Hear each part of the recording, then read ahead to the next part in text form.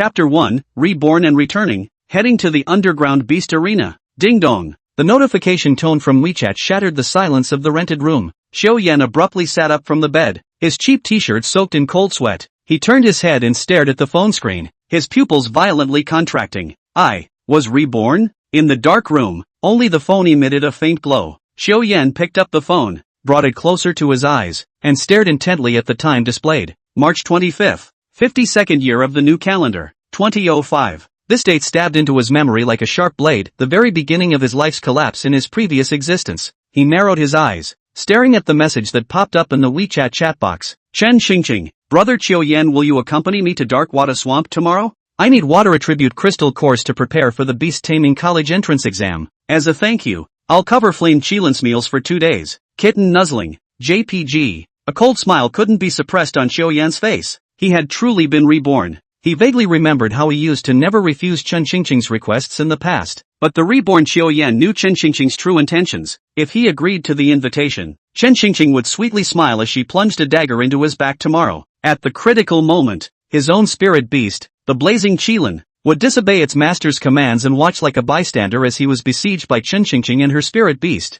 Ha! All of this is thanks to you, Chen Xingqing. Xiao Yan clenched his fists, grinding his teeth until they creaked. He truly gritted his teeth with hatred for Chen Xingqing. In his previous life, she ambushed and injured him, stealing his flame Qilin. Fortunately, he managed to cling to life and narrowly escaped the Darkwater Marsh. Yet upon returning, Chen Xingqing falsely accused him, leading her uncle in the academic affairs office to expel him from Spring Rain Beast Taming Academy. Afterward, Xiao Yan's wound rapidly became infected and worsened. To save his life, he lost his left hand and right leg. In daily life, he could only struggle to survive at the very bottom of society. The loans taken to raise the spirit beast also bankrupted the family, and their house was mortgaged. His parents worked day and night to help him repay the debts, but over time, they collapsed from exhaustion on the cold operating table. And what about Chen Xingqing? She soared to success by seizing the powerful spirit beast, the flame Qilin. Not only did she secure admission to the prestigious Tsinghua University at the pinnacle of academia, but she also met the son of the wealthiest family in Zhonghai City during her studies and married him right after graduation.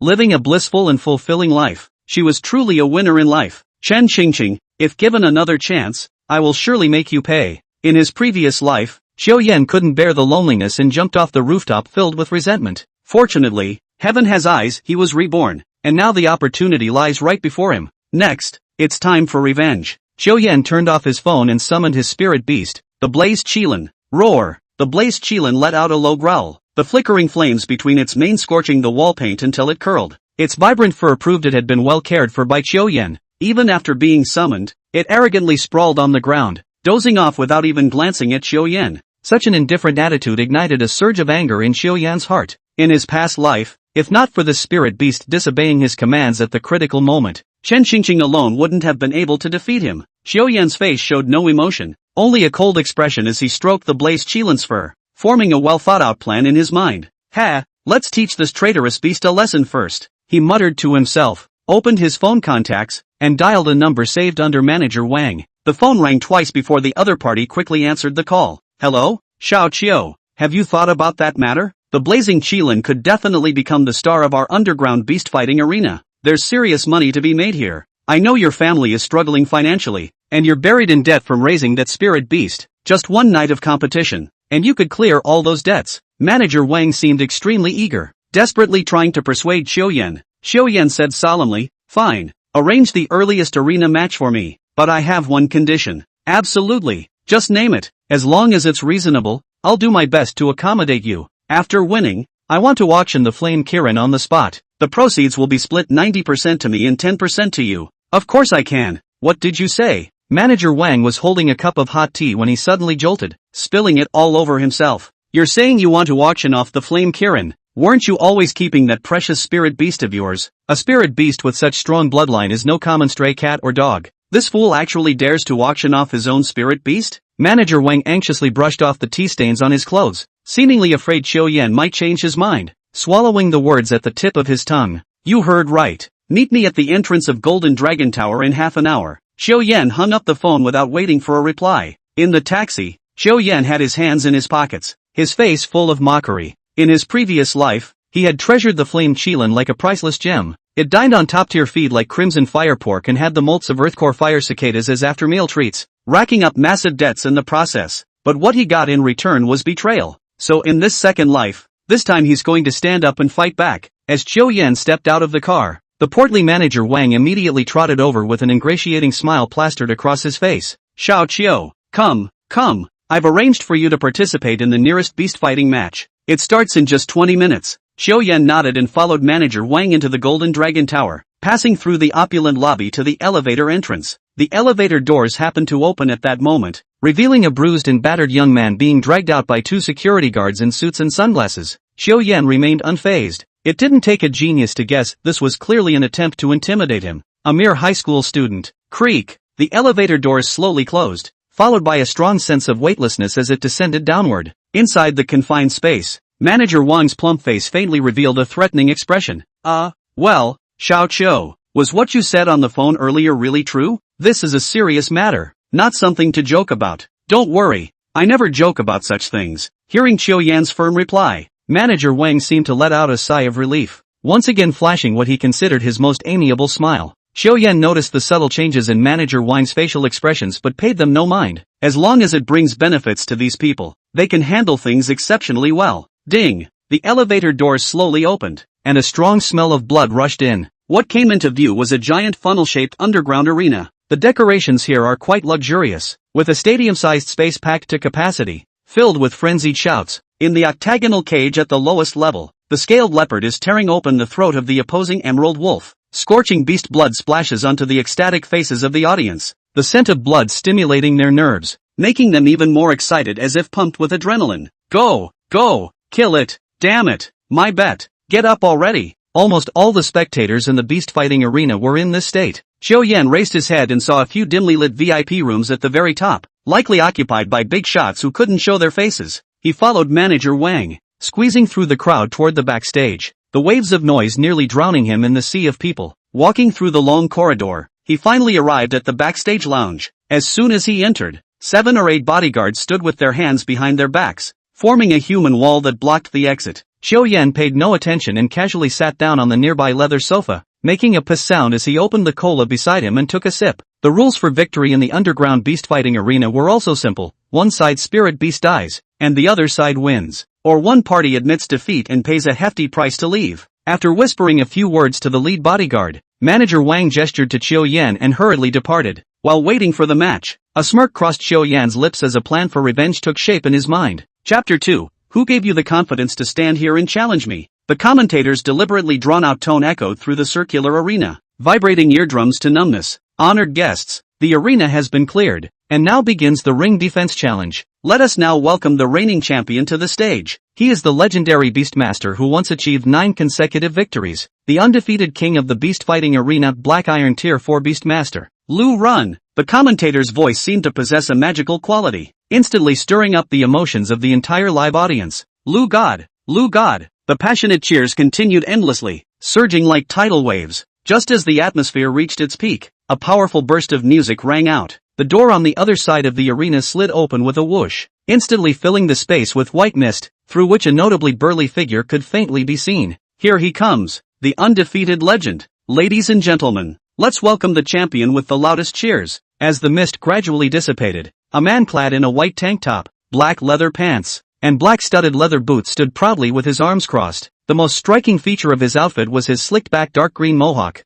Lu Ren scanned the room with a confident smile on his lips. He spread his arms wide, waving them vigorously, urging the cheers to grow even louder. In the separate lounge on the other side, Chiu Yan sat with one leg crossed over the other, grabbing a nearby cola and gulping it down in large swigs. Just as Lu Ren was showing off, Chiu Yan had already looked up his opponent's information on his phone. Lu Ren possesses the melee assault-type spirit beast, the earth-splitting bear, with formidable explosive power, averaging a kill time of 47 seconds. Chiu Yan leisurely scrolled through his phone, in no hurry to step onto the stage. Since it's a challenge match, it means the first Beastmaster to step onto the arena will face stronger opponents. Chiu Yan came today to show off and sell his spirit beast, aiming for a relaxed and effortless victory, not to be cannon fodder, so he decided to observe from the restroom first. The list of participants had been announced, and even if no one wanted to be Lu Ren's experience booster, someone had to take the lead. Unable to withstand the pressure from the organizers, a thin man from the next restroom stepped out.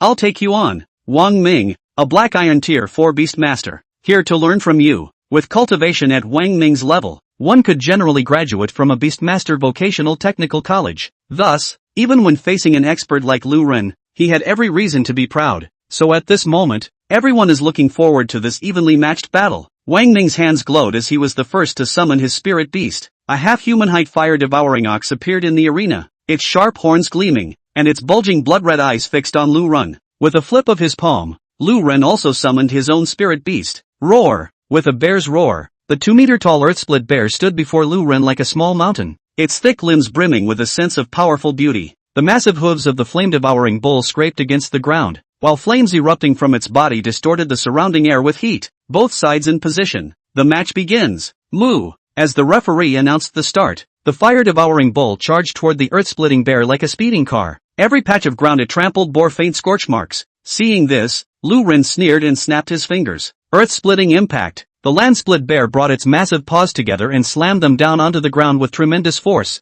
The earth trembled violently, causing the entire underground beast fighting arena to shake precariously. Most spectators felt the world spin around them. The sturdy fighting platform cracked in all directions, and a massive fissure emanating from the land-split bear suddenly tore through it. The fire-devouring bull stood at the epicenter of the tremors. Its charging momentum disrupted as it stumbled, drastically slowing down. Just as it was about to regain its footing, the earth-splitting bear made its move. Its massive frame suddenly erupted with astonishing speed, its thick bare legs propelling it forward, almost teleporting right in front of the fire-devouring bull. Raising its enormous paw, it brought it down with a whoosh of wind, slamming hard onto the fire-devouring bull's head. The sheer force of the blow sent the fire-devouring ox tumbling backward. The fire-devouring ox seemed to have injured its nerves, struggling several times but failing to rise, only able to let out continuous hoarse bellows. Watching the fire-devouring ox collapsed on the ground, Wang Ming grew extremely anxious. "Stop the match, I concede." But before the referee could intervene, the earth-split bear leaped over and delivered another crushing punch, smashing the fire-devouring bull's skull and splattering its brains.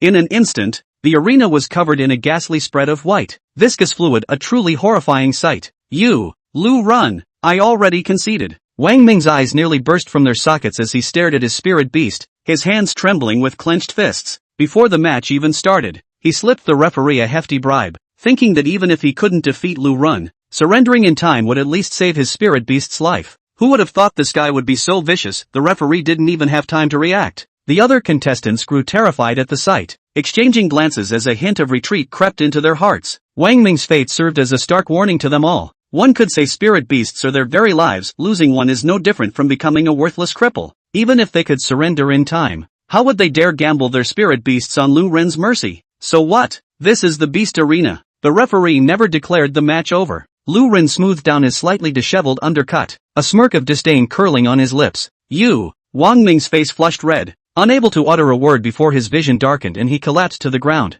"Lu Ren wins!" The spectator stands erupted with thunderous cheers. Lu Ren found the cheers music to his ears. With a smile, he waved at the surrounding crowd in response to the audience. Several staff members rushed forward, carrying away Wang Ming, who had nearly lost all mobility, while driving their respective spirit beasts to remove the completely lifeless corpse of the flame-devouring bull. As the cheers gradually subsided, Lu Ren stood tall like a sovereign overlooking his domain. "Who else dares to challenge me?" The waiting contestants' lips turned pale as they exchanged uneasy glances, beads of sweat dripping from their foreheads. After all, Lu Ren had just slain the flame-devouring bull with thunderous force. The shock was too great for them, and the risk far too high. Now caught in a dilemma, they could only step onto the stage symbolically and immediately concede defeat before Lu Ren even made a move. And they still had the nerve to sign up like this? Such behavior was met with utter disdain by Lu Ren and the audience, their faces growing increasingly mocking. Tonight's fight was utterly boring. If the remaining one doesn't have the guts to step onto the stage, they should just admit defeat. Don't waste everyone's time.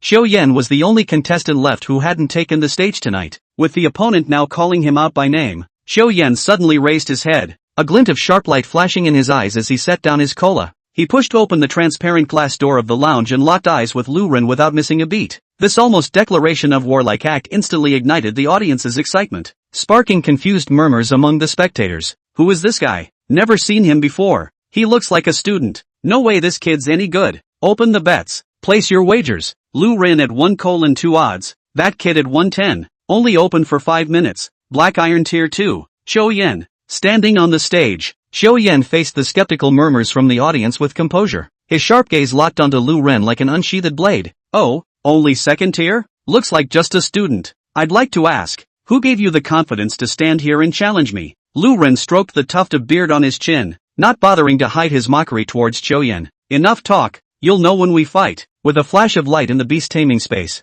the blazing Qilin stood majestically in the arena. It's dazzling for nearly blinding everyone present. Chapter 3, Give up now, or prepare to bury your spirit beast. As is widely known, the cultivation level of a spirit beast generally does not exceed that of its beast master. The levels are categorized into black iron, bronze, silver, gold, and so on, with each major tier further divided into 10 minor realms. Xiao Yan is a black iron tier 2 beastmaster, so the blazing Qilin's level absolutely cannot surpass black iron tier 2. So Lu Ren's mockery wasn't unfounded. No matter how strong a spirit beast's bloodline is, it's useless if the beastmaster's level can't keep up. Take a Ferrari, for example. How much of its performance can it truly unleash when driving on a speed-limited highway? TSK. This spirit beast has quite the fine appearance. Though Lu Ren's face still wore a look of disdain, he immediately began calculating in his mind. I'd never heard of this guy before he showed up. Doesn't seem like an established powerhouse, but a spirit beast of such exceptional quality he'd seen fewer than 5 in his entire life. Could he be a young master from some prominent family sent out for training? To guard against future retaliation. It seems I can't push this match to the brink. No need to invite trouble,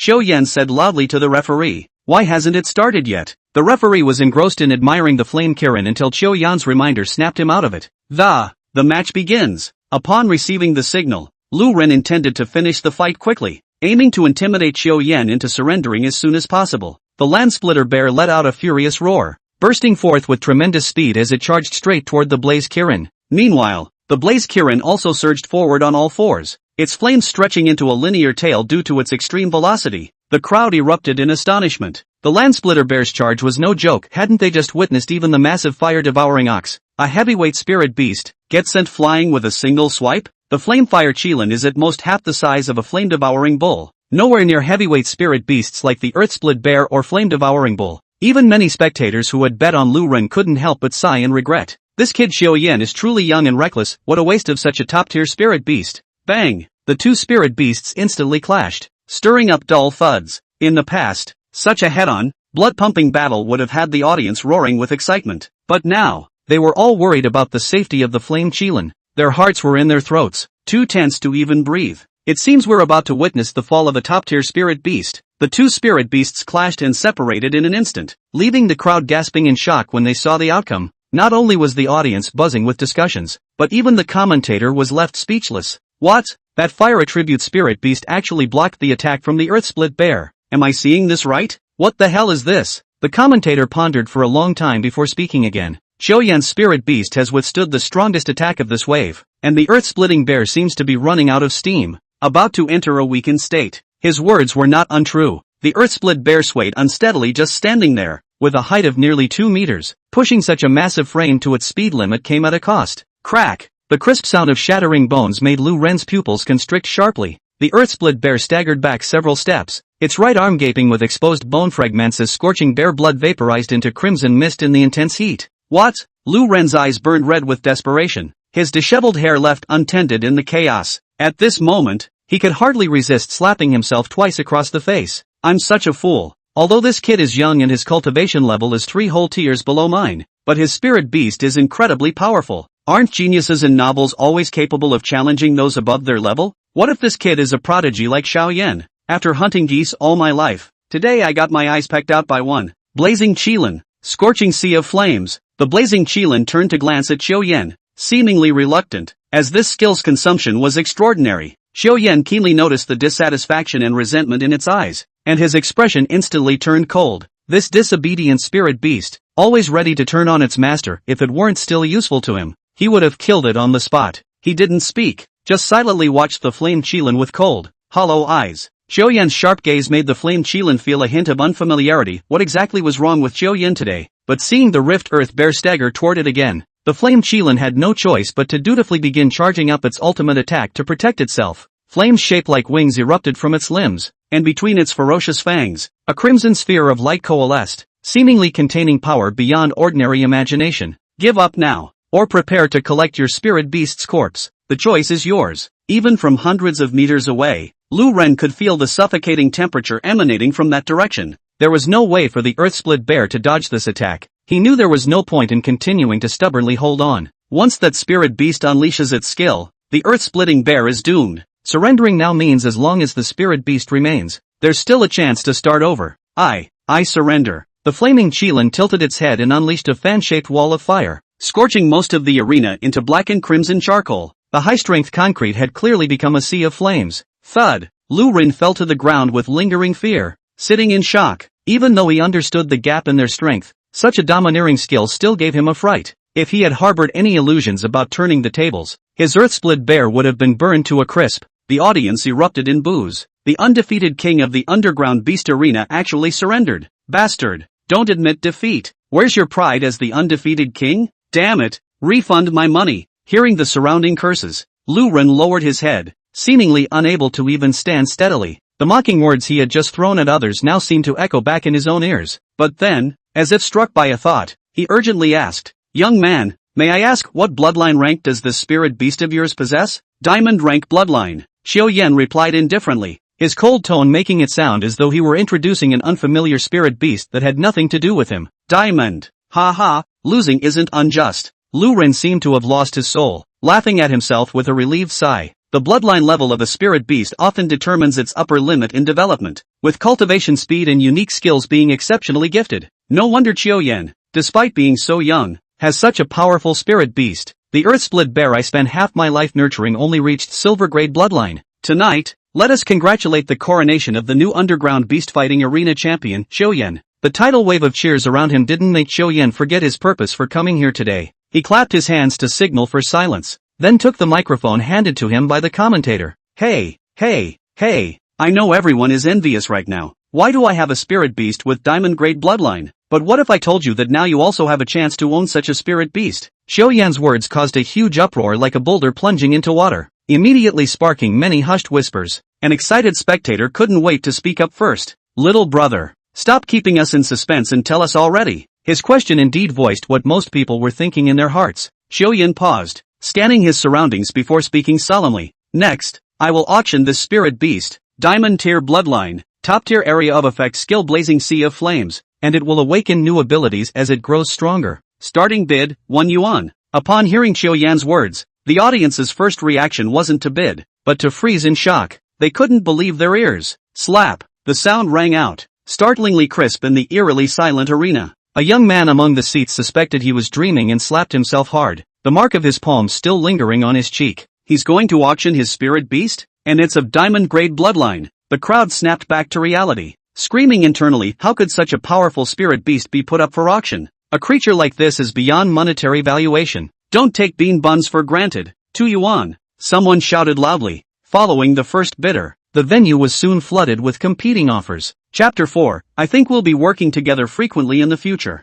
The auction price kept soaring and soon reached 30 million. Xiao Yan watched as everyone frantically placed their bids, a faint smile curling at the corners of his lips. Yes, he needed money, a great deal of it, because in his memory, just a few days later at the largest spirit beast breeding base in Shanghai City, someone would hatch a divine-level spirit beast capable of infinite evolution. And a few years after that, that lucky guy would soar to become the strongest among the younger generation in Shanghai City, even the entire dragon country, all thanks to that spirit beast. The breeding base only provided spirit beast eggs, and Xiao Yan had no idea which one contained that divine-level spirit beast, so he needed enough funds to trial and error. He was determined to obtain that divine-level spirit beast at all costs. 50 million, plus a platinum-tier spirit beast cub. Xiao Yan looked toward the direction of the bidder. It seemed to have come from one of the VIP boxes on the top level. A big shot has made their move, but someone immediately countered with another bid. 6 million, a platinum-tier spirit beast cub plus a North Sea spirit flower. In VIP room 888, a bespectacled middle-aged man puffed on a cigar while frantically scrolling through contacts on his phone. The scantily clad female secretaries beside him were bustling around in a flurry. This man was none other than the owner of this underground beast fighting arena, the landlord of the entire Golden Dragon Tower, and the top decision-maker of Shanghai City's Golden Dragon Chamber of Commerce, Ling Wutong. Hey, Shaoli, help me sell those villas in the city center as quickly as possible. I need a large amount of liquid capital right now. Xiao Wang, hurry up. Didn't we have a buyer interested in that celestial snow lotus before? Sell it quickly if the price is right. Uncle Zhou, this is Ling Wutong. It's been a while since we last spoke. That Thunder Dragon scale fruit you wanted can be delivered tomorrow, just name your price. Having gathered sufficient funds, Lingwu Hall immediately made a decisive bid, 80 million, plus a platinum-tier spirit beast cub and the ice rain condensation flower that can enhance a beastmaster's aptitude. He viciously roared toward a private booth across the way, if you dare bid higher, you're crossing me, old Ling, go ahead and try. The private booth opposite fell silent, offering no response. Seemingly wary of Lingwu Hall's threat, they voluntarily withdrew from the current bidding. First time, second time, third time. Congratulations to VIP Box 888 for a successful bid. As the commentator's impassioned countdown concluded, the auction came to an end. Xiao Yan was pulled aside by manager Wang into a separate room to wait for the audience to disperse. After all, this could be considered a windfall, and once the transaction was completed, Xiao Yan would no longer have a spirit beast for protection. If anyone with ill intentions followed him, he would undoubtedly be in danger. Hey there, brother Qiu, come, our CEO Ling would like to meet you. Manager Wang enthusiastically wrapped his arm around Xiao Yan's shoulder. Since the deal was already settled, he was in high spirits and appeared quite familiar with him. Little did he know at this moment what kind of disaster he and the entire Golden Dragon Chamber of Commerce would face the next day. Xiao Yan remembered that piece of news from his previous life with absolute clarity. New calendar year 52, March 26, 12:30 p.m. After extensive investigations by Zhanghai City Special Case Task Force, it has been confirmed that the Golden Dragon Chamber of Commerce, led by Ling Wutang, had long been engaged in illegal criminal activities. All individuals involved have now been apprehended. Although the entire group was involved, the money Qiu Yan obtained was legally acquired through an auction. The Blaze Qilin that rightfully belonged to them would also be returned to Qiu Yan, as the Lingwu Hall's auction of the Blaze Qilin using those illegal funds was illegitimate from the start. Are you kidding me? Do you really think I'm some naive fool? Hand over the Blaze Qilin just like that? Everything is under control. At this thought, Xiao Yan instantly felt as if bathed in spring breeze, even the corners of his lips curling into a faint smile. Manager Wang took it all in, mistakenly assuming Xiao Yan was delighted about the huge sum soon to hit his account. He shook his head imperceptibly, inwardly looking down on Xiao Yan even more. How could the flaming Qilin be measured in mere money? Only a little fool would trade his fishing rod for a fish to eat. Before long, Xiao Yan and the others arrived at the entrance of a small room deep within the underground beast fighting arena. The 9-meter-tall bodyguard at the front crouched down, thoroughly searched Xiao Yan inside and out, then nodded and opened the door. As soon as Xiao Yan entered the room, the door behind him slammed shut with a bang. You must be young brother Xiao Yan. Hello. Ling Wutang saw Xiao Yan and instantly broke into a smile, his wrinkles squeezing together in a thoroughly insincere manner. He rose from his executive chair, maneuvered past several bodyguards in the room, and extended a notably rough right hand. Xiao Yan reciprocated with a smile and reached out to shake Ling Wutang's hand. Before Ling Wutang could speak, Xiao Yan took the initiative to open the negotiation, determined to seize control of the conversation. I take 80%, you get 20%. If that's not acceptable, there's nothing more to discuss. Hearing this, Ling Wutang looked at Xiao Yan with some surprise, having thought his approach might leave a favorable impression. As such a distinguished figure taking the initiative to befriend him, shouldn't it be effortless to handle some high school brat? Little did he expect Xiao Yan to be so resolute, leaving absolutely no room for negotiation. He wanted to say more, but ultimately swallowed his words. Xiao Yan remained silent, merely staring at Ling Wutang with a forced smile. Thinking you can save tens of millions just by sweet-talking? Dream on. I think we can still negotiate. After Qiao Yan's persistent begging, he finally obtained 50 million, a platinum-level spirit beast cub, and the ice rain condensation flower which was useful to him. However, within just 3 minutes, Xiao Yan immediately received a bank notification via text message. He immediately drove the flame Qilin out of his beast taming space. The flame Qilin, which had been sleeping, looked around in confusion and, upon seeing Xiao Yan, instantly flared up with anger. It remembered that in the past, Xiao Yan would never force it to come out of the beast space if it didn't want to. Moreover, the way it was forced to fight today felt somewhat unfamiliar. Did he take the wrong medicine today? But then it saw a scene that filled it with wild joy. His cheap master actually unilaterally terminated the contract? The Blaze Qilin instantly gained freedom, roaring excitedly as it tried to dash out of the room. The Lingwu Hall was not to be trifled with. With a wave of his hand, several white-coated underlings rushed out from surrounding rooms and jabbed 2 anesthetic needles into the Blaze Qilin's hindquarters. The Blaze Qilin's movements froze mid-action before it collapsed to the ground. Xiao Yan had already handed over the spirit beast, and he keenly noticed that some people around him were showing ill intentions. Do these people still want to take the money back? After a brief thought, he came up with a plan. Xiao Yan raised his phone, waved it slightly, with a confident and composed smile on his face. since the money has been transferred. I must return to report back. Boss Ling, I believe we'll be working together frequently in the future. Ling Wutong, who had initially planned to exploit the situation, was suddenly startled. This young man indeed had formidable backing that justified his confidence. Just which influential figure from Shanghai City stands behind him? The restless underling, catching Ling Wutong's meaningful glance, slowly stepped aside to clear a path for departure. Young friend Xiaoyan, what do you mean by these words? I'll say no more. Before leaving, Xiaoyan threw Ling Wutong a smile brimming with unspoken implications. You'll find out tomorrow. Chapter 5, heading to Shanghai City's Spirit Beast breeding base. Stepping out of the Golden Dragon Tower, Xiaoyan looked thoroughly pleased. Having money in his pocket made all the difference. Moreover, he had already arranged for Lingwu Hall to store the Spirit Beast Cub and the Frost Rain Condensation Flower at Shanghai City's Spirit Beast breeding base. Xiaoyan took out a face mask, covered his face, and dialed a number on his phone.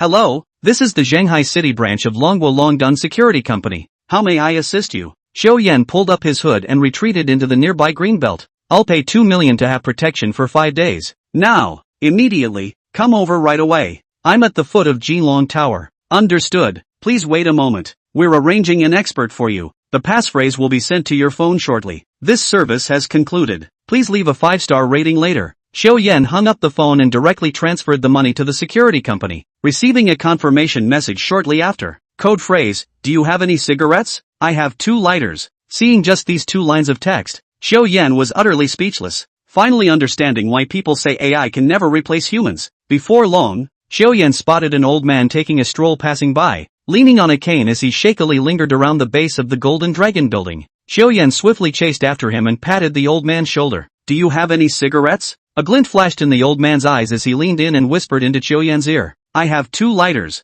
But then, the old man looked puzzled again and asked Xiaoyan sneakily, how did you know I was? Xiaoyan pointed at his watch and gave the old man a disdainful look. You guys are so damn unprofessional. Think about it. What old man goes out for a stroll at past 2 in the morning? At this point, the old man suddenly realized and slapped his forehead, then gave Xiaoyan a thumbs up. You're ruthless. It must be said that Xiaoyan was remarkably foresight. Malicious individuals trailed them like endless waves of leaks, one batch after another. With nearly 100 million in assets under Xiaoyan's control, who wouldn't be tempted? What's noteworthy is that despite appearing as frail as a leaf in the wind, this old bodyguard fought more fiercely than any young buck. The cane was swung with such ferocity that even Ultraman would be flashing red after taking 2 hits from this old man. The reason the old man is so strong is that this world is divided into 2 cultivation factions. One faction focuses on body refinement, while the other revolves around beast taming, which has further branched into many sub-factions, such as the fusionist school within beast taming. The old man is clearly a master of the body refinement faction.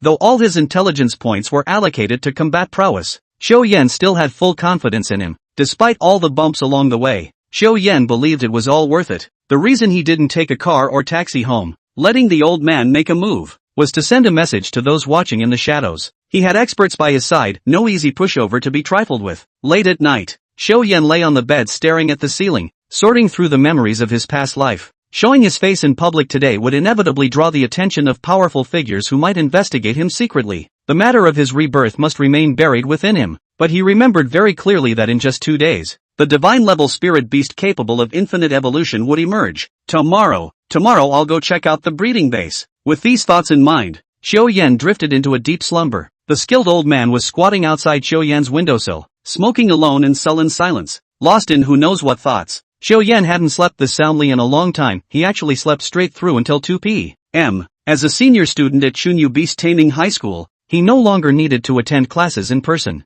At the beginning of the semester, the school issued each student a pass. It allowed students to enter various secret realms and spirit beast habitats for training. Historical records state that 52 years ago, numerous spatial rifts suddenly appeared in the sky above Blue Star. These fissures continuously spew out landmasses from otherworldly dimensions, completely transforming the entire Blue Star. People suddenly discovered that a substance called spiritual energy began appearing on Blue Star. After generations of exploration, the current highly sophisticated cultivation system finally emerged. By absorbing this spiritual energy to strengthen themselves, people became martial artists, or by taming spirit beasts, they became beast masters. Human life is now inseparable from spiritual energy. Even the calendar system has been changed to New Era Year XX. However, along with the arrival of otherworldly landmasses came numerous spirit beasts of varying sizes. The Darkwater Swamp, that Chen Xingqing invited Xiaoyan to visit, is one of the larger spirit beast habitats within Dragon Country. A secret realm refers to a spatial rift that has been surveyed and possesses relatively stable dimensional composition.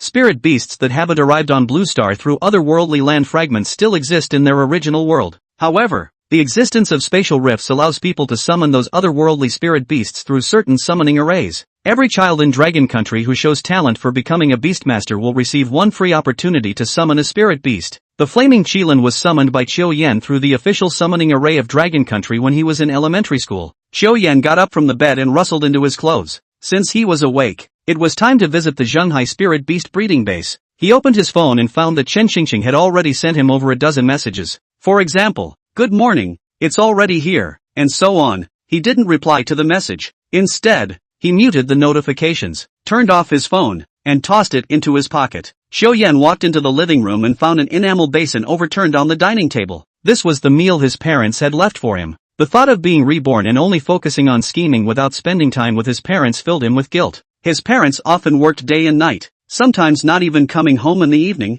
just so he could afford to raise the flame Qilin. Judging by the amount of food prepared, they probably wouldn't be back tonight either. Qiu Yan pulled up a chair and sat down at the dining table, carefully moving the enamel basin aside. The food inside was still warm. After many years, Qiu Yan tasted his parents cooking again. Thinking of all the hardships he'd endured, he wiped the tears from the corners of his eyes and ate every last bite. Speed is crucial in warfare. Qiu Yan quickly cleaned up the dishes, then got into a taxi with the elderly bodyguard. In the car, Qiu Yan checked the time. The special investigation team in Zhenghai City has already summoned Ling Wutong and others for questioning. It won't be long before they inevitably investigate me. Although it's unclear how long this can be kept hidden, explaining it to my parents would be quite troublesome. Moreover, Qiu Yan doesn't want to worry his parents. After much deliberation, he still decided to conceal this huge sum of money in his possession. As soon as he got off the car, Qiu Yan headed straight to the Zhenghai Spirit Beast breeding base. As an industry inseparable from people's daily lives, the place was packed with crowds, and the air was filled with a comforting creamy fragrance.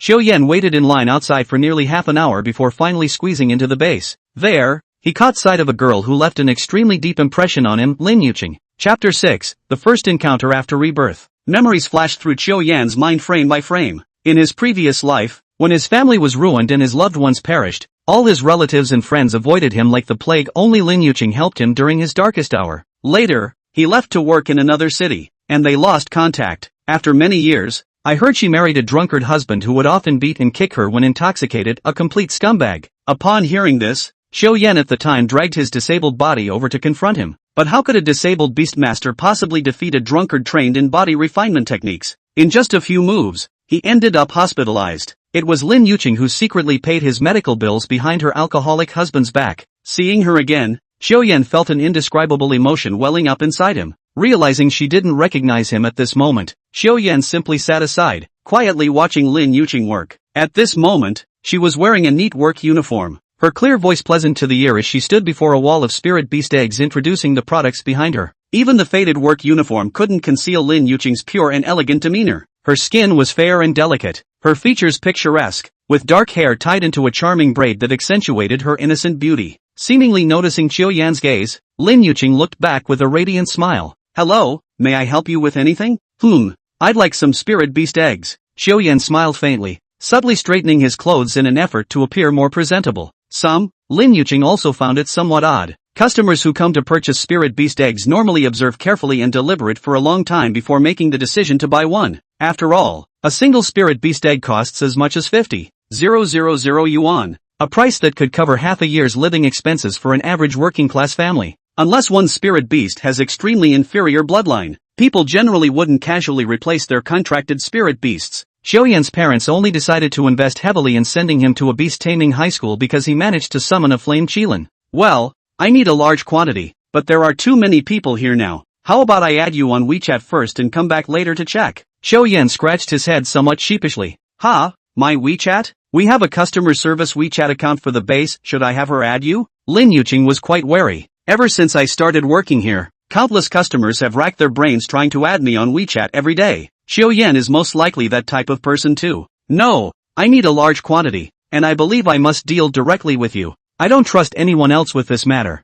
Qiu Yan's voice wasn't loud, but to Lin Yuqing's ears, it carried a different meaning. "Sorry, it's our policy that we can't privately add customers on WeChat." Even after being reborn, Xiaoyan still wasn't good at handling such situations and could only awkwardly rub his hands. Fine. I'll add your customer service WeChat, but you need to be present for the on-site inspection. Even someone as sharp as Lin Yuqing was completely baffled by this situation. What is this guy trying to do? But it's an opportunity to generate revenue for the base, and I can even get a commission. She nodded with a polite smile on her face. At this moment, the old bodyguard curiously leaned in, his small eyes filled with big questions. Xiaoyan shot him a glance, turned away in annoyance, and walked straight out of the base gate. The old bodyguard huffed and puffed as he chased after Xiaoyan, nudging him with his shoulder and teasing. Hey, boss, that girl back there, do you have a thing for her? Old man, mind your own business about the boss's affairs. Hey, come on, buddy, stop calling me old man. How awkward that sounds. Just call me Old Li. Xiaoyan stopped, his face full of impatience.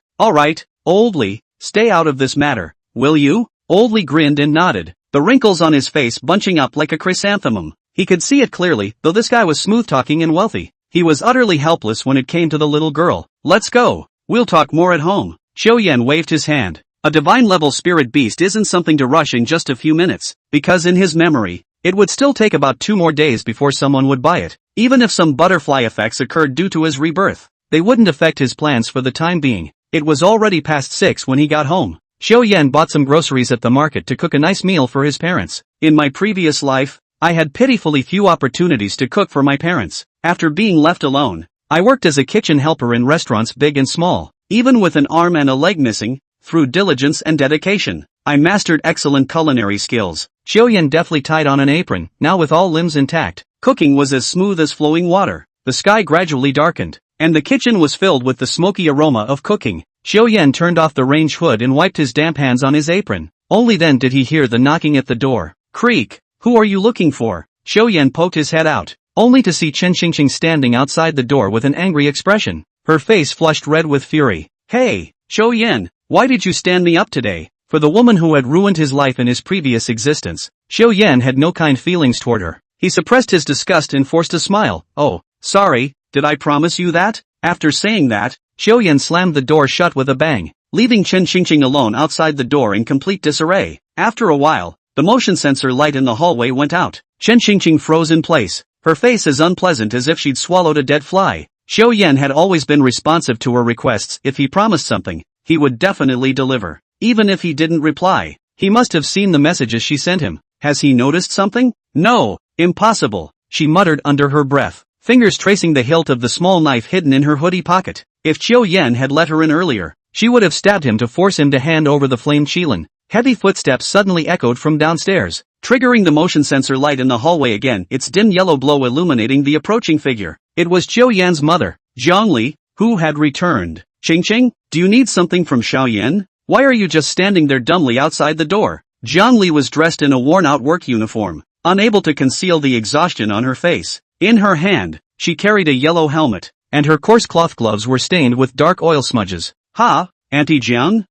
Chen Xingqing had a guilty conscience and naturally stammered incoherently when facing Auntie Jiang, but she still defiantly claimed that Xiaoyan had stood her up. Zhongli could only sigh helplessly after hearing this. Theoretically speaking, children's affairs are not something one should interfere with. Yet, why does my heart feel vaguely uneasy, as if something is about to happen? Here's what we'll do, come in with me, and once you talk it out with Xiaoyan, everything will be fine. With Zhongli by her side, Chen Xingqing seemed to gain a surge of confidence. Zhongli took out her keys and opened the front door. She couldn't believe her eyes when she saw the spread of dishes on the dining table. Xiaoyan, did you make all this? Hey, Mom, are you hungry? Let me get you some rice. Hearing his mother's voice, Xiaoyan turned around and saw Chen Xingqing standing behind her, his smile instantly freezing on his face. Seeing Chen Xingqing acting like an obedient girl, Xiaoyan felt an inexplicable rage rise within him. With his mother present, Xiaoyan couldn't lash out, so he forced a strained smile. Chapter 7, Making the Campus Belle cry in anger. The table full of dishes glistened with a glossy sheen under the living room lights. Regardless of their taste,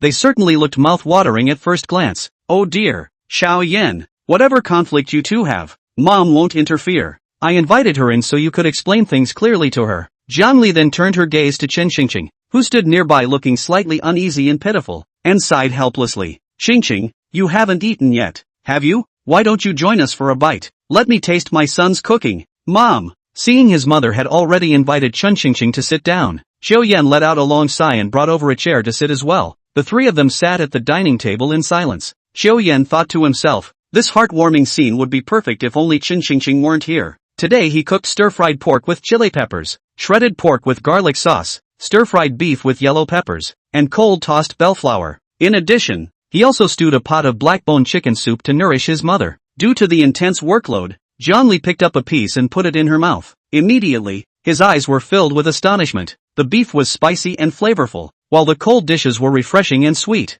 When did my son's cooking skills become so impressive? Chen Xingqing remained silent, just focusing on eating her rice. Even she didn't notice that she, who usually controlled her diet, ate a little more today. Hurry up and eat, then go home early after you're done. With a cold expression, Xiao Yan ate while speaking bluntly. Chen Xingqing raised her head, her beautiful eyes filled with disbelief. What's wrong? Asking him for a favor, and he puts on such airs? So what if you have a flame Kirin? Just got lucky as a kid. Thinking of this, Chen Xingqing concealed a trace of resentment in her eyes.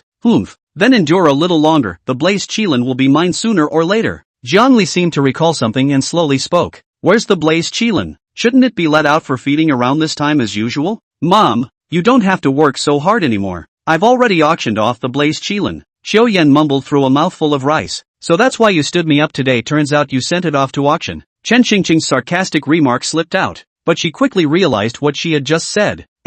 Auction? Xiao Yan, you actually sold the blaze Qilin? Are you out of your F*** and #ing mind? Chen Xingqing slammed her chopsticks onto the table in agitation, causing ripples in the chicken soup on the dining table. Xiao Yan nodded, picked up his chopsticks to take some food, and ate it with rice. His expression remained unchanged, as if he were talking about something as trivial as I bought a pound of eggs today. Zhongli was stunned upon hearing this, opening her mouth but saying nothing. Xiao Yan, say something. Damn it, how could you not tell me or auntie about something this big? Chen Xingqing's delicate brows furrowed, her entire being like a firecracker on New Year's Eve, ready to explode at the slightest touch. She simply couldn't accept it. The flaming Qilin had long been regarded as her possession, so how could she not be furious now that Xiao Yan was giving it away to someone else? Auctioned? Where was it auctioned? How much did it sell for? None of your business, and I'm not obligated to revolve around you all day. You! Chen Xingqing trembled with rage. She never expected Xiao Yan to dare speak to her like this. Was this still the same Xiao Yan who used to obey her every whim? The spirit beast that was about to be mine flew into someone else's arms. Her jade-like finger pointed at Xiao Yan, but she couldn't speak for a long time. After thinking for a long time without finding a reason, she now saw Zhongli, who looked as if struck by lightning, and immediately realized she had lost her composure. Even if you don't think for yourself, you should at least consider your parents. Xiao Yan glanced at Lin Yuqing and snorted coldly. None of your business. I'm full. Goodbye, auntie. Lin Yuqing turned and walked away. Since Xiao Yan no longer had the flame Kirin, he held no more value to her. Xiao Yan glanced over and spoke indifferently, his tone carrying an air of unquestionable authority. Wash the dishes before you leave. Chen Xingqing widened her eyes in shock, frozen in place. He actually made me do the dishes. Unwilling? The meal I cooked isn't free. Okay. Chen Xingqing gritted her teeth and spat out a single word. Having mentally cursed Xiao Yan countless times, watching the figure by the sink, Zhongli was anxious but, mindful of the outsider present, still shot Xiao Yan an inquiring glance. Xiao Yan shook his head. Mom, I'm done eating too. Take your time. He gathered his empty bowl and chopsticks, placing them beside Chen Xingqing. The figure washing dishes nearby stiffened slightly, almost wanting to pour the sink water over Xiao Yan's head. A dagger-like glare shot fiercely at Xiao Yan, while the delicate jade-like fingers washing dishes clenched into a fist. How dare he expect me to wash his bowl too? Damn bastard. How dare they? Am I their family's servant or something? Xiao Yan noticed. He sat down on the nearby sofa, crossed his legs, and spoke coldly. If you're unwilling, you can leave right now and never come back. If I cook, then I definitely won't do the dishes. My mom works so hard, how could you ask her to wash them? Zhongli sensed something was off. Seeing the atmosphere around them plummet, she quickly tried to smooth things over. Xiao Yan, mind your tone. Xingqing is a guest. I'll wash them. I'll do it. Chen Xingqing took a deep breath to calm herself down. My parents and Xiao Yan's parents are old acquaintances. As the saying goes, we're bound to see each other often, so I should maintain a ladylike demeanor. N-O-T-H-A-N-K-Y-O-U, A-U-N-T-I-E, I-W-A-L-L-D-O-T-H-E-D-I-S-H-S. Seeing this, Zhongli had no choice but to helplessly look at Xiao Yan for help. It's okay, Mom, just wash it for her. Come watch TV quickly. The drama you're watching is on right now. Zhongli gently patted Chen Xingqing's shoulder and carefully placed her own bowl and chopsticks aside. Chen Xingqing put on a fake smile and waved her hand, signaling Zhongli to go watch TV. Zhongli exited the kitchen half convinced and half doubting. then sat down in front of the TV. She seemed unable to fully understand her own son anymore. Lately, she hadn't paid much attention to her son, but he appeared to have matured a lot, as if he was holding something back in his heart. Chen Xingqing washed the dishes at lightning speed, bid Jiang Li a quick farewell, and then fled in a panic as if running for her life. Xiao Yan, no matter what, she is still a girl. Also, you just mentioned auctioning off the Blaze Qilin, is that true? Xiao Yan sighed and walked behind his mother, massaging her sore shoulders. It's fine, it's just temporary. I'm not stupid either. You should rest early, don't worry about these matters. Chen family. Xingqing, what's wrong? Did someone bully you? Tell your dad quickly, and I'll stand up for you. None of your business. Chen Xingqing had just rushed home, and seeing her parents busying about the house, she flew into a rage, storming straight into her room. Bang! The loud slam of the door echoed, leaving only her stunned parents gaping in the living room. What's gotten into this child? Didn't he go to the Darkwater Marsh with Xiao Yin today? Could someone have bullied him? Father Chen quietly approached his daughter's bedroom door, only to hear the sound of things being thrown and his daughter's muffled crying under the covers. His hand was already on the doorknob, but with a sigh at his daughter's unpredictable moods, he reluctantly walked away. Chen Xingqing cried bitterly, having never suffered such humiliation since childhood. Only when her eyes were swollen from crying did she finally stop. Her face instantly twisted with resentment as she pulled out her phone, opened WeChat, and accepted a friend request from her contacts. The nickname displayed was Sincerity. Soon, the other party sent a message. Hello, my name is Wang Zicheng. Are you free for dinner tomorrow? A scornful smile hung on Chen Xingqing's face. What a clueless rich second generation. If Xiao Yan hadn't stood me up, would it be his turn? Just a bit of money. That's all. Chapter 8, The Difficult Woman. Late at night, Xiao Yan opened his eyes while lying in bed. He checked the time on his phone, exactly 2 a.m. The time he had arranged with Lin Yuqing through customer service. Xiao Yan quietly put on his clothes and whistled out the window. Old Li outside the balcony turned his head, nodded, and then leaped down directly from the 4th-floor windowsill. Only when the breathing in his mother's bedroom became steady, indicating deep sleep, did Xiao Yan quietly close the door. The distance to the base wasn't far, and Xiao Yan arrived in about an hour, riding old Li's old man scooter. The base is located on a commercial street. Most shops here had long closed, with only a faint light still flickering at the base's entrance. Through the glass door, Xiao Yan could see Lin Yuqing from afar, her small hand propping up her head as she sat at the front desk, yawning repeatedly. Xiao Yan approached the entrance and gently tapped on the glass door, startling the dozing Lin Yuqing awake instantly. Seeing Xiao Yan, Lin Yuqing stood up like lightning, offering an awkward smile. Sorry, I was a bit too sleepy. Customer service mentioned you want all the spirit beast eggs from these 2 days? Lin Yuqing's petite face was full of confusion. Although he's a rare big client, what does he need so many spirit beast eggs for? Is he planning to open a spirit beast breeding base too? Most of the current inventory comes from exploration teams composed of martial artists and beast tamers venturing into secret realms, so the supply is quite unstable. Only a small portion are bred from domesticated spirit beasts within the base. Not only is it extremely labor-intensive, but the breeding cycle is also very long. Lin Yuqing had already inquired with the general manager in the afternoon. The general manager's eyes lit up, and he immediately made the decision, sell. Even if the price is a bit lower, it doesn't matter. It's a good opportunity to clear out the inventory. Alright, take me to see the goods now. Sure, I'll take you to our person in charge. Xiao Yan signaled Old Li to wait aside as he and Lin Yuqing entered the base's office. In the darkness, only the sound of their footsteps echoed through the empty corridor. Seemingly unaware that Lin Yuqing had stopped, Xiao Yan accidentally bumped right into her. Lin Yuqing couldn't help but chuckle as she watched Xiao Yan hurriedly wave his hands in apology. She pressed the doorbell. Ding dong, Manager Lu, the client is here. After waiting for a long time with no response, Lin Yuqing tried pushing the door open and found it unlocked. The warm-toned desk lamp cast a drowsy glow. Upon entering,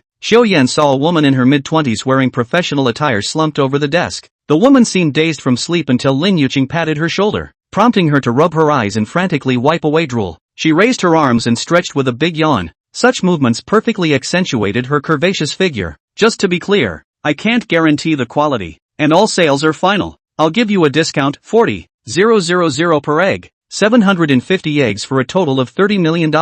Credit card or cash please? Swipe. After the arrival notification was displayed, Lu's manager's mood was obviously much higher, and he smiled as he stretched out his white and delicate hand. My name is Lu Yang. Hello Mr. Chiu. We have a good cooperation. Well, set me up for a hatching directly sometime. Xiao Yan also made a move to shake hands with him. Lu Yang smiled serenely and led the two of them, Xiao Yan and Lin Yuqing, to a side door. After holding down the fingerprint and entering a series of codes, crunch, the small, specially reinforced door had only just opened fully, and some cold white air was coming out. It wasn't until he entered inside that Xiao Yan realized that there was something else here. This place was like one of those high-end laboratories in sci-fi movies, with many high-precision instruments placed around. And the temperature was so low that even Xiao Yan shivered. The surrounding display shelves were stacked with spirit beast eggs of various shapes and sizes, and the various colors of patterns and spots dazzled Xiao Yan. Seeing this, Lu Yang couldn't help but laugh lightly. These are all we have in stock right now, so if it all hatches at once, hatching spirit beasts is also another price. Xiao Yan frowned.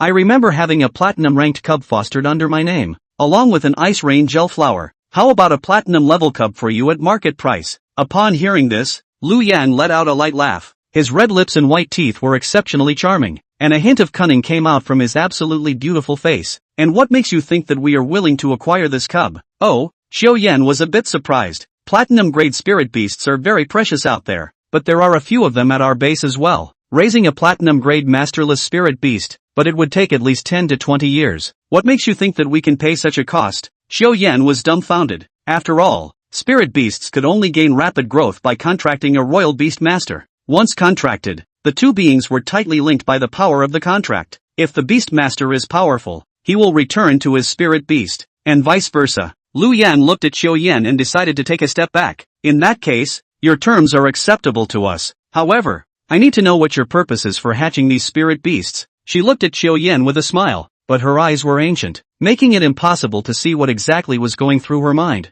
Xiao Yan shrugged and spread his hands. It's simple. I need a powerful spirit beast, and bagging all the spirit beast eggs and hatching them together is purely for efficiency. That's it? Lu Yang raised his eyebrows, realizing that the little handsome man in front of him was hiding something. $30 million, just to hatch a stronger spirit beast? He himself had a platinum pup stored at the base. Since he could pay such a price, it proved that the spirit beast he wanted was definitely more than just platinum grade, definitely diamond or even higher. This batch of spirit beast eggs had been tested long ago, and once a platinum level bloodline was detected, they would immediately be sent to the centralized subsidiary spirit beast base to concentrate on hatching. She had also read the test report, and there were no spirit beast eggs with a life force exceeding the platinum level present in it. Does he know something on the inside? Good. It could hatch as soon as tomorrow. Xiao Yan sniffed and faintly extended a finger. I only need one of the spirit beasts. When the time comes, consolidate the information of all the hatched spirit beasts and send it to me. His meaning was clear.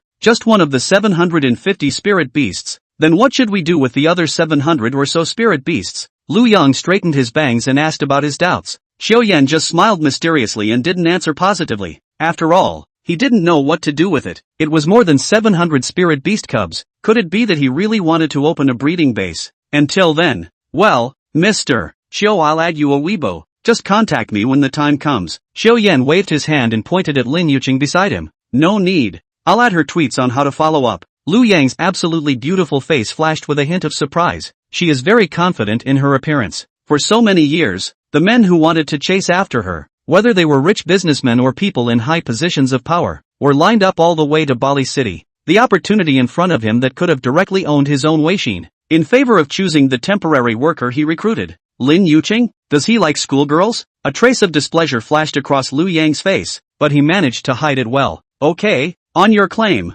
Xiao Yan nodded. I still have an ice rain condensation flower here. Give it to me now. For this kind of heavenly treasure could be said to have a price without a market. Perhaps only a big shot like Ling Wutong who traveled between black and white could have a chance to get their hands on it. The point was that Xiao Yan happened to know its use. Aha! It's been ready for a long time. Xiao Yan received a long, small box, the material of which he had never even seen before. As soon as the box was opened, an icy coldness hit his face. The cold air overflowed, and even Xiao Yan's fingers became a bit unruly. Lu Yang gently voiced out a reminder. The medicinal properties of the ice rain condensation flower are very overbearing, so if you want to take it, you must neutralize it with the help of the fiery sun fire core and then pair it with jade dragon saliva or the earth's core extract before you can take it. Xiao Yan closed the lid and nodded towards Lu Yang. The cost of the other auxiliary medicines were all going to exceed the original value of the ice rain condensation flower, and he himself was clearly being treated as an ingrate. Well, back first. Lu Yang frowned as he looked at Xiao Yan's back as he left, his heart a little annoyed. This boy, she couldn't see through. It seemed that there was a kind of urbanity that didn't belong to his age. Chapter 9, Eating Ice Rain Condensation Flower Raw. Upgrading Talent. Returning home, Xiao Yan brought the door to his room with him as he excitedly opened the box containing the ice crystal condensation flower. If others didn't know the usage of the ice rain gel flower, didn't he know? In his last life, it was only discovered about 10 years later that the petals of the ice crystal condensation flower could be swallowed and would not have their medicinal properties cut down by the fiery sun fire core or other treasures. And taking it directly would not only improve the qualifications of the Imperial Beastmaster, but there was also a chance that the talent would be upgraded. The icy aura spread, filling the entire room with a watery haze. Old Lee on the balcony sat down against the wall and lit a cigarette with a click. TSK, TSK, TSK, I didn't expect that in this life. The ice crystal condensation flower would actually be in my hands. Xiao Yan couldn't help but sigh at the marvelousness of fate. Since this was the case, there might be a chance for his talent to be upgraded. Most children in Blue Star awaken their gifts when they reach adulthood. Some talents strengthen themselves, while others have bonuses for spirit animals. Xiao Yan's current talent was the same as his last life, an E-rank talent, Book of Words and Spirits, with the ability to communicate with spirit beasts without barriers. This talent is clearly in this world's category of chicken. It can neither be used for its own combat nor can it be enchanted to make a spirit animal stronger. Perhaps that was the root cause of the flame unicorn's betrayal. Grab a small pair of tweezers and carefully pull off its petals. No more, no less. Exactly 8 slices. It was only a short minute after placing it on the table that the table had a thin layer of ice on it. Come on, it doesn't matter how. Even if there's no way to evolve the talent, at least there's some enhanced qualifications. Thinking of this, Xiao Yan quickly swallowed the petals into his mouth and grabbed the nearby water cup and gulped it down. In less than 5 seconds, Xiao Yan's abdomen felt a pain of cold air entering his body, and his entire body froze and curled up. Xiao Yan breathed heavily, trying to alleviate this pain, but the cold, stinging sensation gradually took his breath away. He clenched his fists and slammed them against the hard tile with a thud. Crooked, little boss, what's wrong with you? Old Manly ran inside the room in a flash, and seeing the remnants of the flower stalks placed on the table, he naturally understood what had happened. He reached out and grabbed Xiao Yan's collar and shook it hard. What the? You're just going to give ice and rain to the flowers? Spit it out. Spit thee out. Bastard. Don't you want to die? Old Lee has seen many rich people, but rich people don't want to die for the first time. Eating ice and rain congealed flowers in the raw? It's no joke. It's really going to kill someone. Xiao Yan raised his arm tremblingly and grasped Old Lee's arm, which was as thin as a bamboo pole, in a death grip. Phase. Believe me. Feeling the force on his hand, Old Lee's eyebrows tightly wrinkled into a Chuan character, angry and blowing his beard. Mom, I've never seen a boss so desperate for death. If it weren't for the fear of affecting my performance, I wouldn't care about you. Having said that, Old Lee still gently picked up the shivering Xiao Yan and placed him on the bed. Hesitantly, he fished a leafy cigarette out of his inside pocket, heartily lit it, and inhaled to exhale a thick cloud of smoke. This was the special supply he used on the Holy Beast battlefield back then.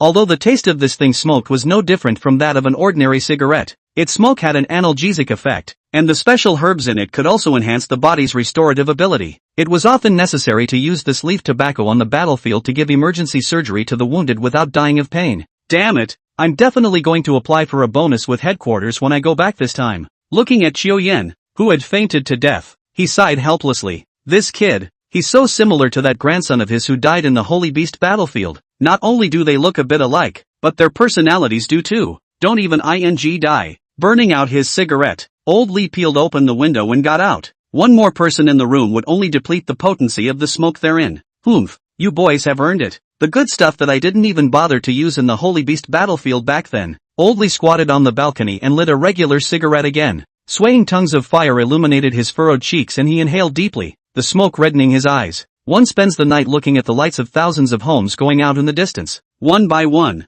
Early the next morning. Ahem. Xiao Yan coughed heavily on the bed. The veins on his neck rippled, and his face was red from holding it in. His own throat seemed to be in a death grip and he couldn't breathe. Old Lee heard the commotion and rolled over to come in. A large hand that was as withered as a tree branch gently tapping towards Xiao Yan's chest cavity with some spiritual energy. Hey! Xiao Yan was relieved and opened his mouth to breathe in the air greedily. When he opened his eyes, he saw a sulky Old Lee standing in front of the bed. You kid has a lot of guts. How dare you eat even the petals of that flower? Old Lee raised a finger and poked Xiao Yan's brain. Asterisk. Old Lee, it hurts. Xiao Yan covered his head, and the pain brought tears to his eyes. Humph, if I hadn't been there last night, you'd have frozen into a block of ice long ago. You're just going to die. Several lives are not enough for you. Old Lee snorted coldly and sat back down on the balcony where he belonged, leaving behind only the frozen Xiao Yan. Xiao Yan then realized that the air smelled like tobacco, not the choking kind, but with some herbal aroma. Passed out from the pain yesterday? Xiao Yan then came back to his senses and immediately began to check his body. But just at that moment, a familiar majestic female voice came to his mind. He'd heard it back in his last life. The Hiroshi sound that rang out when everyone awakened to their gift. The Sentinel Beast talent has evolved. Awaken the SSS talent. Wanxiang Xinshu, your spirit animal will be 100% loyal to you. Hearing these words, Xiao Yan held his breath. In other words, a situation like the Flaming Griffin would never happen again. After all, incidents of spirit beasts turning against their masters had long been commonplace in this world. But Hong Yin's next words directly made Xiao Yan's breath catch. The Book of the 10,000 Metaphysical Signs will grant you any ability you desire. Each time it advances, it unlocks the type of power that your heart desires most. What? Xiao Yan was confused. Wanxiang Xinshu, advancement? How do you advance? But no matter how much Xiao Yan shouted, but that majestic female voice never responded again. He hastily maneuvered his spirit into his imperial beast space. Within the small space of 10 square meters, there was surprisingly a large book with an ancient shape suspended in the middle, and there were many shocking cracks on it. The cover of the book was carved with many exotic beasts, most of which Xiao Yan had never seen before. Poverty? Is this one? Tao Tai? Xiao Yan barely recognized a few of them, and the avatar formed by the convergence of spiritual energy extended his hand and slowly touched towards the book. The moment he had just touched the large book, an extremely dazzling light instantly bloomed. When the light dissipated, Xiao Yan realized that he had created some kind of inseparable connection with this thing called the Book of 10,000 Elements. Immediately afterward, a large amount of knowledge appeared in Xiao Yan's mind. All he felt was a splitting headache, and his entire brain felt like it was about to explode. The influx of countless information caused him to cry out in pain. Hey, kid, it's okay. A moment later, Xiao Yan's consciousness returned. He covered his face with both hands and shuddered as he laughed out loud. All the information about the Wanxiang Xinshu had been imprinted in his mind. Ha ha, ha ha ha ha, bad. Must have let the ice rain condensation flower freeze into yesterday. Old Li too was in a hurry in his room. Go, let's go to the spirit beast breeding base. Xiao Yan calmed down and a strange color bloomed in his eyes. What a spirit that was, the spiritedness that belongs solely to teenagers. Even Old Li, who had seen countless people in his life, looked a bit dumbfounded. Go! Xiao Yan got up like the wind, grabbed the coat hanging on the wall, and strutted toward the door. On the way, Xiao Yan had already read through the spirit beast information that Lin Yuqing had consolidated. There were 15 snake-type spirit beasts among them, and Xiao Yan planned to abandon all the rest. With the Wanxiang Xian book, the remaining spirit beasts were easy to deal with. This was because the advancement condition of the Wanxiang Xianshu was to devour a large number of spirit beasts. Walking through the gates of the base, the familiar fragrance made Xiao Yan unusually excited.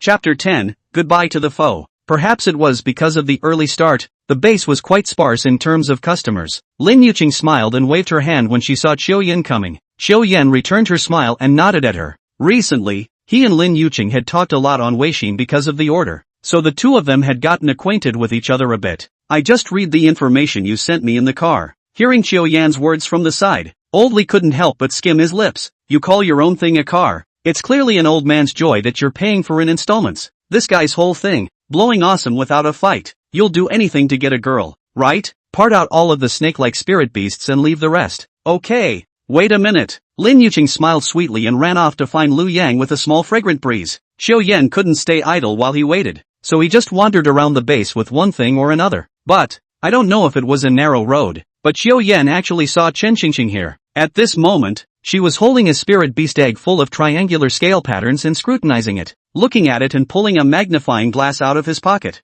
I don't know what this stupid woman is reading. Xiao Yan also felt speechless. This had been understood back in the middle of the textbooks of the first year of high school. Spirit beast eggs are often made up of strong and heavy shells and the pups that sleep in them. What can you see with a magnifying glass through almost 2 centimeters of eggshell? Ha ha, Xingxing, don't look. You can't see it like this. It wasn't until a gentle male voice rang out that Xiao Yan noticed the boy who had been standing next to Chen Xingxing. The man was wearing a donkey-branded, high-fashion suit. At what should have been a student's age, he was actually wearing shiny, scented granny leather shoes on his feet. The hair was also tartly combed into a big greasy head. The dogs on the side of the road had to curse the load as they passed by. Wang Zichang? Xiao Yan was a bit surprised. Wang Zichang's family is well off. His family owns a massive company, and he is Chen Xingxing's #1 dog licker. In her last life, Chen Xingxing had used him to meet the son of the richest family in Zhanghai City. But from memory, Chen Qingqing should have known Wang Zicheng only in her college days. Could it be that his own rebirth had thrown some of the things that were supposed to happen off the original course? What for? How do you know you can't see it if you don't? Chen Qingqing pouted.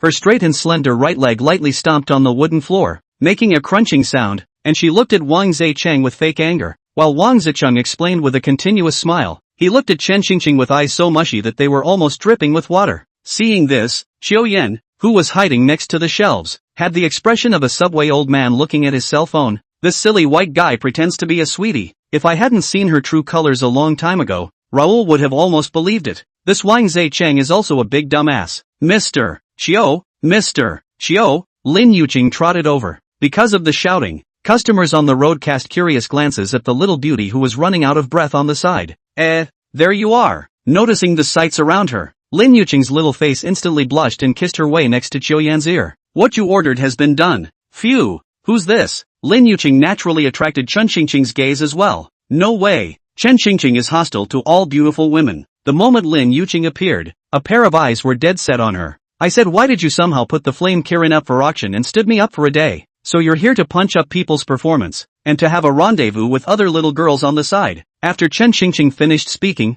she also looked at Wang Zicheng as if asking for help, with a pathetic and disgusting look. You're the one who stood Cyan up? When Wang Zicheng heard this, he became angry. I can't believe someone stood their goddess up. He came forward with clenched fists and seemed very anxious to show his manhood, like a male peacock with an open screen. Lin Yuqing panicked, a blush quickly spreading across her face as she quickly waved her hand. Ha! No. You're mistaken. Qiu Yan couldn't see any joy or anger on his face as he took half a step forward to protect Lin Yuqing behind him. I did have something going on that day. Why? Who are you to Chen Qingqing? Do you need to stand up for her? Qiu Yan looked straight at Wang Zicheng, and his tone seemed to carry some flirtation in it. Both of them were about 1 meter 8.5 tall. If they really fought, they were not false to him. What's more, yesterday's ice rain condensation flower had additionally strengthened his physique, and his own level had come to the black iron 3rd stage.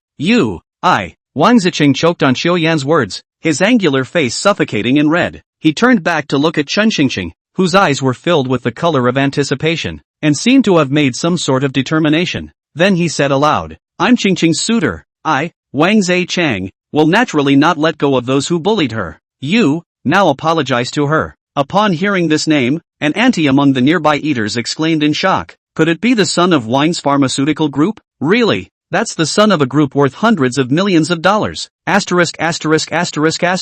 See the real thing today. Who's that big beauty next to you? How come I've never seen her before? Hearing the chatter around him, Wang Zicheng was obviously very flattered, and a confident smile appeared on his face. He turned back to Chen Qingqing and threw out a leave it to me. Don't worry, look. He then came in front of Qiu Yan with a provocative look in his eyes, an expression that seemed to be saying, after you know who I am, come and kneel to me. That old man of yours? Didn't he just speculate and make some money up in the early years? Qiu Yan sneered. In his last life, he had heard all these secret stories for so many years at the bottom of society. It's just that there was a lack of businesses like that, and that lucky old dad of yours just happened to be chosen, didn't he? So you're proud now? Proud? At those words, Wang Zicheng's pupils shook dramatically. Why did the boy in front of him, who seemed to be about his own age, know so much? But what's the point of knowing that? At least the shabbily dressed boy in front of him wasn't in a position to call his bluff anymore. His own family is still in a better position than him. Don't be a dick about it. Will you apologize? Wang Zicheng has very little patience left. The Qiu Yan in front of him was practically oil and salt. If this continued, he would have no choice but to use force. If he dares to touch himself, let his family pay for it. Let his mom and dad get on their knees and beg for forgiveness. Though this is a public place and it doesn't have a good reputation when it gets out, but dad will pay to keep it down. Wang Zicheng looked at the smiling Qiu Yan in front of him and his anger rose from his heart. No one had ever dared to belittle himself so much when he grew up. He clenched his fists and charged straight towards Qiu Yan's cheeks. Qiu Yan whispered asterisk and leaned his neck back, dodging the attack with ease. Wang Zicheng's anger increased at his words and he kept swinging his fists, but without exception, they were all dodged by Qiu Yan. What are you doing if all you do is hide? So stand and let you fight? The sneer on Qiu Yan's face deeply pierced Wang Zicheng's heart. He really broke the defense. If it wasn't for the fact that he was going on a date with his goddess today, he wouldn't have come out without the family bodyguard team. If that group of bodyguards had been there, it would have been a matter of minutes to clean up this kid. Old Li, on the other hand, was smiling as if he was watching a play. After all, they're just two schoolboys. What could go wrong? If we really let these two little brats see the cruelty of the sacred beast battlefield, they wouldn't be so scared that they would wet their pants. It's just a small fight. Pop. Xiaoyan opened his palm and pinched Wang Zicheng's fist dead center with a cloudy look. Wang Zicheng tried to break free, but with all his strength he couldn't. Ouch, ouch, ouch. Let go of me. I can tell you, if I get hurt in any way, I'll make sure that our family team of lawyers will sue your mom and dad until they're on their knees begging for me. Pop. Chapter 11, contracted a bronze-level bloodline spirit beast? A crunching sound. Xiaoyan shrugged it off. After all, the forces were mutual. I'm sure it's been too long since I've hit anyone. I didn't use the right angle, and my hands are a little numb. Wang Zicheng half-kneeled on the ground, his body trembling violently. If it weren't for the fiery pain on his face, he would have thought it was a dream. Don't you dare hit me. Pop. Asterisk asterisk asterisk asterisk Q. Pop. Grass mud. Pop. The eyes of the crowd of onlookers were so round that they seemed to be falling out of their sockets, and their open mouths could not close for a long time. Is this kid that brave? You know he's the son of Wang's group and you dare to make a move? An older woman watching from the side pulled Xiaoyan's arm and persuaded him bitterly. Don't fight. Stop fighting. If you keep this up, your family has that much money to lose? Think of your parents. Xiaoyan sneered. I have plenty of money. Shaking off the older woman's hand, Xiaoyan swung his arm round and grabbed Wang Zicheng's shirt collar, delivering another vicious blow to his face. Pop. Wang Zicheng no longer had the arrogance he had before. His face was covered in slap marks, and in a few breaths he had swollen into a pig's head. Even if his old man came, he wouldn't necessarily recognize his good old son. Wang Zicheng turned around and saw Chen Qingqing's eyes full of heartache, and suddenly strength was born out of thin air. He got up again and tried to strike back. Pop. Without any surprise, the body was paralyzed by Xiaoyan's slap again. Mr. Cho. Lin Yuqing was a little worried that things were getting too big and couldn't help but speak up. She was not worried about losing money. After all, Xiaoyan had taken 30 million spirit beast eggs in one go, so he could be considered quite the tycoon. The point is that it's a bad influence. The person was beaten up at their base. In case Wang Zicheng's dad comes after us, the whole base will be responsible. Only then did Xiaoyan loosen his grip on Wang Zicheng's hand and let him lie on the ground like a dead dog. Older brother, if you don't have the strength, don't help others out. Look, the one who suffers is still yourself. TSK, TSK, TSK. Xiaoyan thought of something and fished out $200 bills from his pocket, placing them beside Wang Zicheng. More than I can say. Take this 200, and go register with a specialist to cure your brain properly. Okay, what's there to see? Break it up. The surrounding melon eaters seemed to have seen some absolute ferocious god, fearing that the waves would affect them, and instantly dispersed as birds and beasts. Seeing Xiaoyan stop, Chen Qingqing then rushed forward, ambling to Wang Zicheng's side. Her voice burst into tears and she cried like a pear. I'm sorry, it's my fault for making you suffer. Right, Buchu? Listen, let you suffer. Wang Zicheng hoarsely opened his mouth, trembling, raised his hand and touched Chen Qingqing's white and delicate cheeks, his eyes full of tenderness. This kind of Mary Sue drama gave Xiaoyan a nasty chill and goosebumps. Chen Qingqing turned back, her beautiful eyes glaring round as she stared viciously at Xiaoyan. Xiaoyan, why are you like this? He came to you for a theory. What are you doing hitting him? Xiaoyan shrugged. This has nothing to do with me. He hit me first, then I didn't fight back. Now I'm the one lying on the ground. After saying that, Xiaoyan asked oldly to keep an eye on the place, so as not to let this brat retaliate afterward and ruin his good deed. Directly following Lin Yuqing, he went looking for Lu Yang to fetch the spirit beast. The feeding base is not far from the breeding base. The two buildings were separated only by an open-air promenade of about 200 meters. There's not a lot of people here, except for the occasional staff member in a white coat riding by on a small electric donkey. The two were walking side by side like this, and it was finally Xiaoyan who took the lead in breaking the silence. I mean, aren't you also from Chunyu Imperial Beast High School? And don't you go out to practice? After all, it's almost time for the Imperial Beast High School exam. So do you still have the heart to work? Lin Yuqing sniffed and somewhat absent-mindedly kicked the small stones on the side of the road. The sundress under her pale green apron had been washed until the edges were rolled. The breeze blew by, the skirt fluttered, and a smell of laundry detergent drilled into Xiaoyan's nostrils. Lin Yuqing pulled at the corner of her mouth and smiled somewhat reluctantly. I'd like to, but if I don't work, I won't have any living expenses, so maybe I won't be able to afford to eat in a couple days. Ha ha. Even though Xiaoyan had always known that Lin Yuqing's family was somewhat poorly off, he didn't expect it to be this serious. I can lend it to you. One word. Besides, it's not bad for any random person from this side of the base to take your place for 2 days and go around the secret realm or something. Xiaoyan tried hard to lighten the mood. Lin Yuqing sniffed, but she just buried her head even lower and clenched her two hands tightly together. No, no, thank you kindly. Grandma is still in the hospital and needs me to take care of her. Xiao Yan's body stiffened. It had been a few years since he had met Lin Yuqing in his last life, and he had never heard her talk about this. Perhaps by that time her grandmother had. I only remember that she was silent then, and her eyes were empty and lifeless, and not as luminous as they are now. Every day in the middle of the restaurant busy, a pair of hands often soaked in water blistering white. Maybe it was because Lin Yuqing was a hard worker, or maybe it was because both of them had a hard life. Xiao Yan, as a chef, often asked her to come and help taste the dishes when they were being made or sampled. In the long run, a friendship between the two began. But then the restaurant was not doing well and Xiao Yan was forced to go out to work. It wasn't until he returned 2 years later that he learned that Lin Yuqing had long been married. Xiao Yan pursed his lips and let out a long sigh. I really should have been a little more euphemistic and just chatted the day away. However, he secretly vowed inwardly that since he was living again, at least the people he cherished in his last life must be guarded. For Lin Yuqing, no effort must be spared to help her. In less than 5 minutes, the two arrived at the feeding base.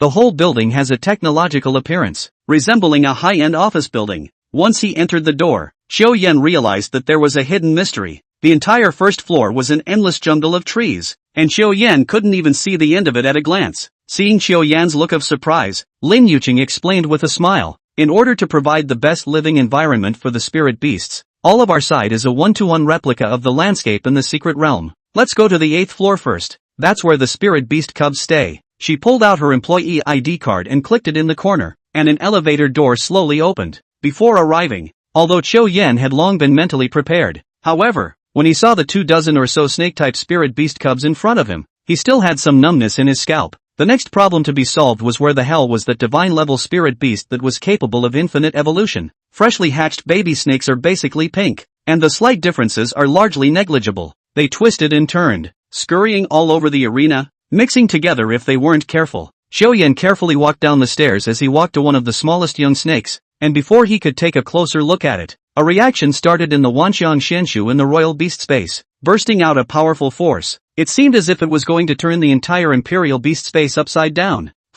That's it, right? Xiao Yan extended his palm and gently lifted it up. Because the instruction manual in his mind said that the Wanxiang Xianshu would actively lock onto spirit beasts with exceptionally strong bloodlines, just like a detector. The snake-type spirit beast with the thickness of a pinky finger was wrapped around Xiao Yan's finger, and its pair of big, shiny black eyes looked curiously at the scary upright ape in front of it. The light of the contract in Xiao Yan's hand flickered, and without much resistance from the little snake, the contract was directly completed. Ha, that's a deed? Lu Yang, who was arriving from afar, happened to see the scene. That was the most common thunder/water attributed spirit beast in the dark water swamp, the thunder spirit water snake. This kind of small spicy bar that could be found everywhere. Xiao Yan actually directly contracted it without even thinking about it? The act of contracting a spirit beast required the consumption of a certain amount of the Imperial Beastmaster's life force. Although this life force could be replenished with subsequent cultivation, once a spirit beast was contracted, one would have to rest for at least 5 or 6 days before contracting again. Chapter 12, Wanxiang Xianshu.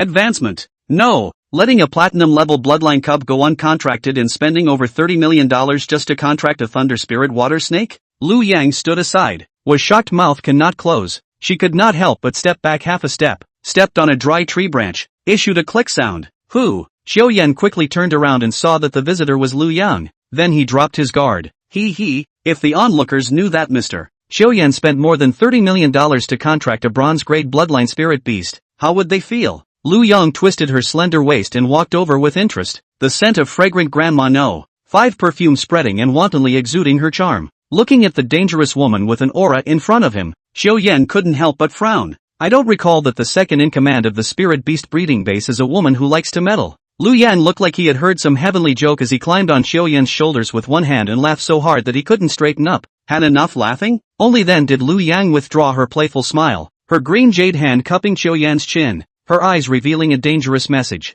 Don't worry, little brother. Everyone has secrets, including my sister. Ahem. Lin Yuqing didn't know when she came here and happened to see the scene in front of her, embarrassed not a little bit. Seeing this, Lu Yang let go of the arm that was wrapped around Xiao Yan, and looked at Xiao Yan with a rather deep feeling. Well, I have to get busy with my work. I don't care what happens to these spirit beast cubs afterwards. If you want to just hang out here, that's fine. After saying that, Lu Yang stepped on the Yanglin brand high heels and walked away. Am I interrupting? Lin Yuqing pinched the corner of her coat somewhat handily. watching the manager, who usually took great care of himself, and Xiao Yan being so close. For some reason, his heart was a bit clogged. Xiao Yan could see Lin Yuqing's consternation and only thought it was a young girl's shyness. Opening his mouth to explain, "Don't get me wrong, I have nothing to do with her." The stone hanging in Lin Yuqing's heart then landed firmly. "You come and help me catch all these spirit beasts and put them in my royal beast space." Xiao Yan reached out and opened a small cyclone that connected the imperial beast space to the outside world. As soon as those cubs entered Xiao Yan's imperial beast space, they automated into a small light source that flew into the Wanxiang Xinshu to be devoured by it. It wasn't until he had loaded all 700 or so cubs into the imperial beast space that Xiao Yan took a long breath, wiped the dense sweat from his forehead, and sat down against a large tree nearby. While Lin Yuqing went out to work, he sank his consciousness into the imperial beast space. After devouring so many spirit beast cubs, the Book of 10,000 Elements Xianshu had advanced to the first layer and slowly turned the first page in front of Xiao Yan.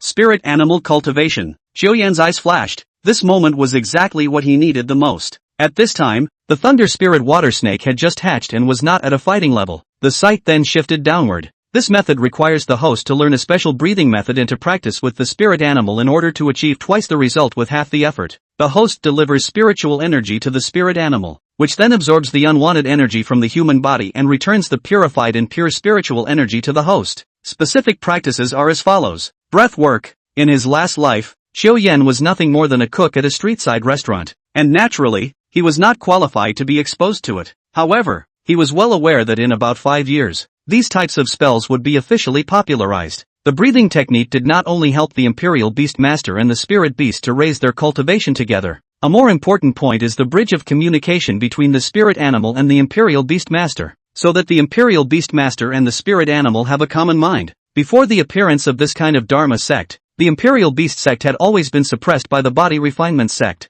It was because in the midst of a battle, the Spirit Beasts needed the Royal Beast Master to command and assist from the sidelines. In the midst of a high-end battle where every second counts, there are often breakdowns due to proximity. Since he had the breathing method, Xiao Yan was already a long way ahead of the people around him. He memorized the mantra and summoned the Thunder Spirit Water Snake, and the one person and one beast began to run the breathing technique in synchronization, exhaling spiritual qi. In about an hour, Xiao Yan's body had memorized the rhythm of his breathing, and he leaned against a tree root to the side and fell into a deep sleep. Xiao Yan, Xiao Yan. Xiao Yan was confused when he felt someone tapping on his shoulder and was instantly awakened. In front of him was none other than Lin Yuqing, squatting next to himself with a look of concern. Am I asleep? Xiao Yan narrowed his eyes and touched his hair somewhat awkwardly. Well, I saw you asleep when I got back and didn't wake you up seeing as you were asleep. Nothing but. Lin Yuqing pointed to her watch. It was now 5:30 in the afternoon and already approaching closing time. Xiao Yan smiled somewhat embarrassedly and climbed up from the ground. The royal beast contract on the back of his hand was shining brightly and he was calling out to the Thunder Spirit Water Snake. This spirit animal of his own had crawled nowhere. A few seconds later, a rustling sound began to flash in the bushes.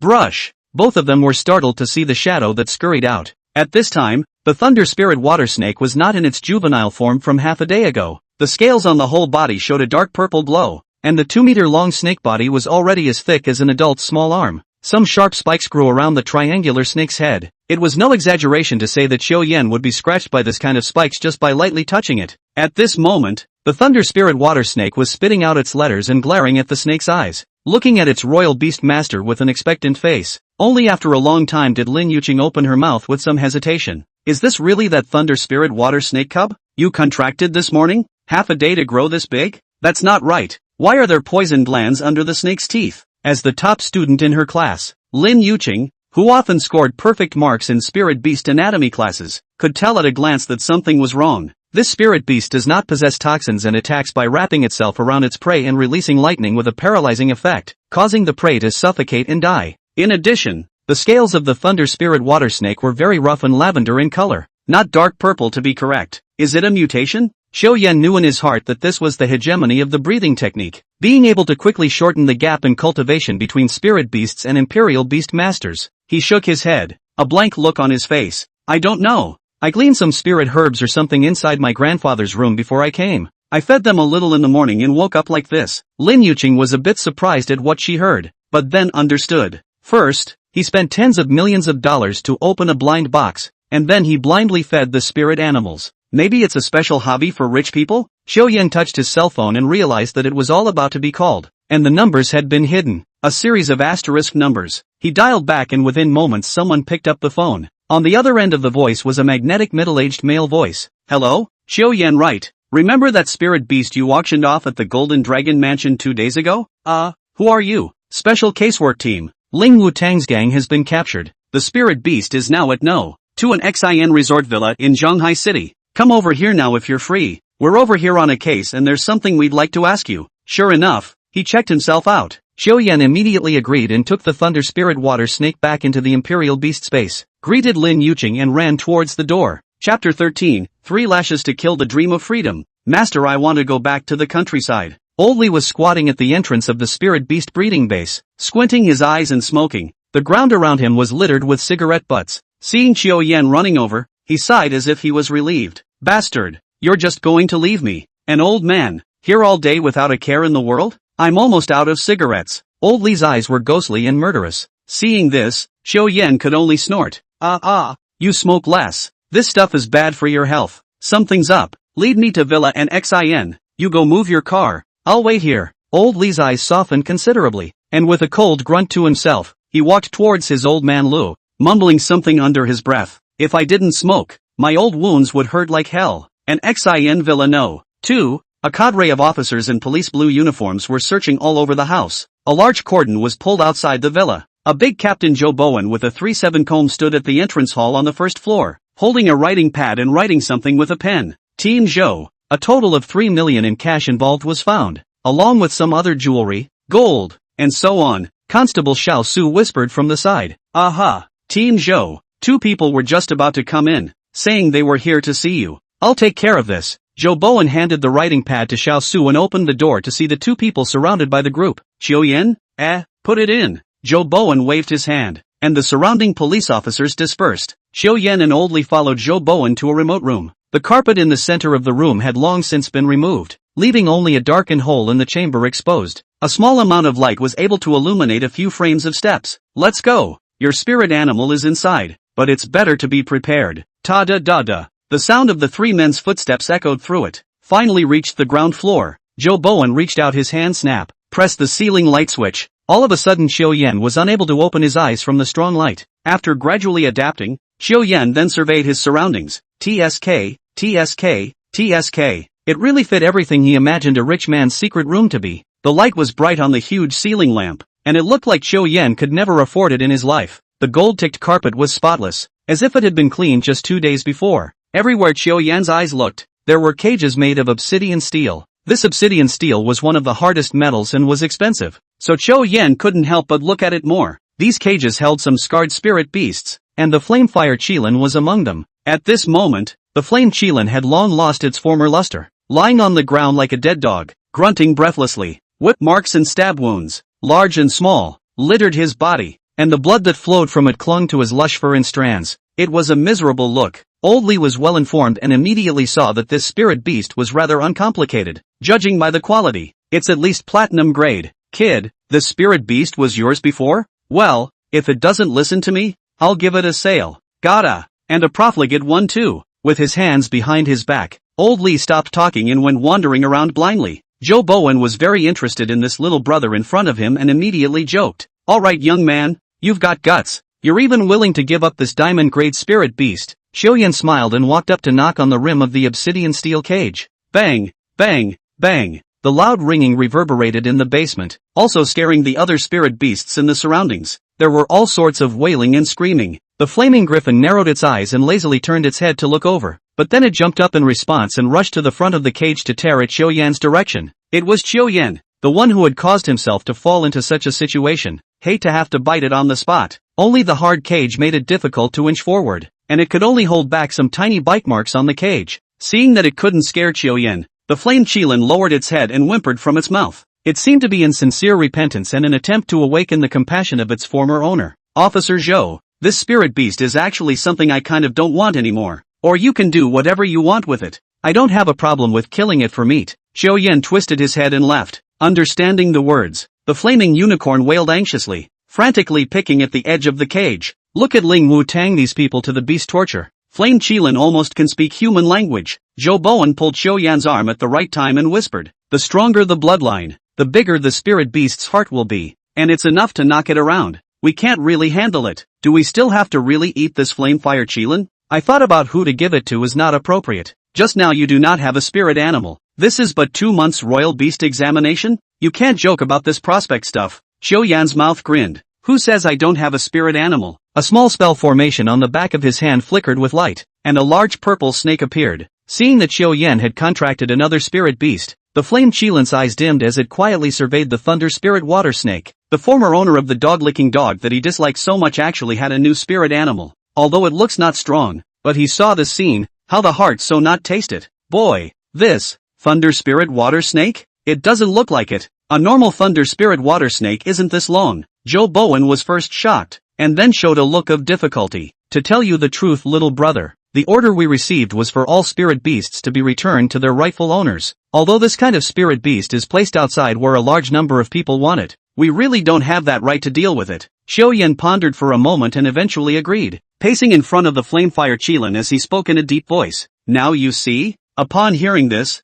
a trace of hope flickered in the flame Qilin's large eyes, but Xiao Yan's next words caused it to fall into an ice cave. Master and servant contract, sign it and I'll take you. High and proud as the flame griffin. This was clearly unacceptable. I don't know if it was because he had just gotten too excited, but the flame Qilin's scabbed wounds opened up again, dripping dark red blood lying down. The paroxysms of pain are unrelenting in their spirit. The culprit for his own such a mess was Xiao Yan, but now the only one who could take itself out was Xiao Yan, and it really didn't want to be abused anymore. Perhaps, if he was soft, Xiao Yan would still be able to provide it with good food and drink? 3, 2, 1. Seeing Xiao Yan turning his head and about to leave, the flame Qilin frantically banged against the cage despite its injuries, leaving tears of remorse in its eyes. Noticing Xiao Yan's gaze, the flame Qilin honestly lowered its head and lay on the ground trembling. Xiao Yan knew that it wasn't genuinely repentant, but was afraid. Himself is its only saving grace. It's like a wife who cheats on her husband, despite kneeling in front of him and crying, but after a while will she still remember her original promise? Xiao Yan didn't believe it either. If it was truly a master-servant contract, then there was no guarantee that the spirit beast would carry out its orders perfectly, and there was still a chance that it would trip itself up. It's a good thing there's the Book of 10,000 Elements and Mysteries. Chapter 14, from now on,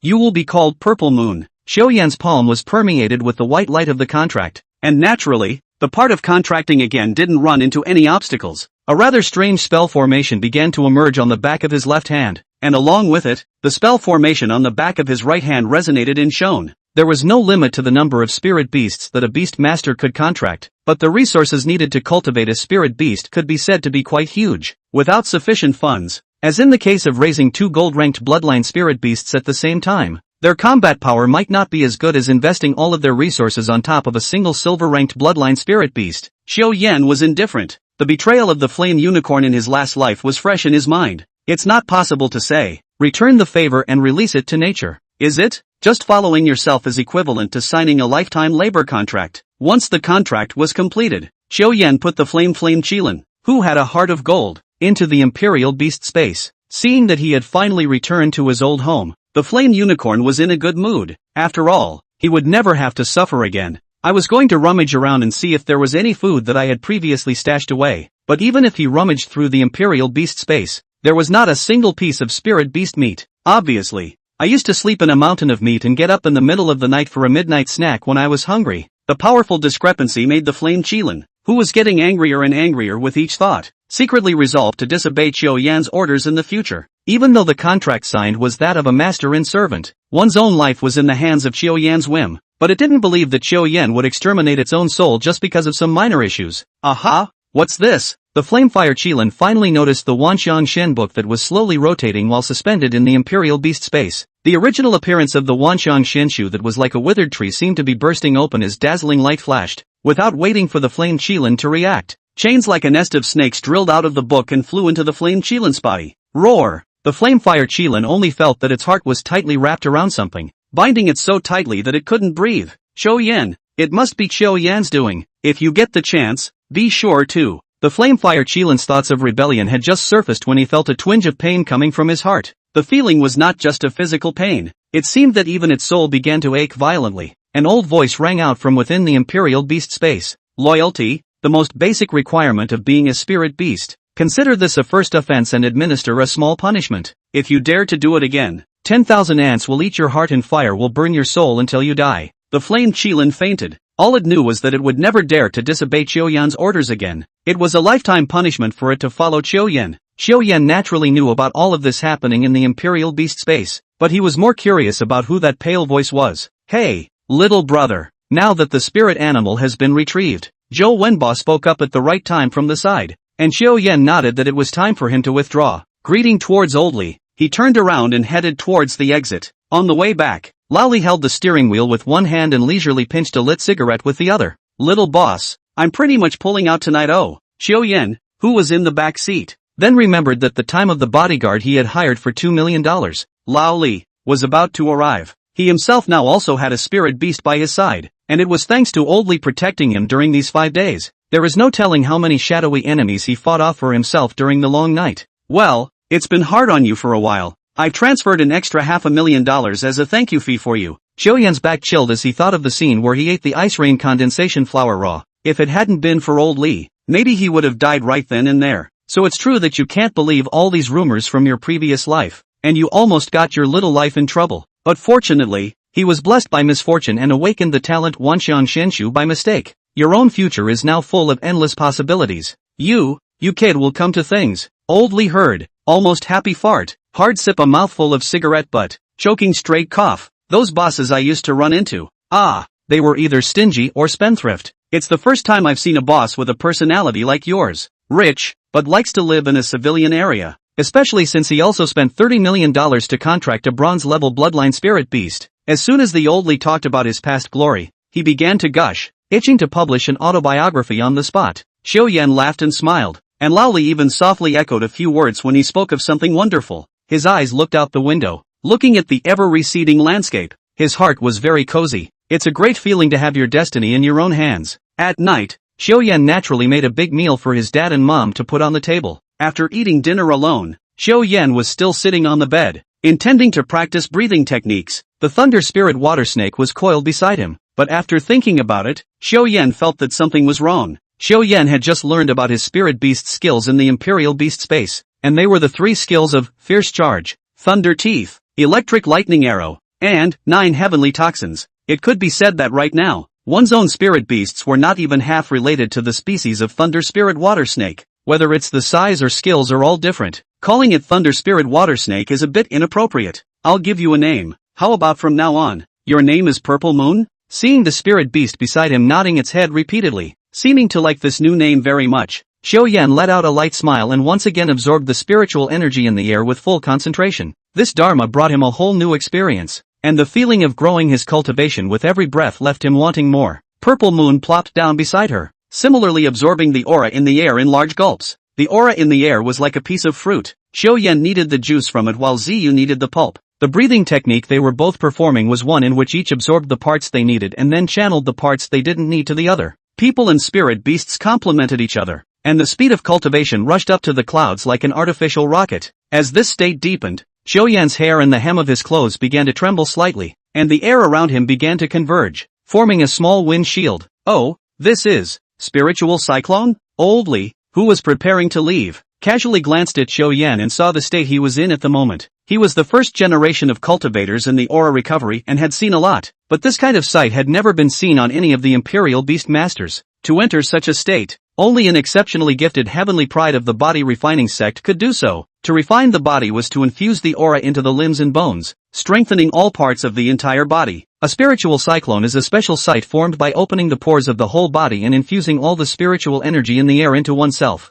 It's like a cistern filled with water, and once the drain valve is turned on, the water forms a swirling vortex and fills the downspout at breakneck speed. The body of the alchemist is similar to this downward spiral. This type of cultivation, the speed of absorbing spiritual chi was strangely fast, and the most important thing was that this was not an external force, nor was it a realm where spiritual herbs and pills were piled up hard. It's solid cultivation. There would definitely be no instability in the realm and a false sense of battle power. Then why can a beastmaster also cause such a vision? The fundamental difference between the beast sect and the body alchemy sect is the difference in the part of the fruit needed. The beast sect needs juice, while the body refining sect needs juice and pulp. Do you want to refine your body and cultivate the beasts? TSK.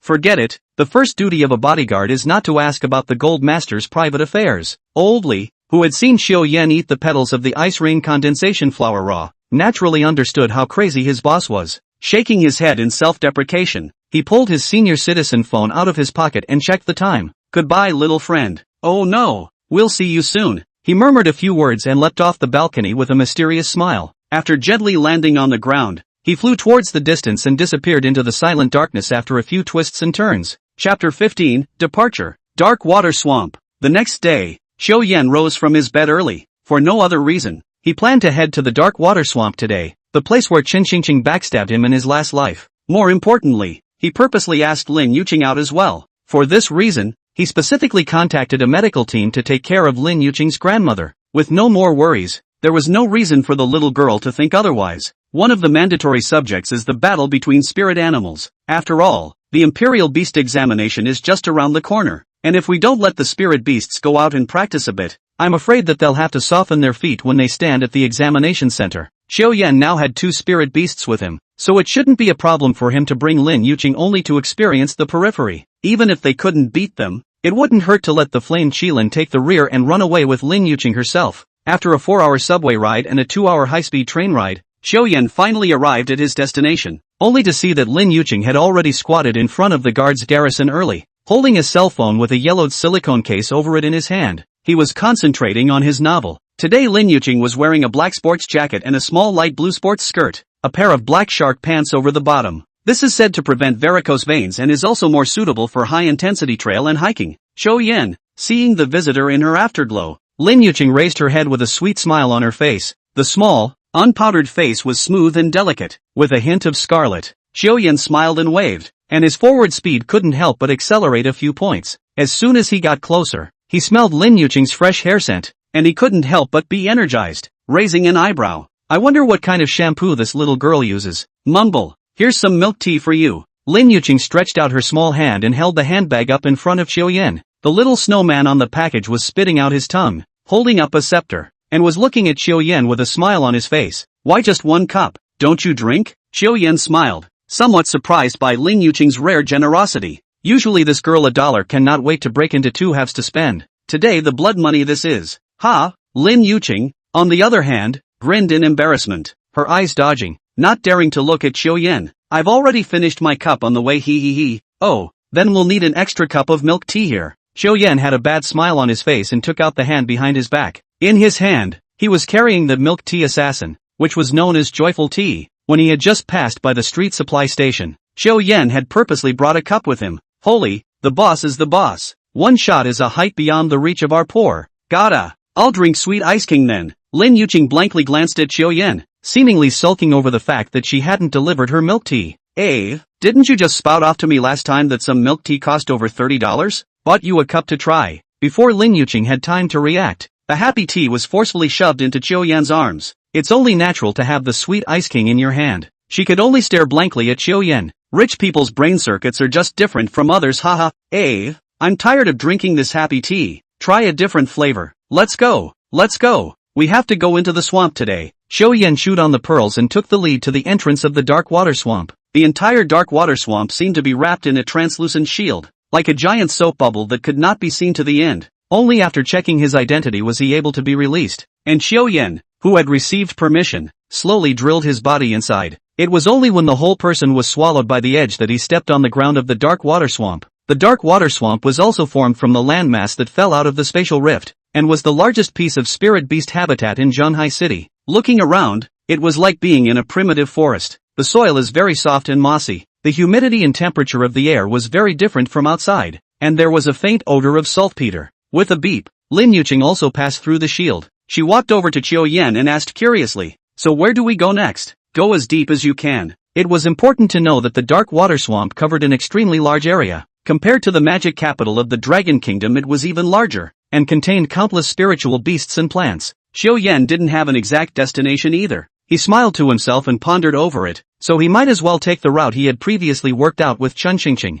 Xiao Yan led Lin Yuqing in a straight line toward the northwest for half an hour, and only stopped when he reached the front of the dense trees. Small bushes 1 man high just blocked the path of the 2 men. There seemed to be some kind of breathing coming from the opposite side of the bush. Xiao Yan arched his body, looked at Lin Yuqing, raised his index finger to his mouth and made a shhh sound as he peeled back a bush and pointed. A dark cat lay on all fours on a boulder purring. Seeing that it showed no signs of wanting to attack, Xiao Yan gently pushed aside the grass and touched his entire body past it. Xiao Yan, who had reached the opposite side of the room, waved his hand towards Lin Yuqing, signaling her to come over. Lin Yuqing warily passed by the dark cat, and without noticing, she stepped on a dry branch. Ka, woo! The dark cat flipped its body, which really gave Lin Yuqing a fright, and subconsciously fell backwards. Luckily, Xiao Yan's quick eyes and hands were able to catch Lin Yuqing. Phew, okay, that scared me. Lin Yuqing took a big breath and patted her chest with palpitations. But Xiao Yan looked like he had discovered something and grabbed Lin Yuqing's arm and dug into the grass aside. Not far away, a scaly leopard was pacing this way. It seems that the target is none other than the dark cats over here. Xiao Yan contracted his figure and led Lin Yuqing deeper. Ordinary spirit beasts like these, which were not a big threat to them, did not need to be bothered with. After all, the Imperial Beastmaster Association had clearly stated that destroying the ecology of the Darkwada swamp was strictly forbidden. Every time you hunted and killed a spirit beast, it would be recorded on the pass you carried with you, and after registering at the exit, you could only leave after handing over 10% of the loot you received this time. Hunting only spirit beasts that were useful to them was an iron rule that every student who went out to practice had to abide by. See that? That rock-hard lizard. Lin Yuqing followed the sound. A rock-centered lizard the length of an adult's arm was hiding itself in the crevices of the surrounding rocks. If Xiao Yan hadn't warned him with his voice, I'm afraid it would have been hard to be discovered. Don't look at its small size, but in reality, this spirit beast is ferocious and incomparable. The two amber eyes can release psychic rays, and the key is a hard-scaled armor with a frighteningly high defense. It is one of the more powerful predators among the small spirit beasts. The crystal core of a rock-hard lizard should be able to raise the strength of a rock-type spirit beast. Go ahead, I'll police the perimeter for you, Xiao Yan said softly. Before he came, Lin Yuqing had told him that she had a rock spirit beast with a platinum-level bloodline. The rock tiger. Lin Yuqing nodded. She had heard something about this information. Crystalline nuclei are generally located in the brains of spirit beasts. It was the center of all the energy of a spirit beast, and the various skills released by the spirit beast were released through the crystal core. Taking a crystal core of the corresponding attribute would be able to strengthen some of the abilities while raising the cultivation of the spirit beast. For example, Lin Yuqing's rock tiger was able to unleash skills such as rock barrier and shattering rock impact. The crystal nucleus located in the brain of the rock-hard lizard then strengthens the hardness of the rock released by the rock tiger. Lin Yuqing nodded and then summoned her spirit beast. The half-man-tall rocky rock tiger appeared beside Lin Yuqing. In terms of size, it was even bigger than the Flamefire Qilin. The gray and silver fur was rooted up and looked dominant in every way. There was rock armor wrapped around the shoulders, back, and other key areas, and the claws on the limbs were razor-sharp and glittered with cold. Lin Yuqing called it Iron Mountain. Tai Shan, there's no need to keep your hands off. Receiving Lin Yuqing's order, Tai Shan pounced towards the rock-hard lizard with an owl. Chapter 16, Hunting the Rock-hard Lizard. The surface of the rock-hard lizard's body suddenly flickered with an earthy yellow light, and each piece of scale armor gave off a strange luster. Bang! Just as Tai Shan's claws touched his opponent's scale armor, there was a sound of gold and iron clashing. Immediately afterward, Tai Shan found his claws tightly embedded in staggered scale armor. It desperately tried to back away, but its trapped right paw wouldn't budge. Iron Mountain, be careful. Seeing this scene from the side, Lin Yuqing couldn't help but start to worry. Without Xiao Yan having to say much, the flame Qilin had already appeared not far away. As long as that rock-hard lizard made any move that could harm the rock tiger, it would immediately strike. Only the eyes of the rock-hard lizard had begun to have a golden yellow light flowing from them, as if some terrifying energy was brewing. Suddenly, an unending light shot straight towards Tai Shan's brow. Iron Mountain, use rock barrier. Lin Yuqing clenched her pink fists and shouted. Iron Mountain roared. Just as he was about to be hit by this spiritual ray, a fist-thick gray rock wall brush appeared in front of him. Stab! It was a close call to block that ray. Noticing that the ray of light dispersed, Iron Mountain's head instantly broke through the stone wall and opened its mouth to viciously bite towards the rock-hard lizard. Sharp fangs effortlessly penetrated the scale armor and pierced into the body of the rock-hard lizard.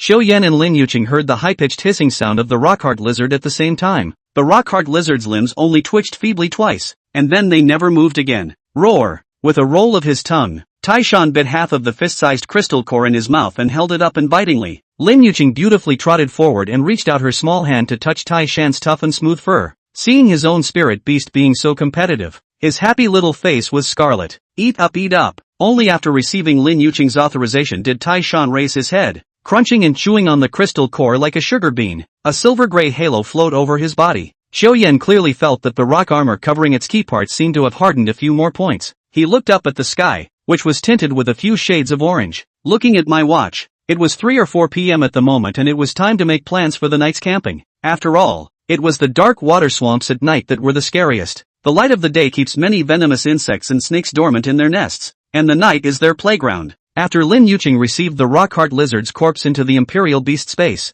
Xiao Yan immediately decided to move again. After an hour-long trek, the two of them finally approached the edge of the dark water swamp. In other words, Xiao Yan and his two men were only on the outermost layer of their previous hours-long journey, and further in, it's a real dark water swamp. At this point, there were no outer layers of the kind of towering trees around. In its place, there were many low bushes. Even if there were trees here, they wouldn't be more than 2 or 3 meters tall at most. The ebony black ground looked solid, but in reality it would sink in deeply with one wrong step. If you are then bitten by a neurotoxic insect fly, that would only end with the crumbs being decomposed by the mildly corrosive soil. This is it. Xiao Yan didn't rush into the dark water swamp, nor did he choose the location where he and Chen Xingxing had camped in his last life. It is close to the water source, and the night is humid. Not to mention that the closer the water source, the more poisonous insects, and there are often some spirit beasts that go to drink water. It is clearly not an optimal solution in terms of the safety margin. Eventually the two men, after some discussion,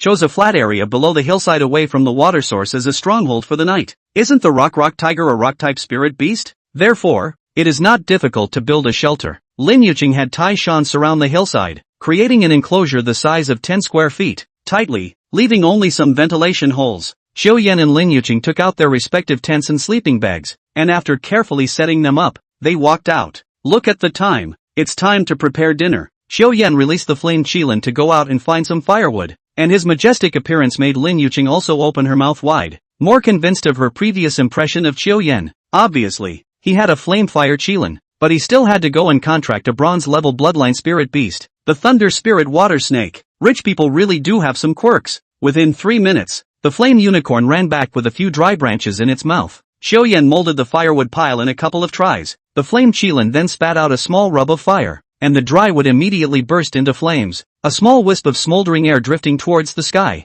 The time passed extremely quickly and the sun soon went down. Since there was no more light in the dark water swamp, the two could clearly feel that the temperature around them was rapidly dropping. During the night, a large slab of rock was propped up above the campfire, and Xiao Yan placed some cups filled with water on it to boil some hot water along the way. Once the temperature of the rock slab rose, Xiao Yan took out the pre-marinated meat slices from within the Imperial Beast space. When these slices of meat were placed on the rock slab, there was a roasting sound of zzzzz. Tongues of fire licked the slabs of rock, and before long the scent of roasting meat rose around the camp. As a chef in his previous life, Xiao Yan naturally carried some spices with him. Sprinkle some of it on and these roasts instantly look more appetizing. Xiao Yan picked up a few pieces with a clip and handed them to Lin Yuqing. Taste it, Master Qiu's masterpiece. Rock slab roast. It's not for everyone. Lin Yuqing was a little embarrassed as she shook the compressed crackers in her hand and squeezed out a smile. I'm not hungry yet. I'll just eat this. Xiao Yan knew that this was clearly the little girl's poor pride at work. He didn't believe it. Even Xiao Yan's entire body was exhausted after going over the mountains today. It would be a hell if he couldn't be hungry by now. At night, you just eat some compressed cookies, and you don't even have the strength to hang yourself. Don't around. You're not giving me face if you don't eat. Come on, taste if it's cooked. Seeing that Xiao Yan had such a strong attitude, Lin Yuqing hesitated for a moment before finally giving in. As soon as the barbecue meat enters your mouth, the rich, smoky, charred flavor immediately spreads throughout your mouth. Bite down gently and the grease and juices of the roast immediately burst out. The surface is crispy, while the interior is juicy and the savory undertones instantly flood the tongue. This simple yet layered texture caused Lin Yuqing's eyes to shine with color and shriek in amazement. Wow, Xiao Yan, I didn't realize that you, a rich family's young master, are so good with your hands. Just the right amount of heat and seasoning. It's good to be alive. Woohoo! Looking at Lin Yuqing's unproductive appearance, Xiao Yan pulled the corners of his mouth slightly, not even realizing that he was smiling. In Lin Yuqing's eyes, Xiao Yan had always been a rich second-generation man who was quite wealthy and liked to splurge. However, it is inexplicably good for you. After having a full meal, Lin Yuqing threw all the food scraps and rock slabs into the distant stream. Xiao Yan also checked again within a 200-meter radius of the stronghold. Only after determining that there were no other spirit beasts prying, did he put his heart down and sprinkled some spirit beast feces around? Because spirit beasts also had a fairly strong sense of territory amongst themselves. It wasn't as if they were easily attacked by other spirit beasts at night. With that done, the two returned to the stronghold. listening to the crackling of the campfire outside, lying in the middle of their respective tents having a chat. Xiao Yan, why are you so nice to me? Lin Yuqing actually had some low self-esteem. Compared to her peers, she doesn't know how to dress herself or how to win a boy's favor. She herself is a schoolgirl from an ordinary family who works and studies. It was as if Xiao Yan had been arranged by the heavens, and had suddenly descended on his side, along with his life becoming different. Why? I don't know. Do you need a reason to be nice to someone?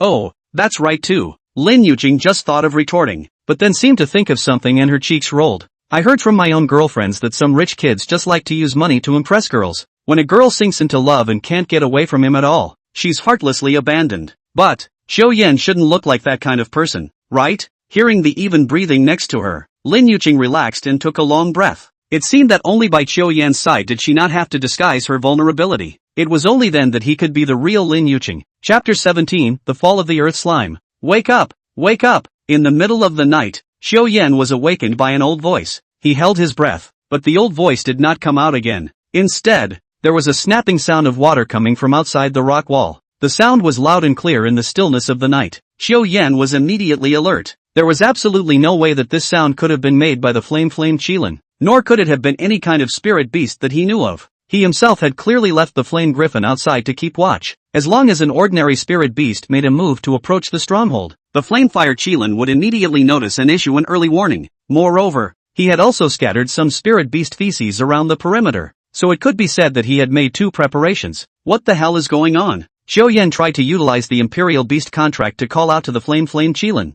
but it was all like a stone sinking into the sea, with no response at all. He was instantly struck with the realization that something must be wrong. The pale voice that was in his mind just now, I'm afraid that it was the Wanxiang Xianshu reminding him. Xiao Yan quietly unzipped his zipper and looked outside the tent. A bizarre scene appeared. Some black slime had actually seeped in among the cracks between the rock walls. Now the area around his own and Lin Yuqing's tents was covered in this kind of stuff. This slime was writhing around the tent as if it were alive, and had begun to spread up the tent. Lin Yuqing, wake up, hey! I called out several times in a row, but there was no response. Xiao Yan was in a hurry and stepped on the wet ground before pulling open Lin Yuqing's tent, but the next sight made his scalp tingle. Those black liquids were already close to wrapping around Lin Yuqing's entire body, and they were about to climb up to her cheeks. But even so, Lin Yuqing still didn't wake up. Xiao Yan didn't care about anything else and directly picked up that delicate body. It was too late to feel the warmth, and with a flash of light at his side, Purple Moon instantly appeared next to him.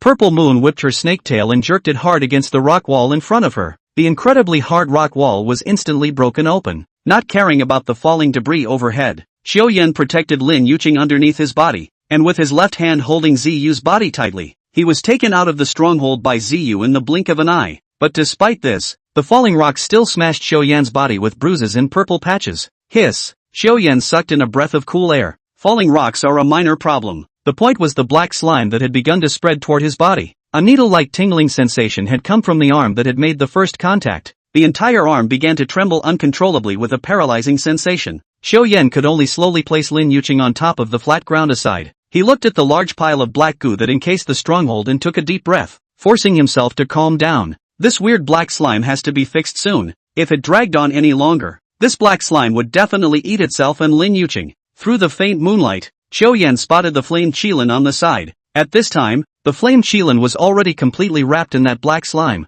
as if it was asleep. Even though high-temperature flames would still occasionally emerge from his body, he was unable to resist the erosion of this black slime. What the is this? Xiao Yan was in a hurry and forcefully braced himself to approach the flame Qilin and forcefully received it into the royal beast space. Subsequently, he was surprised to find that the black slime previously attached to the flamefire Qilin didn't seem to have the vigor it had earlier. It's more like shower gel, with layers coming off down the line. The Imperial Beast Space, as a separate out alien space, was itself isolated from the outside world, and once isolated from the outside world, the black slime immediately loses its vigor. That being the case, it means that something like this is obviously being manipulated by something. As he watched the black slime come off, the flamefire unicorn had not yet awakened. It must be that the paralyzing effect it caused hadn't worn off for a while. Expecting the flame griffin to fight was out of the question, but the good news was that Xiao Yan still had Ziyu to rely on. I'd like to see what's behind this. Xiao Yan's eyes widened as he looked around, but even though his eyes were sore from looking, the area was so silent that it was hard to observe anything out of the ordinary. Purple moon, electric lightning arrow, A hibernating purple moon raised its triangular head and opened its mouth wide to reveal two long, sharp teeth. Tiny thunderbolts converged in it to form a thunderbolt the thickness of a small arm. Swoosh was fired. The powerful current hit the slime and a pungent odor rose. It works. I don't know if it was just a case of blurred vision, but Xiao realized that the pile of slime seemed to have trembled just now. Go on. Pure white light cut through the night sky as a series of several electric arrows missed the slime. The pungent smell in the air grew stronger, and Xiao eyes were a little spicy just standing around. The tiny voice was keenly captured by Xiao, so he must have hurt the one behind the scenes. It could be seen that the writhing speed of the black slime slowed down abruptly and began to spread in the opposite direction of Xiao. Seeing that the slime was showing signs of wanting to retreat, Xiao eyes shot out a fine light. Don't stop! Purple moon was an output at the slime. KIR. While a wail resounded through the swamp, the slime on Xiao arm had begun to fall off. He looked back over until the slime on Lin Yuqing's body similarly showed signs of subsiding, and only then did he breathe a sigh of relief. However, the toxicity of the pile of black slime just now was really not small, and the whole person felt a heavenly spin. Strongly bracing himself to stand up, he had reached his limit and had to sit down on the floor, breathing in large gulps of air. After resting for a while until the dizziness subsided, Xiao slowly stood up, and he let Purple Moon escort him as he limped closer to the previous stronghold. He had to make sure the creature was dead or not. Mending was a fine tradition of the people of the Dragon Kingdom. After all, the dark water swamp is full of crisis. If we move the stronghold now, we might encounter even greater danger. Since this was the case, Xiao had no choice but to stay in the neighborhood and figure out the black slime. Xiao turned on his flashlight and slowly approached the stronghold. What looked like asphalt could clearly be seen crawling all over the rock wall made by Iron Mountain. He reached out and touched the black surface with his fingers. Although this black substance had completely lost its vitality, the surface was still smooth and oily, and shimmered with a crystalline glow in the light of the flashlight. Xiao pinched it with his fingernail and found that it was as resilient as a rubber product. What the hell is this? Asterisk. Xiaoyan's mind flashed, and memories came out like a tidal wave. He remembered. Isn't this the Earth's center slime, which is called all treasure? Although the bodily fluids of this creature had a paralyzing effect, it was likewise very helpful to spirit beasts. A small amount of body fluids applied externally can help a spirit animal fall asleep and quickly restore its state. The internal costume is able to enhance the constitution and skill damage of the spirit animal. I didn't expect to actually encounter this creature in the outskirts of the dark water swamp. Xiao looked delighted. While slimes are a common creature, geocentric slimes are very rare. It normally lives underground thousands of kilometers from the surface and only appears on the surface to feed every 30 years. Looks like we're going to have to find you today. Xiao played his flashlight and kept searching the ground for the traces of the earth-centered slime that had escaped. As for the attack that Purple Moon had unleashed on him earlier, Xiao wasn't worried. Geocentric slimes were extremely tenacious, and as long as the crystal core was still there, they would definitely not die. It had suffered such a great trauma today, it would definitely eat a lot next to recover its state. Chapter 18, Unexpected Joy. Treasure Fox's Treasure. Soon, Xiao found some fresh earth core slime body fluids on the ground. Noticing that the flame Qilin had awakened, Xiao directly summoned it. Earth-centered slimes were extremely resistant to high temperatures, while they couldn't hold their own against Purple Moon's thunderbolts. You go protect Lin Yuqing, and if there's any movement immediately call out to me through the Imperial Beast contract. If Lin Yuqing makes the slightest mistake, I'll come back and skin you. The flame griffin looked particularly hyper after being moisturized by the body fluids of the earth-centered slime. Gently walking over, he rubbed Xiao with the mane around his ears, raising his head with a low roar. He arrived next to Lin Yuqing in a few consecutive jumps. The current flame Qilin was obedient to Xiao orders and was no different from a licking dog. To achieve this state, there was no way to do so by relying on the Wanxiang Xianshu. The Wanxiang Xianshu serves as a mere constraint. For example, an obedient slave is not the same as a loyal one. The Flamefire Qilin began to rely on Xiao. It seemed to have liked the feeling of being ordered by Xiao. Xiao also realized that the Flame Qilin's bones were just. He used to feed it well, and it looked down on him. Now that he had made it at will, he stood up and stomped, but instead he obeyed himself, without bothering about the Flame Qilin anymore. Xiao and Ziyu continued to follow the black slime on the ground and chased after it. It didn't take long for Xiao to stop. Further on, it's the inner circle of the dark water swamp. The dark water swamp at night was enveloped by a thick layer of water vapor, and the single-digit temperature made Xiao unable to resist shrinking his neck. Looking at the traces spreading in a straight line towards the depths of the dark water swamp, he simply gritted his teeth and followed. After all, the geocentric slime was worth the risk he took. Xiao took out a hiking staff from within his accompanying royal beast space, and kept testing ahead to see if there was any danger ahead, carefully following the traces on the ground. As he continued to go deeper, Xiao clearly felt that the fishy odor of decay in the air had gotten a few points heavier, and he could vaguely hear the hissing sounds of spirit beasts. Gu Ji, Gu Ji. A familiar voice rang out, and Xiao blinked his eyes as the corners of his mouth began to rise up wildly. Found you. After all, the geocentric slime's frontal combat power was not strong, and its main prey was sleeping spirit beasts. As long as it was found, Xiao could barely clean it up even though he wasn't very strong right now. Xiao eased his breathing, carefully pushed aside the bushes in front of him, and approached in the direction of the sound. Gooch. Following the direction of the sound came to stare. 100 meters at the entrance of the cave is lying a half-a-person high fox spirit beast motionless as if dead. Its body was likewise crawling with black slime. Hidden fox? Xiao the spirit beast that was being devoured by the earth-centered slime, recognized it. The reason why it was called the hidden treasure fox was that there were some spiritual medicines and plants hidden in its caves. If you take the opportunity to go in and steal the home, today's harvest must not be bad. It's true that you can't stop your luck when it comes. Xiao was all happy in his heart. If given to his Wanxiang Xianshu to devour, wouldn't they be able to advance again? Despite his inner excitement, he still took a deep breath and approached towards the cave one step at a time. During this time, there was also black slime that wanted to try to climb onto Xiao but they were all dodged away by him nimbly. Seeing the polyjuice fox sinking into unconsciousness, Xiao could not hide his joy and bared his big teeth, walking into the cave with a flash. This cave was very narrow, and Xiao had some difficulty entering it sideways by himself. All he could do was hold the flashlight in his mouth, twist his head, and move deeper, one step at a time. The dust that filled the air choked his nose, and Xiao felt like sneezing. After much thought, I held back. With a distance of several dozen meters, Xiao walked for roughly 3 minutes before arriving at the deepest part of the cave. In the midst of this 8 square meter space, Xiao was finally able to straighten his body, and as he turned his flashlight to its brightest setting, he was surprised to find piles of elixirs. Xiao had never seen so many spiritual plants and medicines in his life. Earn it, earn it, earn it. Xiao acted quickly, his 2 hands frantically picking and pulling the small mound of elixir into the imperial beast space. Completely unnoticed was a pair of clear eyes hidden just behind the elixir mountain. Ow! A small sound gave Xiao a big jump and he jumped straight back to the side. Upon closer inspection, it was actually a hidden treasure fox cub. Xiao directly pounced over, grabbed the soft flesh behind the cub's neck, and without even thinking about it, stuffed it inside the imperial beast space. The hidden fox cub struggled fiercely, trying several times without success. However, Xiao still had both eyes shining straight up. Although this gold-level bloodline spirit beast didn't have strong combat power, there were many people who wanted to buy it. After all, the hidden treasure fox was good at finding elixirs. Most imperial beast masters and martial artists would not engage in ordinary occupations, but instead formed themselves into small teams to explore unexplored temporal rifts and spirit beast habitats. If one was indentured, it would be a meat and potatoes existence amongst the rift exploration squads. Ow! This voice was sharp and incomparable. Xiao figure shook, and the movements of his hands stopped. It was clearly the hidden fox outside that had heard the cries of the cubs, broken free from the toxins of the earth-centered slime, and forcibly awakened. This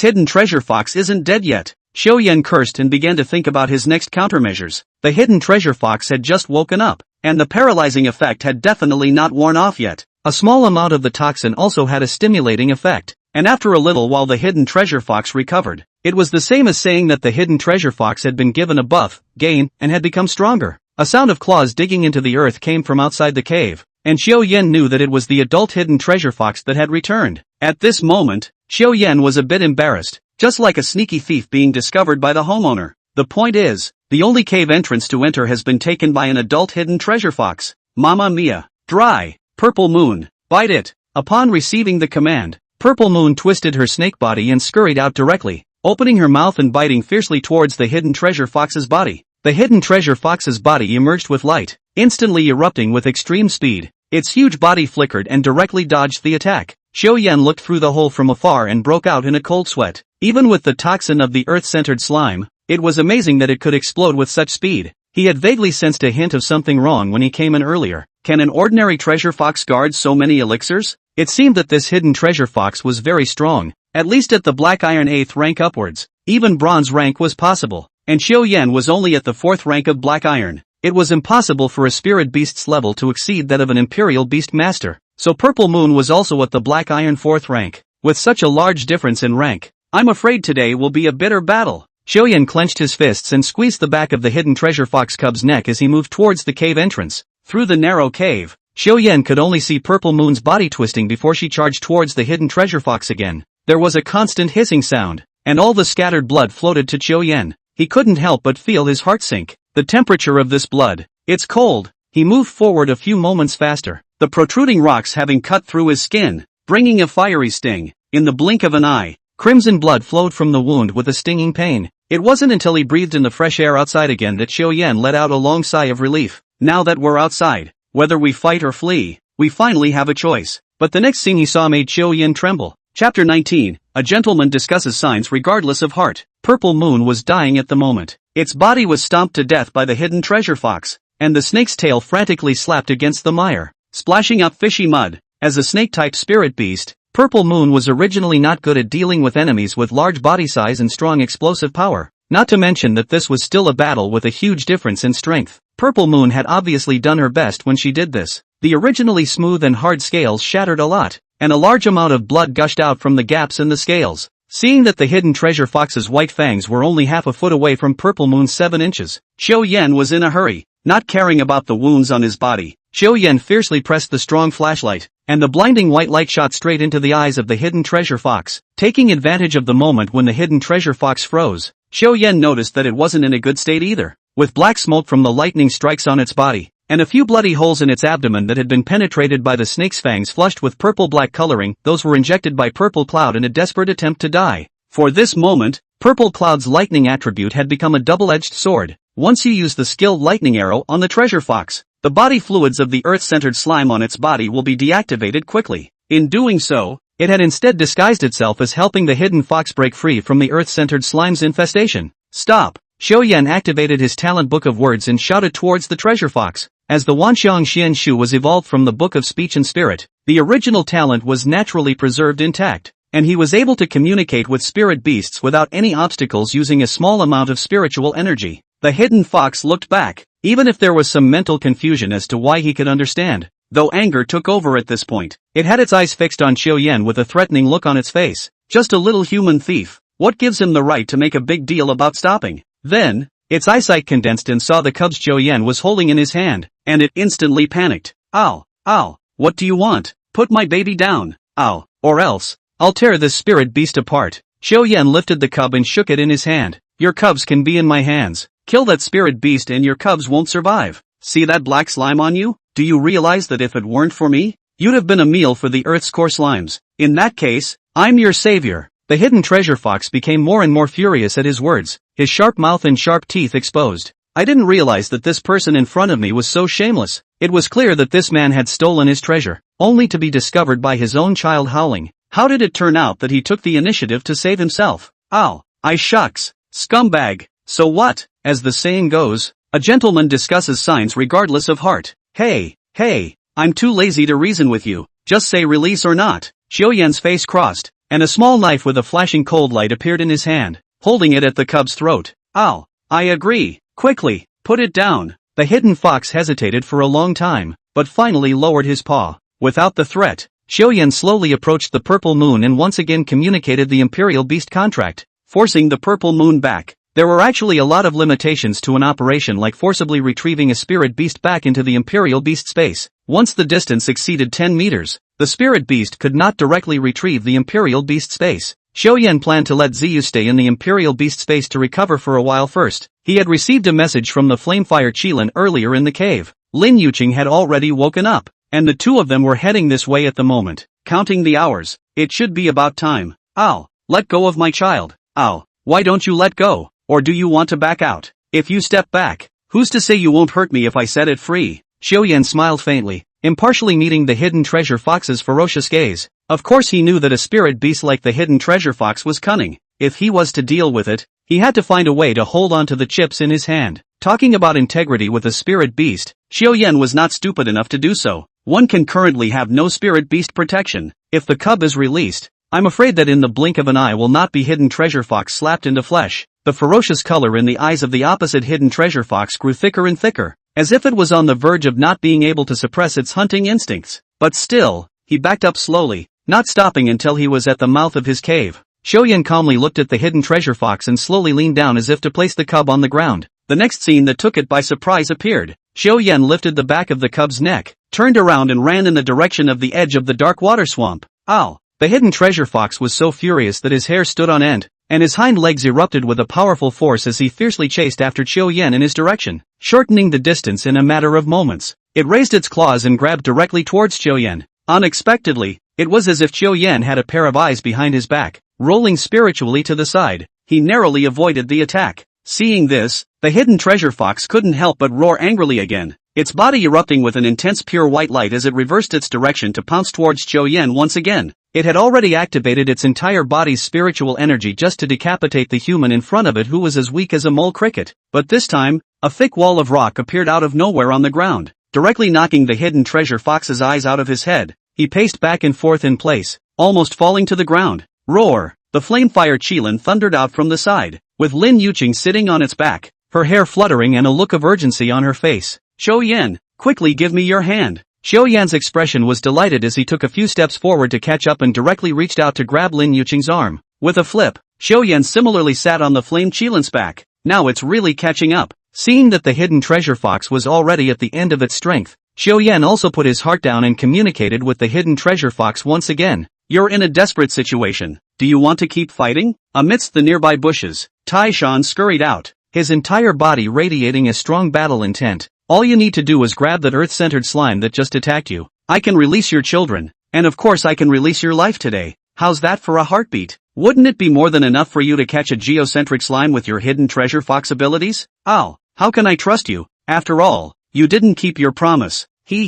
Just now if I had kept my promise, I'm afraid I would have become a corpse by now. Seeing that it couldn't trick Xiao Yan, the hidden treasure fox knew that it was at a disadvantage, but the current situation forced it to do as Xiao Yan asked. Ow, how can I help you? Don't worry about that. Help me find it. I have my own way of catching it. Chapter 20 Escape. Ow, good. I believe you. The hidden treasure fox eventually lowered its head and kept sniffing at the ground for the scent of the geocentric slime. The surface of the nearby ground was very wet, and after the fight between the two beasts just now, the traces on the ground had long been wiped clean, and had long since fled to nowhere. As far as Xiao Yan knew, there weren't enough squads in the country that had captured the earth core slime to count in a palm. After all, the geocentric slime is erratic and usually stays dormant underground. All it takes is one slip of the tongue to let it escape. The reason why Xiao Yan had asked the hidden treasure fox to find the earth center slime was because of its ability to find things. The hidden treasure fox's sense of smell was extremely keen, and its signature tactic was the ability to track items and spirit beasts by scent. Once he had memorized the scent of the earth-centered slime, the hidden treasure fox kept picking at the ground, his wet, soft snout constantly shrugging as he searched around like a guard dog. Come on, Xiao Yan urged. But soon there was a discovery at the hidden treasure fox. Just 50 meters away from Xiao Yan, the hidden treasure fox gently pried the surface of the ground, and sure enough, he found black body fluids underneath. Iron Mountain. Excavate. Receiving Lin Yuqing's authorization, white light emerged from Tai Shan's claws, and he dug directly towards the position he had just been in. As expected, when digging to a depth of 5 meters, a large puddle of slime body fluid was found, but Xiao Yan vaguely realized that something was wrong. If the geocentric slime was really going to escape underground and so much time had passed, it would never have left such a large spread of body fluids here. After all, no one has ever seen a geocentric slime before. The only thing I remember about it was a puddle of black bodily fluids. Xiao Yan quickly associated it with the fact that when Purple Moon's electric lightning arrow had struck the earth core slime earlier, it had let out a miserable scream. If the geocentric slime is really such a black lump,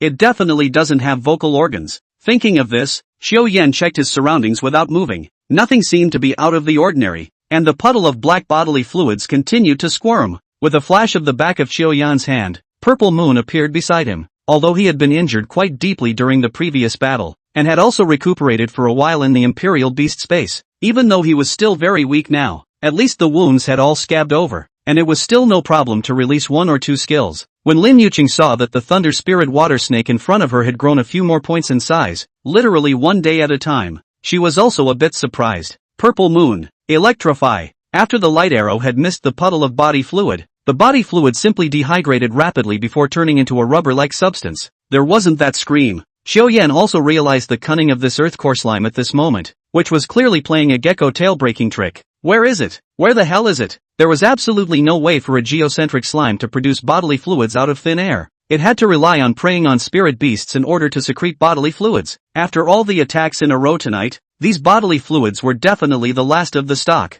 Xiao Yan didn't believe that the Earth Center slime could still run far after losing a large amount of body fluids. Immediately, he called the flame Qilin and purple moon over and searched the surrounding ground carpet style. Even the hidden treasure fox's cubs were instructed by him to look for the earth heart slime. Xiao Yan immediately ordered that even if they dug up the ground, they would find the earth core slime, although they've already dug through the ground. Xiao Yan found a crystal clear jewel under the crack of a stone. The jewel was a regular hexagonal shape, blue-white in color, just like the legendary sapphire. When Xiao Yan's flashlight shone on it, the edges were still reflecting a dazzling light. Suspicious. Very suspicious. Xiao Yan lifted his hand for luck and directly moved the rock that was in the way. Immediately afterward, the gem quickly sprouted 6 tentacles in front of Xiao Yan's face, wobbling towards the distance. Hey! Xiao Yan directly acted like a grasshopper in the countryside, put his hands together and directly clutched the gem in his hands. Sure enough, as soon as the jewel was in his hand, it made a sharp popping sound and chirped. Xiao Yan looked delighted and directly threw it into the Imperial Beast Space. The existence of the Imperial Beast Space was not only capable of storing spirit beasts that had been contracted, but also some additional miscellaneous items.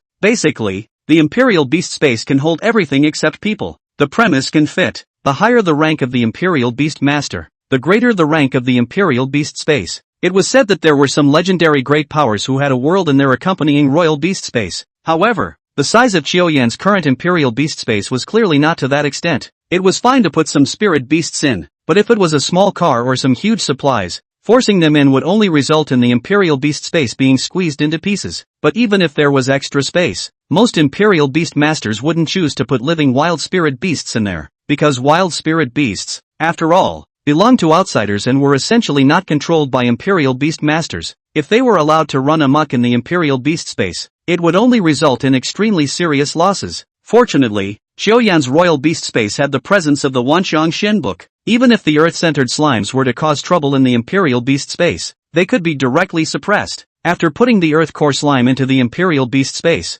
Xiao Yan suddenly noticed that the atmosphere at this moment was a bit off. The hidden treasure fox cub had, at some point, already hidden behind that adult hidden treasure fox, and that adult hidden treasure fox had its hair standing on end, in a posture that was about to attack at any moment. Asterisk.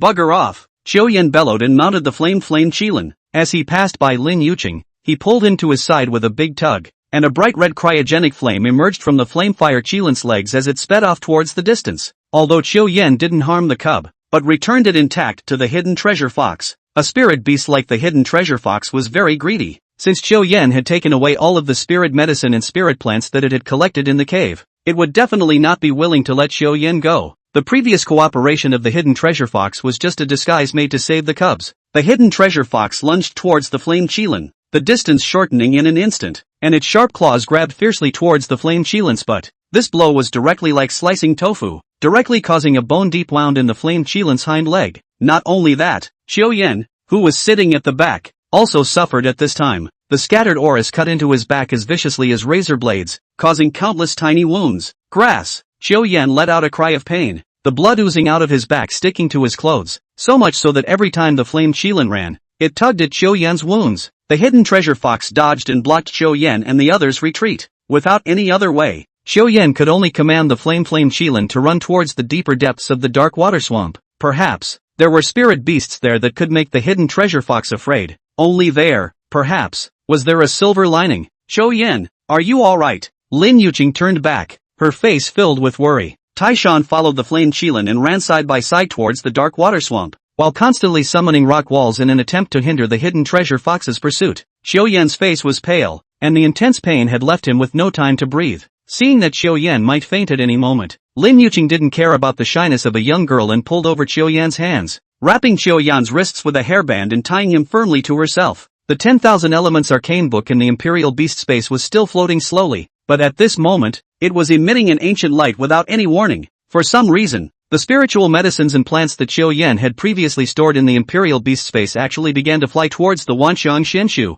It was actually actively devouring these elixirs. Chapter 21 Heavenly Vault Church. The hidden treasure fox was still chasing after him, but because of Tai Shan's skill, he was forced to turn around every time he pulled away. The flamefire Qilin ran frantically towards the center of the dark water swamp. Some of the wild spirit beasts along the way were frightened by this kind of battle and similarly began to move their bodies, similarly chasing towards the flamefire Qilin. There is a sense of territory among spirit beasts. As long as an unfamiliar spirit beast invaded the territory, it would never leave it alone, and even if it had to pay a great price, it would still bite off a piece of the other party's flesh. This is the law of survival among spirit beasts. Exaggeratingly, the flame chilans flying towards the center caused the wild spirit beasts following it to grow in number, vaguely tending to form a beast tide. The center of the dark Wada swamp. A group of mysterious people who hid their forms in black robes stood around. Lord Bishop, do you think we have to advance our plans? One of the short and chubby mystics said impatiently, with respect and flattery in his tone. The man at the head of the group, called the bishop,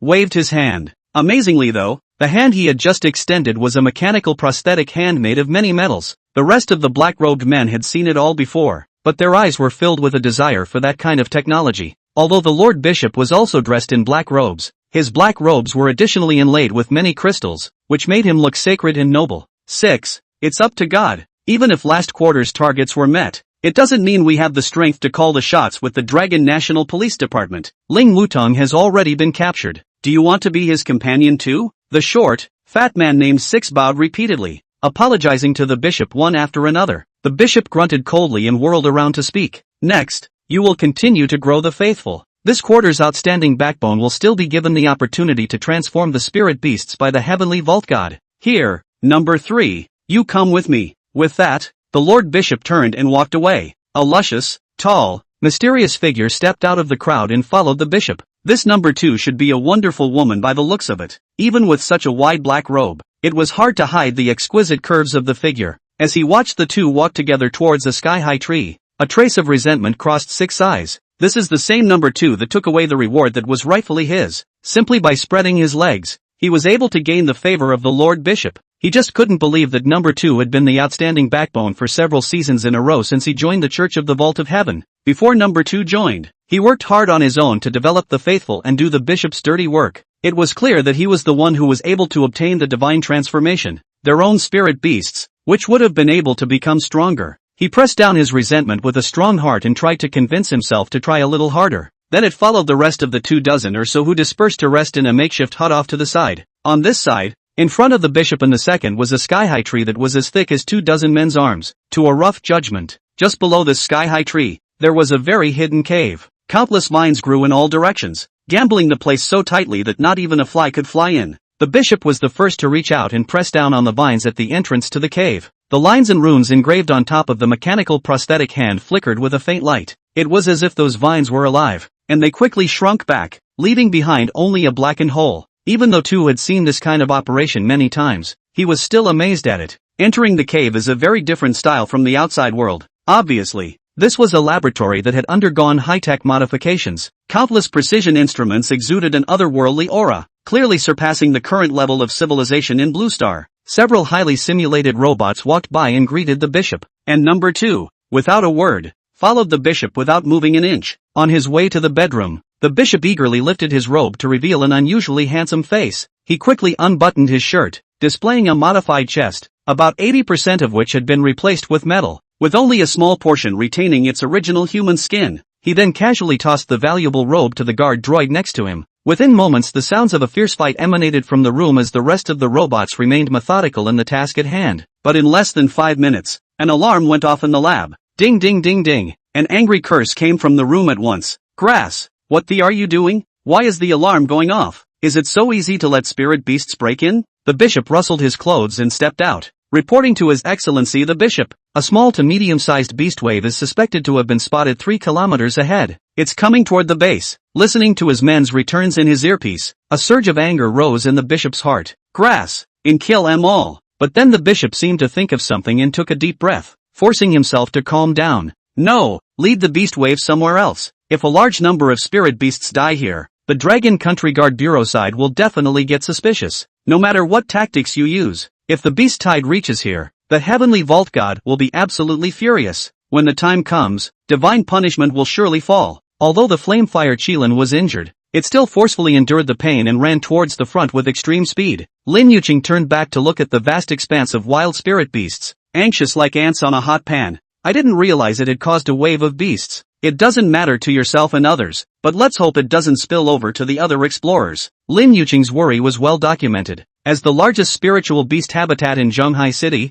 the Dark Water Swamp still had quite a few exploration teams and high school students who came to practice. Once a beast wave of this scale was encountered, there might not even be a piece of fabric left on the body. Xiaoyan's eyes went black for no reason, and his consciousness turned into a shadow and drilled into the Imperial Beast space. The 10,000 Elements Xian book, which had already finished devouring the elixir long ago, was flickering with light at the moment, and slowly turned over its second page right in front of Xiaoyan's eyes. 3 air-gathering forms, ancient god's ability. Description: when gathered, it takes shape; when dispersed, it becomes qi. Forms an avatar through the overflow of spiritual energy, which can be manipulated through the release of one's own spells and spiritual energy. Specific practices are as follows. The exact time is based on the total amount of the caster's own psychic power. The Book of 10,000 Elephant Mysteries closed again with a flash of light, and its contents were already imprinted in Xiaoyan's mind. Just by looking at it a little bit, Xiaoyan knew what this ability could do. Simply put, it's a diversion. However, with this bilocation technique, its bilocation could not think on its own, but rather Xiaoyan had to control it with a separate mind. And the after effects are so horrific that there is a risk of schizophrenia with regular use. Xiaoyan crossed his heart and simply didn't care. If the stalemate continues like this, he might lose his little life,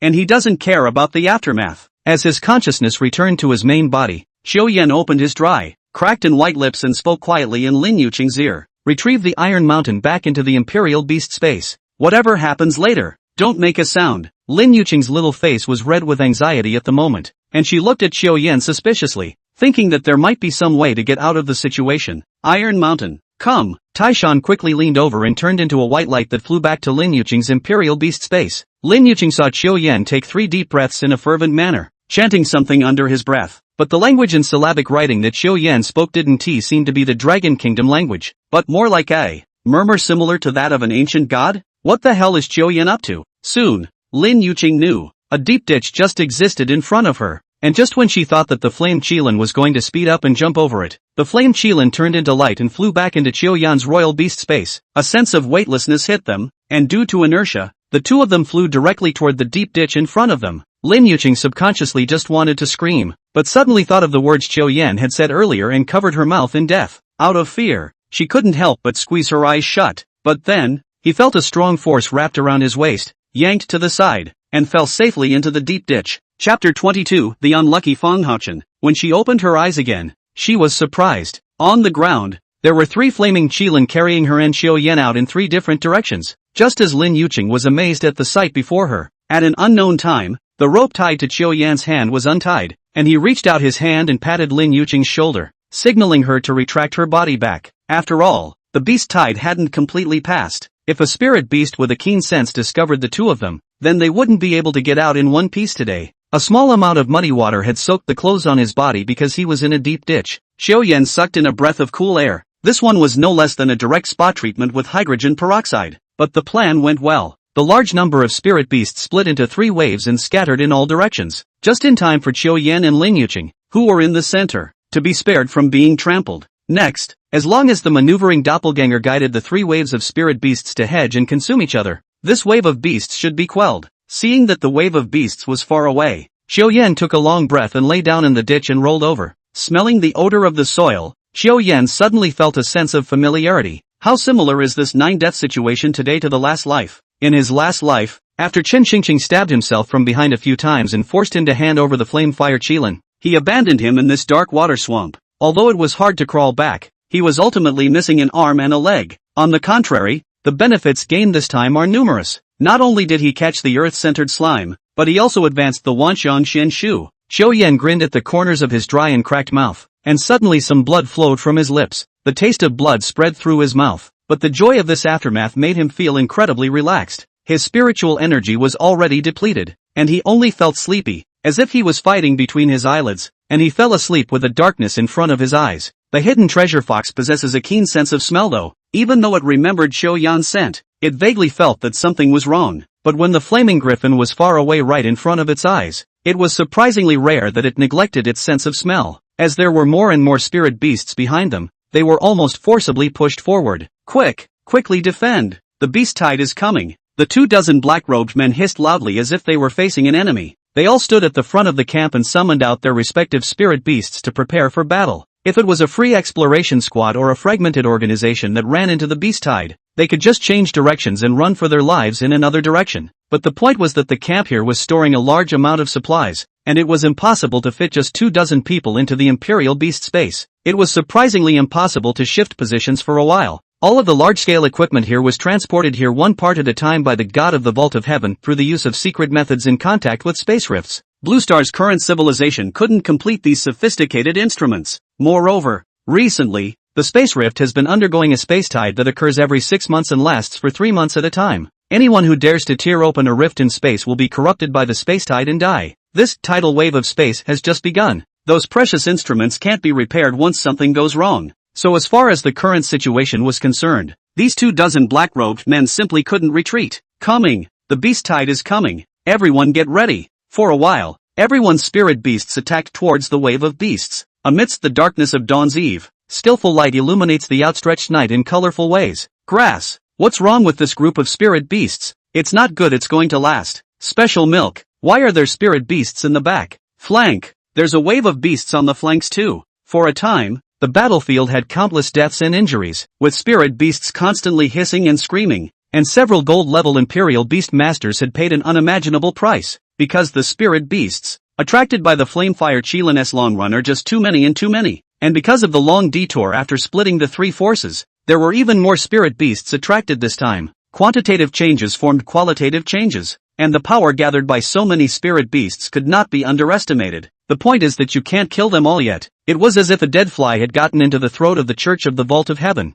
and they couldn't swallow or spit it out. Asterisk asterisk asterisk asterisk. A bunch of losers. The bishop cursed, having thought that it was just an ordinary beast tide that could be easily handled by his men. As a result, those wild spirit beasts, however, seemed to be following some guidance, splitting into 3 forces and storming the camp from different directions. What's this? Playing the art of war? Black lines sprang up on the bishop's head, wondering if he had done something outrageous to deserve such retribution. Himself and the others had been lurking in the Darkwada swamp for as long as 5 or 6 years, and during that time, they had never had any conflicts with the surrounding wild spirit beasts. Even if they had to pass through the territory of wild spirit beasts, they were never careful. As a result, today this group of wild spirit beasts attacked their campsite as if they had dug up their own ancestral graves, and they didn't mess with them. So what is this called? Roll! All of you! The bishop heckled his men back, and with a wave of his tech-filled mechanical arm, the entire camp was protected by a blue shield. The protective shield seemed to be even harder than shin iron, and those wild spirit beasts all crashed into each other's eyes.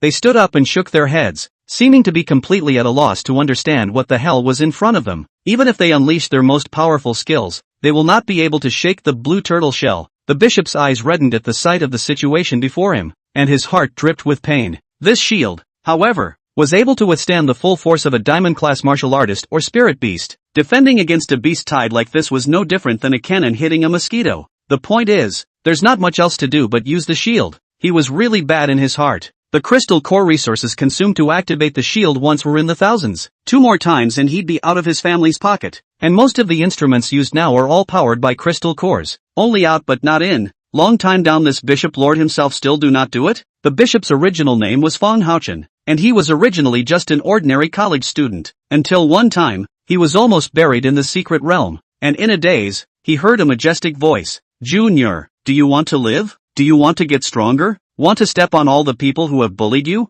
We are the Sky Vaults, a race from beyond the blue planet. The human body is always obsolete. We can remodel you, keep you alive and make you stronger. Join the glorious evolution boy. Without hesitation, Fong Haochen accepted the baptism of the Heavenly Vault race and single-handedly formed the Heavenly Vault Church after his return. Relying on the technology of the Sky Vault clan, he developed his power by transforming spirit animals for his followers. They are like a ticking time bomb, hidden in the other side of society. Sensing that there were no more spirit beasts around, Lin Yuqing struggled to sit up. She looked at Xiao Yan, who had fainted, and cried and laughed a little. This trip to the Darkwada swamp was truly fantastical. First, he himself was lying outside the tent for no reason, and then he followed the Flame Qilin to inexplicably save Xiao Yan once. Having searched for the Earth's core slimes and gone through the crisis of the beast tide, this was an experience she had never had in 18 years. She couldn't forget for a long time about the mysterious means Xiao Yan had just performed. What kind of skill was that was so subtle? Lin Yuqing looked at Xiao Yan who had passed out on his face. She took off her jacket and used a dry spot to help Qiu Yan wipe away the muddy water from his face. Looking at Qiu Yan's sleeping face at this moment, a gentle smile spread across her face. Lin Yuqing summoned Iron Mountain once again, generating a rock wall on the ground. It was hard, but at least it kept out the cold, muddy water. This was followed by having Iron Mountain construct a roof above, which made the two men well concealed. After doing this, Lin Yuqing took out a small nightlight and medical kit from the Imperial Beast's base. She carefully turned Qiu Yan over, and as a result, the wound on Qiu Yan's back directly gave Lin Yuqing a shock. It turned out that Qiu Yan had suffered such a serious injury in order to protect himself. A mist rose in her eyes and she ruffled her hanging bangs, kneeling down next to Qiu Yan. Forgetting the shyness of a young girl, she tore Qiu Yan's blouse open and gently sterilized his wound. Chapter 23, Quirky Skinny Egg Porridge. Cough cough cough. At noon the next day, Qiu Yan, who was sleeping, woke up choking on the air's quagmire gas. Then he felt a fiery pain on his back, which instantly sobered him up.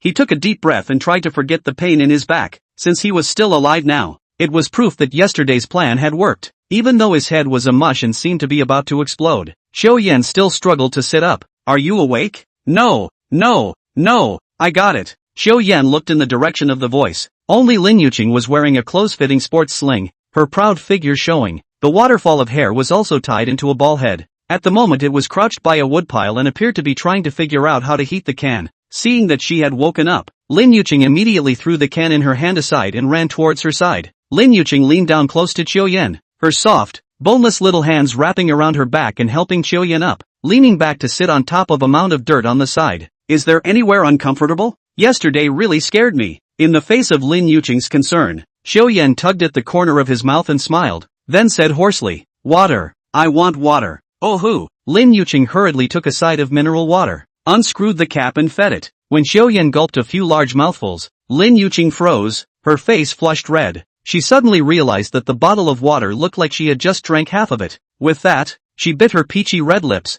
her eyes dodging, somewhat shyly not daring to look at Qiu Yan. Qiu Yan, who had slowed down, then realized that his top had been taken off at some point. It had been wrapped in white gauze and resembled the mascot of some tire brand. Feeling a faint scent lingering on the tip of his nose, he immediately began to search for the source of the scent. He glanced to the side, and it turned out that he had slept all night with Lin Yuqing's jacket on his pillow like this. "Are you hungry? I'll heat up some canned food for you?" Qiu Yan gently nodded. Although he had eaten barbecued meat last night, it had been about 10 hours since then, and his stomach was still a bit hungry. Lin Yuqing handed the steaming canned food to Qiu Yan, and only then reacted by taking out a spoon from the Imperial Beast's base. She dug a spoonful of lunch meat and put it to her mouth and blew on it before feeding it to Qiu Yan's mouth. It had to be said that despite how the lunch meat tasted, just because Lin Yuqing took care of it with such dedication, Qiu Yan's heart was warm. When he thought of yesterday's situation, Qiu Yan was a bit scared. "Sorry, yesterday put you in danger." Qiu Yan opened his mouth breathlessly, falling into deep self-blame.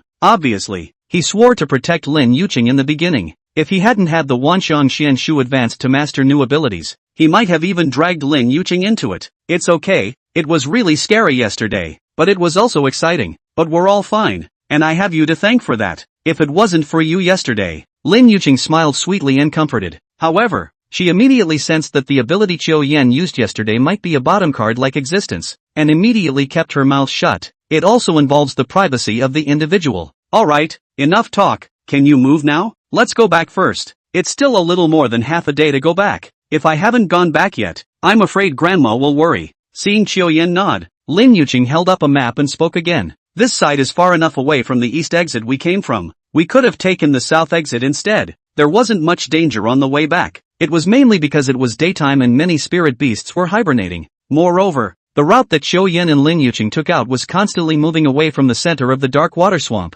Qiu Yan, as a royal beast master, his body's recovery ability was actually far beyond that of normal people. After eating something, I felt the wound on my back was crispy and itchy, and it was already starting to heal. However, Qiu Yan's physical qualities were not as unbelievable as a martial artist's, where a serious injury in the morning was followed by the kind that could be alive and well in the afternoon. Unable to argue with Lin Yuqing, Qiu Yan had no choice but to advance on Taishan. I don't know how long it took, but I was surprised to fall asleep again. Only when he noticed Taishan's footsteps stopped did Qiu Yan leisurely turn around and look around. Surprisingly, he had already reached the exit. The garrison troops at the gate looked at the two of them with a scrutinizing face, and the spirit beasts on the side were all ready to fight. After all, the two were scanned by infrared from 2 kilometers away. Xiao Yan and his two men did not have any record of entering or leaving this stronghold, so it was really a bit suspicious. And with what appeared to be a wave of beasts last night, no amount of caution was too much to ask. Show me some ID. Lin Yuqing hurriedly handed over the student cards of the two of them. The small captain-like soldier was seen fumbling with a mini swipe machine from behind him, holding up the card with a swipe. Drip. Looking at the information on the swipe machine, the junior captain compared the information for half a day before he put his heart down and waved his hand to signal the others to put away their spirit beasts. However, before leaving, the young captain still stroked Tai Shan's silky fur and exclaimed, a good spirit beast. After handing over 10% of the funds gained this time, Lin Yuqing retrieved the granite rock tiger into the royal beast space and carried Xiao Yan to the highway. Those spirit medicines and plants that Xiao Yan had placed in the imperial beast space had long been devoured by the Wanxiang Xianshu. The passes could not be recognized and recorded either, which made Xiao Yan stuck with a small bug. Looking at the injured man on the side, Lin Yuqing had a hard time suppressing the idea of wanting to ride the little blue bike next to her. He then beckoned and stopped a cab, carrying the two to the Third People's Hospital of Shanghai City. This was also the hospital where Lin Yuqing's grandmother was. After she got Xiao Yan settled, she went to the hospital window to pay the bill. Soon, several nurses in white dresses came into the ward and wheeled Xiao Yan to the operating room for debridement and bandaging. As the anesthetic was injected,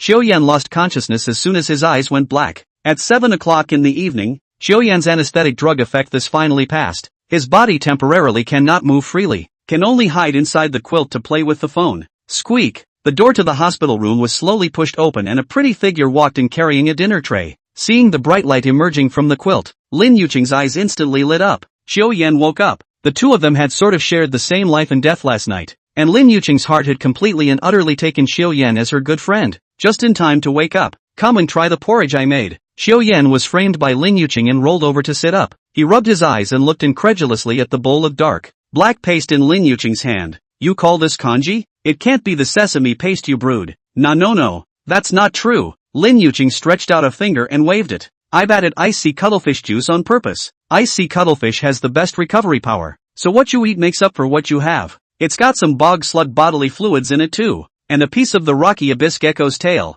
Lin Yuqing reported the many materials she had joined as if she were counting them, only that she herself didn't realize that she could only talk so eloquently in front of Xiao Yan. Never seemed to say much about the rest of the school. Big sister, I want to eat some normal food. Xiao Yan protested repeatedly, but he still couldn't argue with the tough Lin Yuqing, and was scooped up by her and poured a spoonful directly into his mouth. Blah blah blah blah. Delicious, isn't it? Lin Yuqing pulled a stool and supported her chin with both hands, just looking at Xiao Yan. Aha! As Xiao Yan continued to chew, he went from being very resistant at the beginning to having a shocked look on his face. Put in so many weird and wonderful ingredients, and the result is a final flavor that tastes a bit like skinny egg kanji? Sis, I'll just say one thing.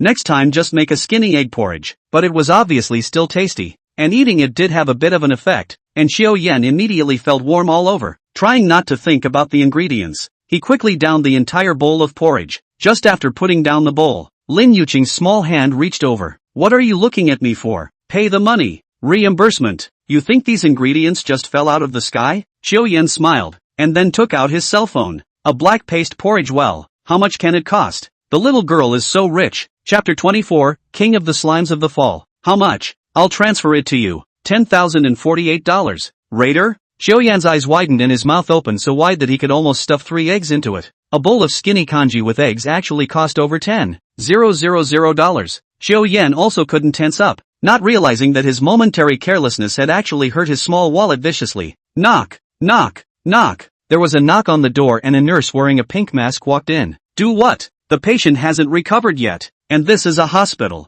Loud noises are forbidden. When Xiao Yan and Lin Yuqing heard this, they immediately sat down obediently like children who had made a mistake and were being criticized. Miss Lin, come with me. Dr. Wu is waiting for you in the oncology department. The nurse just gave notice and left the ward in a huff. Perhaps sensing that something was wrong, Xiao Yan cast a curious look towards Lin Yuqing, who was clearly absent down. Lin Yuqing just squeezed out a stiff smile and glanced at Xiao Yan. You rest here. Then it went softly to the door and closed it. Xiao Yan obviously felt something was wrong and quietly got out of bed, leaning down and looking around towards the corridor. Lin Yuqing's figure had already disappeared. Oncology? Could it be that Lin Yuqing's grandmother's condition has worsened? Xiao Yan cocked his head and decided to see what was going on. The inpatient department is not far from the outpatient department, and in less than 5 minutes, Xiao arrived at the door of the oncology department that the nurse mentioned. There was a piece of hollow glass on the door, and Xiao was able to clearly see a doctor in a white coat with some gray hair on his temples sitting in front of Lin Yuqing.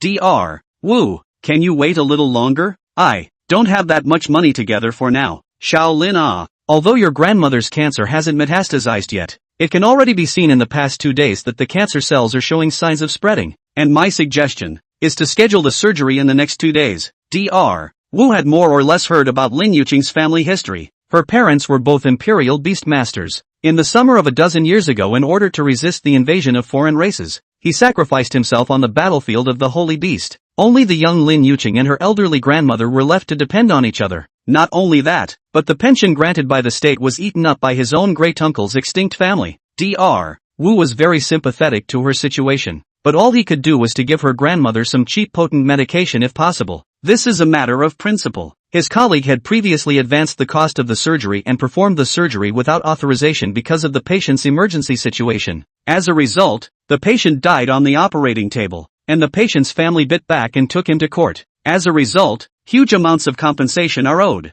Finally sold the house and got divorced to get the money together. Even though the Dragon Kingdom had medical subsidies for the families of martyrs, how many years would one have to save up to pay for treatment with just a child and an old man? Well, please go home first, and you can think of something about the money. Lin Yuqing bit her lips tightly. After a long moment of hesitation, she looked down at the balance in her hand, stood up somewhat numbly, and turned around, ready to leave. Xiao saw this and hurriedly ran to the side, pulling open the door of a section to block it for himself. Has the number been called yet, classmate? If you haven't been called, wait outside patiently for a moment. Oh, wait a minute right now. It wasn't until Lin Yuqing covered her eyes and walked into the elevator with red eyes that Xiao returned to the entrance of the oncology department. He pushed the door open just as Dr. Wu, with little work at hand, just looked at him and sighed.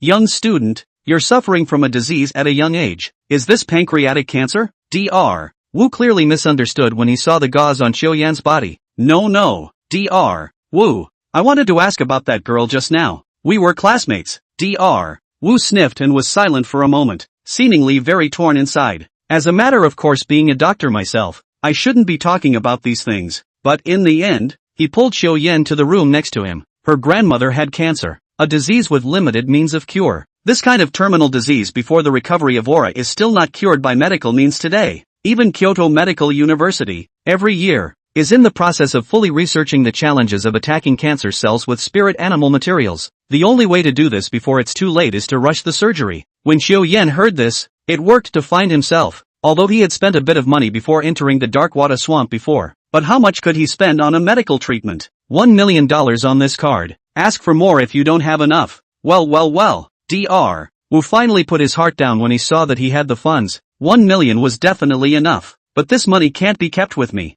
I'll explain to the nurse to send it to the old man. It's almost 2 weeks or so of pre-op preparation, and we schedule the surgery as soon as possible anyway. Xiao nodded and said goodbye to Dr. Wu before returning to his hospital wing. On the other side, in the dark water swamp, the beast tide here had long since subsided, leaving only a scorched black mess. Fan Haochen clasped his hands on his arms, crossed his legs, and looked at the straight shivering henchman in front of him with a scrutinizing gaze. Are you saying that you saw a man and a woman riding a fire attribute spirit beast through the dark water swamp yesterday? 1,000 times over. My lord bishop, the wave of beasts that attacked our base yesterday was attracted by the two of them. Grass, plants are suspended. It must be found for me. I'm going to take the spirit beasts of the two of them. Fan Haochen's righteous hand slapped hard on top of the chair's armrests with a dull reverberation. Where's 6? Tell him to find it. Yes. Watching his subordinate's hasty flight, a hint of viciousness flashed in Fan Haochen's eyes. Noticing that the bishop was in a bad mood, number 2's petite body leaned in at the right time. The righteous hand pinched hard towards the softness, and painfully, number 2 pouted.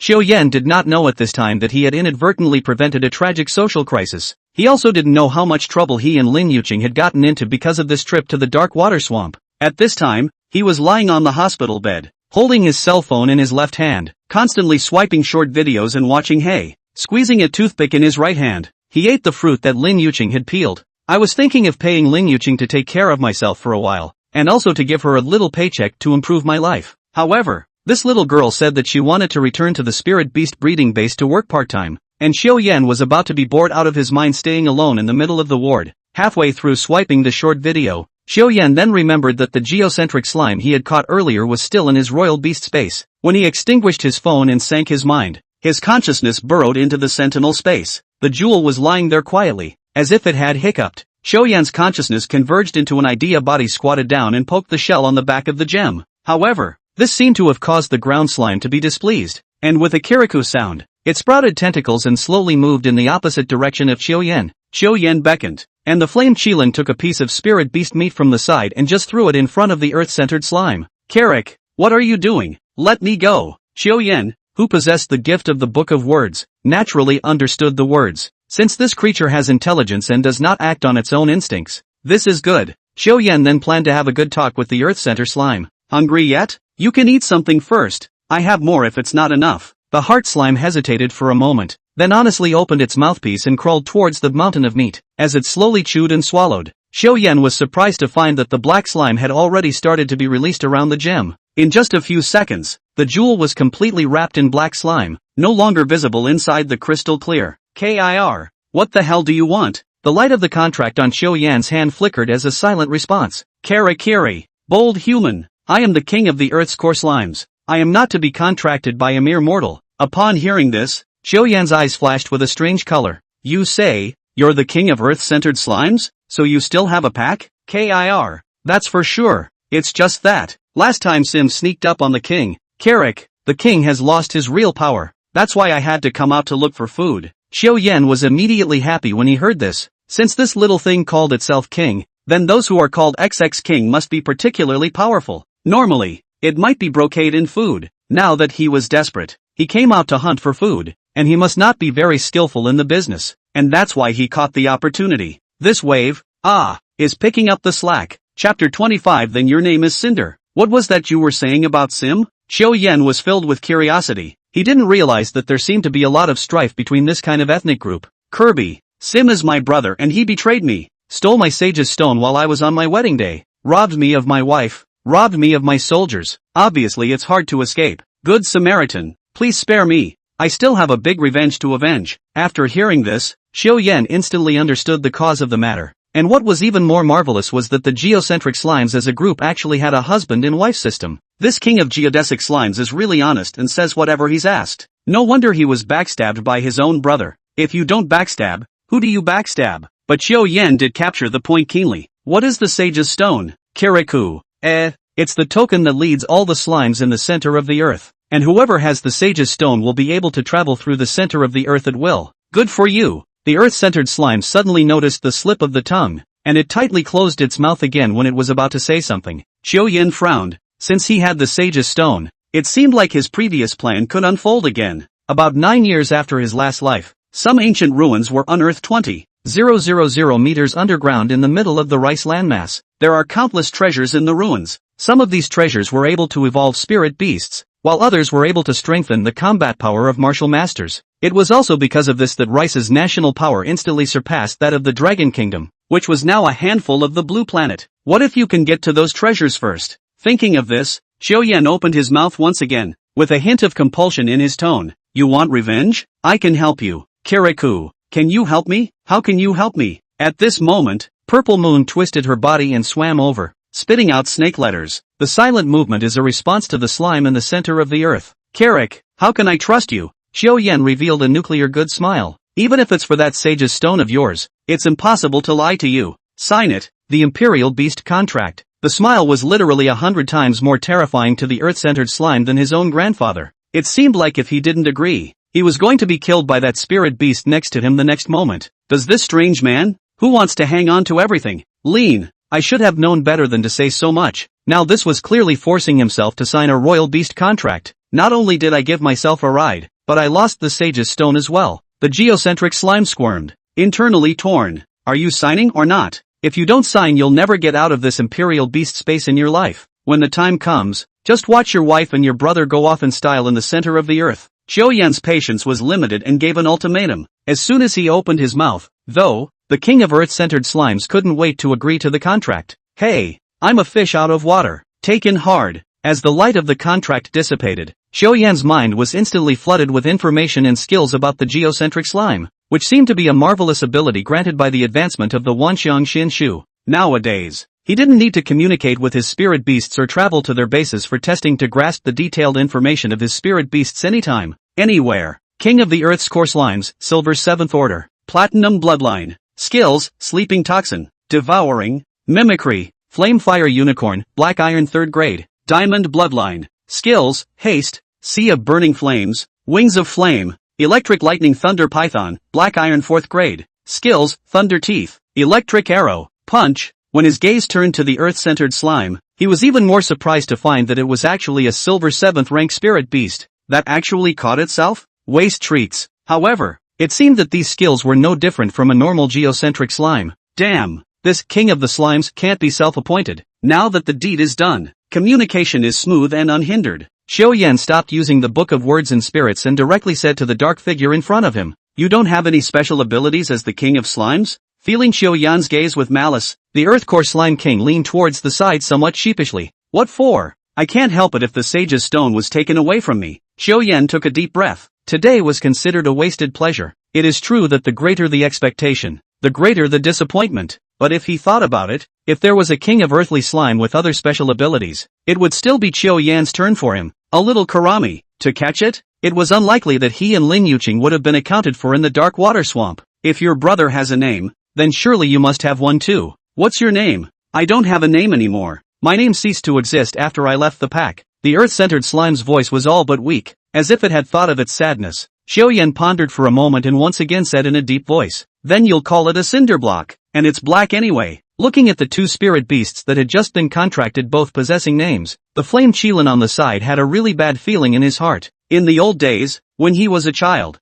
Xiao Yan always wanted to give himself a name, but his high-minded self never accepted it. The boomerang of time finally flew back after many years. It's punishing yourself for being condescending in the first place. It could only put in twice as much effort as the other spirit beasts to regain Xiao Yan's trust. Giving a name to a spirit animal often indicates that the spirit animal has a good and close relationship with the beast master, and that the master-servant relationship is transformed into a partnership. Taking a name also means that the master-servant contract is invalidated and replaced by a contract of equality. Xiao Yan did this purely because he felt that King of the Earth Slime was too long and he was too lazy to pronounce it. Here, Cinder, have some more, and when you're done, go make an SPA for both of them. Although it didn't know what the SPA in its master's mouth meant, it knew what its slime was for and shivered twice in Xiao Yan's direction, indicating that it was completely okay. Still towards the small mountain of meat that Xiao Yan threw over, the black slime kept covering it and slowly swallowing it. Xiao Yan walked up to the flame Qilin and looked at the flame Qilin with a scrutinizing gaze. This instantly made the flame fire Qilin look furious, and its fur was shaking into a sieve. Does it mean that one is going to get beaten up again? After a long period of silence, Xiao Yan reached out his hand and slowly stroked the flame Qilin's head and rubbed it. Another piece of red flame-scented pork was taken out from among the storage cabinet next to him and stuffed into the flame Qilin's mouth. Xiao Yan actually had a grudge against the flame Qilin before. In his last life, when he was sneak attacked by Qinqingqing, the flame fire Qilin was just watching from the side. But the flame unicorn did do his best over the past 2 days, and it certainly wasn't okay to keep suppressing and abusing them. You gotta sweeten the pot once in a while, right? After all, it was also his own spirit animal. Unexpectedly, this action caused the flame unicorn to cry out in pain, large teardrops slipping from the corners of his eyes. Chapter 26, If you dare to touch Lin Yuqing again, you can try it. The Third People's Hospital of Zhonghai City. After a few days of recuperating in the hospital, it was finally time to be discharged. As the layer of bandages came undone, it made Xiao Yan feel an immense sense of relief. Just last night, one's cultivation had already come to the Black Iron 5th stage, and just these few days of cultivation progress had already been worth 3 months in the past. When no one was around or after the lights went out at night, they all summoned Purple Moon out for cultivation,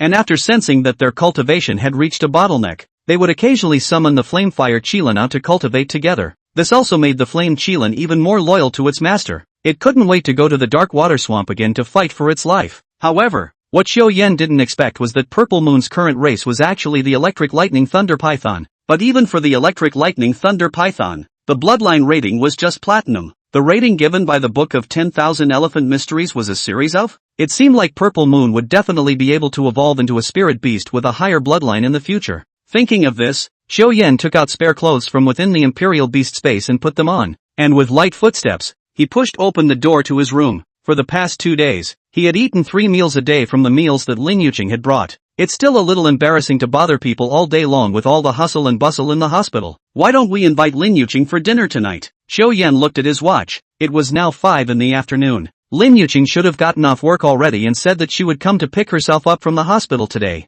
Let's go to the Golden Embers downtown for dinner. Xiao Yan hurriedly called over there and booked a private room. As 10 minutes passed, there was still no one visible in the building. This gave Xiao Yan some bad vibes in his heart. Because Lin Yuqing worked as a temporary worker at the spirit beast breeding base, her working hours were from 6 to 10 in the morning, at 5 o'clock in the morning and 12 o'clock at noon, as well as at 5 o'clock in the evening. Lin Yuqing would deliver food to Xiao Yan every day without fail, and it was supposed to be an appointment today, at 5 o'clock in the evening. According to Lin Yuqing's nature, it was absolutely impossible for her to be late. Xiao Yan called several times in a row, but the result was that the other end of the phone showed no answer. This caused the premonition in Xiao Yan's heart to get worse and worse. It's not in any danger, is it? Thinking of this, Xiao Yan sent a message to Lin Yuqing and then rushed towards Lin Yuqing's grandmother's hospital room. Since they were all in the same inpatient building, Xiao Yan just took a few steps and rode the elevator to the 7th floor. Just as he arrived at the door of Lin Yuqing's grandmother's hospital room, he heard the sound of several people arguing in the room.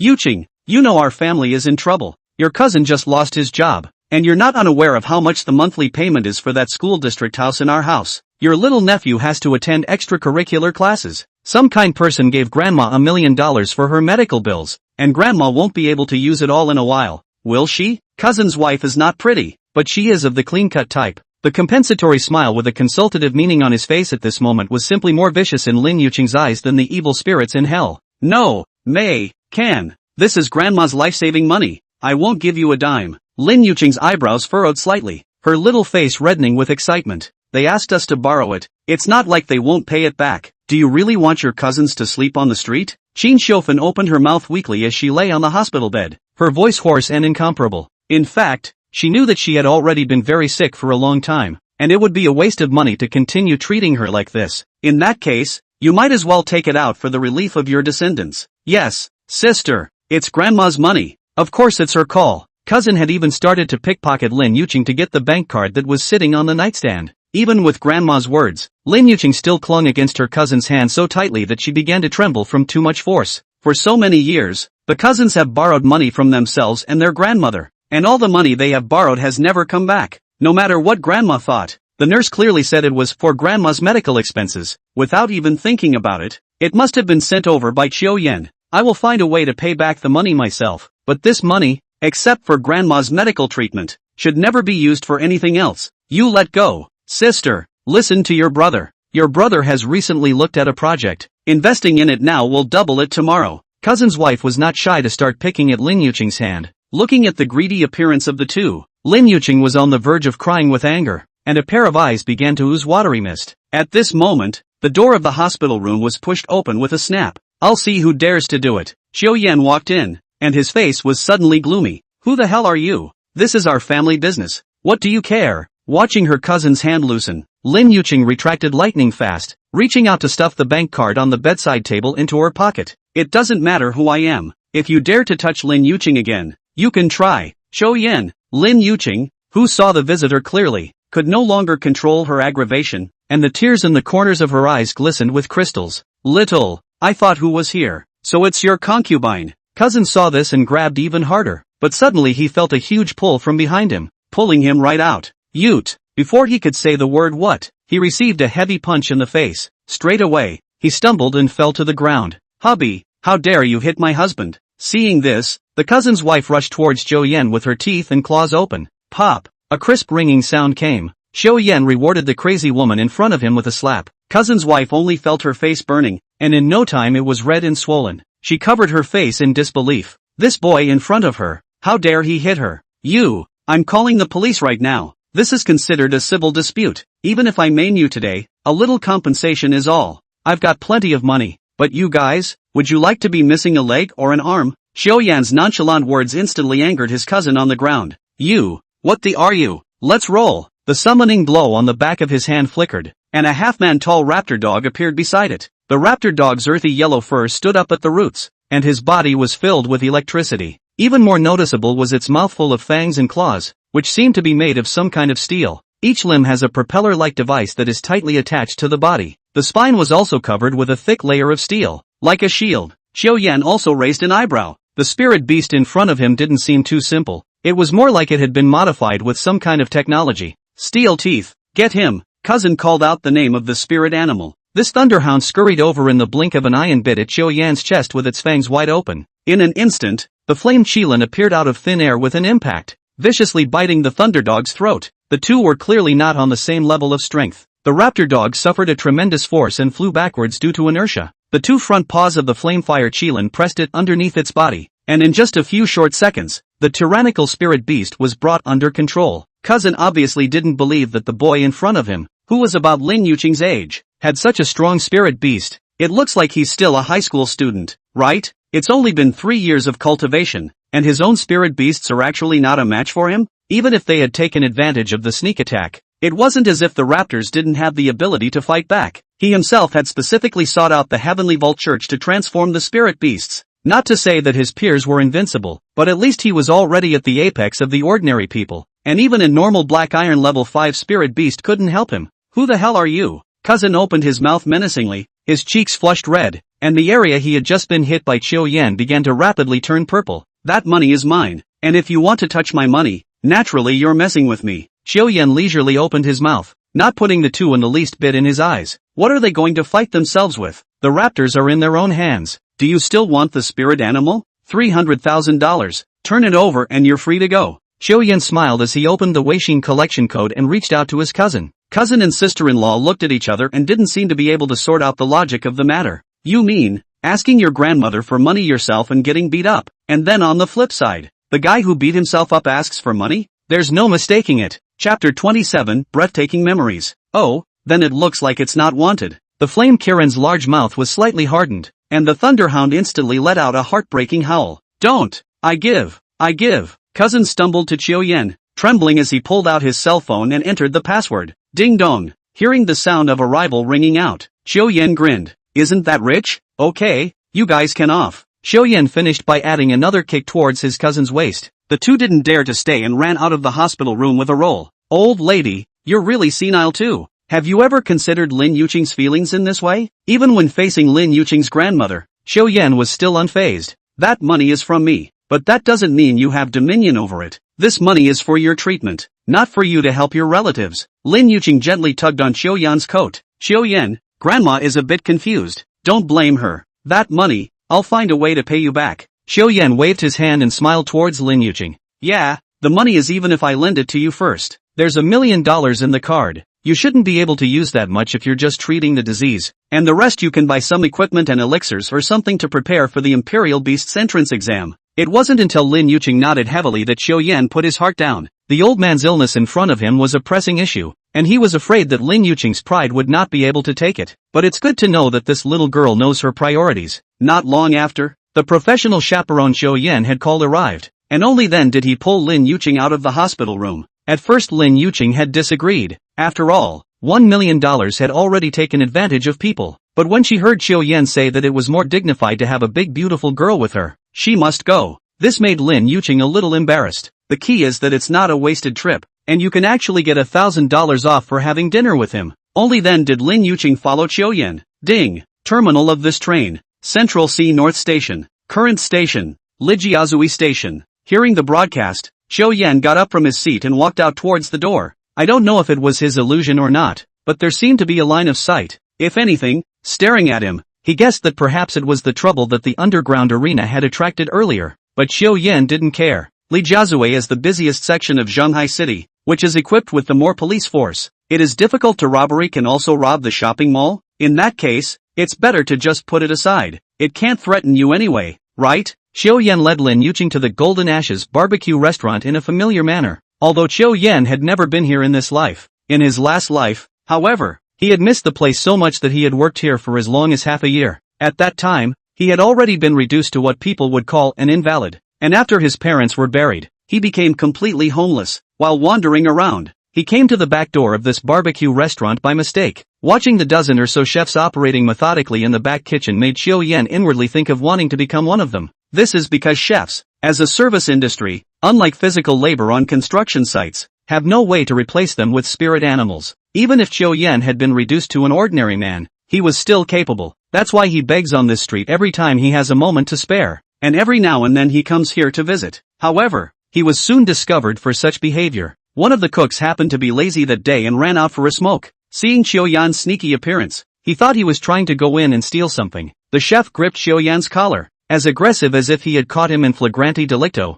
and in no time at all, he drew many onlookers. The eyes of these people stomped and ground what was left of Chiu Yan's self-respect into dust, but Chiu Yan had nowhere to defend himself. After all, who would have thought that a disabled beggar would want to support himself by learning culinary skills? I said, why, I've been losing things for the past 2 days. So it's you. That chef raised his thick arm and was about to throw a punch towards Chiu Yan's face. The lobby manager just couldn't stand to see this kind of behavior and directly took a few steps forward and yanked the chef. He sidetracked the onlookers, chased away the vicious chef, and made Chiu Yan a bowl of hot fried rice. He was also the only one who treated Chiu Yan like a human being amongst all the days he had been wandering. After realizing what happened to Chiu Yan, the lobby manager resolutely kept Chiu Yan in the back kitchen, where he was responsible for simple tasks such as washing dishes or cleaning all day long. This lobby manager's surname is Wang, and his name is Wang Tung. In the past, he had another identity, the only son of the Wang family, the leading entertainment industry in Shanghai City. It could be said that Wang Zaicheng was not even qualified to lift Wang Teng's shoes.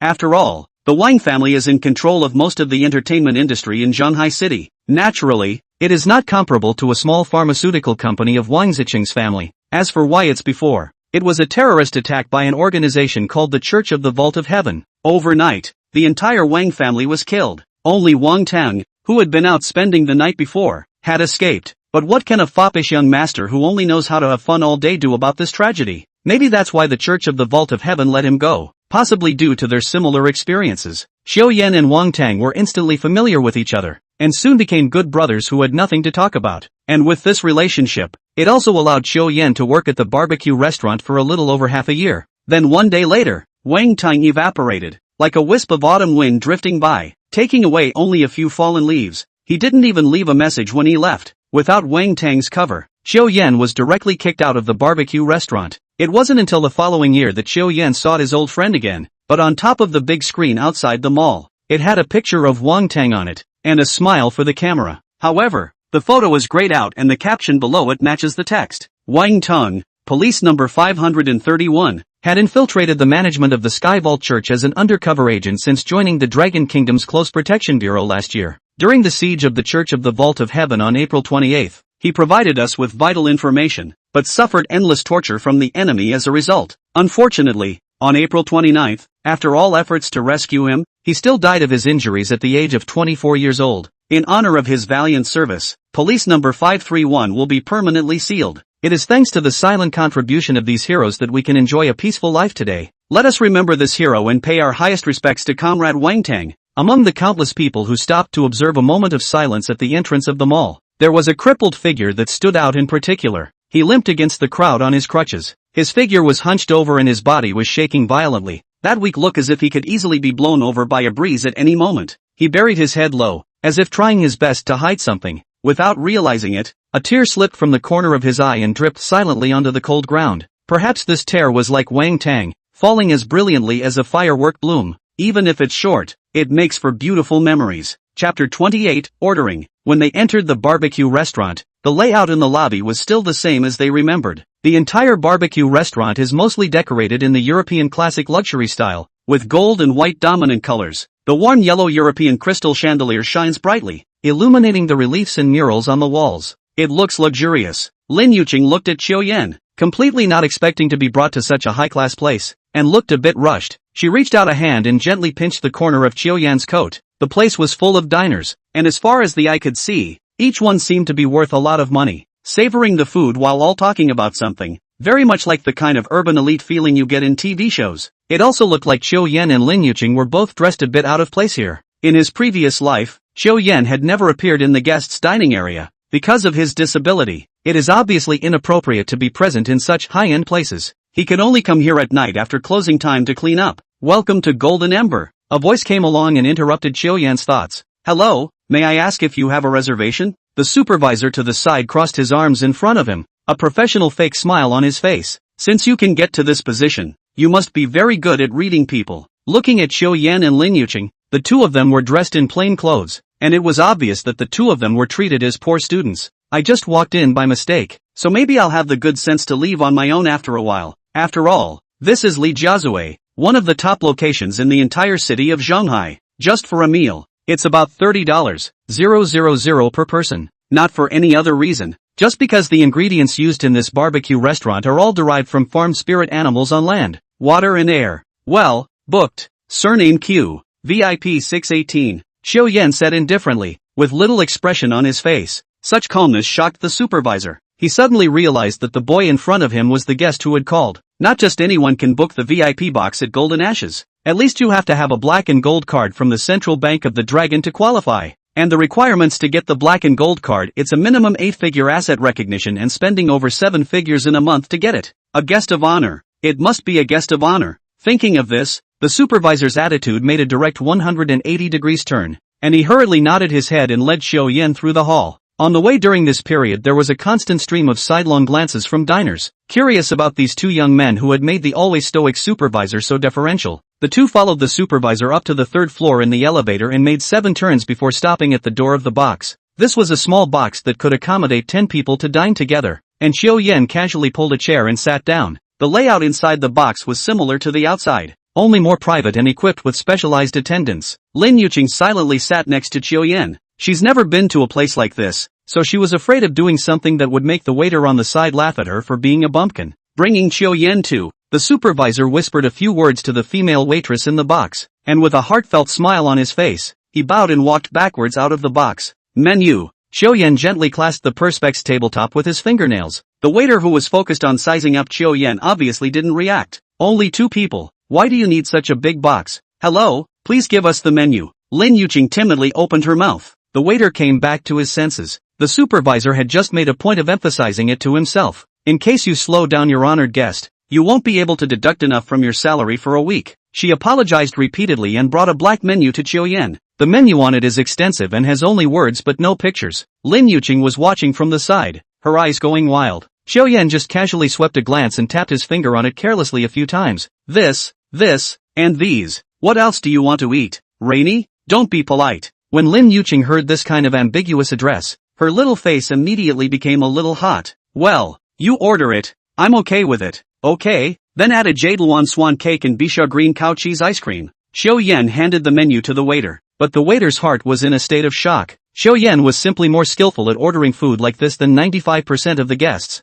and all the orders are quite special dishes of the house. Even the hidden dishes like jade swan cake are known. A connoisseur. Definitely a connoisseur. Yes, I'll order it from my side. Wait a moment, I'll arrange it for you right away. Well, go ahead and get out. I'll call you if I need you. Upon hearing this, the waitress looked delighted and hurriedly and respectfully withdrew from the box, because she had to deal with the difficult requests of difficult customers every day. She liked customers like Xiao Yan the most. Not long after, she knocked on Xiao Yan's room door holding a dinner plate. Coming, sir. First appetizer, baked water heart snails with garlic butter. The drink is a wine made using the spirit plant grapes obtained from the secret realm. After placing these in front of the 2 men, he withdrew again and guarded the door of the box. Meanwhile, the front desk on the 1st floor was where a heated argument broke out. Grandma, you don't even ask around. Our young master Wang Tang still needs a reservation when he comes for dinner? Wang Ziqing furiously called out towards the door supervisor, and beside him, Chen Qingqing secretly tugged on his sleeve. Wang Zichang was a bit out of character today, and it was in front of Wang Tang, but it's understandable. He had managed to ask Wang Tang out, but he had accidentally forgotten to make a reservation. This also led to a very awkward situation for several of them. No more boxes. There's still room at table 6 over there. Just enough for a few of you to be seated as well. Don't worry about it. Each of our tables is far away from each other, so there's absolutely no need to worry about privacy for a few of you. Let us sit in the lobby? Now there are still places inside the hall though, but with a status like Wang Tang's, would it be appropriate to let someone sit in the lobby? The supervisor wiped the sweat from his forehead without a trace and explained while smiling with him. I'm sorry, Mr. Wang and Mr. Wang, I really didn't know you guys were coming. In that case, I'll make a contact on my end to see if any of the boxes are about to finish their meals. The supervisor's head is spinning, but anyone who can book into the VIP box, which is a small supervisor he can't afford to offend. Now letting the waiter of the box ask the guest for the mealtime. Isn't it obvious that he is trying to drive people away? Inside the box are mostly some dignified characters. Between meals cannot help but talk. This mealtime is simply no way to be specific to the minute. That's a clear-cut case of embarrassment. He took the folder over and over again, checking the registration information of the box, sweating with anxiety. You don't have to dwell on it. You tell me which box is less crowded. I'll talk to them and see if I can get them to switch to the lobby. The supervisor was instantly relieved, since he didn't have to step in himself. But after dwelling on it for so long, Wang Zicheng's patience had been exhausted. Seeing the supervisor's delayed response, Wang Zicheng reached out and snatched the list from the supervisor's hand. Only the VIP 618 box had the word Xiaoyan written on it. And the number of people shown for dining is 2. Isn't this the kid who stood Chen Xingqing up and beat himself up before? Wang Zicheng eagerly a chair for Wang Tong to sit down, then made a wink and called Chen Xingqing out. Chapter 29. Do you know me? What? Xiaoyan is also eating inside the box? You're not mistaken. Unbelief was written all over Chen Xingqing's face. She also understood Xiaoyan's family situation and was actually able to eat here. After selling the flaming unicorn, it was a dashing life. I can't believe I came to spend money in such a high-end place, Wang Zicheng said excitedly. 1,000 times over. I basically know everyone in Zhanghai City with the surname Qiu. There's no such person at all. Wang Zicheng seemed to have grabbed a life-saving straw, and although there was hatred in his eyes, it was clearly not the right time to find Xiaoyan in trouble. The last time he was beaten by Xiaoyan was not resolved either. When he got home, he naturally complained to his own dad, but instead of taking it out on him, his dad reprimanded himself severely. Wang Dadong then directly said that Xiaoyan had a rather frightening background behind him. At first, Wang Zicheng didn't believe it, but then Wang Dadong's words completely shocked Wang Zicheng. The Golden Dragon Chamber of Commerce's Ling Wutong. That's your Uncle Ling, you know that, don't you? That day when I was in the underground coliseum, I saw that kid named Xiaoyan. At that time, after he won, he directly auctioned off his flame Qilin with a diamond-level bloodline. I was going to shoot you back. As a result, old Ling directly put out a vicious threat to me. Then what kind of person is Ling Wutang? Aren't you clear about that? I've also investigated that kid named Xiaoyan. His family is very ordinary. Ling Wutang must have investigated as well. I saw that Xiaoyan enter Ling Wutang's office with my own eyes, and ended up coming out like nobody's business. The next day Ling Wutang was arrested. Think about it yourself. What kind of person can walk away in one piece from Ling Wutang? As for being beaten, Wang Zicheng could only bite his teeth and swallow it in his stomach. Didn't you used to be close to him? Well, just tell him that I'll pay for his dinner today. It was hard for Wang Tang to agree to eat with us. It's not like you don't know how important he is to you and me. Chen Xingqing's eyebrows furrowed slightly. Basically, he himself was now considered to have broken with Xiaoyan. Now let her beg Xiaoyan in a low voice, is no less than cheating divorce, and then go to ask the ex-husband to borrow money like this. Proud as Chen Xingqing was, she was definitely unable to accept it. Seeing her hesitation, Wang Zicheng tightly hugged Chen Xingqing's shoulders. Xingqing, please, it's not like you don't know the importance of the batch of spirit medicines held by the Wang family. Get that batch of elixirs, and no matter what, the Imperial Beast examination will be a sure thing. That's Dragon State University. It doesn't matter what background you have. You're all treated the same. Chen Xingqing was silent for half a day before she finally nodded and decided to go as a lobbyist. Wang Zicheng was overjoyed and hurriedly gave Chen Xingqing a firm kiss towards her forehead and ran to stabilize Wang Teng. Chen Xingqing came to the door of 618, hesitated for a long time, but still resolved to knock on the door. Enter. She pushed open the door and saw Xiaoyan and Lin Yuqing being intimate, and for a moment she was a little unsure of how to speak. Xiaoyan had thought it was time for dessert and didn't even raise his head as he continued to talk and laugh with Lin Yuqing. That, Xiaoyin. Hearing the voice, Xiaoyan then looked up to see the visitor. He raised an eyebrow, feeling a little puzzled. What brings you here? I don't think I remember calling you. Chen Xingqing took a deep breath and was just about to open her mouth, but she was interrupted by Xiaoyan. Xiaoyan took a fervent look at the door. You followed me? Chen Xingqing clenched her fists and her small face reddened. Yuck. What do you mean I followed him? It's just shameless. Thicker than a city wall. Fortunately, Chen Xingqing still remembered her mission and forcefully suppressed her anger. Even her voice was slightly trembling as she spoke. Can you let us have the box? Wang Zicheng said that your debt today is on his head. Oh, hungry? That's fine. I, Xiaoyan, am not a stingy person. Why don't you sit down and eat with us? Chen Xingqing frowned. We have guests. It's not convenient. There's room inside the hall now, so I hope I can switch with you. Yeah, transfer the money to me. Xiaoyan was very quick to take out his cell phone and open the collection code. 200,000. Sweep. How many? At this moment, not only Chen Xingqing, even Lin Yuqing had her little mouth wide open. You want $200,000 for a meal? Yeah, I even gave you a zero. The menu is there for you to see for yourself.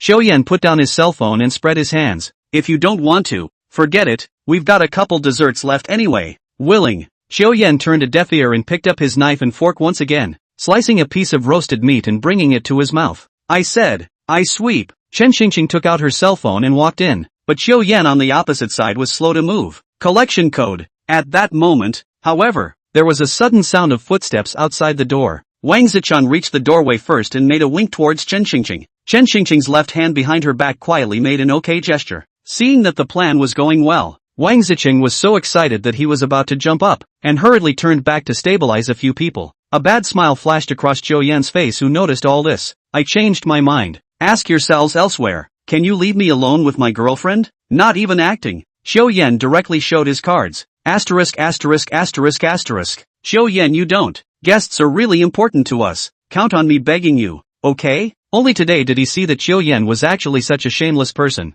Chen Xingqing's head was filled with black lines, and she really wanted to let the spirit beasts out to bite Zhou Yan to death. If this can solve the problem, it would be too cheap for Chen Xingqing. Hearing this, Lin Yuqing next to her couldn't sit still, clamping her legs together. She kept fiddling with her skirt under the table with two small hands, a tangled look on her face. Obviously she hasn't promised Zhou Yan yet. How can you say you're his girlfriend? It's too soon. Obviously people are not ready. While Lin Yuqing was thinking wildly, Zhou Yan crossed his legs and looked at Chen Xingqing somewhat playfully. No, let me see what your guests look like. Maybe we'll be able to make friends in time. Zhou Yan, don't you give a $400,000. Take the money and get out of here. Seeing Chen Xingqing's attitude, Zhou Yan was straight up happy in his heart. The more it upset Chen Xingqing, then the more enjoyable it would be for himself. Sure enough, the smile wouldn't go away and would only transfer to Zhou Yan's face. I was thinking that it would be fine to change seats and have a meal for free, since that guest is really that important to Chen Xingqing. Sorry, had to stir things up for her today. Dropping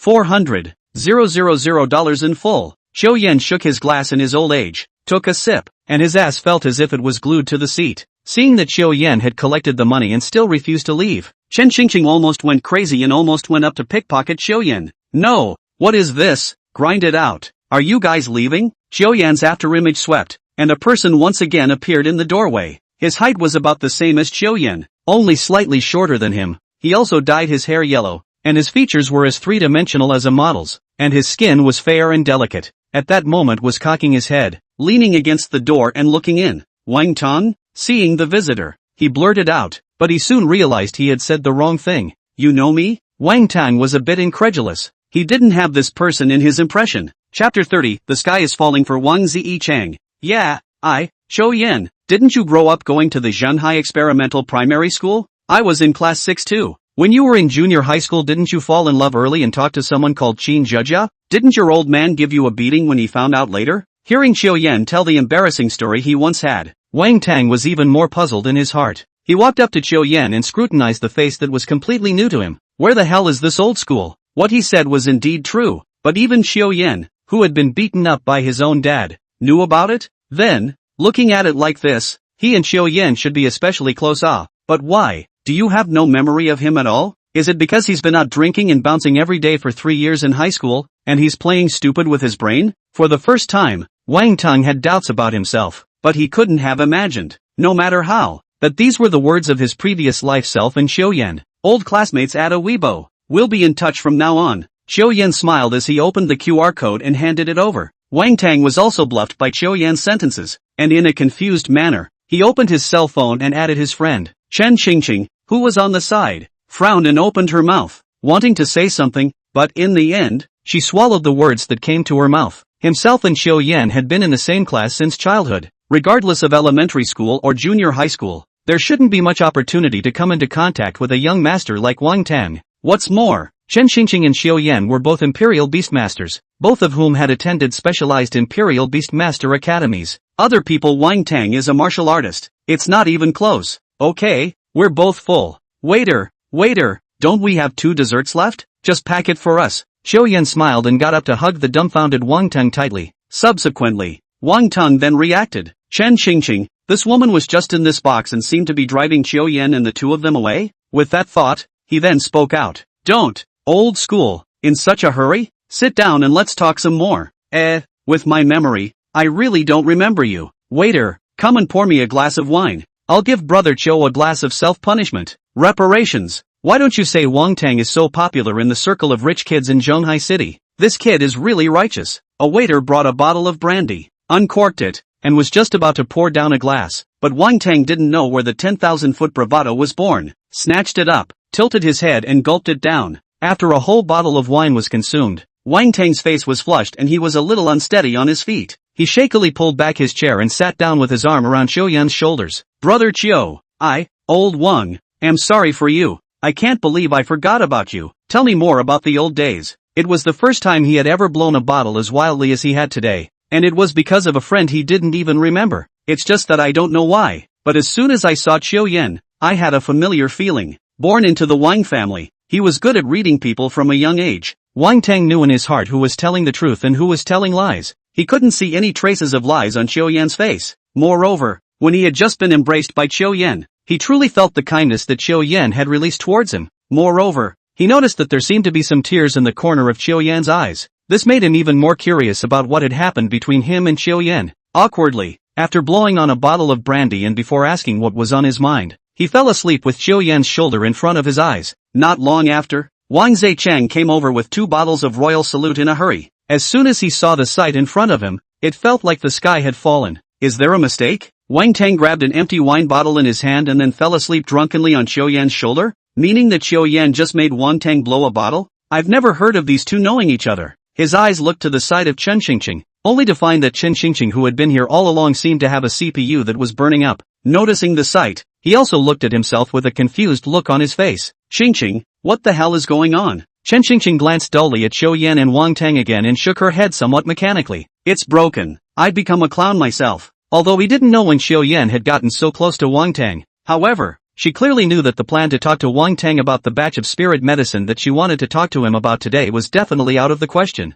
Until the bodyguard came to Wang Tang frame away. Wang Tang's mouth still kept chanting good brother, old classmate, another bottle, such words. The box was surprisingly quiet at the moment, and not a single person spoke. Lin Yuqing naturally knew that this wasn't something she could meddle with, and kept her head buried in her hands as she tweeted to Chiu Yan. Chiu Yan also lowered his head, and Lin Yuqing sent each other love packets for fun. So, are we still eating? One of the minions spoke weakly. Eat, eat, eat. Wang Zaichang slammed the 2 bottles of wine into his little brother's arms and huffed and puffed his way towards the elevator, impatiently poking the buttons all the time. Even the object of his ambiguity, Chen Xingqing, didn't care. Seeing that everyone else had left, Chiu Yan and Lin Yuqing then looked up again. Go, I'll take you home. Chiu Yan smiled and opened his mouth, in a good mood. Today, not only did he break Chen Xingqing's good deed, but more importantly, he met his good brother Wang Tang from his previous life. Since he knew Wang Tang so early on, he might be able to reverse the ending of the Wang family? Lin Yuqing followed Chiu Yan down the stairs and watched as he used the $400,000 he had just extorted to pay the bill, and a strange feeling arose in her heart. But what she cared most about right now was still the fact that Chiu Yan had just said that she was his girlfriend.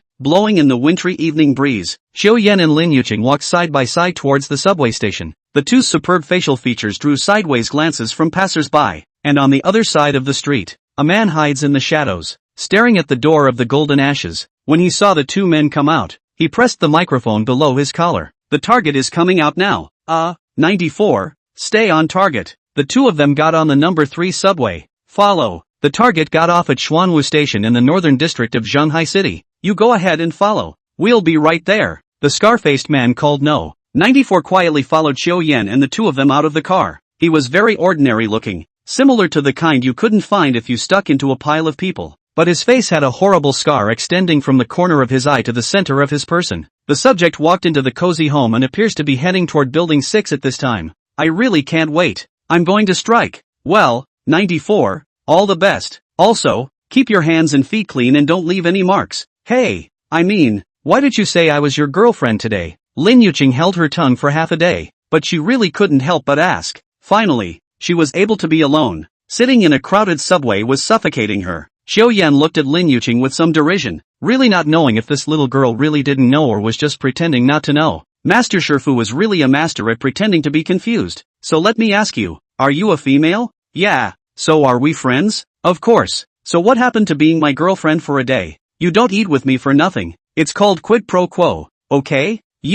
I don't want to talk to you. Lin Yuqing, a deer in the headlights in her heart, stomped her foot and turned around towards the hallway of her house. Look out! But she suddenly felt a warm arm around her waist. Then, with a push, he wrapped himself in his arms. Chapter 31. Today is the day you two die. Yeah! Lin Yuqing exclaimed. But then he saw a puddle of unknown liquid in his previous position. The liquid seemed to be corrosive, and it stung on the ground with white smoke. It was Qiu Yan who had just pulled himself away. A man slowly emerged from behind a parked car not far away. It was the same man who called 94 earlier. TSK, TSK, TSK, not bad, quick reflexes, kid. 94's voice was raspy as hell, and there was a hint of flirtation in his tone. Which one of you are big brother? So no martial arts. Qiu Yan didn't move and put his hand behind his back, and with a flash of light, the coal ball scurried out while the night was still. It silently circled around the outside and under the chassis of the one car the man had previously hidden in. As long as Qiu Yan gave the order, the cinder blocks would be able to directly cover the man all over, directly paralyzing him. Since this old den was unkind, don't blame him for being unrighteous. You like to play dirty, don't you? I'm sorry, but Cinderblock is the one that's shady as hell. Ha! Just know that today is the day you both die. Go! Plague rotting dogs! A canine-type spirit beast appeared beside the man. Through the dim streetlight, Qiu Yan could barely make out the spirit beast. Plague rotting dogs are strangely ugly. The five senses were spread evenly throughout the head like sesame seeds on dough. The blood-red eyes stood out rather exaggeratedly, almost falling out of their sockets if they didn't have the pull of the optic nerve behind them. Its body was covered with dark red pustules, and as its body undulated while gasping for breath, it was still gradually rupturing, dripping black and red murky liquid outward. These liquids stung and corroded the ground in the same way as they dripped down the hairs. If Qiu Yan hadn't stopped Lin Yuqing just now, once she was attacked by this thing, her body wouldn't have been bruised. Flaming unicorn, Iron Mountain, roar, roar. The flame Qilin escorted next to Qiu Yan, a pair of sharp eyes staring at the plague-rotting dog. Instead, this belligerent character of Taishan charged directly towards the plague-rotting dog. Look out! Qiu Yan hastened to voice a reminder. A spirit beast like a plague-carrion dog was unheard of by Qiu Yan, and it was unclear what skills it possessed. So when faced with such an unknown spirit beast, the best thing to do was to wait and see for a hand first. But I didn't expect Taishan to charge straight up. I'm afraid I'm going to lose out this time. As expected. No. 94 laughed hideously and gave a blatant order to his spirit animal. A rain of plague arrows. A faint red light immediately rose from the plague-rotting dog, then converged into an arrow that shot towards Taishan like rain. Iron Mountain. Taishan, who was charging forward, naturally understood Lin Yuqing's meaning in seconds. Ow! A wall of rock suddenly appeared in front of the plague-rotting dog. It was thought that such an attack would be enough to resist. Lin Yuqing was still thinking too simply, and the next scene sent chills down her spine. The first few red arrows were indeed blocked by the rock wall. However, the power contained in the red arrow was corroding the rock wall little by little. In an instant, a ragged hole was created. What followed was a dense attack. Even though Taishan's body was covered in hard rock armor, he could not do anything against this kind of corrosive arrow. Ow! Iron Mountain ate the pain. The forward body suddenly stopped. Itself due to inertia rolled on the ground several times before coming to a halt. Only after Qiu Yan got a better look did he realize that Taishan's body was covered in white smoke, and a stream of blood flowed out along his wounds. Hurry! Get back here! Taishan staggered to his feet, but by then the plague-carrion dogs had already rushed in front of him. Lin Yuqing was so anxious that she directly and blatantly unleashed her royal beast talent, Beast King Berserking. As a talent rated A+, it is naturally unique in its own way. Beast King Berserking, as a Pokemon skill, it allows spirit beasts to temporarily forget about their injuries, and within 10 minutes, the spirit animal's combat power will gradually increase to a maximum of 3 times. During the duration of the skill, the spirit beast's self-healing ability would be strengthened substantially, basically as long as it wasn't killed in seconds. Within these 10 minutes, Taishan was immortal. The reason why this skill is A+ is because of this talent drawback. This was manifested in the fact that after 10 minutes of the skill's duration had passed, the spirit beast would fall into an incomparably exhausted state, and would not be able to participate in battle for at least the next 3 or 4 days. Last time in the Dark Water Swamp, Lin Yuqing had ultimately chosen to give up using the Imperial Beast talent considering Taishan's need for sustained combat. Now that he was back in the middle of the city, the only spirit beast he needed to deal with was the plague-carrion dog in front of him. In order to save Taishan, Lin Yuqing directly used the Imperial Beast talent without the slightest hesitation. Oh, this beast royalty talent is quite interesting. 94 raised an eyebrow. Originally, he thought that the Rock Tiger was already in his pocket, but he didn't expect the little girl to come down with a Sentinel Beast talent and start living and breathing again. Continue. Plague Carrion Dogs. Plague Arrow Rain. The Plague Carrion Dogs immediately made a big jump towards the back and pulled away. While storing up their skills, the red arrows once again shot towards Iron Mountain. 94 is trying the same trick again. However, the speed of Tai Shan in the Beast King berserking state was also increasing, and with a few deft turns, he dodged the rain of plague arrows. Tai Shan scurried to the front of the plague carrion dogs between a few prancing movements. Lifting his claws, he grabbed directly towards his enemy's head. Just as everyone's attention was fully focused on the battle between the two spirit beasts, Coal Ball moved. It crawled out of the undercarriage of the car and just spread bit by bit up the 94. Since it was with a hint of paralyzing effect, it went all the way up to the man's neck without him even realizing it. Duck! Duck! 94 excitedly issued the order, but he gradually realized that his body seemed to be a bit out of control. Even when he just spoke, he seemed to have a bit of a lisp. What the hell is going on? Not waiting for him to think and understand, he felt a sudden spinning of the sky and fell to the ground with a bang. Having lost the control of the Imperial Beastmaster, the plague carrion dogs instantly froze in place with a bewildered look on their faces. Don't! Iron Mountain, stop! Xiao Yan used his talent, Book of Speech, seemingly also knowing that Xiao Yan and his master Lin Yuqing were on good terms. Tai Shan was really hesitant. The raised paw slammed heavily into the side of the plague-rotting dog, making a large crater in the ground. Strictly speaking, although Imperial Beastmasters and Spirit Beasts were in a master-servant relationship, they were both essentially two different thinking individuals. Even if a man passes out, a spirit animal will have the ability to think on its own. But the key was that after the coal ball paralyzed the man, his spirit animal immediately became sluggish and lost its ability to think, which was like a remote control car without power. Pain, dying, wanting to die, losing control of 94, the plague-rotting dog kept muttering these unsentenced words under his breath. Only Xiao Yan was able to hear it directly. He told the flame griffin to watch the plague-rotting dog on the sidelines, while he himself walked over to the man. The identity of the man in front of him remains a mystery. Chapter 32, Fragments of Memory. Xiao Yan leaned down and kept groping the man a little. In his pocket, he felt out a metallic token, and a mannequin that was only the size of a palm. What is it? Lin Yuqing also came over and pointed at the crystal-clear humanoid crystal in Xiao Yan's hand. I don't know. Let me see. Xiao Yan tried to inject some spiritual energy into it, and a wave of memories drilled into his mind, and he instantly fainted. The plague-rotting dog on the side turned into a red light and flew right into the mannequin. Those memory fragments flashed by like worn-out movie footage. The protagonist of Xiao Yan's perspective is also the owner of the memory. He had a middle-aged man with a mask in front of him who was growling at his side. You're crazy. This research is simply beyond our grasp. Even if I die, I won't help you. The owner of the memory had no problem firing back instantly. This was filled with human lives. Stop it now. I can't go back now, do you understand? But you're my senior brother. I can't just stand by and watch you make the same mistake over and over again. I'm calling the police. The middle-aged man on the other side of the room took out his cell phone with great excitement and opened the dialing keypad with a trembling voice. I want. The owner of the memory suddenly became very mad at the sight. Red blood filaments covered the entire whites of his eyes, and he directly lunged towards the middle-aged man in front of him, intending to snatch the cell phone. Even from Xiao Yan's perspective, the scene in front of him appeared to be filled with a blood-colored filter. The two tangled together. But in the end, it was the owner of the memory who had the upper hand. He held the middle-aged man's neck in a death grip and threatened. Wu Liang, you better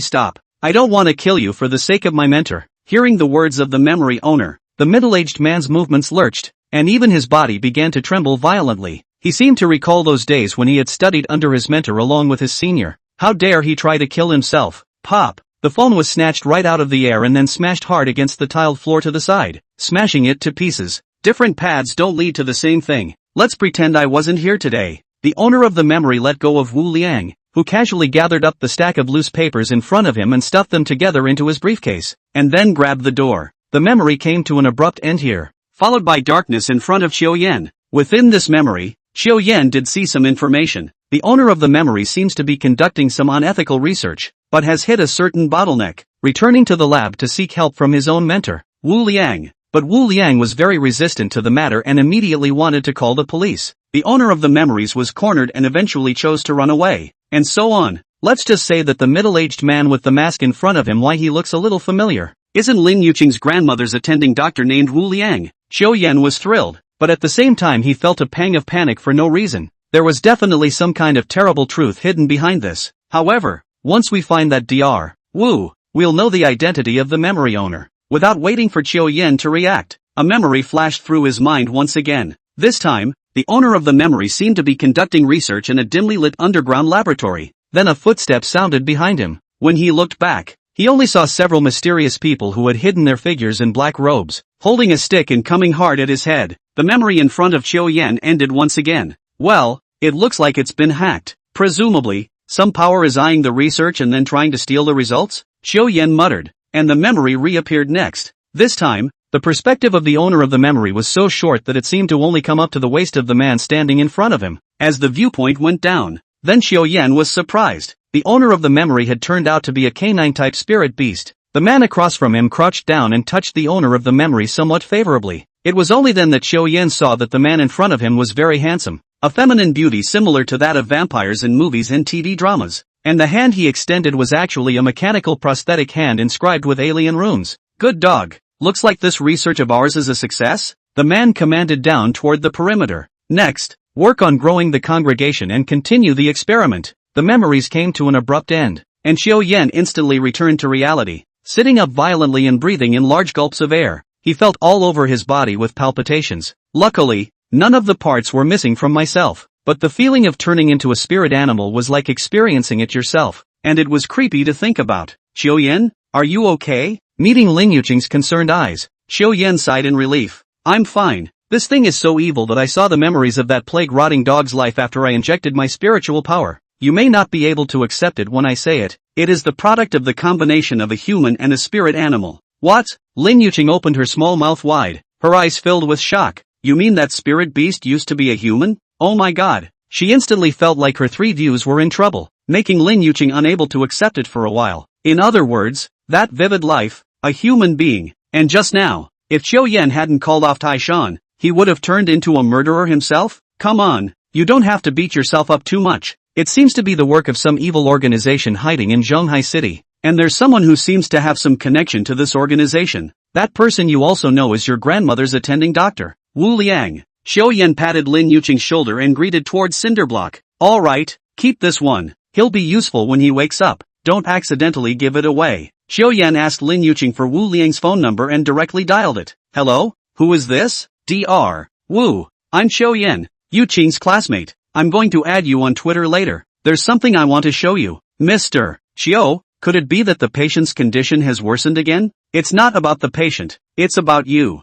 Wu Liang looked at a picture sent by the other party and his pupils shook. It was definitely the result of his own senior brother's research. This carrier is none other than the polymer material that he and his senior brother designed together. Ever since he parted ways with himself 7 years ago, he had never seen him again, as if he had evaporated from the face of the earth. During these 7 years, elder brother's parents, wife, and children all died violently and inexplicably. He waited from morning until dark, from the report of mourning until the funeral, and never waited for his brother to appear. For a moment he thought his senior brother was long dead, but his reluctance had become an obsession that stuck in his throat, like a thorn in his heart. It was clear that in the beginning he only wanted an explanation. He rushed back with a message. Send a location. I'll arrange for an ambulance to pick them up right away. Chapter 33, The Secret Base Belonging to Wu Liang. Then today it looks like you won't be able to go home today. Qiu Yan shrugged and spread his hands towards Lin Yuqing. Even though it was an unintentional exposure, Lin Yuqing had indeed been swept into this vortex. Just letting Lin Yuqing live at home alone, Qiu Yan was not at all at ease. If you really can't,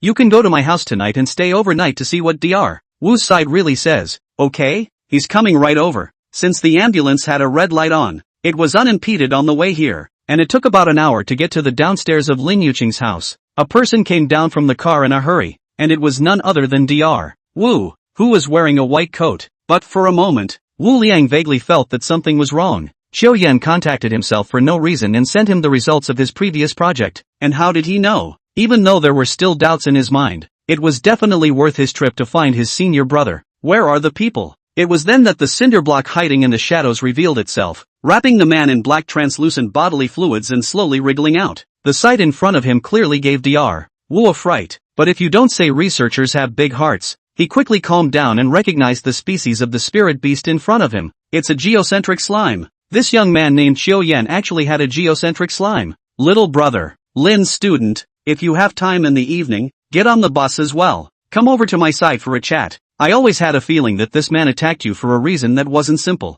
Based on the principle of multiple friends and multiple paths. Qiu Yan still nodded. He looked back at Lin Yuqing's determined eyes and only felt a little weepy. Since both of them were involved, it would be difficult to walk away in one piece like it was nothing. so why not talk to the knowledgeable Dr. Wu and see what's said. Because of the briquettes, it doesn't take much effort to carry the men. The cinder block wriggled right up to the ambulance and spit the man out. In the ambulance, Wu Liang, Xiao Yan and Lin Yuqing sat around. Dr. Wu, this nameplate seems to have 94 written on it. I just don't know what the meaning of it actually is. Xiao Yan handed Dr. Wu the searched mannequin and the small token. Wu Liang's expression flashed with a hint of nostalgia when he saw the crystal mannequin. However, when he received the token, he frowned and scrutinized it for a while. But again, he didn't see anything. He took a strong flashlight out of his white coat pocket and shined it. It turned out that he actually found something. Judging from this pattern shown after this thing has been illuminated by a strong light, it's definitely not a metal from Earth. Although Qiu Yan couldn't understand, Wu Liang then gave an explanation. Although I don't know what this actually does, but at least with this material,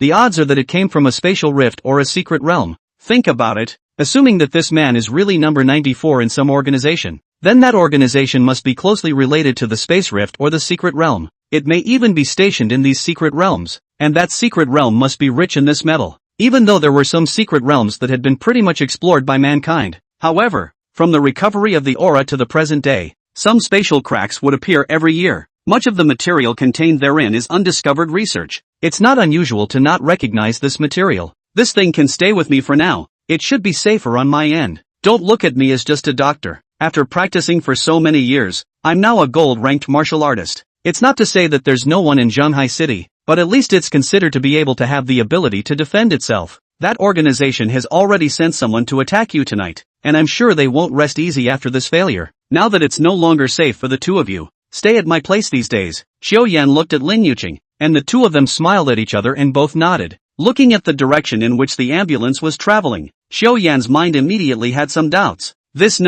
94 inch is definitely not convenient to show up, but this direction is the exact way to the Third People's Hospital. Is the man to be taken to the hospital? There's a lot of people in the hospital. Are you sure this is okay? But Xiao Yan had obviously guessed wrong. When they reached the hospital entrance, the ambulance turned off its siren and turned halfway around the parking lot, finally stopping in front of a cargo elevator, pushing the man's stretcher down. Dr. Wu looked around and beckoned Xiao Yan to follow. Dr. Wu, where are we pushing this? Xiao Yan looked at the elevator in front of him and couldn't help but be a little curious. Dr. Wu did not answer positively. He just smiled mysteriously and pulled out his work ID and swiped down the elevator. Ding! The elevator doors opened again. In front of Xiao Yan and the others was a corridor that was so deep that it couldn't be seen from the bottom. The blackened passageway looked like an abyssal maw that wanted to devour the three. The only source of light was the safe passage sign, which was emitting an eerie green light. The entire corridor was eerily quiet. Only the sound of the wheels under the stretcher creaking echoed.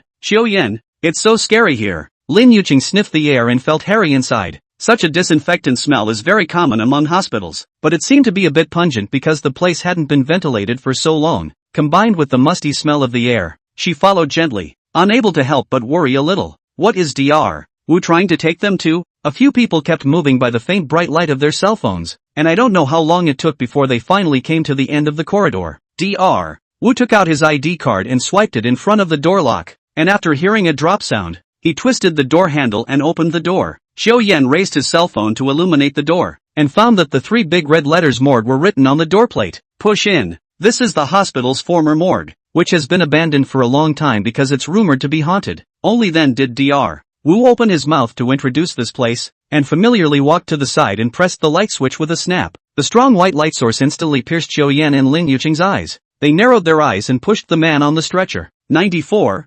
Inside, out of nowhere, Dr. Wu felt a light silver handcuff. The outside of the two rings were also engraved with a circle of characters Xiao Yan couldn't understand, styled as if they were specially forged to hold these people. Several people joined hands to carry 94 inch to a steel chair and sat down, grabbing his hands and handcuffing them directly behind the backrest of the chair. Dr. Wu received a basin of saline, directly on the face of the 94. The man woke up from unconsciousness, constantly breathing heavily. You, what are you doing? 94, right? The man had a blank look on his face, as if he didn't know what Xiao Yan's men meant by imprisoning him. You are illegally imprisoning. Abusive lynching. I want to report the demon spirit. You're a little less than honest. You guys go out first. Some of the next tactics may not be seen. I'll contact you when I get the information and settle you both in. Dr. Wu had a kind and nuclear smile on his face as he gently invited Xiao Yan and Lin Yuqing out of the morgue. They both hesitated in the doorway, seeming a little unsure. Within moments,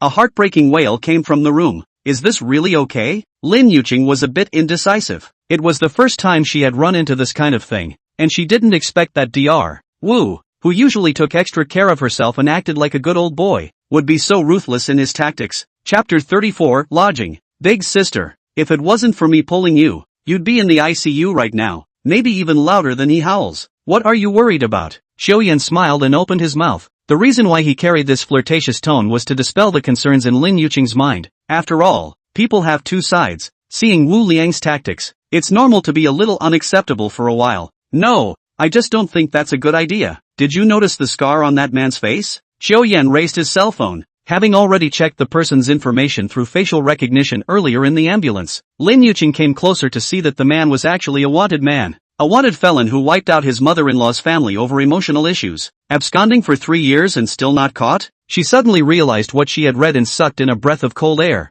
covering her mouth in surprise. Wickedness has its own way of rubbing off on people. At least, Dr. Wu is on our side now. The Dr. Wu in that memory is still very righteous. Besides, he usually takes care of you and grandma, right? Don't worry too much. Lin Yuqing nodded and leaned aside, her mind racing with thoughts. It was probably about a 20-minute wait before the door to the morgue opened again. All right, he's already accounted for it. Come on in, let's talk. The two entered the room and the man was already asleep. I don't know if I was tortured by Dr. Wu and fainted, or if I was injected with an anesthetic. In case you don't know, this man is affiliated with an organization called the Church of the Vault of Heaven. Hearing this, Xiaoyan's pupils shrunk and a hint of panic flashed out of the corner of his eyes. In his last life, it was this organization that wiped out the Wang family. And even the last bloodline, Wang Tong, was sacrificed as a result. As the leader of the entertainment industry in Zhanghai City, he has recruited countless masters, and also has his own personal escort Shadowguard. Even then, it couldn't resist the organization. It was evident that the strength of the Heavenly Vault Church was extremely terrifying. I'm afraid the two of you are being targeted, and I'm afraid you won't have much of a good time. This organization supposedly helps the congregation transform spirit animals and whatnot. The exact reason why he attacked you seems to be unknown to him. Technically, this 94 is no different than a mercenary. It's just the fringe of that organization. Xiaoyan was torn for half a day, but finally decided to tell Dr. Wu about his seeing that memory first. The reason why he was torn was because Wu Liang seemed to have a particularly good relationship with his senior brother. If he knew about this, he was afraid that he would directly have to go to the Heavenly Vault Church to fight for his life. Dr. Wu, that crystal doll, have you seen it? Xiaoyan asked somewhat tentatively. Not yet. I've quit the research team just as the research is progressing to this stage. For that matter, are you aware of something? If you know, then please tell me. It's really important to me. Wu Liang looked a little agitated. Xiaoyan must have found something related to himself in it, or else there was absolutely no way he could have found himself. Xiaoyan sighed and finally spoke slowly. There is a memory within that crystal figure that you can see when you inject your psychic energy. This memory may be a bit harsh for you, and please be prepared. Wu Liang hurriedly took out the crystal doll and tried to inject spiritual energy towards it. Sure enough, he also fainted just like Xiaoyan before him. When he woke up again, Dr. Wu let out a long cry, and the wrinkles on his face seemed to be more wrinkled and a few more points older. His cloudy eyes were full of obscurity, and his lips quivered slightly, as if someone was clutching his heart and slowly tightening it. I should have stopped him. As a result, because of his own research, he is now a walking corpse under the Church of the Vault of Heaven. Wu Liang lost a long breath, and his entire body leaned back in his chair powerlessly. He pulled out a cigarette from among the inner pockets of his clothes and cast an inquiring gaze toward Xiaoyan. It's okay, you smoke. Getting the consent, Wu Liang pressed the lighter, holding a cigarette to come over. Taking a deep breath, his thoughts drifted with the smoke to years ago. At that time he had just entered graduate school at Kyoto Medical University. As one of the top universities in the country, his life has not been easy, staying in the lab from morning to night, researching under the hands of a mentor, and spending more time with a mentor than a family member. The research is successful and they let out a cheer and share the joy with their mentor in the lab. When research is blocked, they look for the cause and share the consequences. After years of living together, the three of them had long been like family. What made him feel powerless was the fact that his senior brother was on a crooked path and he was powerless to stop it. Now that he had received the news of his senior brother's death, he suddenly felt relieved, and the heart that had been hanging in the air for many years was completely put down. I had known that there would be retribution for using the human body for research, and senior brother is kind of suffering the consequences of his own research. But what is undeniable is that the Church of the Vault of Heaven is still using his research for evil. I wonder how many more innocent people have been persecuted during these years. Essence suddenly erupted in Wu Liang's eyes, and he seemed to have made some sort of determination. You guys are staying on my side these days, and I'll protect you as much as I can if the Church of the Sky Dome tries to get at you. Xiao Yan and the two of them looked at each other and had no choice but to nod helplessly. Even though Lin Yuqing and Wu Liang didn't know how much power the Heavenly Vault Church had, Xiao Yan did. The Heavenly Vault Church that the Wang family couldn't stop. Wu Liang could not do the same single-handedly, but as long as they gathered, they weren't soft targets to be taken at random. I'm off in half an hour, so you guys wait here for me and I'll pick you up in a little while. They both waited until after Dr. Wu's shift was over. After checking the handcuffs to make sure they wouldn't be escaped by 94, the three men came outside with confidence. That's what got me into Dr. Wu's car. You can stay at his family's big villa these days. However, what Xiao Yan didn't expect was that Dr. Wu actually lived in the Xin villa area as well. Because of the Ling Wu Tang matter, I just came here with old Li a while ago, so it's surprising that there's a hint of familiarity with the place. But is this really something a senior physician can afford? Dr. Wu, your family lives in the Xin villa area?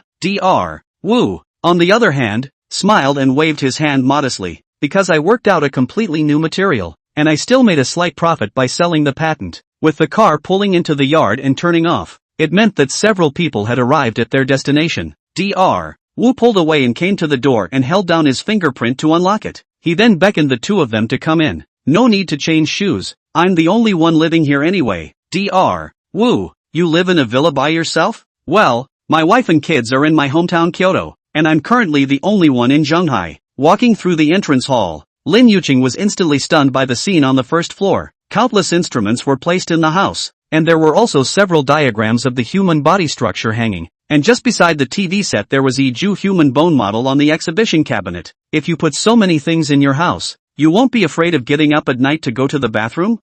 Because of work? Well, don't be scared guys, I'll put it away. Wu Liang also noticed that the atmosphere at this moment was somewhat not quite right, and quickly opened his mouth to explain, fearing that he would be taken as a psychologically twisted pervert by the two children. I'm a good person, it's just because I'm a workaholic. Feel free to find 2 rooms on the 3rd floor. No one lives there anyway. I usually live on the 2nd floor, so just call me if you have any questions. After settling Xiao Yan and the two of them, Dr. Wu couldn't wait to return to his own room, turn on his instruments, and begin to study those trophies that Xiao Yan got today. Xiao Yan and Lin Yuqing were naturally not in the same room. As a wealthy neighborhood in Zhonghai City, the villa's infrastructure is quite in place. Almost every room is equipped with an ensuite toilet and bathroom or something. That's convenient. After saying goodnight to Lin Yuqing, Xiao Yan went back to his room and changed his clothes in a meticulous manner to prepare for a bath. However, at this moment, the cell phone ding-dong rang. Chapter 35, The Undercurrent of Zhonghai City. Man, I'm really sorry, I really drank too much today.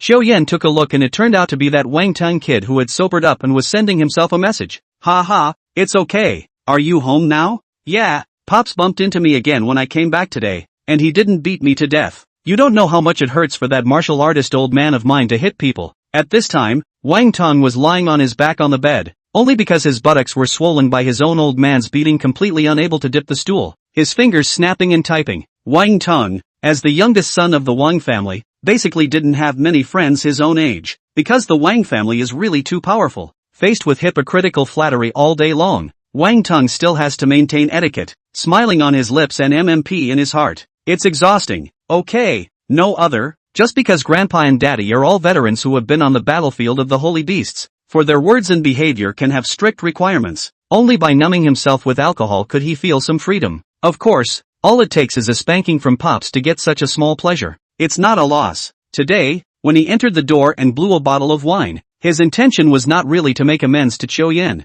It was only because Wang Zicheng had asked himself out several times and wanted that batch of elixirs from the Wang family. It's just that Wang Tang didn't want to sell at all. Seeing that the Imperial Beast examination and martial artist examination were just around the corner, Wang Tang did not want to add some competitors to himself. It's just a matter of finding an excuse to run away, and justifiably so. Today, since meeting Qiu Yan, the attitude he had developed towards himself was like that of an old friend he hadn't seen in years, even though there wasn't much of an impression. Though, Wang Tang didn't mind having more than one good friend. However, because the two of them, Qiu Yan and Wang Tang, had very similar personalities, they had gotten along quite well in their last lives. So just after chatting for a while, Wang Tang felt that Qiu Yan was so deep in his heart that he almost had to pull out his heart. Qiu Yan, however, sent a message that made him feel strange. Tang, have you heard of this organization, the Heavenly Vault Church? I know. Isn't that an organization that transforms spirit beasts? They approached my old man about things before, and my old man was closed. As a result,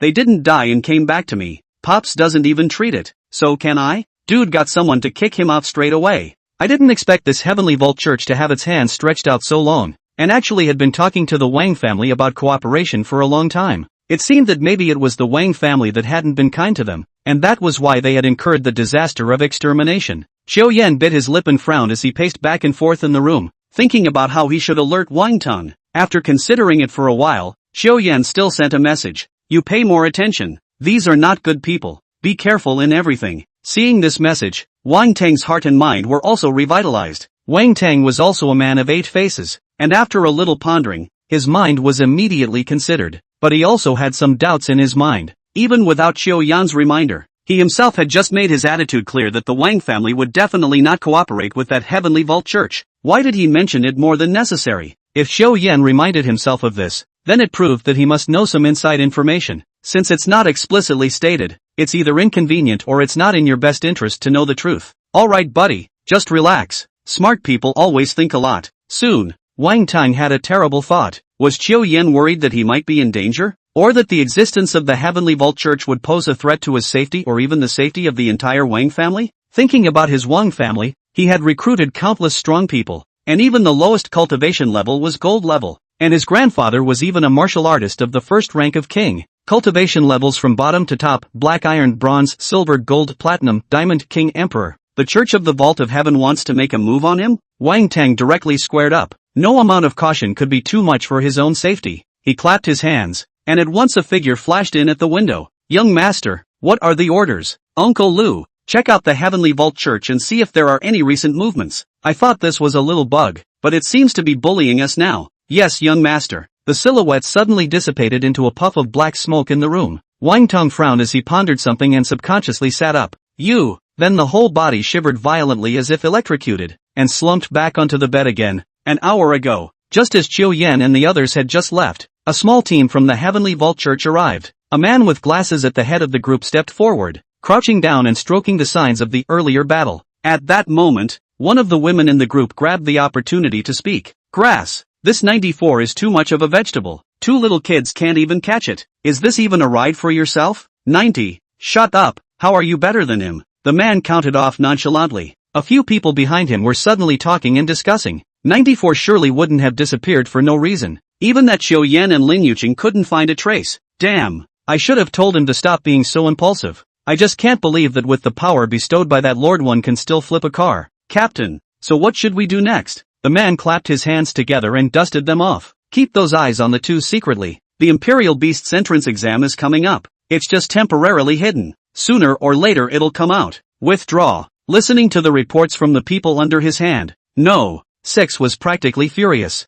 You're telling me that you can't handle 2 students with a plague-rotting dog? And then the whole thing just disappeared and there's no news at all until now? Those 2 students were only at the 2nd or 3rd rank of Black Iron at the top of their game. The Plague Carrion Dog was a Black Iron 6th order spirit beast. Even if that fusion technology wasn't perfected in the beginning, the Plague Carrion Dogs really weren't that tough of a fighter. But the real gap is there. What happened in the meantime? Either that or someone in the shadows made a move, and neither one of those 2 went home. This made number 6 anxious. His Grace, the Bishop, hated these 2 men with a passion, just because of the beast tide caused by the 2 of them last time. The crystal core reserves in the base had been depleted quite a bit. The plan to launch a terrorist attack in the city center was postponed, and they decided to bring forward their plan to attack the Wang family. Search again. If we can't find it, we'll use the spirit beasts of a few of you to make up the numbers. Hands and feet must be clean, and for the sake of the program in a few days, nothing must go wrong. Yes, they were in need of a sensational battle to plunder the Wang family's resources and grow the size of their organization. The base's reserves are now insufficient to meet the consumption of the growing organization.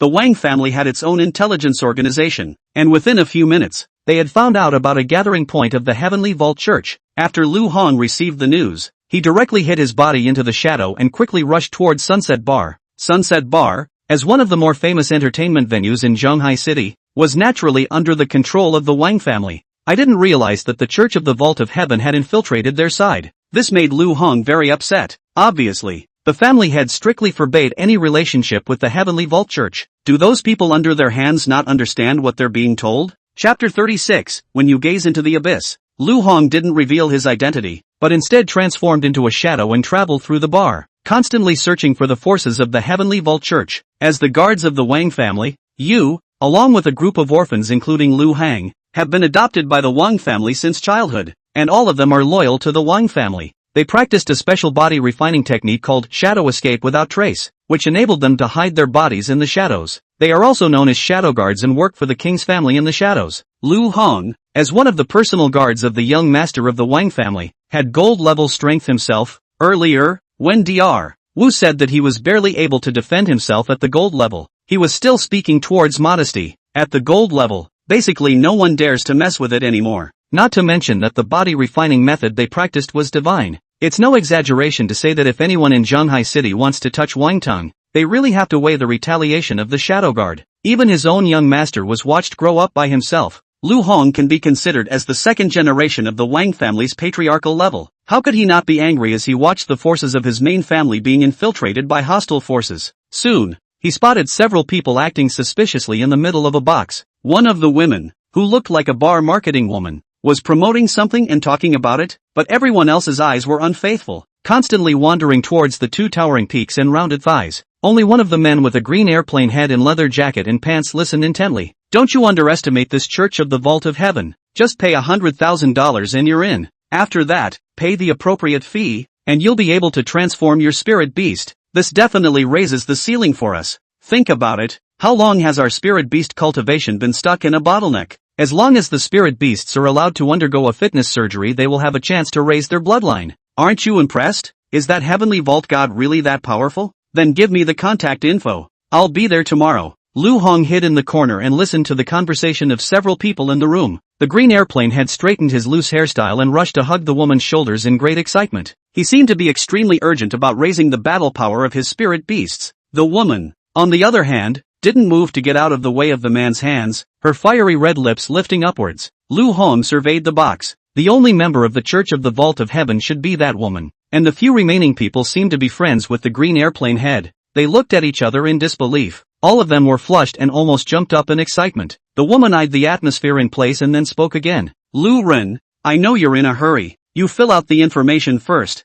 Joining the organization is something that needs to be vetted. Well. Fill it out and bring your ID with you to 78 Suwon Street tomorrow and ask for the owner. The slogan of the joint is, the God of the Vault of Heaven saves the suffering, and all beings bow down to the blessing of the self. Understood. Lu Ren continuously nodded his head and shushed towards the woman, eager to see the woman reveal some more inside information. Go ahead, and remember to give my name. Two of Spades. The Church of the Vault of Heaven is very hierarchical. Their fighting members are numbered 21 to 100. If other duties such as logistics as well as publicity are undertaken, the suit plus 13 cards from the playing cards are used. The ecclesiastical backbone of these, on the other hand, is numbered 1 to 20, and is often accompanied below it by a number of combat members numbered 21 to 100 and logistical propaganda members numbered poker, etc. They formed their own small forces to carry out the orders of the Bishop Joker. Well, that's enough for today. I have to go. The Two of Spades stood up and left the box, wriggling her poised body under the unblinking gaze of several people. The sound of high heels dang dang dang is like heavenly music ringing in the ears. Even if they are already out of the door, several people are still greedily sniffing the woman's residual fragrance, and even more hastily plopped down on the spot where the woman had just been sitting epic over lungs. No one noticed a palm-sized mass of shadow silently flickering out along the doorway. Due to the dim lighting in the middle of the corridor, Lu Hong was able to follow the woman without fear. The Two of Spades walked unsteadily toward the door on her plump thighs, but with a firm step that seemed to carry some kind of purpose. Even Lu Hong, who was following behind, couldn't help but speed up a few points, scurrying directly into the shadow at the feet of the Two of Spades. Soon enough, she reached a step, and she stepped straight up with her thighs toward the outside. Lu Hong merely glanced upwards without thinking, and was immediately shocked by the blood-expanding scene in front of him. It was a stare from the abyss. Lu Hong was almost about to lose his ability to maintain his shadow state. Luckily, he was also someone who had seen a lot over the years, and he silently recited the meditation technique, and his excitement calmed down. The woman beckoned and a black Maybach slowly pulled up in front of her. It appears that the air conditioning was not turned on to conserve gas mileage. The air in the car was a bit stuffy, causing the Two of Spades to opt for cooler attire just as soon as he got up there. Lu Hong, who was hiding under the foot cushion, was immediately nonplussed. What was this for? The silent meditation in his head was barely working. All he could do was keep brainwashing himself. Lu Hong, it's amazing that you would have that kind of evil thought at your old age. Shameless. Everything is about the mission. It's worth all your sacrifices to keep an eye on any suspicious movements. Lu Hong was sitting on the observation seat, watching the two of them play a whole peak match, and at the moment, he wanted to die. Soon, though, the two began to talk about business. What in the world does the Lord Bishop think? To go after the Wang family so early? Is our strength qualified to arm wrestle with the Wang family? Don't be afraid. The man leaned in close and whispered into the woman's ear. It is said that the Lord Bishop is in possession of a formation from the other world. Within this formation, even if one is as strong as the Wang family head, their cultivation will be suppressed to the black iron level. The woman's eyes widened. Even her breath caught a few moments. Such an unheard of effect against the heavens. Even though our side will be overwhelmed as usual, then isn't there still a new type of spirit beast we've remodeled? There are as many spirit beasts like that as you want. This plan must not get out. Otherwise, we'll both wait to be transformed into spirit beasts as well. As if the two of spades thought of something, his pupils suddenly narrowed, his body trembled violently, and he unconsciously covered his mouth. It was a while before she slowed down and shuddered. What about the shadow guards? The Wang family's shadow guards are not something we can do. The two of spades froze violently. She was obviously aware of the shadow guard's special abilities. He was in a cold sweat. She finally realized where that feeling of being spied on had just come from. The two of spades mechanically turned his head to look at the man, the crystalline teardrops rolling down his cheeks, and his complexion obscure as if he had lost his soul. She did so with a sob. Captain, I seem to be being followed by the shadow guard. What? The man's eyes were glazed over and he was about to speak, but his entire body shivered violently. Put! A sticky sound rang out as a bloody palm penetrated his chest. Chapter 37, Taxi Driver? The man could no longer make a sound, but could only turn his head little by little, gazing at the figure behind him. With intense reluctance, it gradually lost its vitality. After all, there were no defenses, plus the Imperial Beastmaster himself had zero combat power. There was no power to fight back at all, and he was directly killed by Lu Hong in seconds. The two of spades was splattered with warm blood. Seeing the scene in front of him, he was instantly chilled, as if he was in the middle of a frigid hell. She still couldn't believe that a few minutes ago, it was a double-row summit match with her captain. It is now a corpse. For a moment his thoughts were a little confused and he just froze in place. Ben was thinking of putting in a long shot. You two are pretty smart. That even guessed me. Amazing. Lu Hong couldn't help but give a thumbs up. But the gesture made by the bloody hand was less than convincing. There was not the slightest hint of praise to be seen, and there seemed to be a vague hint of sarcasm. You, what the hell do you want? Two of spades finally reacted and reached for the car door, but it had been locked by the captain long before she got in. She anxiously kept tapping on the car window and pulling on the door handle with all her strength, but the car door didn't move at all, and the bloody hand had rested gently on her shoulder. She was like a frightened rabbit, her whole body trying to shrink outward. Don't kill me, don't! I'll give you anything you want. Two of spades panicked. After all, the captain died right next to him. Seeing that she had nowhere to run, she simply began to lift the hem of her own skirt, forcibly hiding the panic look on her face in an effort to look winded. You can do whatever you want to me. After saying that, he even grabbed Lu Hong's wrist and pulled it towards his chest. Lu Hong didn't eat this. His hand directly flung away and reached out to choke the two of spades. I want you to absorb me into the church of the vault of heaven. The woman looked at Lu Hong and seemed to think of the consequences of doing so, struggling desperately to shake her head. No? Are you afraid of being transformed into a spirit animal? Then think about it. If you don't agree, you're going to die now. The strength in Lu Hong's hand gradually increased, and the two of spades could no longer speak, but could only pick at the iron clamp-like bloody hand on his neck with a dead hand. LOL. I agree. Only then did Lu Hong slowly let go of his hand, allowing the woman to greedily breathe in the air. Don't ever think of playing tricks or else I'll find you even if you run to the ends of the earth. The two of spades knew that he was nothing more than a fish on the board, and that his fate was in someone else's hands, so he could only nod in despair. Suwon Street, right? I'll be there tomorrow. Meet me there. Lu Hong's body once again turned into a black smoke and disappeared into the Maybach. The two of spades collapsed helplessly into the passenger side. The Lord Bishop had the power of life and death over the members of the church, and if she found out that she had betrayed the organization, her end would definitely be more miserable than being transformed into a spirit beast. Xiao Yan looked at the time. It was already around midnight. Despite living in Dr. Wu's home, there were still some heart palpitations and a constant feeling that something big was about to happen. He summoned Ziyu out once again. found a cushion and sat cross-legged on the ground to practice breathing techniques with Ziyu. Ding dong, Xiaoyan's cell phone rang. He could only force himself to stop his cultivation and stood up, picking up the cell phone on the bedside table to the side. I can't believe it was the classroom teacher at all members. Attention all students. Please come back to school if you're in Chenghui City tomorrow. The school has organized a temporary support activity for the college entrance exams. No absences allowed. Please come to school at 9 a.m. If you're not in the secret world. Received. Please respond. Xiao Yan was a little impatient. Everything else about the school is pretty good, except that the school leaders are somewhat formalistic and often organize meaningless back-to-school events. One could only sigh a dark sigh of bad luck that he was not in the secret realm at this time. The passes to enter and exit the secret realm are issued by the school, and there is a record of entering and exiting the secret realm, so there is also permission to be able to check the location of the students. Gotta. Now won't that be another waste of time? Luckily, the Anxin Villa area was equally not far from the school, about 10 kilometers away. At this time, Xiao Yan was also not in the mood to cultivate, and drilled into bed with an annoyed mood. I did feel safer at Dr. Wu's house and had a clean night. Xiao Yan woke up again. It was already 7:30 in the morning. He rubbed his eyes, got dressed and went to knock on Lin Yuqing's room door.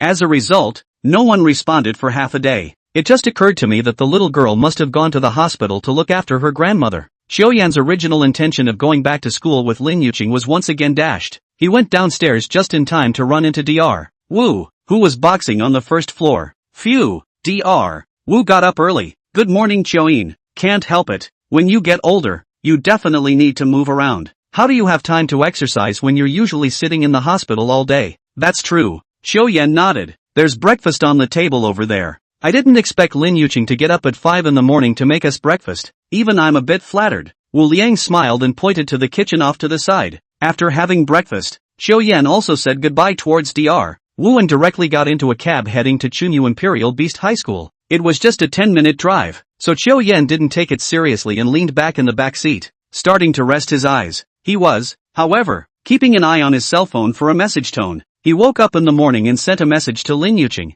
and he hadn't returned it until now. After the vehicle had traveled some distance, Xiao Yan clearly felt that something was wrong. Why does the vehicle keep turning? Here to the school. Even though there are a few intersections that require turning, it shouldn't be this frequent. Xiao Yan quietly opened his eyes a slit. That cab driver had actually been peeking at himself through the rearview mirror. He opened his eyes and looked around at the unfamiliar street scene, surrounded by dilapidated homes, when one school should be in the center of the city. Without waiting for Xiao Yan to speak, the car turned into an abandoned factory and slowly stopped. The driver got out of the car with a sardonic grin. Xiao Yan turned the door handle and jumped out with his whole body. The driver looked about 50 or 60 years old, and although he looked friendly, he didn't realize that he was a bad person in his heart.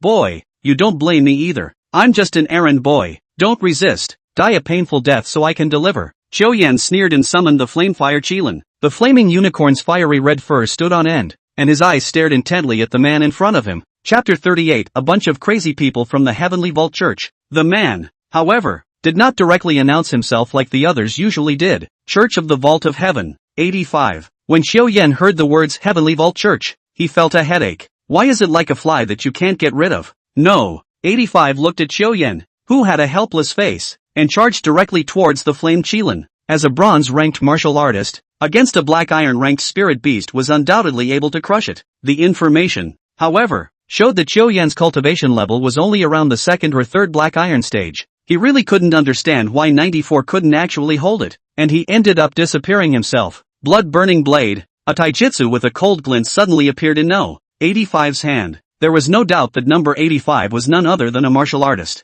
Although a martial artist's cultivation method was different from that of an Imperial Beast Master, however, they could also have storage space. Only the space was not as large as the Imperial Beast Master's Imperial Beast space of the same rank. 85 cut his finger and made a direct swipe towards the blade of the taijutsu. Instantly, a layer of blood-red flames stained the taijutsu, slashing towards the Flamefire Qilin with an invincible momentum. When the taijutsu fell, it directly cleaved the flaming griffin in front of him in half. Count your blessings, kid. 85 instantly voiced a taunt. The diamond-level bloodline Flamefire Qilin was definitely Xiao Yan's strongest spirit beast. As long as he cut down the Flamefire Qilin, the others were not enough to fear. But then he sensed something was wrong. The chops just felt wrong. Although the blood-burning knife was indeed a martial art that cut iron like mud, it was not so bad that there was no resistance to the slashes at all. The taijutsu, as a knife with a slender blade, is not really suited to vigorous chopping on its own. Then 85 saw an amazing scene. The flamefire Qilin that he had just killed was actually like an ice cube in summer, gradually melting and disappearing on the ground,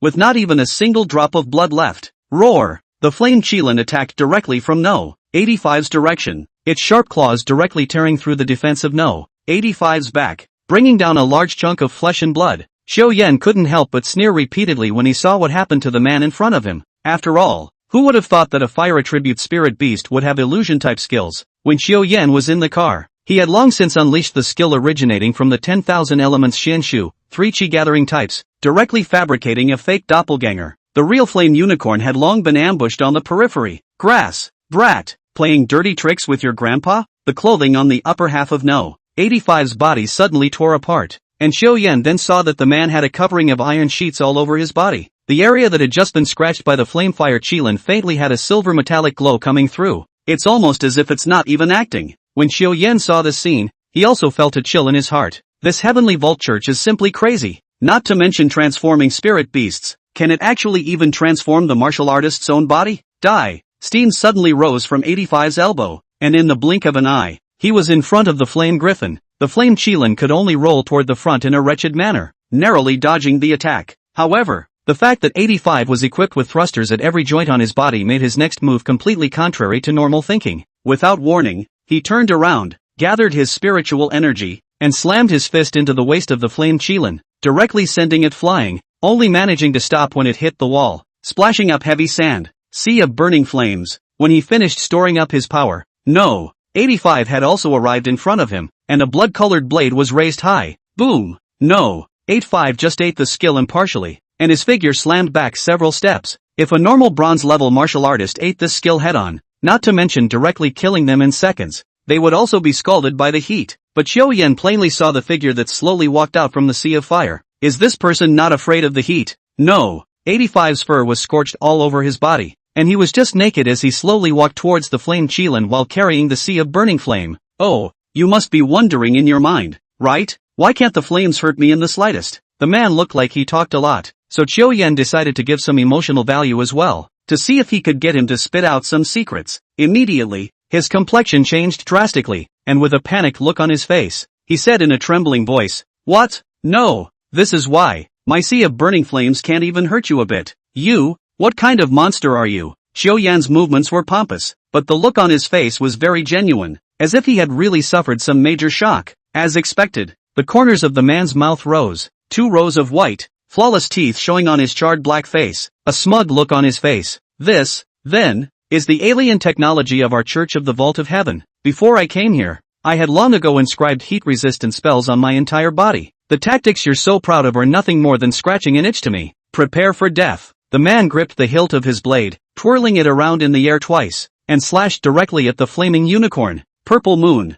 wean him off the internet. You're heat-resistant, aren't you? Let's see if you can withstand electricity. 85 suddenly stopped dead in his tracks as he realized a purple light behind him had struck him. Aha! What's that? Aha! Hi! No! 85 instantly convulsed violently, and in no time at all, black smoke rose directly from his body. The man rolled his eyes and fell to the ground with a thud. Don't stop! Keep the electricity going! With a look of disgust, Xiao Yan found a piece of rag, soaked it in water and threw it over the man's body, covering him from the bird. One could only say that Xiao Yan was truly the king of living hell. Since the impurity-filled water was capable of conducting electricity, the man was suddenly like a bullfrog on a table, with both thighs twitching and his mouth soon foaming a bit. Seeing that the man was being tortured to the point of GA, Xiao Yan hurriedly told Ziyu to stop. Don't really give the appliance a death. He called Dr. Wu and told him to come and get him. In a short while, Dr. Wu arrived in his car and directly snapped 85 up in special handcuffs and threw him into the trunk. Xiao Yan, what the hell did you do? It looks like you've been blacklisted by that heavenly vault church? Such an intensive attack. I'll take you to school. No. Xiao Yan shook his head and sat directly on the passenger side. Go to the hospital. I sense that Lin Yuqing is in danger. Dr. Wu knew that he should not be slow at this time, and then pulled open the car door and got in, and once he stepped on the gas, he took off. When the two left, a figure appeared violently under the shade of a tree to the side. Looks like young master has made a rather mysterious friend. Jin Cheng smacked his lips. While young master had that Lu Hong fellow check out the Heavenly Vault Church yesterday, he also had himself come to Xiao Yan's side, in order for him to secretly protect Xiao Yan's safety. It doesn't look like this needs my protection either. Kaneshiro surveyed the scene around him in the aftermath of the battle. Finding some pieces of clothing, a metallic token and other miscellaneous items were then recovered from it. However, the black mist on his face instantly filled the air, and his face quickly changed. Surprisingly, he took on the appearance of No. 85. This shadow guard had actually directly replaced 85. Chapter 39, The Great Injustice Seed Wang Zicheng.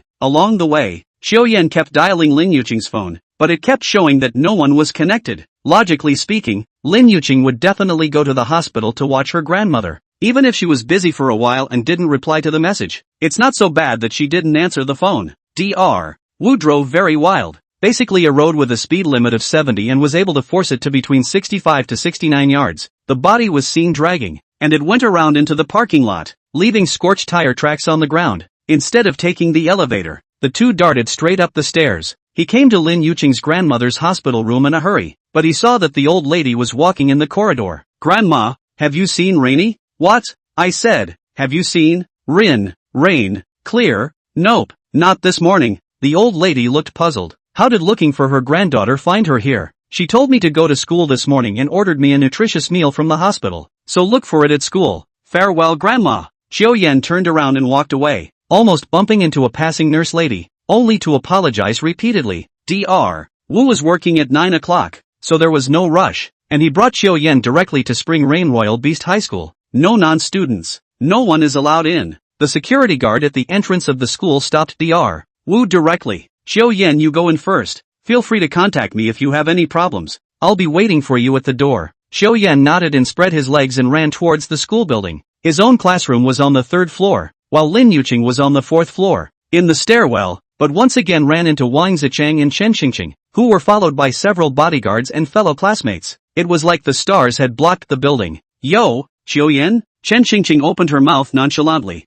At this time, Wang Zicheng also turned his head and saw Xiaoyan, who had an anxious look on his face. For the last time, Wang Zicheng had always held a grudge against Xiaoyan. Even though his old man said that Xiaoyan had an unimaginable background, he couldn't make a move on him himself. But looking at the anxious look on his face, there must be nothing wrong with disgusting him. He just couldn't believe that those behind Xiaoyan would lash out over something as trivial as him getting in the way. "Where are you going to go in such a hurry?" Wang Zicheng did not have the slightest intention of getting out of the way, as he clasped his arms and just looked at Xiaoyan, without the slightest intention of getting out of the way. "Get out of the way." Xiaoyan forced down the anger in his heart and spoke coldly. "Xiaoyan, do you have any manners? Our Mr. Wang is asking you a question." A few juniors behind him rushed to chime in, seeing that graduation was imminent, and that there was nothing powerful about himself and the others. Participating in the Imperial Beast examination would at best be a professional Imperial Beast Academy. At this point, there is basically no other way but to hold on to Wang Zicheng's thigh. "I say again, get out of my way. You guys, don't make me say it a third time." Hearing these words from Xiaoyan, Wang Zicheng's heart became even happier. Good. It was to viciously disgust Xiaoyan. The more disgusted Xiaoyan was, the smoother Wang Zicheng's heart became. However, Wang Zicheng had clearly overestimated his own strength, and had been imagining Xiaoyan being disgusted, and was feeling smug in his heart. Suddenly, a current of air blew right in his face. Wang Zicheng's eyes blinked before Xiaoyan's slap came over. Pop. A crunch. Special milk. Slapping yourself directly in front of so many people? His face was on fire with disbelief. Asterisk. You dare to hit Wang Xiao. You're finished. You'll be lucky to get out of here alive today. Wang Xiao, can you stand this? Quickly release the bodyguards to him. That's it. Him. A few juniors in the back roared out in direct righteous indignation. These few people also filled Wang Zicheng's head with black lines. One strong-mouthed king who says so much, but still hides behind himself? What are you waiting for? Get him. Wang Zicheng viciously turned back and looked at the several minions behind him, his anger not coming out. Mamma mia, not a single one of them is of any use. Noticing Wang Zicheng's grudging sight, several people couldn't help but shrink back. There's nothing they can do about it. Wang Zicheng cannot afford to mess with the person. A few small Karami also cannot afford to mess with Xiaoyan's spirit animal was number 1 in his grade. Xiaoyan, can you not move and hit someone? Real downer. It's a good thing I'm not with you, or I'd be a domesticated man too. Chen Xingqing wrapped her arm around Wang Zicheng's arm and fired directly towards Xiaoyan. Looking at the several living treasures in front of him, he froze and almost gave Xiaoyan a laugh. You won't let me out of the way, will you? All like to get beat up? Xiaoyan raised his hand once again, frightening the few people in front of him by taking 2 steps back. The few tall bodyguards in the back were in a daze. Who would dare to move this without the orders of his own young master? In case you hit the wrong person, you'll be thankful that you're just unemployed. Xiao Yan once again walked over and swung his arm round again, directly frightening a few people who took a few more steps back, just enough to make a gap. Seeing that Xiao Yan was about to walk over again, Wang Zicheng obviously went out of his way and simply crossed his heart and directly blocked in front of Xiao Yan. Asterisk asterisk asterisk asterisk. Wang Xiao looks at death as if it were his own. Warrior, be the cutie who challenged Xiao Yan. Recklessness is also closer to bravery than cowardice. A couple of juniors in the back couldn't hold it together. I really wonder if the young master of the Wang family is missing a bone in his head. You can't mess with anyone but this plague. What's the point of blocking when you've just been slapped and don't even dare to fight back? It's not. Are you sick? What a fetish this is. Xiao Yan blankly glanced at Wang Zicheng without any good reason, only feeling that the person in front of him was inexplicable. If you want to go up there, you'll have to go through me first. Wang Zicheng turned red and just glared at Xiao Yan. Roll on, roll on. Xiao Yan pushed Wang Zicheng away with one hand, which he didn't even want to fight. What if you give him a good beating? Coming to the 4th floor, in her memory, Lin Yuqing seemed to have told her that it was the 8th class of the senior year. Immediately approaching 9 o'clock, people were coming and going in the hallway, and looking at the unfamiliar faces around him, Xiao Yan was really unable to find it. However, finally, they looked at the door of Class 8 and saw their D-class president. He knows him. I think his name is Wu Guoliang. Wu Guoliang was currently surrounded by a group of girls with a business-like fake smile on his face. With his platinum-level bloodline spirit beast, he had also always been a top 10 existence in his grade. Sorry, move over Xiao Yan just squeezed in hard. Wu Guoliang enjoyed the pleasure of being surrounded by bragging rights. As a result, he was cut across, and had been a bit upset, and he was just about to throw off his face. But when he saw that the person coming was none other than Xiao Yan, who was number 1 in his grade, he immediately changed his face. Xiao, who are you looking for? Is Lin Yuqing here today? Lin Yuqing? I don't see it. It seems like she didn't come today. A trace of displeasure flashed through Wu Guoliang's pupils. Previously, he had been a licking dog for Lin Yuqing for 2 years, and as a result, he was directly issued a good guy card. From then on, but whenever he heard Lin Yuqing's name, it was as if he had suffered a psychological trauma and was directly stressed. Chapter 40, The Exasperated Feng Haochen. It shouldn't be haven't seen anyone in the morning, Xiao Yan muttered, but these words were keenly captured by Wu Guoliang. What? Did his own goddess live with Xiao Yan? He looked extremely agitated and trembled as he asked, what's your relationship with Lin Yuqing? Xiao Yan was confused. He only came to look for Lin Yuqing. With this Wu Guoliang have set trade relations just friends. Well, I'll go first. Stop. Xiao Yan, who had wanted to leave directly, was suddenly tugged by Wu Guoliang and froze, unable to break free. What the hell? Will you let go? If he wasn't in a hurry to find Lin Yuqing, Xiao Yan really wanted to release the flaming qilin to give this little subcapsule a death. This is the time to be a jerk, right? It's so hard to find Lin Yuqing day after day. First, it was Wang Zicheng that, and then it was Wu Guoliang. This brainwashed. Is it that he didn't read the yellow calendar when he went out this morning? Not a good day to be looking for someone? You lied. What exactly is your relationship with Lin Yuqing? Wu Guoliang was anxious, and one of his hands grabbed Xiao Yan's clothes with a death grip, insisting on not letting him go. Although Lin Yuqing had clearly sent him a good guy card, but seeing as Lin Yuqing hadn't been in a relationship for so many years, he still retained a hint of fantasy in his heart. Now the last vestige of illusion in the heart is about to be shattered. He was truly afraid that Lin Yuqing would follow Xiao Yan, this yellow hair, and run away. Please think of Yuan Hua's expression. Dude, you're brain dead. It's none of your business. Get off your ass and stop being a pain in the ass. Hearing Xiao Yan speak in this manner, Wu Guoliang became even more convinced of the speculation in his heart.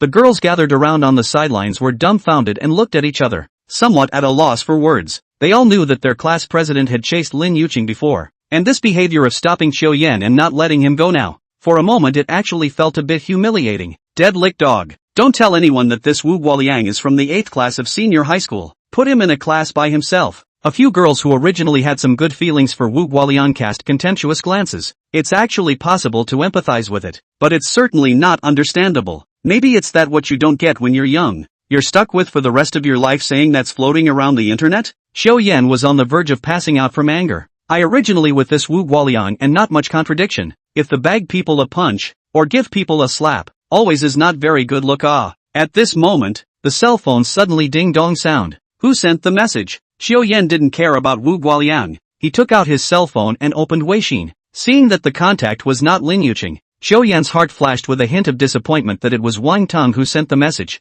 However, The next news made Xiao Yan's eyes light up. Dude, come to Suwon Street quickly. That little girlfriend of yours has been captured by the Church of the Vault of Heaven. Our houseguards saw it with their own eyes. Good. Old iron is damn reliable. If it wasn't for the screen, Xiao Yan really wanted to kiss Wang Tongue. What a good brother. Reliable. Too reliable. For your heart. I'll take care of you in this life. Seeing this, Xiao Yan put away his cell phone and directly shook off Wu Guoliang's hand. Wu Guoliang unsteadily fell towards the back. Bang, fell to the ground. Ahem. Is Lin Yuqing sending you a message? Don't go. Wu Guoliang, a big man, even had no talent to lie on the ground and cry. This hallway is a scene of social death with people coming and going. I'm sorry, you guys screw it up? I'm in a hurry. Xiao Yan hurriedly ran away. Only the confused crowd of Class 8 was left behind. It was just a push. This Wu Guoliang will not live tomorrow. Right, this whole thing? They all ducked into the classroom, leaving Wu Guoliang alone to spill his guts in the hallway. Since then, a generation of dog-licking masters has fallen. Xiao Yan ran while sending a message to Dr. Wu to wait for him at the school entrance. Sure enough, I saw the familiar black sedan in front of the school. Xiao Yan got on the passenger side with a flash. Dr. Wu, quickly, to Suwon Street. Lin Yuqing was captured there by people from the Heavenly Vault Church. Upon hearing this, Dr. Wu wasn't calm anymore and directly kicked the gas and rushed towards Suwon Street. Along the way, Xiao Yan sent a message to Wang Teng. Thanks buddy, it's okay. It just so happens that I'm on Suwon Street as well. Let's see how it goes. I'll wait for you over here. Come on. I'm told that girl isn't in very good shape, but my men are watching over there, so you don't have to worry too much. If there's real danger, my people will step in. Seeing this, Xiao Yan's head was sweating with anxiety, and Dr. Wu understood this feeling. I don't care about the speed limit sign at the intersection. 1 foot on the gas. Directly drive the car to 150 yards. With the momentum of a ride towards Suwon Street, Lin Yuqing was very scared at this time. Even though I told my grandmother last night that I would be returning to school today, I was still a little worried and planned to go back to the hospital to check on her before going back to school. I didn't expect to be confused by a stranger covering my mouth and nose when I got on the elevator at the hospital. Even the spirit beasts didn't have time to be released. When I woke up again, I was locked in this small, dark room, and, like number 94 yesterday, chained to a chair. She tried to struggle a bit, but the handcuffs choked her. The room was filled with a faint odor of Chinese herbs, not very pungent, but it just smelled bitter and downright unpleasant. Pop! The lights of the room were suddenly turned on, and the blinding light directly illuminated Lin Yuqing's eyes as she squinted. She dimly saw the figure of a man walking in front of her. Finally got you. Don't you like to hide around, little mice? Only when her eyes adjusted did Lin Yuqing see the man in front of her. The first impression was that the man in front of him was handsome. Not like Xiao Yan's kind of clean and sunny handsomeness, but more like a feminine beauty. Seeing the man walking slowly towards her, Lin Yuqing panicked and suddenly struggled even more fiercely. Aha!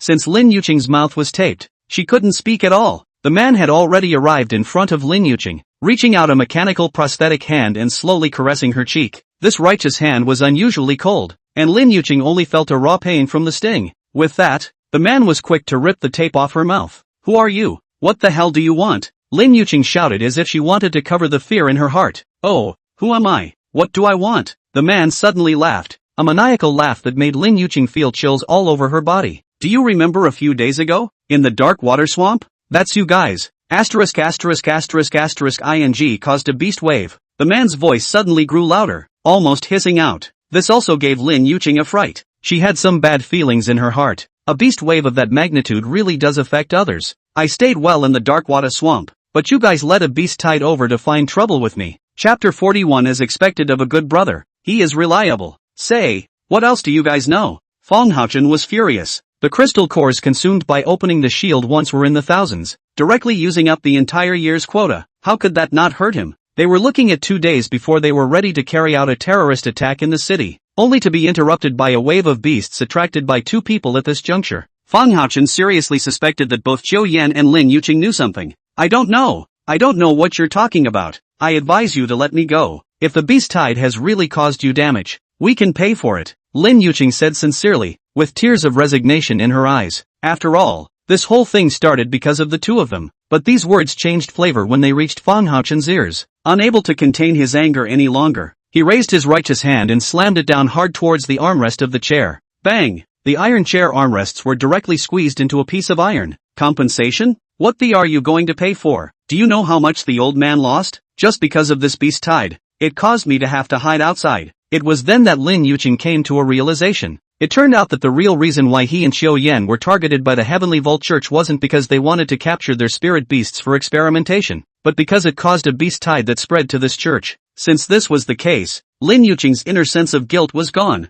Good loss for this cult. It's better to just disappear in the tide of beasts. Forget it, we'll settle the score with you two when we catch that Xiao Yan kid. I guarantee you both will absolutely regret being born into this world. Fang Haochen turned away with anger and brought the door of the room with a forceful bang. Seeing the man leave also made Lin Yuqing breathe a sigh of relief. But in her heart, she was still worried about Xiao Yan. She just didn't know what he was doing now. Would he be caught on his way back to school? Since they could notice the two of them, they must have investigated Dr. Wu in order to find the man named 94. It didn't matter about his own safety. The point was that the innocent Dr. Wu would also be affected. A sense of guilt once again arose within Lin Yuqing's heart. Xiao Yan, Dr. Wu, you must not be caught by them. If I can't get out of this life, Grandma will be in your care. Grandma was the only family she had left, and she was the only one Lin Yuqing couldn't let go of. Crystalline teardrops crept across her cheeks and dripped silently to the ground. Saddened to the core, she didn't notice that right after Fang Haochen left the room, a shadow on the ground followed him out. The tires scuffed across the ground with a harsh scraping sound, pulling the car aside. Dr. Wu and Xiao Yan scrambled out of the car. From afar, he saw that Wang Tang was wearing a pair of wide sunglasses today, covering a small half of his face. At that moment he was pinching a cigarette and squatting on the side of the road to smoke it. The other hand held up his cell phone, snapping and typing. The two spread their legs and rushed over. Seeing the visitor, Wang Tang threw the cigarette that was still half left on the ground and stomped on it. Coming? Where's Lin Yuqing? Xiao Yan gasped and inquired with an anxious face. Don't worry, it's not life-threatening or suffering at the moment, just locked up. Then what are we waiting for? Why don't we go in and save them? Dr. Wu couldn't calm down either. He had been in contact with Lin Yuqing for years and naturally knew that the other party was a good kid. He couldn't see Lin Yuqing being hurt. Take it easy. Wang Tang shook his cell phone and lowered his voice. Waiting for someone, but thanks to you. Otherwise, maybe our family would really be shady by this Heavenly Vault Church. Did you see all those people around? Those are the eyes of the Heavenly Vault Church. Don't spook them. Xiao Yan looked around without moving. A few people did watch this way and seemed very wary of their sudden appearance. There's half a minute left, so we'll go straight in afterward and save the day. Wang Tang found Xiao Yan's Weishin and sent the internal structure over. It also comes with a few guard spreads. Wang Tang sent a few more messages over. Once inside, you'll go straight to the room labeled A11. We'll go straight to the guards and take them out. Don't worry if there's any trouble on the road. My men will take care of it. You're all about saving lives. Wang Tang stood up and shook his slightly numb legs. Of course he knew that the Heavenly Vault Church must have more than just this one stronghold, but that so-called bishop is hiding here, and it just so happens that Xiao Yan's little girlfriend is there. Or maybe, it was because Lin Yuqing was there, that's why the bishop was there. Time's up. Let's go. Wang Tang took the lead and walked into this Runji Chinese medicine hall. That's right, this Chinese medicine center is one of the strongholds of the Church of the Vault of Heaven. Seeing Wang Tang take the brunt, Xiao Yan and Dr. Wu immediately followed. Several clusters of shadows behind them followed the trio's footsteps into the store. When I first stepped into the place, it seemed no different from an ordinary Chinese medicine center.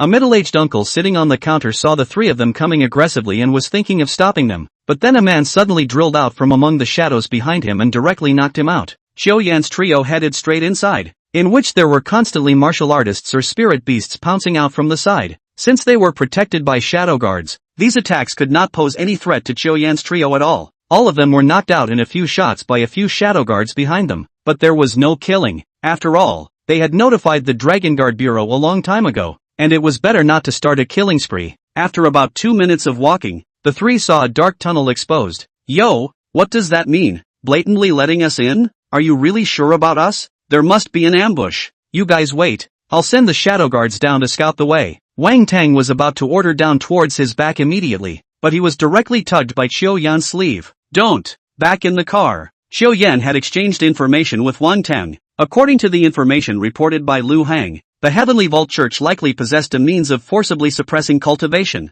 Now that the portal is wide open, it is highly likely that the Church of the Vault of Heaven has such means down there. If the gold-level shadow guards were the first to go in, perhaps their cultivation would really be suppressed to black iron level. Even though the physical qualities of a gold cultivation body refinement sect martial artist far exceeded that of a black iron. After all, the enemy was in the dark and I was in the light. Once his cultivation was suppressed to the black iron level, It was basically very difficult to maintain his form with shadow vanishing without trace. The threshold for using this martial art was very high, and one had to have at least a gold-level aura reserve. I'll let Cinderblock explore first. Xiaoyan flipped his palm and the coal ball appeared at his side. To an outsider, though, it was a black orb 1 person high. It was just that the orb was very weird, as if it was alive and constantly wriggling. Xiaoyan precisely intended to let coal ball manipulate the body fluids to spread towards the bottom. After all, these were considered part of coal ball's body, and coal ball was able to sense the specific situation below through the body fluids. Chapter 42, Mysterious Crystal Gate. Coo. Seeing this mysterious spirit beast in front of Xiaoyan, several other people felt a little creeped out. The Cinderblock's bodily fluids began to spread downward, and in less than half a minute these touched the bottom. As luck would have it, the few men on guard below were gazing intently at the entrance above, oblivious to the dark bodily fluids that crept closer. What the hell is this? One of them exclaimed. Oops, the body is paralyzed. The other man shouted. Quickly go inform His Grace the Bishop. Open the protective array. They're coming down. Immediately afterward, Xiaoyan and the others heard a few cries of alarm coming from the bottom of the tunnel, followed by a few thumps, which seemed to indicate that those people had been put down. It was only then that he turned back to greet them and walked slowly down the stairs. The bottom floor was pitch black, and the air was filled with the strange odor of dust intertwined with herbs. Xiaoyan turned on his cell phone flash, and the beam illuminated the dust flying around, making his breathing cautious for a moment. Does this Church of the Vault of Heaven live in the stank underground like rats? Such a big organization can't even afford to hire a cleaning lady. Holy, this. Wang Tang also covered his mouth and nose when he saw this, and fanned the air in front of him in a frenzied manner. Who expected that the breeze generated involved even more dust, and Wang Tang could only flee down in a panic. Descending to the lowest level, Xiaoyan realized that there wasn't much space here. It was probably just a small room of about 20 square feet, with a few black-robed men lying around. Presumably, Xiaoyan definitely wouldn't let go of the opportunity to pick up the pieces, and immediately dug around on these few people. Normally, important things would be placed in the Imperial Beast space or a martial artist's storage space, so Xiaoyan could only sporadically find some food, scattered bills and a few crystal cores. But even with this, Xiaoyan was already satisfied. Against the map, he continued on, only to be blocked by a gate made of purple crystal. The gate was inlaid with various metals, ornate and at the same time exuding an invisible pressure that made several people feel a sense of depression. Dang it! Wang Tang reached out his hand and knocked on the door, and a dull sound came from it. He then pushed hard on the door and it didn't budge. Xiaoyan lifted his cell phone to look at the map. If he wanted to save Lin Yuqing, there was a road in front of him that he had to go through, and the construction plans don't have this gate-like marking, so the door blocking them had just appeared, and it seemed impossible to open with brute force. Xiaoyan raised his flash and scrutinized the crystal gate in front of him. The gate blocked the road behind them so tightly that even Cinderblock or Shadow Guard couldn't drill through it. Move aside, children, and let me try to see if I can get through this door from the side. Dr. Wu stood in front of the two men, luck in his fist, ready to strike with all his might. Red Sky Fist. The full force strike of a gold-level martial artist was quite terrifying. Bang! There was a loud bang, as if it was a thunderstorm from the flat earth, and the wind of the fist rose up in all directions, blowing Xiaoyan's robes hunting. However, just at the moment Wu Liang's fist made contact with the crystal gate, something unexpected happened. The seemingly hard exterior of the crystal gate created ripples and seemed to diffuse the attack with ease. It was surprisingly motionless to the full force of a gold-level martial artist's strike. Dr. Wu, how are you? Xiaoyan immediately walked over and asked with a concerned face. Dr. Wu exhaled a mouthful of cloudy air, shook his slightly numb hand, and shook his head. It's fine. I'm just a little numb from the force of the recoil. Soon, however, a dense layer of light shimmered above the crystal gate. The gold-level martial artists present simultaneously felt a surge of pressure. Immediately afterward, they felt the power in their bodies draining away. The few shadow guards behind Wang Tang also showed their forms as a result, and one of the younger women said in a deep voice towards Wang Tang, "Young master, that door seems to be the source of the suppression of our strength. We can no longer afford to maintain the shadow state. Could it be that Wu Liang's punch activated the suppression effect of this gate?" However, the halo of the crystal gate did not disappear, and the people present, except for Xiaoyan and Wang Tang, could basically feel the sensation of their cultivation being suppressed. Not good. Our cultivation is gradually declining. It's about to drop to silver level. Xiaoyan took a glance at the crowd. All of them were white in color. Their footsteps were weak, and they seemed to be becoming weaker. The gate was like a vacuum cleaner, absorbing almost all of the people's cultivation. It wasn't until all of the people's cultivation levels had dropped to black iron, at which point the light from the crystal gate slowly dissipated. The crowd felt a force of rules at the same time, similar to the whole person putting on heavy clothing in winter, feeling uncomfortable everywhere, and just as the light dissipated, the crystal gate disappeared together, seeing that the portal in front of them was wide open. At this moment, a trace of an unpleasant premonition also rose in the hearts of Chiu Yan and the others. The crystal gate seemed to work in arranged fashion, and as long as a few people didn't move away from it, they would remain under the suppressive effect. Lu Hong told me that this is a domain-type spell formation. As long as one is in this formation, the enemy will also be subject to the suppressive effects of the spell. Let's go! Everyone is now at the Black Iron level. Can't we be defeated by a district's Heavenly Vault Church? At once, Wang Tang's words seemed to have revitalized the low mood of the crowd. That is, I, Mu Xin, have been practicing martial arts in the Wang family since I was a child. Am I not as good as this bunch of dirty worms? Even though my cultivation level is lowered now, I can feel that the muscles and bones that were once strengthened are still there. It's merely that I can't use my martial arts skills, since the enemy uses such despicable means. Its own cultivation must not be high. If it's a competition of physical bodies, I, Xiao Wall, ask myself that I haven't been afraid of anyone yet. The shadow guards who were still in the middle of the room had all shown themselves, 6 in total, together with Chiu Yan, Wang Tong, and Dr. Wu. There were surprisingly 7 gold-level martial artists among the 9 people, which was a considerable force and the source of everyone's confidence. Wang Tang clapped his hands, signaling everyone to stop. Everyone knows that last night I asked Lu Hong to track down the Heavenly Vault Church to come, right? And that's how the conspiracy of the Church of the Vault of Heaven was discovered. Here, it's thanks to this brother Chiu Yan. If it wasn't for his reminder, perhaps my Wang family would have really been undermined by this Heavenly Vault Church. He'll be considered my brother for life from now on. He has full authority to represent me in my absence. Yes. The several shadow guards nodded their heads in succession,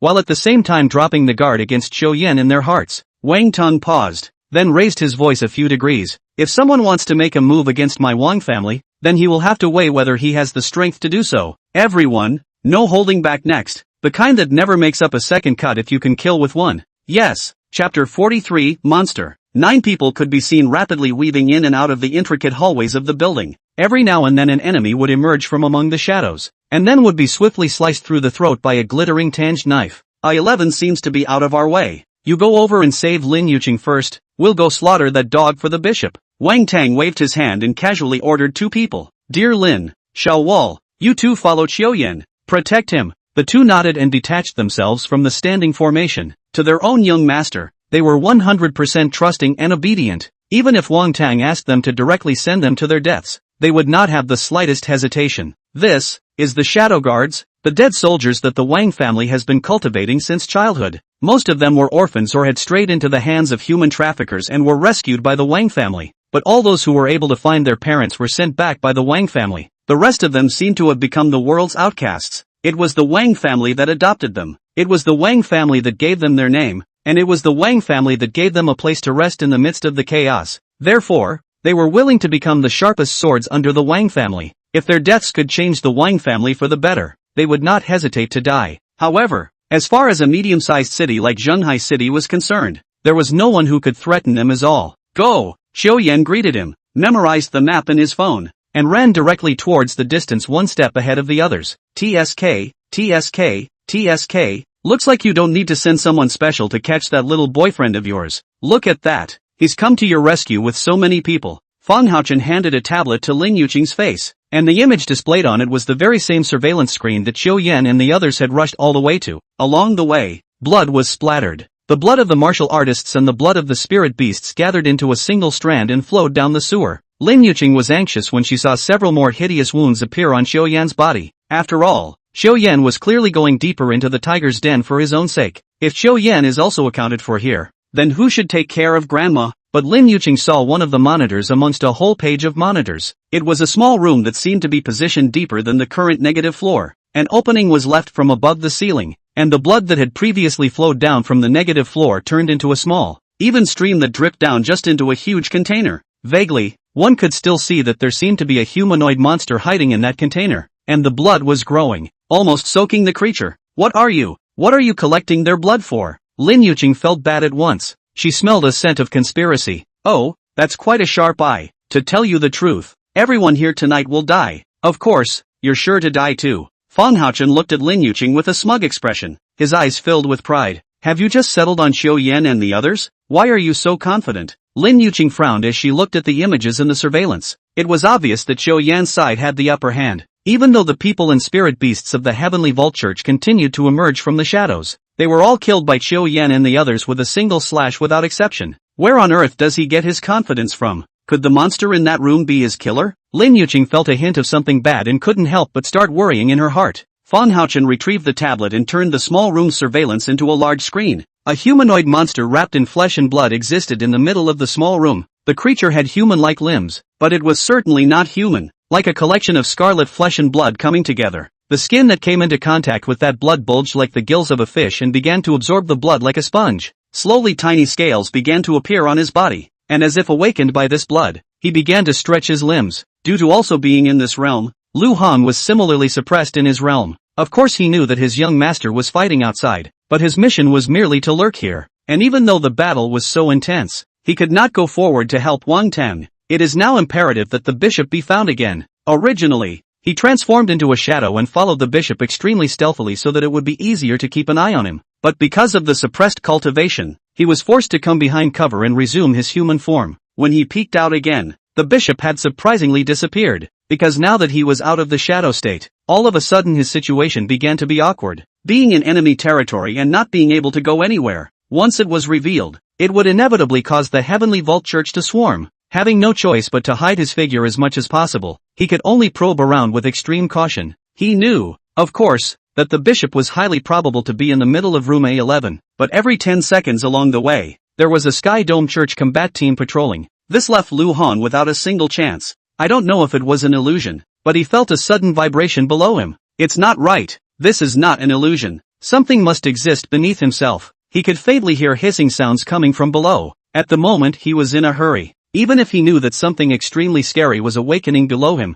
just 5 minutes ago he realized that any communication device had failed. Being unable to deliver the message meant that they would not be able to deliver the message afterward even if they were caught in a bitter battle. Xiao Yan's side was still rushing towards room A11, but the closer you get to the A11, the more guards there are guarding it. This made Xiao Yan wonder who else seemed to be in A11. If it was one Lin Yuqing, would it require so many troops to protect? Suddenly, everyone heard a growl from below. Such a sound was neither made by a human nor a spirit beast. Without waiting for Xiao Yan to react, the floorboards under his feet instantly shattered. If it wasn't for the quick eye of Dear Lin who pulled Xiao Yan over, I'm sure Xiao Yan would have definitely fallen. The floorboards under their feet shattered, gradually forming a large hole with a radius of 10 meters, and several people followed the large hole towards the bottom. Immediately afterward, several people saw a rather horrifying scene. A humanoid monster was looking up at them. The creature had no features, and certainly no eyes, but the movement of looking up at them was so eerie. This also caused a few people to tremble dramatically. What? What kind of monster is this? Diren opened his mouth trembling. Even after living in the Wang family for 20 to 30 years and performing countless missions, at this moment, he could not avoid feeling panic at the sight before him, because the existence of that thing completely defied common sense, as if it should never have existed above this world in the first place. Chapter 44, The Might of the Blood Demon. Roar! That monster down there just held its head up, like a big boss in the middle of an RPG, full of oppression. Fan Haochen, who saw the surveillance, instantly felt ecstatic. Ha ha, ha ha ha, this is the blood demon. This is the demon from the Sky Vault clan. Come on, don't we have a teleportation array? The blood demon has been awakened. Hurry up and withdraw. If we delay for a while, the blood demon will devour everything here. Fan Haochen instructed his men to inject spiritual energy towards a spell formation beside him. Too slow. All of you go over there. Sure enough, there are many people. The efficiency is also increased several times, and soon the dense light is displayed above the array. Go! With a wave of Wang Zheng's righteous hand, number 2 and the others followed him and stood in the teleportation spell, their figures disappearing in a few breaths. The only person left in the entire room was Lin Yuqing, who was tied to an iron chair. Fan Haochen wouldn't be kind enough to take Lin Yuqing along with him. The ones who evacuated together were undoubtedly their own beloved ones, and bringing an extra person would require consuming more crystals. The blood demon was a demonic creature that was a disaster for the Heavenly Vault clan. Back then, it cost the Heavenly Vault clan tens of thousands of troops and strongmen, which barely sealed the blood demon. Even this replica of the then blood demon of the Sky Vault clan on the blue planet was enough of a headache. The plan to torture the two men properly would have to go out the window. Fan Haochen's few people were instantly transported to a secret realm. This world was chaotic and boundless, with thunder constantly streaking across the sky. and gusty winds swept the sands, blowing a few people squinting their eyes. Even though he was out of danger, Fong Haochen's heart was still unbearable. Originally, he wanted to awaken the blood demon in the downtown area of Zhenghai City. He didn't expect Xiao Yan and the Wang family to fight together, which forced him to awaken the blood demon early. Grass, what is this lately? It's just bad luck. But he was also secretly relieved. At least most of the Wang clan's shadow guards were all present, and although awakening the blood demon this time had cost a considerable amount, it wasn't a particular loss. The next plan to unite other forces to eat up the Wang family could likewise be carried out. Xiao Yan looked at the flesh and blood below and suddenly felt the pressure steepen. One of the Heavenly Vault Church's congregation had thought to make a sneak attack while everyone was staring at the blood demon, but who knew that the blood demon had noticed him just as he quietly took his first step. Put! From within its body, a tentacle branched out and pierced through the congregation in the blink of an eye. Before it continued to draw blood like a straw, that poor congregation member tore his lungs out and wailed, and in no time at all, he lost his vitality, and his entire body became like a dried corpse fresh out of the ground. The people who saw this scene were all horrified. One of the shadow guards was unsteady and unconsciously moved half a step forward, and instantly suffered an attack as well. Relying on his martial arts background from years of training, a lower back barely dodged this attack. Just as he was breathing a sigh of relief, accidents happen. That blood demon unexpectedly split two tentacles again and stabbed towards the shadow guard. This time, the shadow guard waved his long knife, separated a tentacle, issued a wen sound, like the sound of gold and iron clash, but then another tentacle attacked, directly piercing the shadow guard completely. Xiao Yan's throat rolled. Suddenly I remembered a report from my last life. There was a terrorist attack in the center of the city that killed over 3,000 people, with no blood at the scene. But the cause of death was almost exclusively drained of blood. The Dragon Kingdom deployed the entire city's police force and couldn't solve the problem, and in the end, it was only through the special incident handling team that they were able to get it done. And the story only existed for 10 minutes before it was immediately deleted again. Could it be that this monster in front of us is the culprit of that attack? Now that's trouble. With just the few of them, it wasn't enough for that monster to get an appetite. Wang Tang looked around but still couldn't find the bishop's room. Searching in vain, he immediately decided to go in round with Xiao Yan first. One could only follow the map, find A11, and stand on the opposite side of this corridor from where Xiao Yan was. Don't move. Seeing the visitor, Xiao Yan hurriedly opened his mouth to remind him. Wang Tang looked at Xiao Yan in a bewildered manner, seemingly puzzled by the two words that had no beginning or end. But it was too late. Suddenly, a heel of scarlet tentacles shot out steeply from the large hole in the center of the corridor, and looking at the trajectory, it was heading directly towards Wang Tang's heart. Young master, danger! A shadow guard scurried out from the side and directly blocked in front of Wang Tang. Put! The tentacle effortlessly pierced into the shadow guard's body and once again began to draw blood. This scene scared Wang Tang to the point that he broke out into a cold sweat, and bean-sized beads of sweat oozed out from his forehead. He just wanted to assist the shadow guard in front of him, but then he thought of Xiao Yan's bellowing cry, "Don't move!" Wang Tang watched the shadow guards die in front of him, so anxious that his blood rushed up, but he couldn't do anything at all. What the is this? He turned his eyes and likewise saw the blood demon below. At this moment, that blood demon had inhaled the blood of 3 more people, and its entire figure seemed to have grown a few more points larger. Tiny scales sprouted from its body as far as the naked eye could see, just like a lizard man. Xiao Yan also discovered the monster's hunting rules. The creature has no sight, just the ability to perceive objects that are moving. As long as a few people didn't move around, their lives weren't in danger for the time being. But it's not a permanent solution, and it's still acceptable to hold out like this for a few hours. But what about days? What about years? Is it going to stay here until it dies? Thinking of this, Xiao Yan decided to take a risk. This monster likes to devour blood, doesn't it? It attacks things that move? Briquette, eat him up for me. The commanded cinder block slowly crawled towards the creature. Although the cinder block was dynamic, the creature did not react in the slightest. This also allowed Xiao Yan to realize that the monster was similarly unable to perceive the flowing liquid. At the moment, even though the cinder block had crawled to its feet and started to snatch the blood that was supposed to belong to it, it still stood there like a log. Dang! Coalball's body accidentally touched off a piece of gravel, and the creature immediately swung its tentacles and directly struck the fist-sized piece of gravel to pieces. It wasn't until the cinder block crawled up the creature's body that it noticed anything. A tentacle split out and just drew up at the cinder block. In just a few seconds, the cinder block's original small car-like size shrunk dramatically to the size of a table.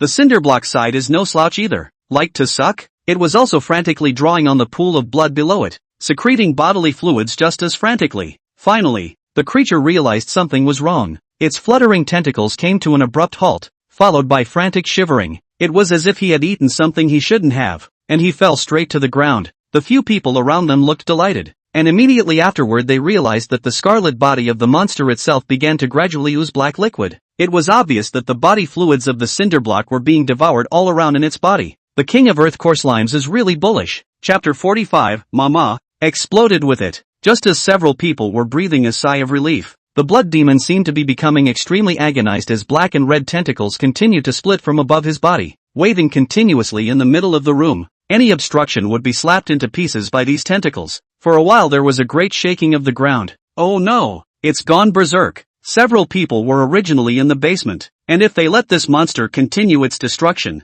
everyone would definitely be buried alive. The entire basement rattled and shook, and a steady stream of broken rocks fell, eyeing the monster. It seemed to be attacking things around it indiscriminately. Xiao Yan tried to move 2 steps. Sure enough, the tentacles didn't rush towards him. Wang Tong, behind you is A11. You guys go find Lin Yuqing and come out around the other side afterward. He shouted towards the opposite side, while summoning both the Flame Kirin and the Purple Moon, directly smashing those falling chunks of debris. Seeing this, Wang Tang directly rolled over to avoid the falling debris and came to the doorway, lifting his hand for luck and directly smashing the door lock with a palm. The whole thing went right in. Next, he directly saw Lin Yuqing, who was tied to a chair. You're okay. Have you seen anyone else? When Lin Yuqing saw Wang Tang coming over, she instantly recognized him. Wasn't this Qiu Yan's old classmate? Could it be that Qiu Yan directly called all his friends over? For a while, Lin Yuqing also felt a bit guilty. It's the fact that you have to come to your own rescue that bothers people so much. Wang Tang numbly split the handcuffs with a slap.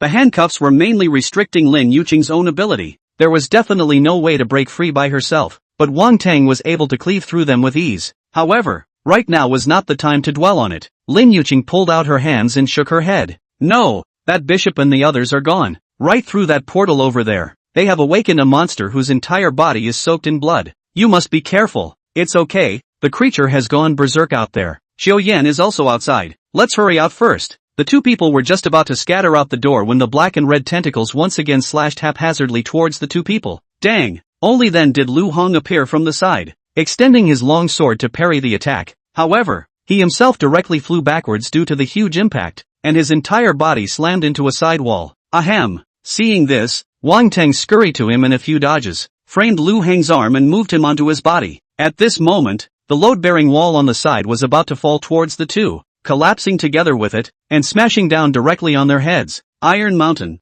Rock Barrier. Lin Yuqing chanted as Tai Shan appeared beside her. Instantly, a rock plate appeared above Wang Tang to shield him. He wiped the sweat from his head. If he was smashed down, he kind of wouldn't even have to find a grave. Too late to thank him. He made a wink towards Qiu Yan on the opposite side of the room and ran directly towards the exit. Fortunately, there were shadow guards and Tai Shan to cover them along the way, and with the memories in his mind, this was how he reached the basement entrance once again. When Lin Yuqing saw that Qiu Yan and the 4 of them hadn't come out yet, she was so anxious that she was about to turn around and go in to look for them, but she was directly stopped by the Dragon State Police who had come to provide support. Just don't go, little girl, let's do it. The one who spoke out was a man around 40 years of age, roughly 1 meter 9 in height, much taller than Wang Tang. His name is Thunder, and he's the captain of Dragon Scales, the Dragon Kingdom's special events unit. Lei Ting stood here, blocking Lin Yuqing like a wall. Uncle, quick, go and save the people. There are still 4 people in there who haven't come out. Upon hearing this,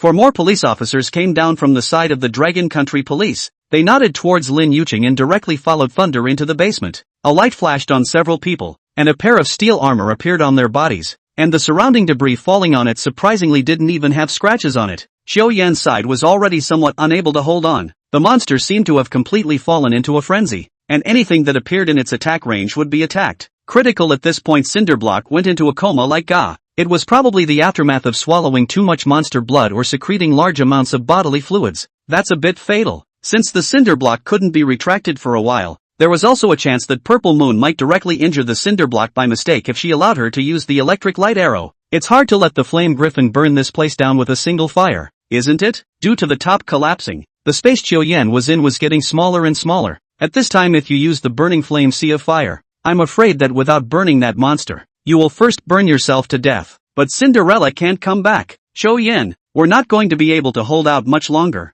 If we can't, let's go first. Dr. Wu also spoke from the sidelines. After holding out for so long, his stamina had long since failed to keep up. Originally, the cultivation was suppressed and weak, like being an obese person himself and suddenly cutting off half of his stomach. Even though he was still able to draw on the aura in the air, he was never able to satisfy the energy needed by his body. You guys go ahead. I'll be out as soon as Cinderblock wakes up. Then you too. You should hurry up and get out too. Leave me alone. Xiao-Yan, leave your spirit beast alone. Hurry up. Dr. Wu directly tugged Xiao-Yan's arm and was about to run towards the outside, but at that moment, a huge rock directly smashed down. Having no choice but to let go of Xiao-Yan, Dr. Wu pushed him to the side and fell towards the back himself. Boom! The boulder separated the two people tightly, and Dr. Wu, who was suppressed in his realm, could not move the boulder away at all. You wait. Protect yourself. I'll go outside and get someone to save you. Even Dr. Wu, who was somewhat helpless at the moment, turned back and followed the two shadow guards to withdraw from this room.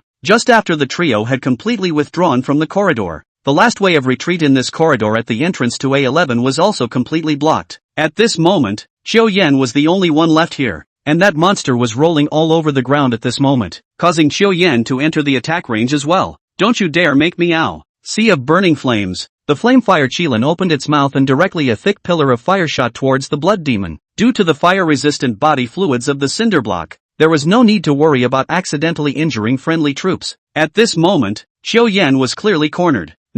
Just explode with it. Since you like to suck blood, I'll heat you up. The pillar of fire hit the blood demon directly, and a gust of heat filled the air at the moment. Soon an unpleasant odor of burnt protein filled the air. Even Xiao-Yan couldn't help but cover his nose. In an instant, the temperature within the entire space rose sharply. It could be seen that the pillar of fire sprayed by the flame Qilin just now was so powerful that the polymer heat-resistant material floor behind the blood demon was scorched and melted. However, when the flames dissipated, the blood demon still hadn't hiccuped. Chapter 46, Pop said, to use magic to defeat magic. Special milk. This is not even dead. Famous knife. Right. Xiao-Yan cursed and kept calling out to Coldball through the Imperial Beast contract. But every time a command was issued, it was like a stone dropped into the sea, with no response at all. Classmates, you're not allowed to sleep here. The Cinderblock was as motionless as if it had fallen asleep. Blood Demon climbed up from the ground, looking extremely wretched in his current state. Not only did his body become scorched black, but even his original arm was broken off. Roar!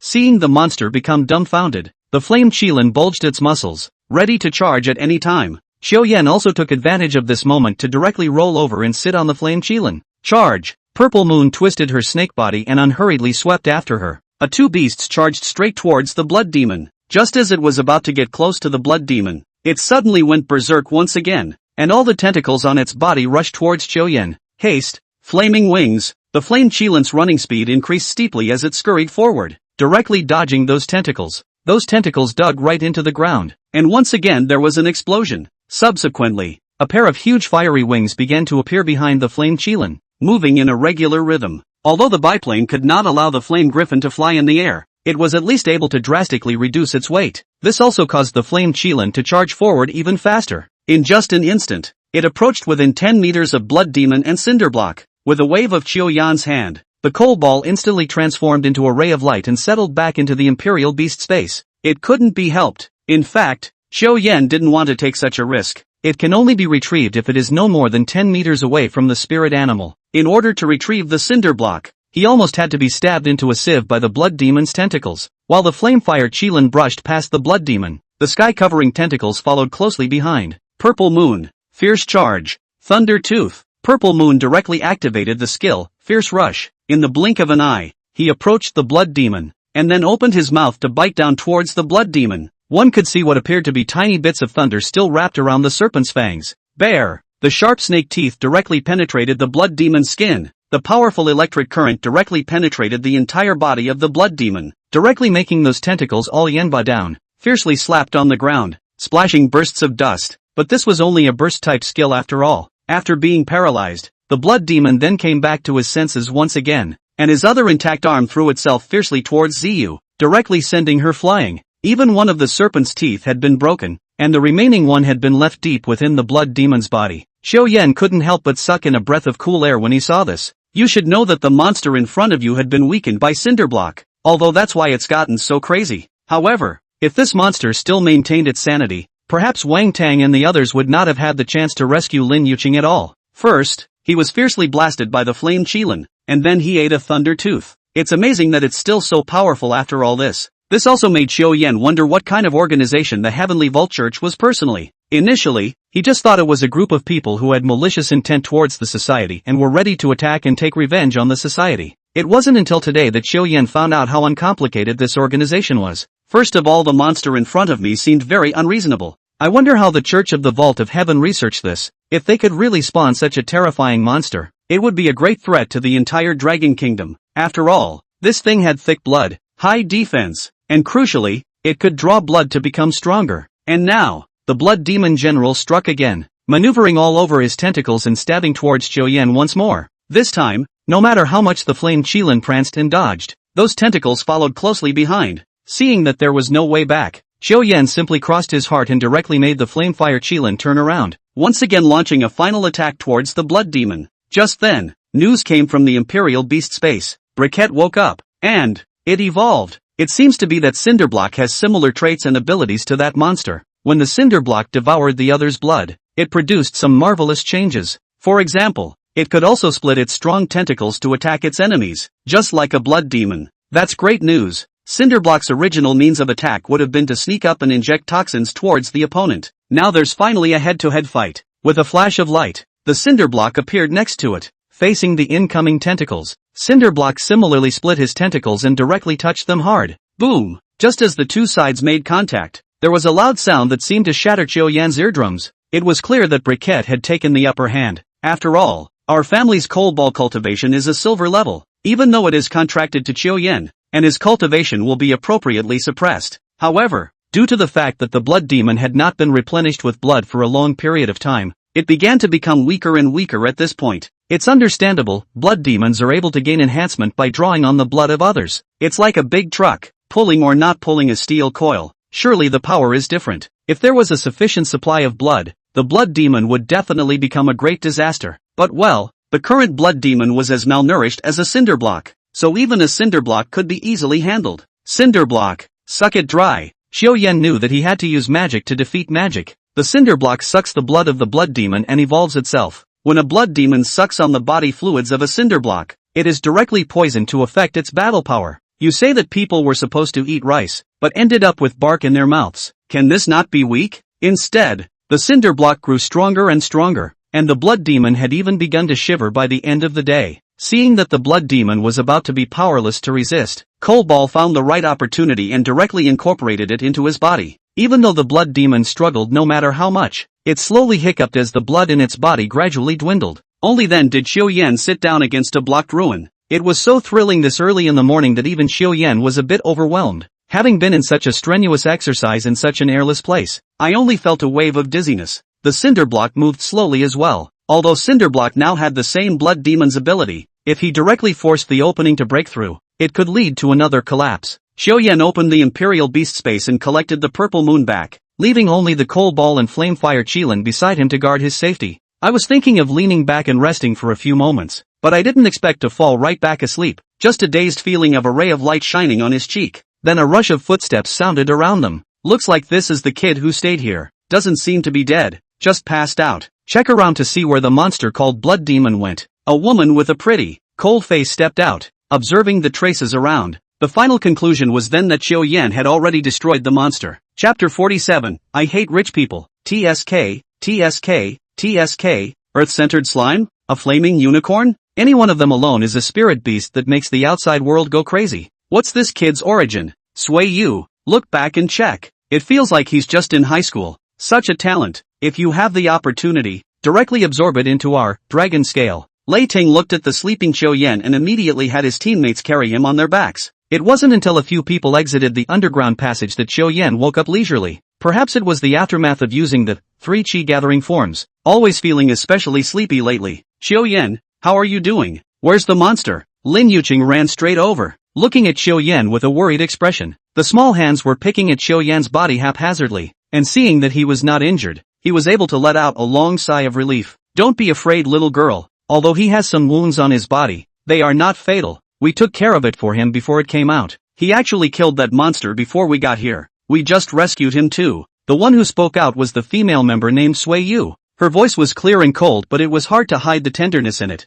However, These words clearly caused an uproar as the people present looked at Xiaoyan, not expecting this young man to solve the monster alone. Amazing, thank you for getting him out of there. I don't know what I would have done otherwise. Obviously they came to my rescue. I didn't realize. Lin Yuqing's eyes reddened, no longer able to hold back her inner aggression and self-reproach. Teardrop after teardrop slipping down. Xiaoyan really couldn't see Lin Yuqing sad, and directly rolled off that dude's body, giving the impression of being alive and well. It's fine, we've directly destroyed a stronghold of the Heavenly Vault Church today. That's also considered to be doing the people a favor. What's so sad about it? Xiaoyan's hand was wrapped like a doryman, and patting Lin Yuqing's shoulder at this moment looked extremely comical. Put! Lin Yuqing laughed out loud when she saw this crying, and annoyed, she slapped a blow at Xiaoyan. It directly gave Xiaoyan a painful grimace. It's good that it's okay. This way, I'll give you the contact information of the police over there. If you're free, just go and cooperate to make a statement. Never mind, just add me on Twitter and contact me.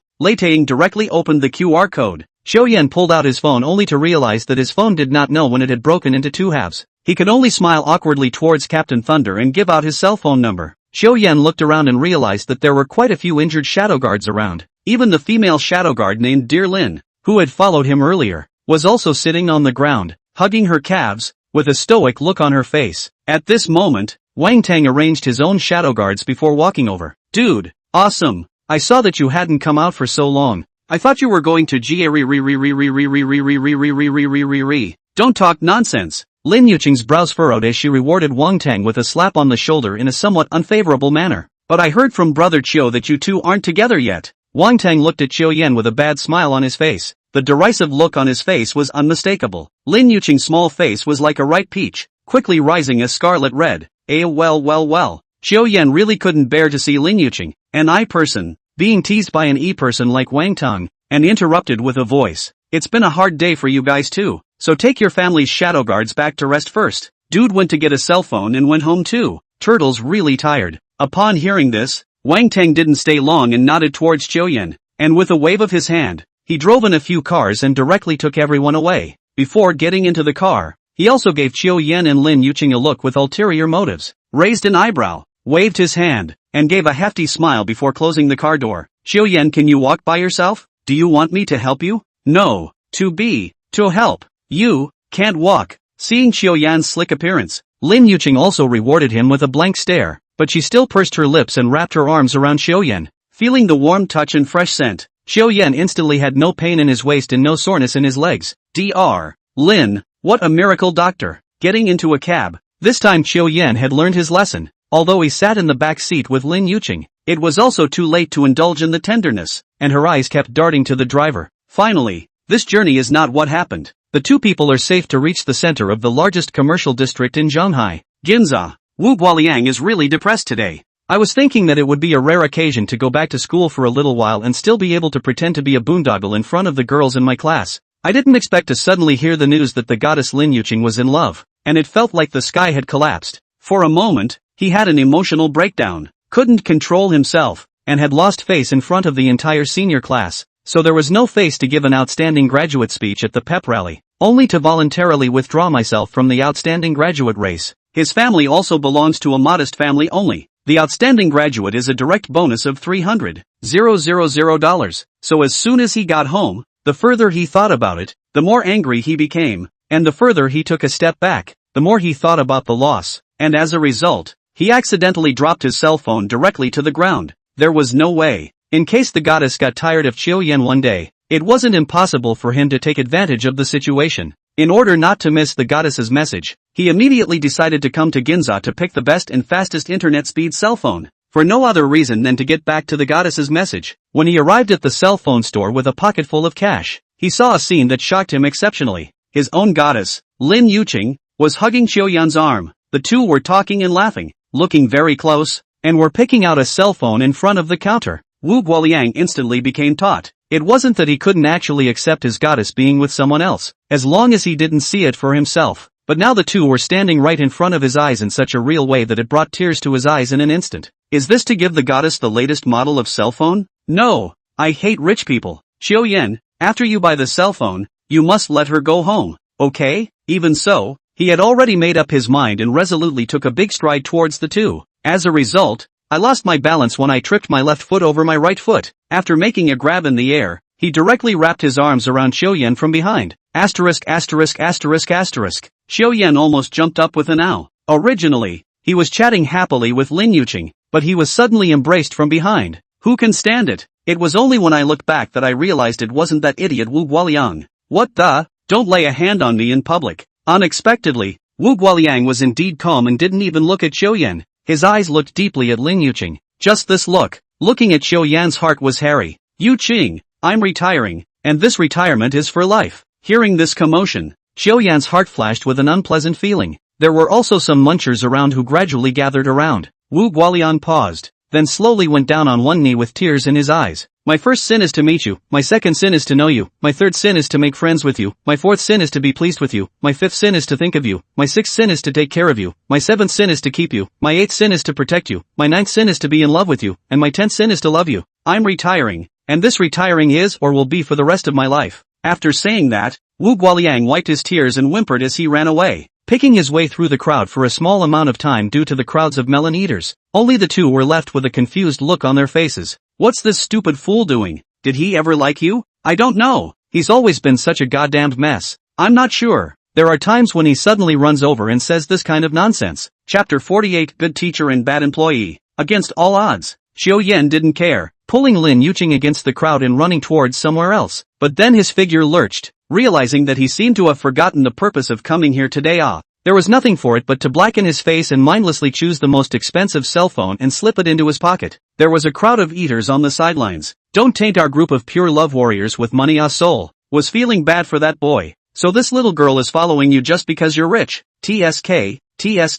Young people nowadays are still too impetuous. Like me back then. I was even prettier than this girl. You know Wang Jianlin from Shanghai City? I didn't even agree to him chasing me. I got a license directly from our old Zhang. Blow it out your ass. With your pockmarked face and your mole. It's no wonder that Wang Jianlin is attracted to you. Old Deng too, are you looking for a fight? Looking at the surrounding eaters chattering and quarreling, even on the verge of fighting, Xiaoyan's face darkened a few points more. What's this all about? Listening to how there's still the matter of Wang Tang's grandfather. Inserted the phone card and immediately the phone started vibrating like crazy. Xiaoyan fell without catching one. This heart simply more scared than riding a roller coaster. Just afraid of just 30,000 yuan to buy a cell phone will break in one fall. Picked it up and blew on it, and looked around. It really deserves the bomb-proof level of cell phone that the clerk just said. Stick in the chest can be bulletproof.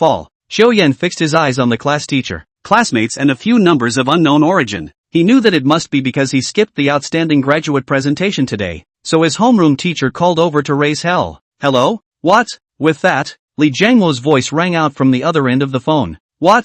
You have the nerve to ask me what? You know how much scolding I took from the leaders today for you. Director Chen has been pouring dirty water on you in front of the school leaders, and if I hadn't vouched for you with my personal credibility, you'd be afraid that you wouldn't have to be cancelled from your guaranteed place directly. Now what? I advise you kid to be sensible and hurry over. Before the school leaders and the others leave, you go bow and apologize to them, and it'll be fine. Li Jianguo gave a verbal output that directly confused Xiaoyan. It's just a seminar for the best graduates, that's all. Then voluntarily giving up the 300,000 won't really matter to you, will it? And to cancel your own application for a place at Huaqin University? Some school leaders can really get on the bandwagon. Although Xiaoyan knew that being so uptight was definitely Chen Qingqing's director who was an uncle in the middle of it. But this school leader, this is too hasty. Sighing, Xiaoyan still decided to make a trip to Spring Rain Imperial Beast High School, even if it wasn't for the $300,000. For the sake of the class teacher, Li Jianguo, it was still necessary to make a trip.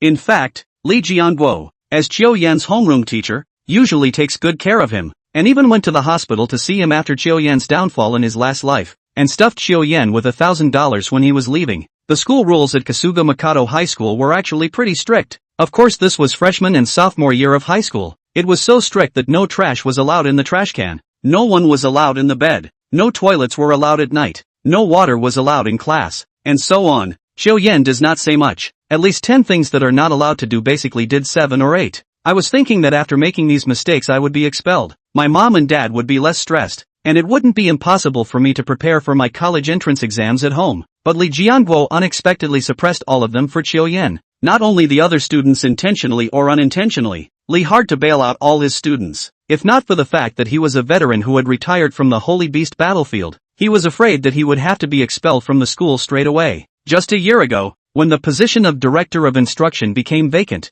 Lee said he voluntarily dropped out of the race because he couldn't bear to let go of his classmates. But it wasn't until after our senior year that we realized that Lee was eliminated from the running because the class he taught had the highest error rate. Originally, with Lee Jiangwo's so many years of teaching experience and excellent personal strength, is fully capable of the post of director of teaching. In the eyes of the students, Lee is a good teacher. In the eyes of the school leaders, Lee, on the other hand, was an inferior teacher who dared to defy the school's rules and regulations. Yu Qing, our homeroom teacher, asked me to come over. Do you want to come along? Lin Yuqing also knew that it was mostly about that matter of outstanding graduates, and she herself was likewise absent. Immediately, he nodded and followed Xiao Yan out of the mall and into a cab. Along the way, Xiao Yan couldn't stop his headache. After all, those school leaders will use rules and regulations, their own awareness and so on to pressure people. Let him confront those leaders. It would be better to let him to fight with the blood demon again. Before he could think of a word, the cab braked sharply and stopped in front of the school. The doorman just glanced at the two men's student IDs and let them through. Administration building, top floor. At this time, Li Jianguo was nodding his head towards the four chubby leaders, his face full of fawning colors. Leaders, I just called Xiao Yan's classmate, and he has something going on at home today. Now that we're over here, don't be in a hurry. Sit down and have a cup of tea. Come and try the dragon well tea I brought back from Hang City last year. But without waiting for Li Jianguo to open the tea canister, he was directly reprimanded by a rich-faced leader. What's wrong with having things at home? Why don't you report it in advance? I think Xiao Yan is obviously not aware enough. Hey, look at that. It happened suddenly. It happened suddenly? You didn't know to take your vacation in advance? Li Jianguo, a time CPU or fast burning. What does this mean in the end? Why don't you understand it? With a bitter smile, he opened the tea canister again and poured most of it for the leaders. Each leader basically has a third of a teacup of tea. As he poured the tea, Lee's heart was dripping blood. That's Westlake Red Robe, and it's a tea made by the heir to the legacy. He sighed and poured boiling water for a few of the leaders again. Yo, this tea, it's good. Well, it smells pretty good. It's really like that. Comrade Jiangwo, so it seems that you haven't taken many bribes from the students in private. I can't believe you can afford such good tea. No wonder you're dead set on protecting those students of yours from disciplinary action. A few people talked and counted down Li Jianguo. A high and mighty look is simply disgusting. A trace of displeasure flashed across Li Jianguo's face, and he was about to snap, but he seemed to think of something and held back. Don't look at each of these leaders as being able to point the finger, but in reality, they were all softballs who had never been on the Holy Beast battlefield. Dealing with these people was simply more tiring than going to the Holy Beast battlefield. Chapter 49, Ugly Face. Ding! The elevator slowly reached the top floor. Xiao Yan and Lin Yuqing walked out quickly and went straight to the school manager conference room that Li Jianguo had mentioned in the middle of the phone call. Along the way, there were constantly administrative teachers staring at Xiao Yan, seemingly a little surprised. Why would two students be in the administration building anymore? Normally if it's just the disciplined students that come this way. Did you get caught having an early love affair in the middle of school? Xiao Yan ignored the line of sight that looked like pins and needles, but walked straight to the school boardroom. He knocked on the door and there was a sudden enter from inside. Turning the doorknob, he saw four leaders sitting at the long table looking at him with a look of old age, and behind them stood the director of instruction, Chen Qingqing's uncle, Chen Zhenhua. Seeing the visitor, Li Jianguo hurriedly beckoned towards Xiao Yan and winked at him. Xiao Yan, come, I'll introduce you to these leaders. Something happened to your family today. Quickly apologize to the leaders. Won't this matter be over? Given Li Jianguo's bitter words, Xiao Yan still patiently explained to the four people. Seeing the bandages on Xiao Yan's body, several people actually had a number in their hearts. Xiao Yan, you should be glad you have a good teacher. Okay, hand over the material. Hand it over and you can go back. Materials? Xiao Yan felt a bit puzzled. What kind of material? At this time, Li Jianguo once again made a face towards Xiao Yan. He did not move from the royal beast's face, took out a craft paper bag, respectfully handed over. You can see the bulging stuff inside. One of the leaders picked up the paper bag, weighed it in his hands, picked it up again and scrutinized it for a while, and spoke directly and nonchalantly. Mr. Li, now we have four leaders here. It should be four materials. At those words, Li Jianguo's figure gave a slight stutter and froze a bit. I didn't realize these guys were so shameless. He had $100,000 stuffed in this craft paper bag. Can it be that 100,000 per person makes 400,000 in total? Xiao Yan really couldn't help himself and directly pulled Li Jianguo outside. It's okay, I don't need a bailout. Mr. Li, we're not going to take the heat. Li Jianguo, however, was in a hurry and hastily shook off Xiao Yan's hand, his gaze once again looking at the leader. Several leaders, this child is talking nonsense here. Don't mind if I do. At this point the leader was clearly getting a little impatient. Asshole, do you realize how valuable the time of a few of us really is? Is this distinguished graduate child's play? You can run for office if you want to and quit if you want to. What do you take us for here? Do you still take school rules and regulations seriously? Seeing this scene, Xiao Yan couldn't stop sneering. Yeah, I just don't want to be that honors graduate right now, and I don't need a guaranteed ride. I'm taking the Imperial Beasts high school exam normally. I can still get into Huaqing University. In one sentence, several leaders were directly confused. How many people dreamed of the chance to get a guaranteed admission? But it turned out that this Xiao Yan actually gave up when he said he would. Doesn't he know how hard it really is to get into Huaqing University? It's simply a big statement. This year, the Imperial Beast high schools in the whole of the Dragon Kingdom only shared down dozens of guaranteed spots, and Spring Rain High School only had 5 guaranteed spots. And there were at least 20 million senior students in the Dragon Kingdom who took the Imperial Beast examination this year. Huaqing University enrolls just over 1,000 students each year, and it is basically impossible to enter Huaqing University by unified enrollment. You can only go bowling. I didn't expect this kid to be so unappreciative of his chances. Chen Zhenhua was secretly happy to see that the atmosphere at this time was not right. Since Xiao Yan didn't want that guaranteed place,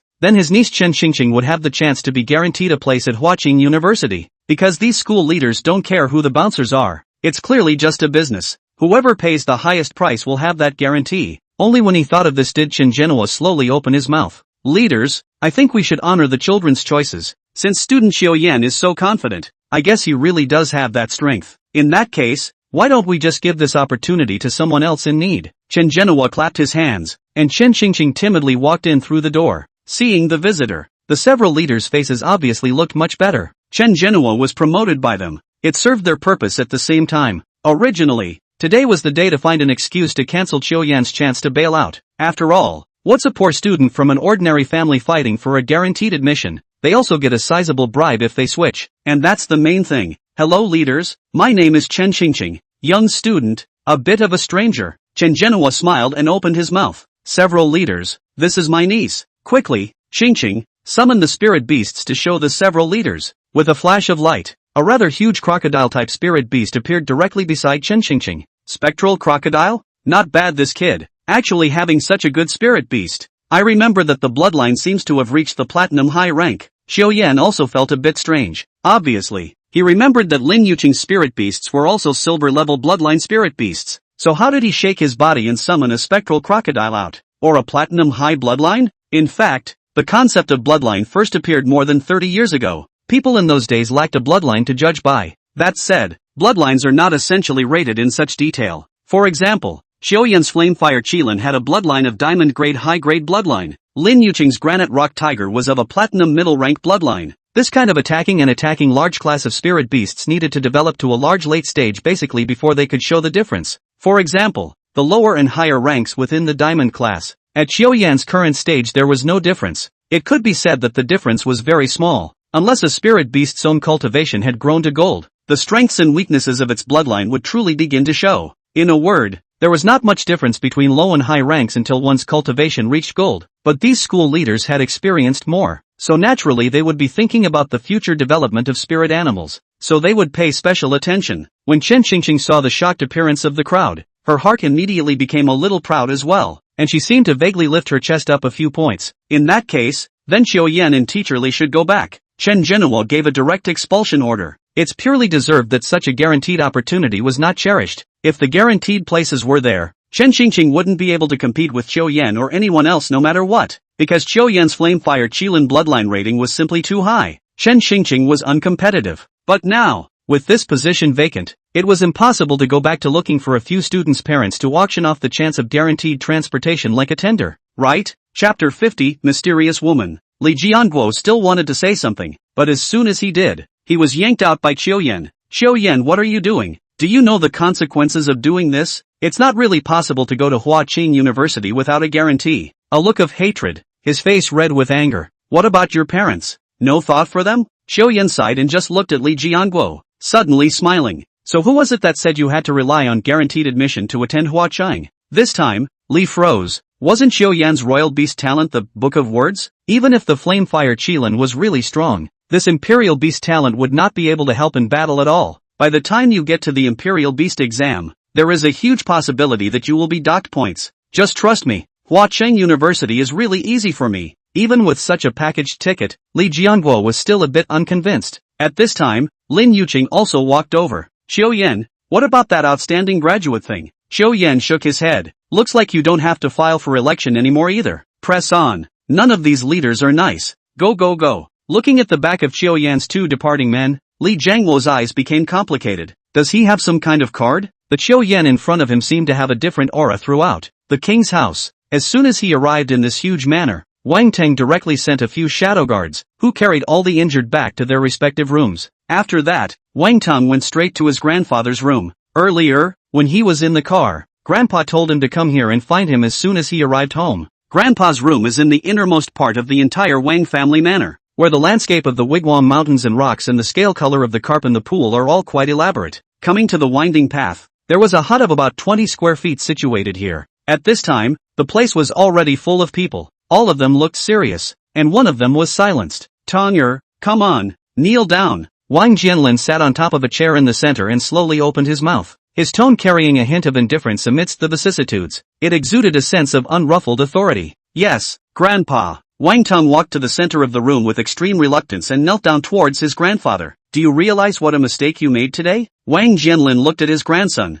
and his eyes suddenly became sharp, like a rusty iron knife resharpened. Grandpa, I don't know. Please, Grandpa, just say it. Wang Teng's heart lifted. Whenever I made a mistake as a child, my grandfather would make myself kneel down and make myself reflect. Just think of it as the fact that because of him today, the shadow guards that the Wang family had carefully cultivated over the years had suffered too many casualties. The next words of his grandfather, however, were a relief. The Church of the Vault of Heaven is the bogeyman, and you're right about that matter of launching an attack on it. But you today, the only thing you can't do is let him, the bishop, go back in one piece. What does Grandpa usually teach you? Plan and move. If you don't make a move, it's a straight shot. If you had consulted with Grandfather ahead of time, it would have been 10 bishops, and he wouldn't have been able to escape. Wang Teng also reacted to the fact that this was his grandfather knocking himself out, and hurriedly said in a deep voice, Grandpa, I know I'm wrong. Looking at his grandson, Wang Jianlin, who had long been holding back a belly full of words, was unable to say anything heavy at all, and could only let out a long sigh.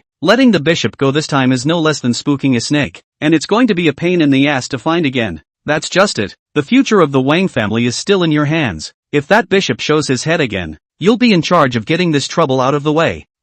Grandpa. Everyone else in the room breathed a sigh of relief. At first a few people thought it was a big deal. As the first generation of cultivators after the recovery of the aura, the old master was a proper credit to the human race. Those who could come back alive from the Holy Beast battlefield in that era were basically ruthless people. Once the old man was truly angry, Wang Teng would at least have to shed his skin. Well, I've said all I have to say to you, so get out. Teng'er, you stay. At this time, the uncle and aunt next to Wang Teng's grandpa and uncle hurriedly exchanged pleasantries with the old man and fled the hut like the wind. Once everyone else had left, the hut was surprisingly quiet at this point, with only the pleasant sound of the stream flowing alongside. Wang Teng couldn't help but speak as he looked at his grandfather's worried face. Grandpa, what seems to be bothering you? Wang Jianlin shook his head. In fact, he was also torn between telling his grandson or not. Is it good or bad to expose him to these things too early? After hesitating for a long time, this was the only way to tell what was on his mind. Tong'er, do you know about the Sacred Beast battlefield?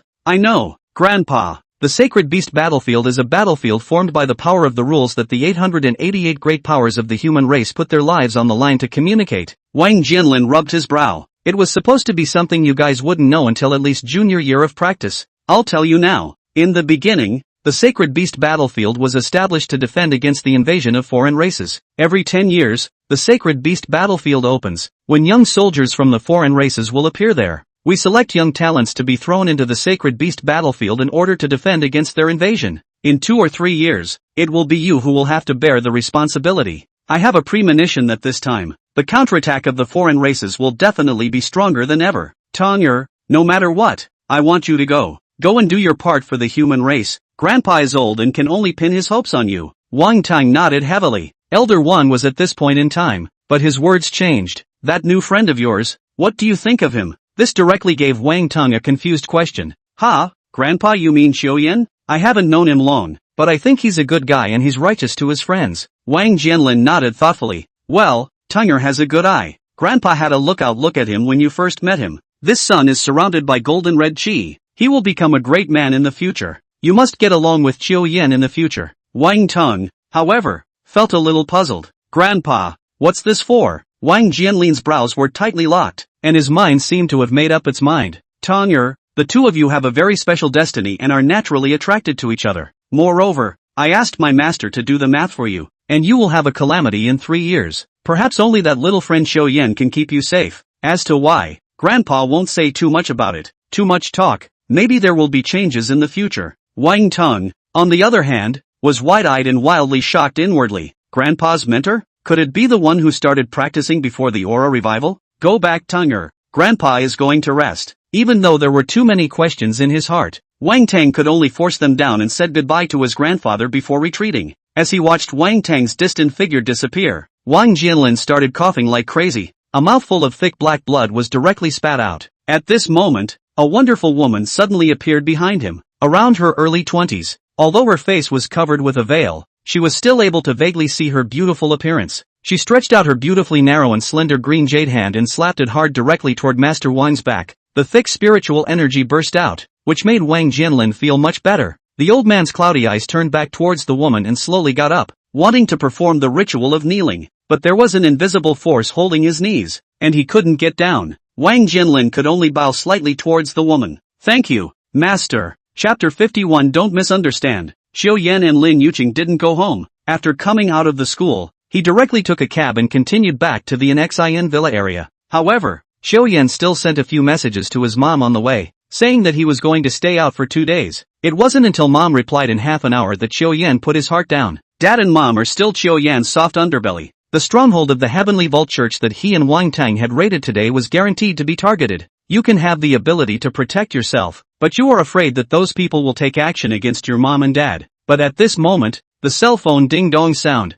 Wang Tang sent a message. Dude, we stabbed the Church of the Vault of Heaven today. That was awesome. Xiaoyan would smile. The Wang Tang he knew in his last life had experienced too much and was far from being as lively as he was now. But Wang Tang was still Wang Tung. It's good to be carefree and have no worries. After all, we only destroyed one of the Sky Dome Church's strongholds today. It's impossible to find it hidden in the middle of the city. I'm afraid this organization is going to retaliate afterwards. Dude, you don't have to worry about that. We have shadow guards. Where are your parents? I'll send 2 over to protect them later. Xiaoyan cried and laughed. Let the Wang family shadow guards to protect his father and mother is his first volunteer. But it's a solution to your own worries. And there's nothing to worry about. Worthy of being a good brother. It was almost as if he was so close to his heart that he had learned to prejudge himself. Thanks, buddy. I'll buy you dinner next time, huh? Isn't it less than a week before the Imperial Beast exam? And the martial arts exam is the same time. Then let's come out directly after the exam and go to our family's one-stop shop. Don't you know what our family does? I'll arrange it for you straight away. Xiaoyan laughed in a humorless manner and returned. Alright, hurry up and go cultivate. It's almost time for the exams and you're still so free and loud. Okay. Only then did Xiaoyan put down his phone and summon Ziyu. Since Dr. Wu had gone to work, Xiaoyan and Lin Yuqing were the only 2 people in the house. Xiaoyan thought for a long time, but decided to tell Lin Yuqing about the breathing method that increased his cultivation speed. He knocked on the door. Knock, knock, knock. Who is it? Is it Xiaoyan? It's me. Oh, wait a minute. I'm in the shower. It was only then that Xiaoyan heard the sound of clattering water outside the door. The old face flushed. For a while, he actually got a little carried away. It was no wonder Xiaoyan. After all, since his last life, Xiaoyan was a little virgin. In his last life, he was left disabled and didn't have the heart to get a date at all. Naturally, you don't experience that kind of thing. In less than 10 minutes, the door in front of him was opened with a brush. Lin Yuqing stood playfully in front of him wrapped in a bath towel, her body still bubbling with dense hot air. The small face showed a healthy flush from the hot bath she had just taken. Droplets of water ran down her cheeks and down her pale swan neck, dripping all the way under the towel. The short bath towel obviously couldn't hide her shapely figure. Xiaoyan indisputably looked straight. When Lin Yuqing noticed Xiaoyan's line of sight, she also became a bit alarmed and directly stretched out her white lotus root arms to hug her body tightly. What do you want? Ha? Oh. Xiaoyan came back to his senses and was just about to open his mouth. As a result, it turned out that Lin Yuqing's figure appeared to be even more seemingly more mesmerizing and alluring due to being squeezed. Suddenly feeling that his nose was cold, Xiao Yan casually touched it and ended up touching a handful of blood. You get busy. I'll be back later. Xiao Yan fled back to his room in a state of disarray, frantically pumping paper towels to stop the bleeding. It took a while to slow down. Lin Yuqing frowned as she watched the inexplicable Xiao Yan return to his room. She looked down at her size as if it was indeed too revealing. You seem to have a pretty good body yourself. Seems like men like their front and back types, right? She seemed to think of something, and then it was as if a rush of heat went straight to her head. Lin Yuqing's small face flushed red as she closed the door to her room with lightning speed, covering her chest with one hand and pressing the other on the door, gasping for air. I'll go. Could it be that Xiao Yan really had that kind of idea about himself? He's been really good to himself, though. He took himself out for training, lent himself $1 million to cure his grandmother, and came over to save himself today regardless of his own safety. In that case, it seems like giving your life away doesn't seem unacceptable? Lin Yuqing, what are you thinking? Thinking of this, Lin Yuqing's little brain also instantly went down, sitting down against the doorframe, covering her face with her hands, too shy to see anyone. It seemed like men would get nosebleeds when they saw something exciting, and she wondered if she was overthinking it. She was still a little worried about Xiao Yan. I wonder if it's some kind of internal injury from today at Suan Street. Lin Yuqing quickly blew dry her body and hair, then changed her clothes from within the Imperial Beast space before knocking on the door of the room again. Knock, knock, knock. Xiao Yan, are you okay? Did you have something to tell me just now? Come, here it comes. Xiao Yan's panicked voice sounded, and then after a rush of footsteps, the door opened with a click. Seeing each other again made both of them look a little awkward. Xiao Yan didn't know where to put his hands. One moment he scratches his head, the next he pulls out the cell phone in his pocket to check the time. How he wished Wang Tang would send him 2 messages at this time. It's so embarrassing this. Lin Yuqing's smile was a bit stiff at this point, her small hands behind her back fidgeting constantly. Shell teeth bit her lips slightly, not knowing how to speak. Well, you first. Go ahead. Both of them spoke at the same time again, which made the atmosphere even more awkward. Immediately afterward, Xiao Yan glanced at Ziyu, who was drying her rice on the side, and slammed his head. Yes, something does happen. I have mysteries to show you. Come on, come on. Before Lin Yuqing could react, she was pulled into the room by Xiao Yan. Bang! The door to the room slammed heavily. Looking at the sneaky Xiao Yan, Lin Yuqing suddenly thought of something bad. As a result, before she could say anything, Xiao Yan once again ran to the window and pulled the curtains closed, then turned back and smiled mysteriously at himself. What do you want? Lin Yuqing timidly opened her mouth, and her heart was suddenly in a frenzy of deer. It's not like Xiao Yan is going to take himself here. No, don't. That kind of thing. I'm not ready for that. Lin Yuqing closed her eyes and didn't dare to look at Xiao Yan, her small hand waving continuously in the air. Xiao Yan quickly reacted. It was the fact that he had just acted too out of character at Lin Yuqing's door, which had caused some misunderstanding in the little girl's heart. No, I'm trying to teach you a spell, Dharma. Only then did Lin Yuqing open her eyes. Right, come on. Xiao Yan sat on the bed and patted the side, signaling her to sit over. Lin Yuqing's head was filled with black lines. Teach yourself the Dharma? It's not going to be some kind of dual cultivation spell. Seeing that Lin Yuqing was slow to move, Xiao Yan also realized that his actions seemed to have some hints. Oh, don't get me wrong. I'll show you how it works and you'll see. Purple Moon. Stop eating. Come on. Lin Yuqing only saw Purple Moon plop down beside Xiao Yan, and the one person and one beast began to breathe regularly. Slowly, swirls filled with spiritual energy began to form around them as well. All of this looked at Lin Yuqing's cherry mouth for a long time. It's actually possible to cultivate like this. Chapter 52, The Genius Sage. First this, then that. Memorize the mantra. Lin Yuqing sat cross-legged on the carpet, and the Rocky Rock tiger in front of her like a kitten also sat face to face. After cultivating according to Xiao Yan's mantra, not long after, the same spiritual power vortex formed around his body. Xiao Yan was surprised to find that this set of gongfu seemed to be very suitable for Lin Yuqing, and he grasped the essentials in just a few minutes. And the spiritual energy vortex that had been condensed was even larger than his own. Perhaps the size of the spiritual vortex was related to the size of the spiritual beast? It was useless to think so much. Xiao Yan also sat on the bed and similarly began to cultivate. As he continued to cultivate, Xiao Yan suddenly felt that the efficiency of the two cultivating together was instead faster, and there was probably about a 20% increase as well. After cultivating for more than an hour, Xiao Yan's stomach began to rumble. It just occurred to me that I hadn't eaten lunch today. Looking at Lin Yuqing, who was completely immersed in her cultivation, Xiao Yan couldn't bear to disturb her. so he just quietly brought the door of the room with him. Just bring her one later. After all, this feeling of being immersed in cultivation was wonderful. When he himself first practiced the breathing technique back then, he had directly slept for a small amount of time at the spirit beast breeding base. Xiaoyan locked the door of Dr. Wu's house and came into the middle of the courtyard. Looking at the randomly parked little blue bikes next to him, Xiaoyan directly swept one up, put on his helmet, and rode off on a skid. Just deal with a bite, look along the street and find a bistro. Since Dr. Wu's house was in a very privileged location, he soon found a restaurant that did good business. Coincidentally, Xiaoyan had also come here to eat once in his previous life, and the flavor was also very good. Locked up the little blue bike and walked right in. Boss, 1 order of fish and shredded pork over rice here and 1 order of leek and shredded pork over rice pack to go. Right, more rice. Okay, 30 yuan. Find a seat and sit anywhere. The boss turned his back to Xiaoyan and greeted him, grasping the handle of the iron pot in his hand and upsetting the pot constantly. Only, the boss's voice sounded a bit familiar to Xiaoyan. It seemed like he had seen it somewhere. Xiaoyan didn't care, found an unoccupied seat and sat down, taking a bottle of soda in the process, and gulped a big mouthful. Hiccup. While waiting for his meal, Xiaoyan swiped his cell phone and watched those people in the class group and grade group chatting quite interestingly. One and all are talented. Not long after, a pudgy middle-aged man walked in through the door. Somewhat rushed, he surveyed the decor of the store, and was silent for a moment before summoning up the courage to speak in a husky voice. Boss, 1 order of rice. Any leftover broth?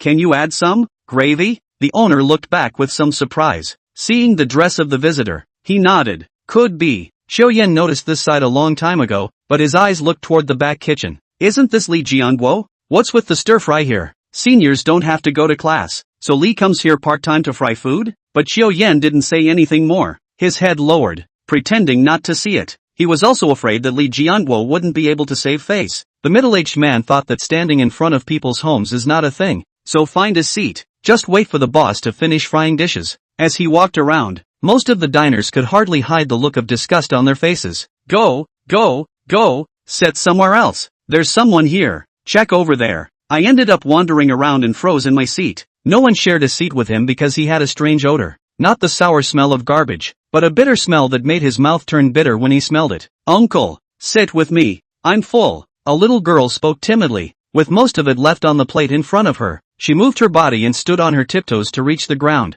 Her big watery eyes looked at the middle-aged man and she turned back towards the kitchen. Xin, don't run around. Be careful of burning yourself. It's okay, Dad. I'll be careful. Only the little girl was seen hugging Li Jianguo's leg and giggling. Xiaoyan's heart was suddenly filled with emotion. So this little girl was Li Jianguo's daughter. Suddenly also some understanding of Li Jianguo, with their own parents, are for their own children better life. Suddenly, the little girl fell straight toward the ground, rolling around on the ground in pain. His little face squeezed together, his mouth still shouting daddy daddy. Li Jianguo was so anxious in his heart that he threw the spatula aside and pounced on it. Xin, xin, where are you uncomfortable? Daddy, I hurt. Ooh, I hurt. Xiaoyan stood up miserably, and in his afterglow, the scruffy middle-aged man scurried straight over. What are you doing? When Li Jianguo saw the visitor, he was instantly enraged. He had just seen that his own daughter had skipped lunch to make room for a man and had come straight over to him. Could it be that this person has pulled some kind of stunt? Those who had been on the Holy Beast battlefield had a bloodlust in their bones.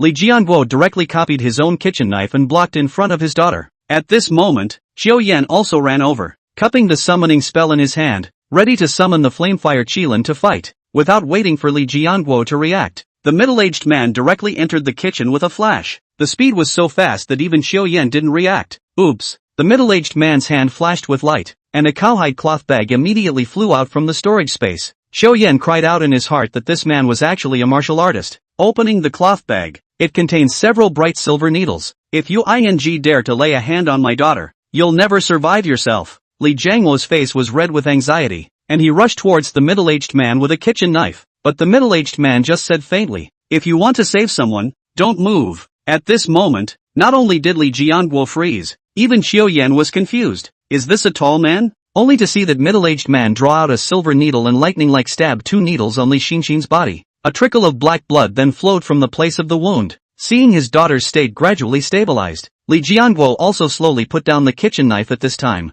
I'm afraid this little girl has been poisoned by something. Have you offended anyone lately? Seeing the middle-aged man's gloomy face, Li Jianguo realized that this matter was not simple. Indeed, I sparred with that Chen guy this morning. An old enemy. As a colleague, the relationship isn't that frosty. Could it be him? Why did he go after my daughter? The middle-aged man pondered for a moment and spoke slowly. It's a toxin unique to a spirit animal called the berry spirit frog. This toxin is not fatal to humans, but there will be occasional flare-ups, as evidenced by this. It hurts, but it's not fatal. Hearing this, Li Jianguo was relieved, and at the same time began to be glad that a high-level person had come to the store today. However, he was still inwardly skeptical. What reason did Qin Genua have to lay hands on his daughter? Just because he had refuted him in front of the school leader earlier? Li Jianguo did not care about the details, but only desperately grasped this life-saving straw. Dare I ask, what is the master's name? White Whistling Dragon. What? Could it be the White Sage? Seeing the man nod, Li was shocked.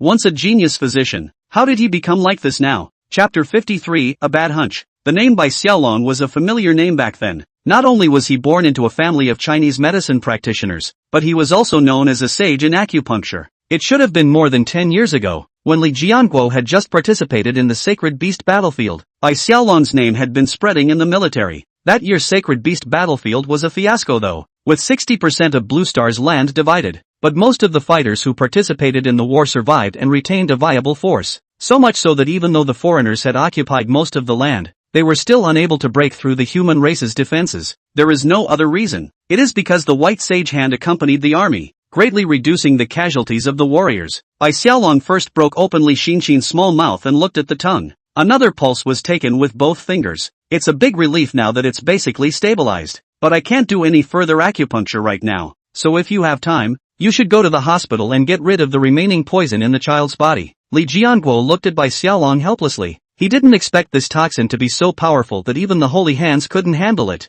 As a result, he happened to catch a glimpse of those hands of Bai Xiaolong, which were shaking terribly. It made him blush. I don't know what Mr. White has been through all these years, but those hands of his are hands that heal the sick and save lives. He opened his mouth to ask, but was afraid to touch on Mr. White's painful past. Noticing Li Jianguo's sight, Bai Xiaolong sighed. All right, my hands aren't what they used to be, but you can rest assured. Realizing that Bai Xiaolong seemed to have gotten the wrong idea, Li Jianguo was about to open his mouth to explain, but he saw the other party waving his hand. Okay, my rice. Thank you, Mr. Bai, for saving my daughter. Come on, take this money. Li Jianguo also do not care a lot. Directly from the counter cash registers and randomly grabbed a red ticket to be stuffed to Bai Xiaolong. I don't want more. I won't pay for this rice. Li Jianguo, much embarrassed, thought for a moment, deliberately found a large bowl, served slowly rice, and then scooped a few spoons full of braised pork from a side pot and put it in. Seemingly feeling that this was somewhat insufficient,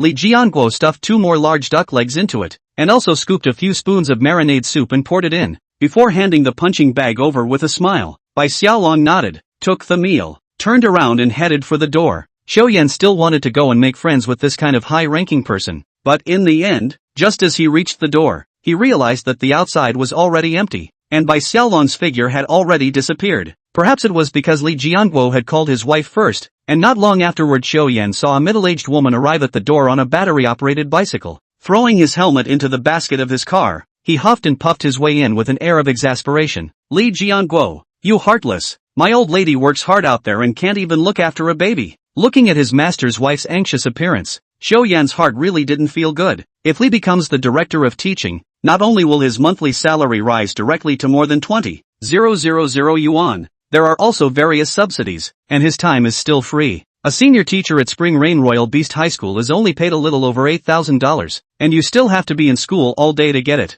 Li, as the senior class teacher, has little to teach per se, and can only muddle along, taking a base salary of $4,000 a month. This is obviously not enough for Li, who is like the backbone of the family. Watching his wife suffer after him, for Li Jianguo, he only felt indebted to her. Daughter-in-law, take it easy for a moment. Xin is doing better. At this time, Li Xinxin had already been helped to lean on a side chair, tooting her small mouth, her small face written with aggrieved Baba. Xinxin, who's the nicest kid in the world? Does it still hurt? Smile if it doesn't. Daddy will take you to the hospital right away, but no upset. Smile. Daddy's buying you your favorite Princess Shiloh doll today. The couple wrapped their arms around the little girl and coaxed her, which made her smile again. Xiao Yan stood up in silence and took away the share that belonged to Lin Yiqing, then dropped $50 on the table and turned directly out the door. After all, it was the middle of mealtime, and Xiao Yan had been turning his back to Li Jianguo, so it resulted in Li Jianguo not even realizing that his students had just come here to eat. After leaving the door,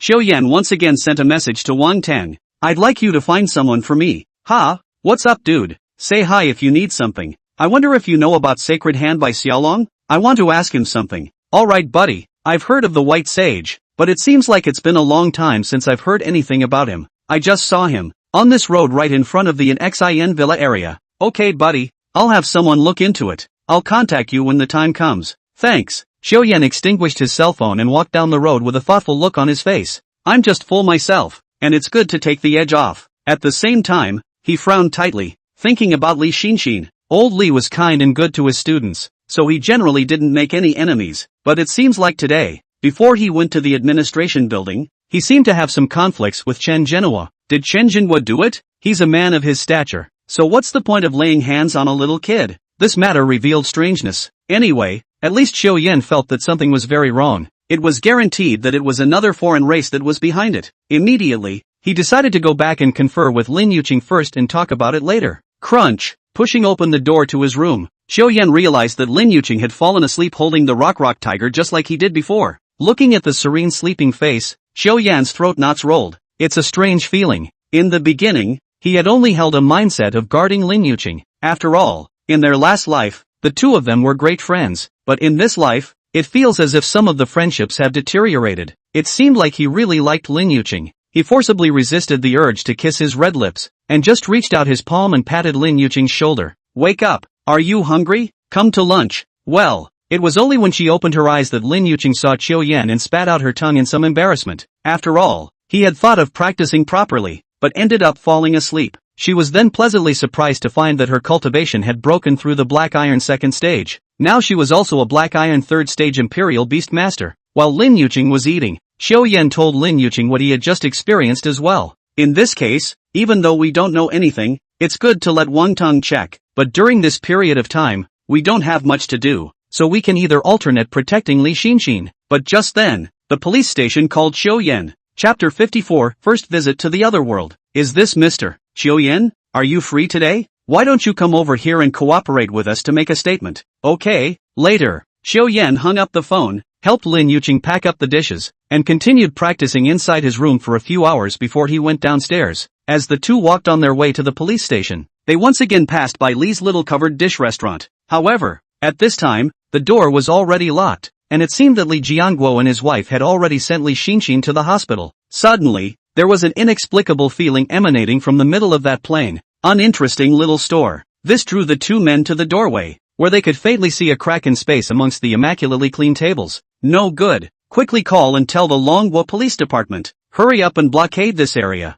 Another secret realm will be born here. Xiao Yan was anxious. He finally knew why Li Xinxin was poisoned. It's a space rift. When the spatial cracks spread to a certain size, a secret realm would be formed. In the early stages of the formation of the secret realm, some small spirit beasts would be squeezed out due to the laws of the world. No good. No good. Maybe the whole Xin Villa will be affected. Lin Yuqing trembled as she took out her cell phone and dialed the police, but the powerful magnetic field around her caused the phone to remain without a signal. Come on, run away. We're in the center of nowhere, and the phones must be dead. Xiao Yan had an anxious look on his face and pulled Lin Yuqing to run into the distance. All the while, the people were being loudly driven away. Suddenly, a powerful suction force erupted from within the spatial crack. Xiao Yan and Lin Yuqing couldn't control their forms and instantly flew backward. At the critical moment, Xiao Yan reached out and hugged the pole on the side, while the other hand deadlocked Lin Yuqing's waist. But the suction was so strong that even the poles began to slowly fall towards the spatial rift. If the stalemate continued,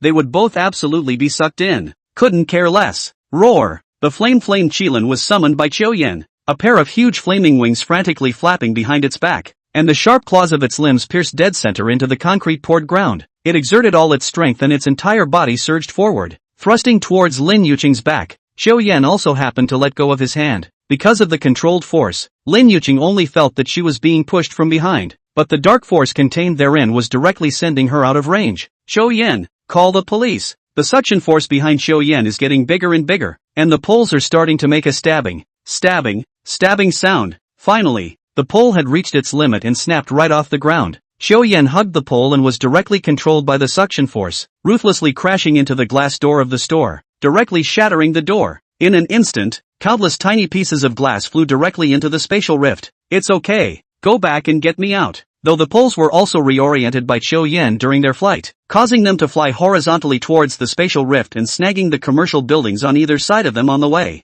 With such a violent impact, Qiu Yan was also a little chi and blood rushed up, and his hand was pulled into the spatial rift as soon as it was dislodged. Qiu Yan! Lin Yuqing lost her mind and spread her legs to run towards the spatial rift, but as a result, the two ants next to her froze and held her, unable to break free at all. Yeah, call the police. Fingers kept sliding on the cell phone screen, but no matter what he did, the damn phone never dialed. Anxious to break down, because brand new space cracks are no joke, and there have been cases like this before. After a person was sucked in, there was a high chance that they would be twisted into pieces by the spatial turbulence. Qiu Yan is really fierce. Qiu Yan only felt like plunging into darkness. All around was unfathomable blackness, and only himself was glowing white. He tried to move forward, but it was as if he had lost gravity and was floating in this side of space. And it's so surprisingly quiet that you can't hear anything at all. Am I in the middle of a space rift? He tried calling out to his spirit beasts, but again, he could not receive a response. Done. Things are totally big. Qiu Yan had only this one thought in his mind. The odds are that he now exists in the crevice between the blue planet and the other world, and all things will not exist here. Qiu Yan was feeling a bit desperate in his heart. It was like being abandoned in the middle of space, even though Qiu Yan's life wasn't in danger yet. But with such loneliness, there was no hunger to feel or anyone to talk to. Sooner or later, you lose the ability to think. Grass. It was so hard for him to come back reborn, and he hadn't yet completed his big plan of rebirth. Are we going to die here? Even if Qiu Yan's current mind was very tough, he couldn't help but get a little frustrated at this point. But just as Qiu Yan was losing all hope, a light flew out from within his body. It's actually the book of 10,000 metaphysical signs. In the midst of this square space, Qiu Yan's entire body was then pulled by the Wanxiang Xianshu and drifted towards the front. After an unknown amount of time, Qiu Yan woke up again and was already in a completely unfamiliar otherworld. Where is this? Qiu Yan scratched his head somewhat helplessly. There's no choice but to survive in this world first. Lin Yuqing had been saved by himself, so the police would definitely have sent someone to stabilize the spatial rift and send someone over to set up a teleportation array to save him. The first order of business is to figure out what the world is really like. It's a bit of a dark water swamp ecosystem here though, but in essence, it's a completely different world. While walking, Qiu Yan realized that this was definitely not an otherworld filled with spirit beasts in the traditional sense, because there are beings with intelligence here. Because just a short distance away, there were a couple of houses. This was definitely not a level of civilization that could be possessed by a spirit beast. For example, the dark water swamp was also stuck in the stage of drinking blood from their fur. Immediately afterward, Qiu Yan associated it with that 3 Qi gathering forms ability from earlier when he advanced in his Wanxiang Xianshu. It's called the Ancient Gods. Could it be that not only did spirit beasts exist in the other world, but also some other civilizations? Brother Albert, you slow down. Ha. Sister Leah, hurry up and hurry up. The Spirit Beast Contract Conference will be held today. We must arrive early to grab a good spot. Hearing the sound coming from the front, Qiu Yan hurriedly took 2 steps forward and hid behind a large tree. As the voice peeked out, it turned out to be 2 people with rabbit ears who were running towards this direction. This also caused Qiu Yan to be secretly surprised in his heart. I didn't realize that this world linked by the space rift really existed intelligent life. Among those secret realms that the Dragon Kingdom had discovered before, it had never heard of such life existing. Chapter 55, Sky Rabbit Race. Other than those 2 people having 2 rabbit ears, their other physical features were very similar to the human race, and there was basically no difference, but the run was strangely fast. On the blue star it would take at least a black eye and 3rd stage martial artist to burst out at that speed. Qiu Yan summoned the Flame Qilin and quietly followed behind the 2. Brother Albert, summoning spirit beasts is that important? I don't think that relying on our Heavenly Hair Clan's physical abilities, we might not lose to the human clan. Rhea ran wildly while rushing at the youth next to her. The young man called Albert looked back, his tone full of seriousness. Silly child, don't you know that there are martial artists among the human race who are capable of practicing martial arts? Martial arts are something that only those big shots in Odin City have access to. No matter what, it's only when you can get stronger that you can fight against the human race. Rhea looked small, probably the height of a small human 12 or 13-year-old girl, and wondered again, why? Why do we have to fight against the human race? Are the human race all bad people? But I've never even seen a human. Sister, you shouldn't ask. The human race is our clan's greatest enemy. Every time the Holy Beast battlefield our clan's warriors are at the forefront. All you need to know is that the human race is our mortal enemy. And that's enough. Qiu Yan, who was following behind, took in all these words and couldn't help but feel a bit strange. Could it be that the sacred beast battlefield wasn't just about fending off the invasion of spirit beasts, but also fighting against foreign races? It was understandable that Xiao Yan didn't know these things. Under normal circumstances, it was only in the second half of the third semester that one could basically come into contact with news about the Holy Beast battlefield. The Dragon Kingdom had completely blocked these news for fear of causing panic among the people. Are there other races off-world that are eyeing Blue Star and could launch an invasion at any time? If everyone knew such news, I am afraid that they would have to eat and sleep badly every day, and live in fear all day long, and it would be better to be kept in the dark and spend their lives happily. Only when they reach the higher academies, students who can actually serve as combatants, will they know the truth of it all. It seems that this sacred beast battlefield hides quite a lot of secrets. Xiao Yan muttered softly,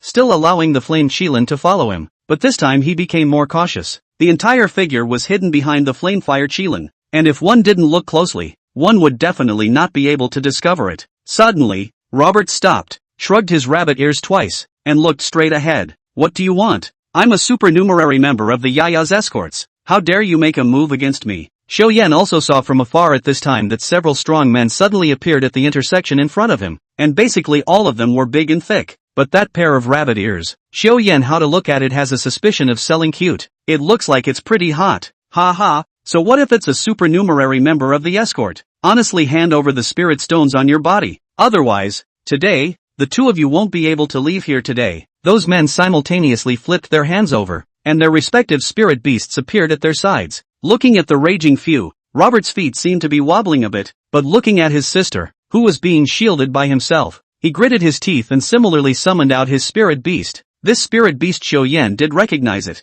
It was a silver-level bloodline spirit beast, a bloodthirsty tiger. He didn't expect to see his familiar spirit beasts in the other world, making Xiao Yan feel very close to him. Yoo-hoo, boy, you've got a lot of nerve. It looks like it's not going to be handed over. No, don't give it. It's for my sister to pay the deed fee. It's okay for me to be a little guard, but my sister can't be like me. She has a bright future ahead of her. Robert took a small cloth bag directly from his arms and shoved it into his sister's hand, directly instructing her to run. Brother, hurry up, go back to the village chief. Rhea hesitated for a moment, wiping her tears as she ran towards the distance. Big brother, what do you think of this? The man at the head of the group sneered. Kill the males, take the females back and raise them, and in a few years they'll grow into watery little beauties. When the time comes, add some people to our fortress as well. Ha, ha ha ha ha ha ha. Upon hearing this, the few juniors behind him laughed as if they had heard something funny. However, the gazes that one looked at Rhea carried a hint of greed. Robert was also red-eyed at this point. These scum actually coveted his sister. Even if it meant risking his life, he had to bite off a piece of meat for them. Thinking of this, Robert drew his short sword and charged directly towards a few people. Scum, I'll fight you, little tiger. Follow me. Aha. It had to be said that Robert did have two skills, and with his spirit beasts cooperating with each other, those brown men actually couldn't help him for a while. Xiao Yan was hiding to watch the show. It wasn't that he was apathetic, but this race mouthed off about the human race being the enemy or something. Then why did you save it? Saved, and then went to summon spirit beasts to develop up to go to the sacred beast battlefield to find trouble with their own human race? It would be a saintly mother of Xiao Yan to hold back from going on a killing spree here. As a result, that Leia panicked when she escaped and directly crashed into Xiao Yan's body. You, Rhea rubbed her eyes, saw someone, thought it was a wandering ranger wandering around, and was just about to ask Xiao Yan to support her brother. But then, he saw Xiao Yan's appearance. At first it was puzzled, and gradually a look of horror was written all over the little face.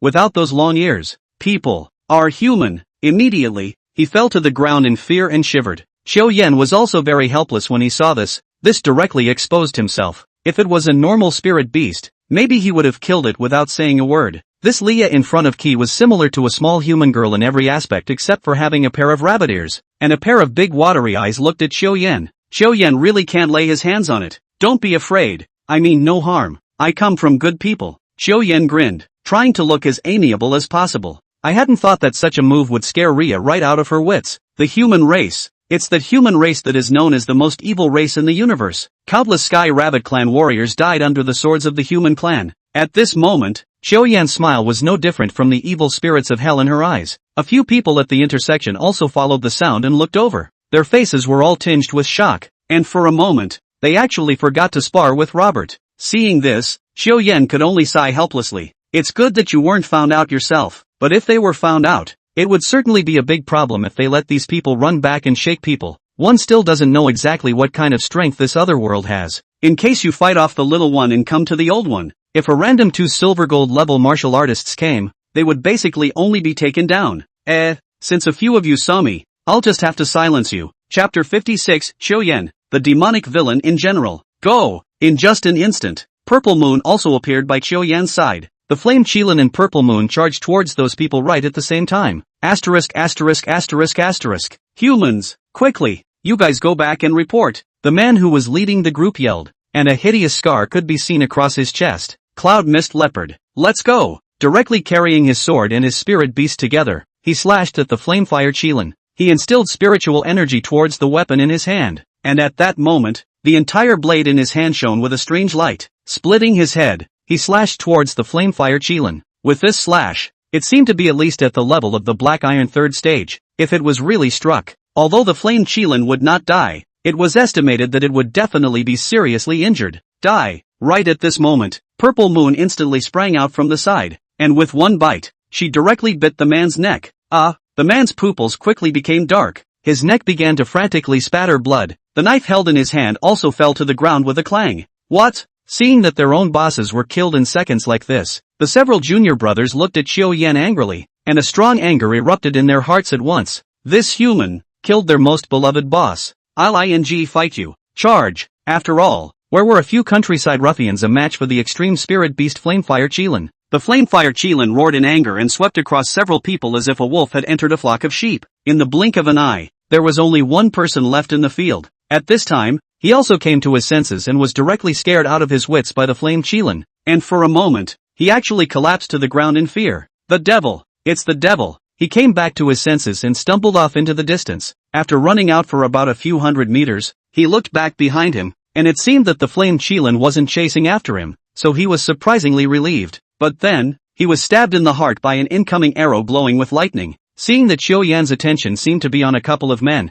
Robert quietly climbed up and ducked into a bush. Gathering up a few people, Xiaoyan also realized that the teenager called Robert from before had disappeared. Is this hiding? Xiaoyan didn't take it seriously. Being able to be casually taken by those few rookies, their strength shouldn't be very strong either. So let Purple Moon and Flame Qilin look around and just do it. What's more, that teenager was injured, so he certainly couldn't run far. The first order of business was to take stock of the loot. Xiaoyan crouched down next to the bodies of several people and rummaged around. Sure enough, I found some small rocks the size of a thumbnail. There were some numbers engraved on it. Is this the currency of the Sky Rabbits? Just as Xiaoyan was rummaging through the bodies, Robert quietly poked his body out. He held his breath and gently walked around to Xiaoyan's back. Then, finding the right opportunity, he grabbed the short knife and stabbed it towards the front. Without warning, Xiaoyan deflected his body, directly dodging this swift stab. What? Robert's eyes widened, not realizing that the human in front of him was so powerful. Surely those legends that were circulating were true. Humans really are an evil and powerful creature. With a slight point of his toes, he changed his stance once again,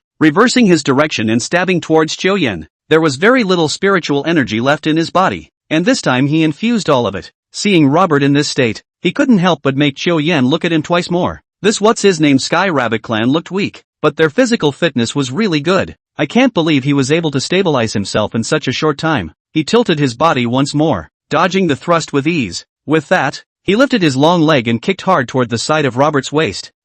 Robert's body instantly lost its balance and rolled to the side, trying several times to get up. Xiaoyan snorted coldly, his face full of sarcasm. Do you know that if I hadn't stepped in just now, you would have been killed by those people? And even then you're going to do it to me? At that, Robert's face grew a little grim with excitement, more like the defiance of a teenager. You demon! Xiaoyan laughed as he took 2 steps forward and directly stomped dead center on Robert's chest. So I'm asking you, what mistake did I make that made me the devil you say I am? None of you humans are any good. Robert was shivering with fear though, but the eyes that looked at Xiaoyan were incomparably resentful, not like an act, as if Xiaoyan was really a great villain who burned and looted. Don't you humans want to invade our Yaya's kingdom? You can try. The warriors of the Sky Rabbit clan will never lower their lofty heads to humans. Xiaoyan did freeze. There seems to be some huge amount of information in this passage. Doesn't there? What do you mean the people are going to invade the kingdom of Yayas? For more than 50 years since the aura recovery, hadn't it been their human races that had thrown themselves one by one into the Holy Beast battlefield to fend off the spirit beast's attacks?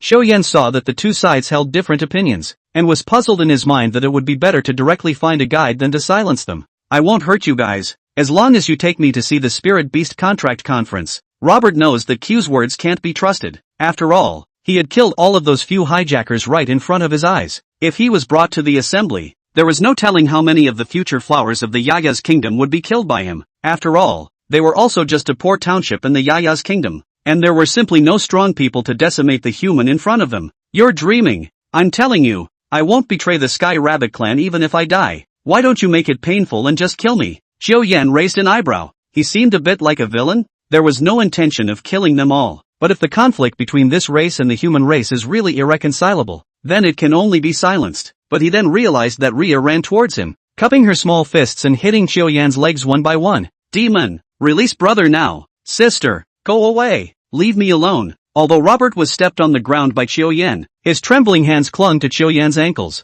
Oh, Xiao smiled evilly, thinking that it would be better to be a devil. Are you sure? Both of your lives are in my hands now. With a single reach, Xiao picked up Leah by her collar and lifted her up, and the little girl's limbs stomped about in the air, but there was no way she could break free. Sister! Robert was so angry that his eyes could not stop, but facing Xiao who could not be beaten. After a complicated trade-off in his heart this time he opened his mouth in a trembling voice. Let my sister go and I can promise you. Yeah. Xiao took out a box of fudge from his bag and took out one of them and put it in Rhea's mouth. Rhea, who had never seen anything like that before, had curiosity written all over her small face. What's this? Rhea's eyes were filled with amazement. The flavor was sweet like rotten berries, but not that texture. Soft and bouncy and tart. Soul Taker, what the hell did you give my sister? Poison. Chapter 57, First Visit to Odin City. Xiao had a cold smile on his face, a smile that chilled Robert's heart halfway. You have to take your medication on time every 3 days, and if you guys try to sneak away or leak it, your sister is dead. What? Even though he had deep animosity toward the human race, Robert finally gave in. For the sake of his sister's life, he had to compromise down. Although the original plan had been disrupted, at least now he was alive and his sister had not fallen into the hands of the thieves. It didn't matter as long as he behaved better and found a chance to do away with this human, after getting the antidote. However, while this is not a good result, it is not a bad one either. So I ask you, what is this? Xiao placed the small stone he had found by touching the corpse earlier in front of Albert. This is the currency of our Sky Rabbit clan. Oh, Xiao raised his eyebrows and really let him guess right. That group just now, do you recognize them?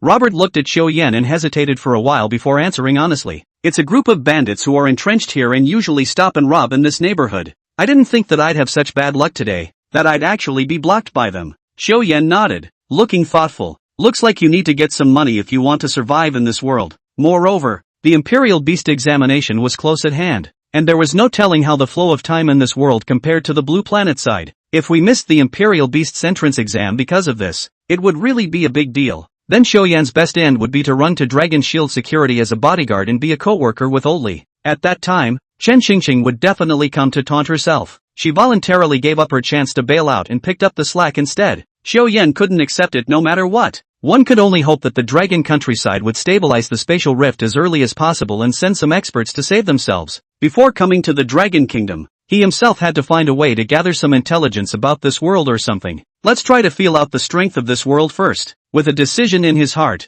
Xiao spoke again. Do you know where their lair is? Take me there. Since Robert said that this group of people is not a good bird, then even if he goes to the black is considered to be to get rid of the harm for them. Robert snapped. I didn't realize that the man in front of me actually wanted to find trouble with the Green Wolf Gang. The Green Wolf Gang had a bronze-level Imperial Beast Master in their ranks. However, he wasn't kind enough to remind Xiao and replied immediately. It's 10 kilometers from here. I could take you there, but my sister is going to the Spirit Beast Summoning Conference.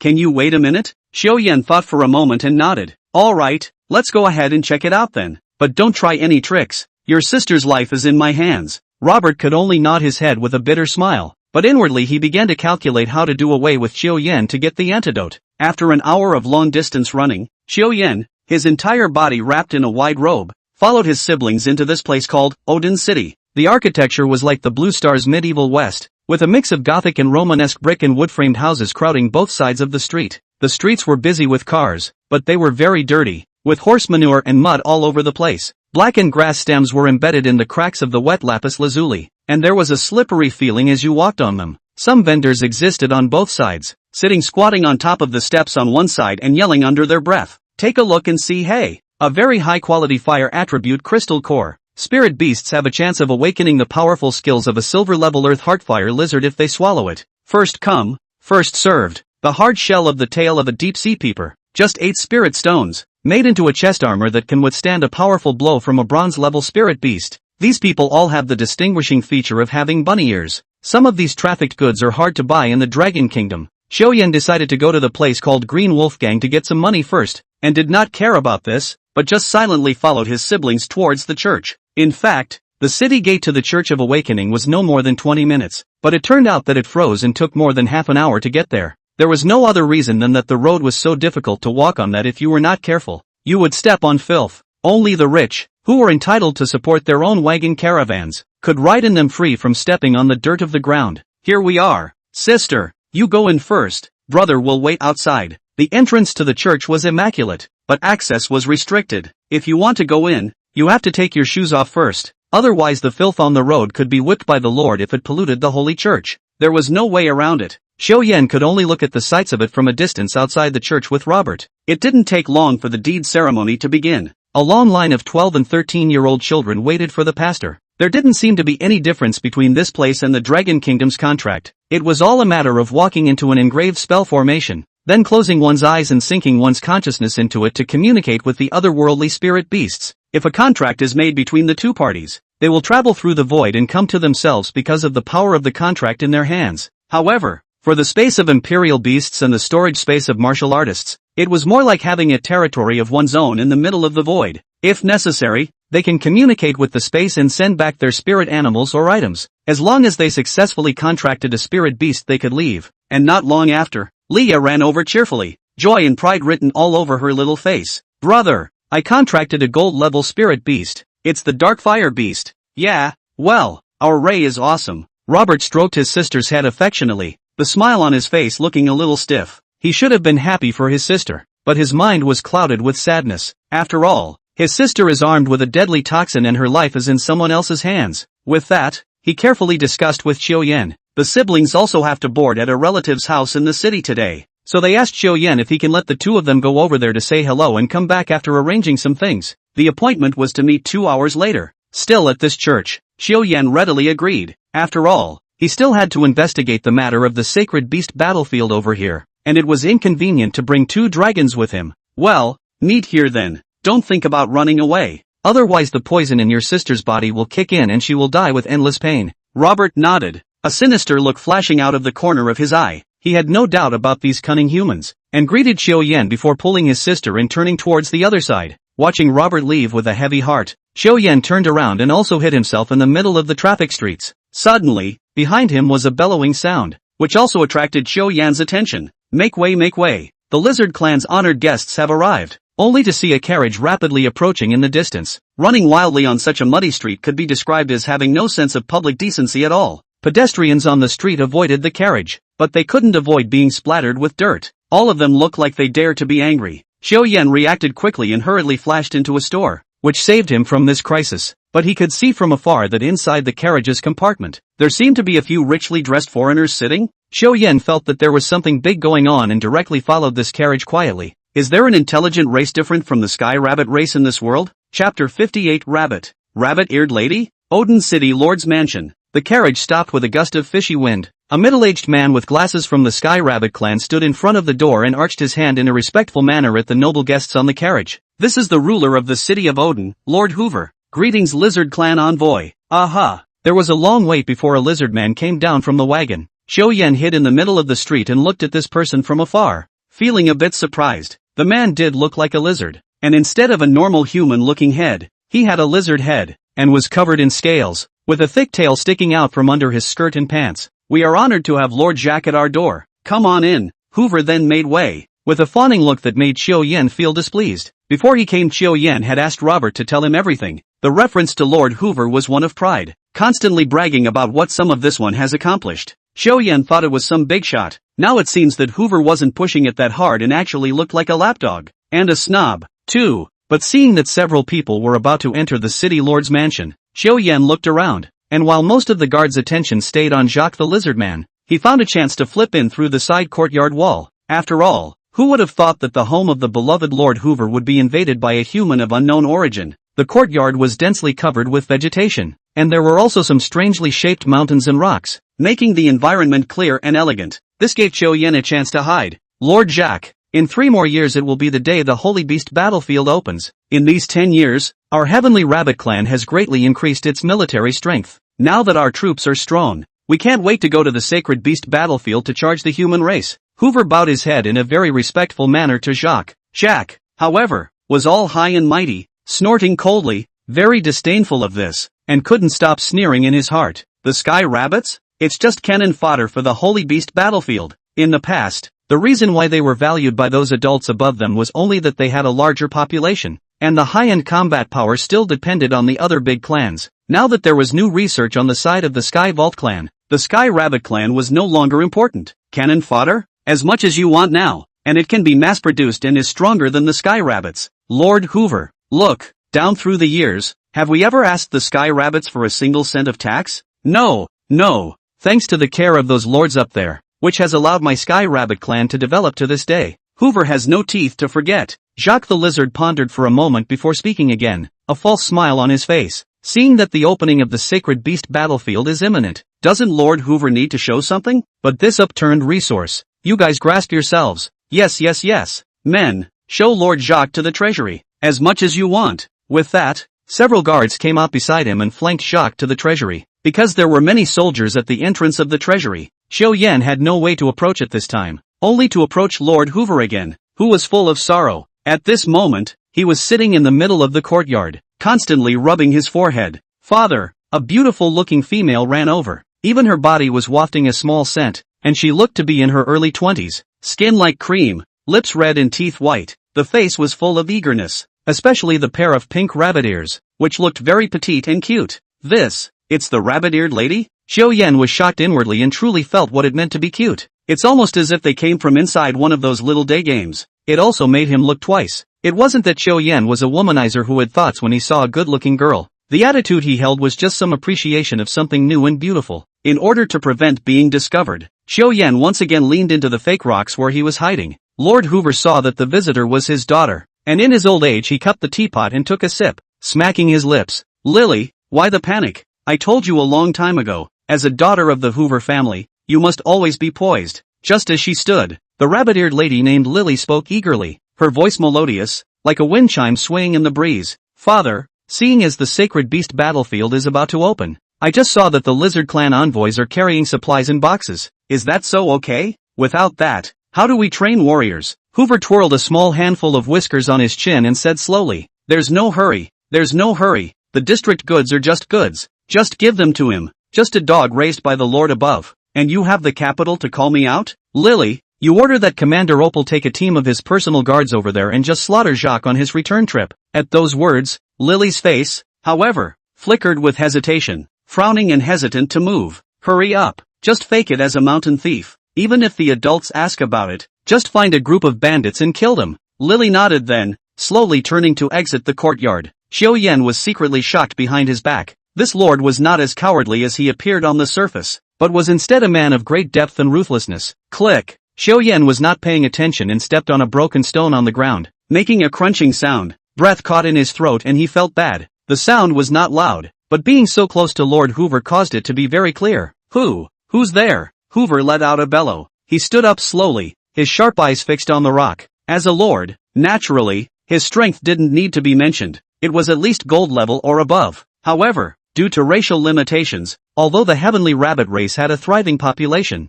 there were very few platinum or diamond level powerhouses. Even so, it was not something that the current Qiu Yan could deal with. Hoover narrowed his eyes, his expression growing serious. The conversation he had just had with his daughter Lily could never be overheard by outsiders. If the news was spread to the ears of those old guys in the Council of 10,000 Clans, it would definitely cause the Heavenly Rabbit clan to suffer heavy losses. Because of the prohibition over the Blue Star, which was the Sacred Beast battlefield, the 10,000 races of the Starry Sky were simply unable to press forward with their armies. Only the Council of 10,000 Nations could be formed spontaneously. Every 10 years, each ethnic group would send out the best young men of their clan to enter the Sacred Beast battlefield and calculate the battle merit according to the number of human races killed. The chiefs of the top 10 races in terms of battle merit naturally became the 10 counselors. As the leaders of the council of the 10 races, the hare tribe is weaker, and as one of the tribes under its jurisdiction, it must carry out the orders of the 10 counselors. Once those old guys, that is, the top 10 counselors, found out that they had beheaded the lizard clan's envoys,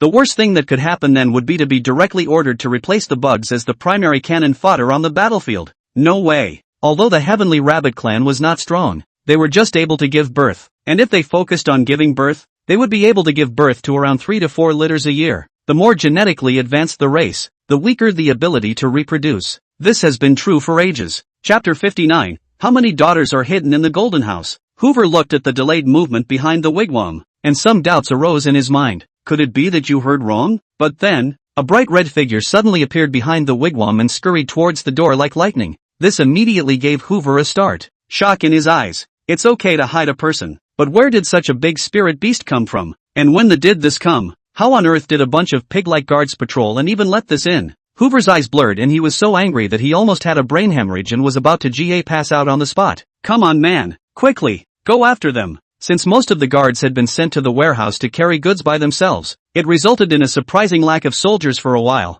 Instead, a few guards reacted and hurriedly stopped in front of the spirit beast, but that spirit beast was very agile, and the sporadic few guards were directly dodged by its dexterity, and could not be stopped at all. Mom, a bunch of punk snacks. Men, seal off the mansion. No one is allowed to come and go as they please without my permission. With a black face, Hoover summoned up all his chi and moved to run out after the flaming unicorn himself. The speed is smashing. Hearing the commotion, the guards in all directions rallied and surrounded the entire courtyard. Xiao Yan hid in the gap of the wigwam, not daring to move. If these guards on patrol found out again, a mouthful of spittle from each of them would be able to drown Xiao Yan. Suddenly, another flame Kirin appeared and drilled out towards the small door on the other side at great speed. Asterisk asterisk asterisk asterisk. What's that? Why is there another one? Asterisk asterisk asterisk asterisk him. Slow down. It's possible that it's a diversionary tactic. A personal guard captain looking man who seemed to have a bit of a brain stopped the crowd as he reached out his hand and randomly named a few people.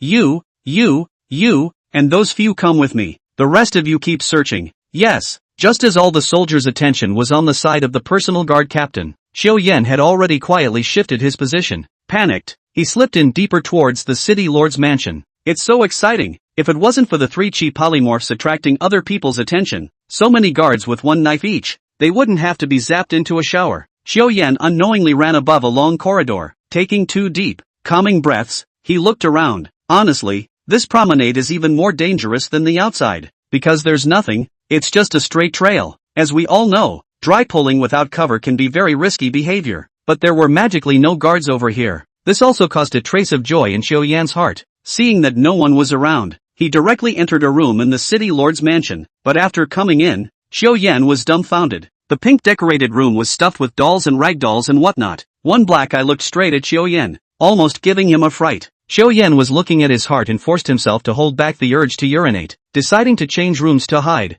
Who knows? There was a rush of footsteps outside the door. Special milks. Luck sucks, doesn't it? Having no choice, Xiao Yan rummaged here and there, found a closet and dug inside. Squeak! Just 2 seconds before the door to the room opened, Xiao Yan's entire body burrowed into the closet. Through the gap in the closet, Xiao Yan saw the lord's daughter, Lily, walk in with an anxious face, constantly rummaging for something on the dresser. The inside of the closet is dark and gives a very secure feeling. Xiao Yan was also relieved, and there was a fragrant smell lingering here, which was much better than the smell of horse manure on the street. He shrank his body inward, making it as comfortable as possible for him to hide. Small hands to the body under the support. Casually touch a hand. It felt like touching a piece of silk fabric. The surface smooth. Feel good, quite good. Picking it up and looking at it through the light coming in through the slit, it turned out to be a piece of personal clothing. Xiao Yan, a child's body, which could withstand this kind of shock, immediately felt very offended. Mentally, he kept confessing and apologizing, and hurriedly flung the clothes in his hand straight away. But the elbow flung out, and it came straight into contact with something soft and squishy.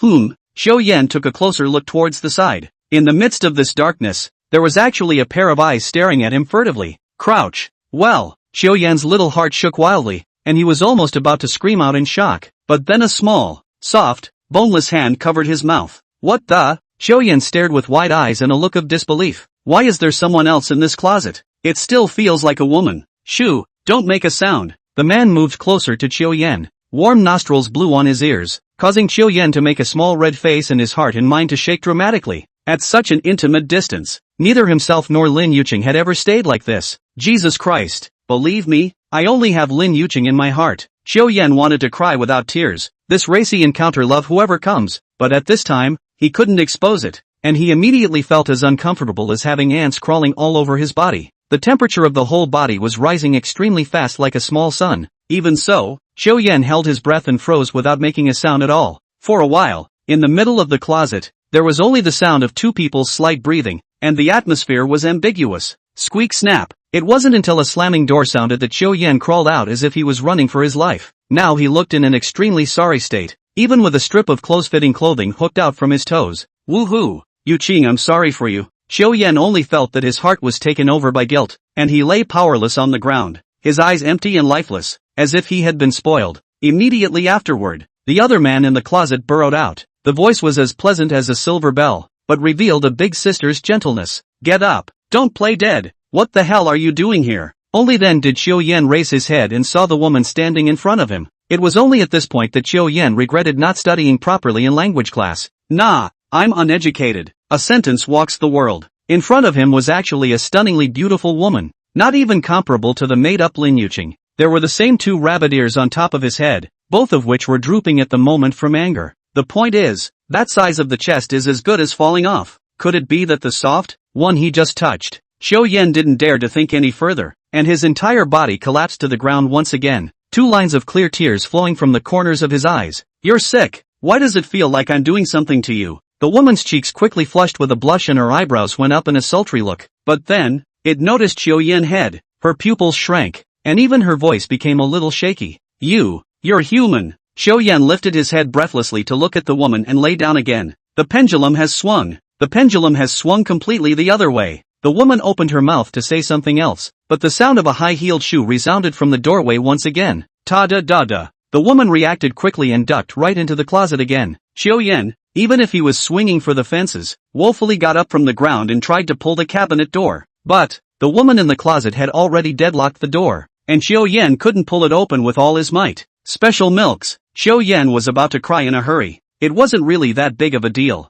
If you get caught, you just bail. But Chiu Yan froze in panic due to being a thief and sneaking around for fear of being discovered. In desperation, Chiu Yan's sight aimed at the floor-to-ceiling curtains on the side. He quickly pulled back the curtains, not realizing that there was a petite, cute little girl hiding behind them. How many girls do you have in your house? Chapter 60 Nina and Nia. In his current state, Chiu Yan had now seen the world and his firm Dao heart was solid as gold. This time it was the girl who was startled. Chiu Yan saw that she was about to scream out and directly made a preemptive judgment. Reaching out, he covered the small mouth just in time before she could make a sound. The little girl who was thinking of struggling fiercely gradually started to become flustered in her eyes when she saw Chiu Yan's appearance. By the end it actually revealed a deep fear. This is human. That murderous race of demons. When Chiu Yan saw the little girl who had come down honestly, a million feelings of pride rose in his heart and he was almost about to give himself a thumbs up. Not ashamed of myself. A crisis was directly prevented. Crunch. Lily walked in quickly, looking even more flustered than before.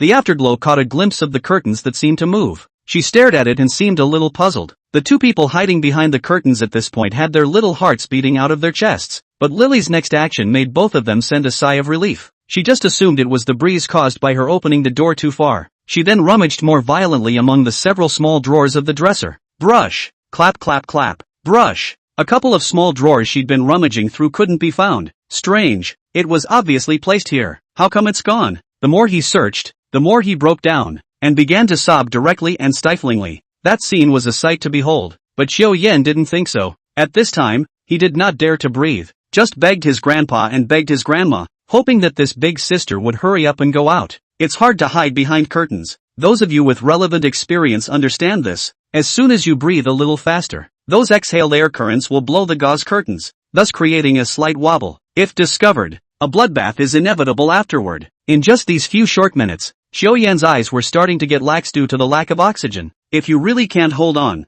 you can only turn your head and take a hard breath in before slowly exhaling. That's a little better. But the little girl next to her kept her eyes darting this way, so every now and then you'd lock eyes with this girl. This is really a bit embarrassing. So in order to avoid embarrassment as much as possible, Chiu Yan's face was suffocating purple. but it's a good thing that the one thing Lily lost seems to be very important. Just cried for a few minutes, then wiped away the tears and ran off to find something. Phew. Xiao Yan was unsteady on his feet and knelt down on all fours, still panting heavily. Special milk. It's been a whirlwind of a day. Never before has it felt so good to breathe. At that moment, the older sister from earlier in the closet and the little girl behind the curtains came out as well. Blah blah blah. The little girl lifted her cuff in disgust, wiped her mouth, and spat a couple of times in a fury. A pair of soulful and clear eyes stared at Xiao Yan, clenching his back teeth in death. It was the man in front of her that took her first kiss, but it wasn't a mouth-to-mouth kiss though. But she had just seen clearly that this human had covered his own mouth after covering his own. What's the difference between this indirect kissing and direct kissing?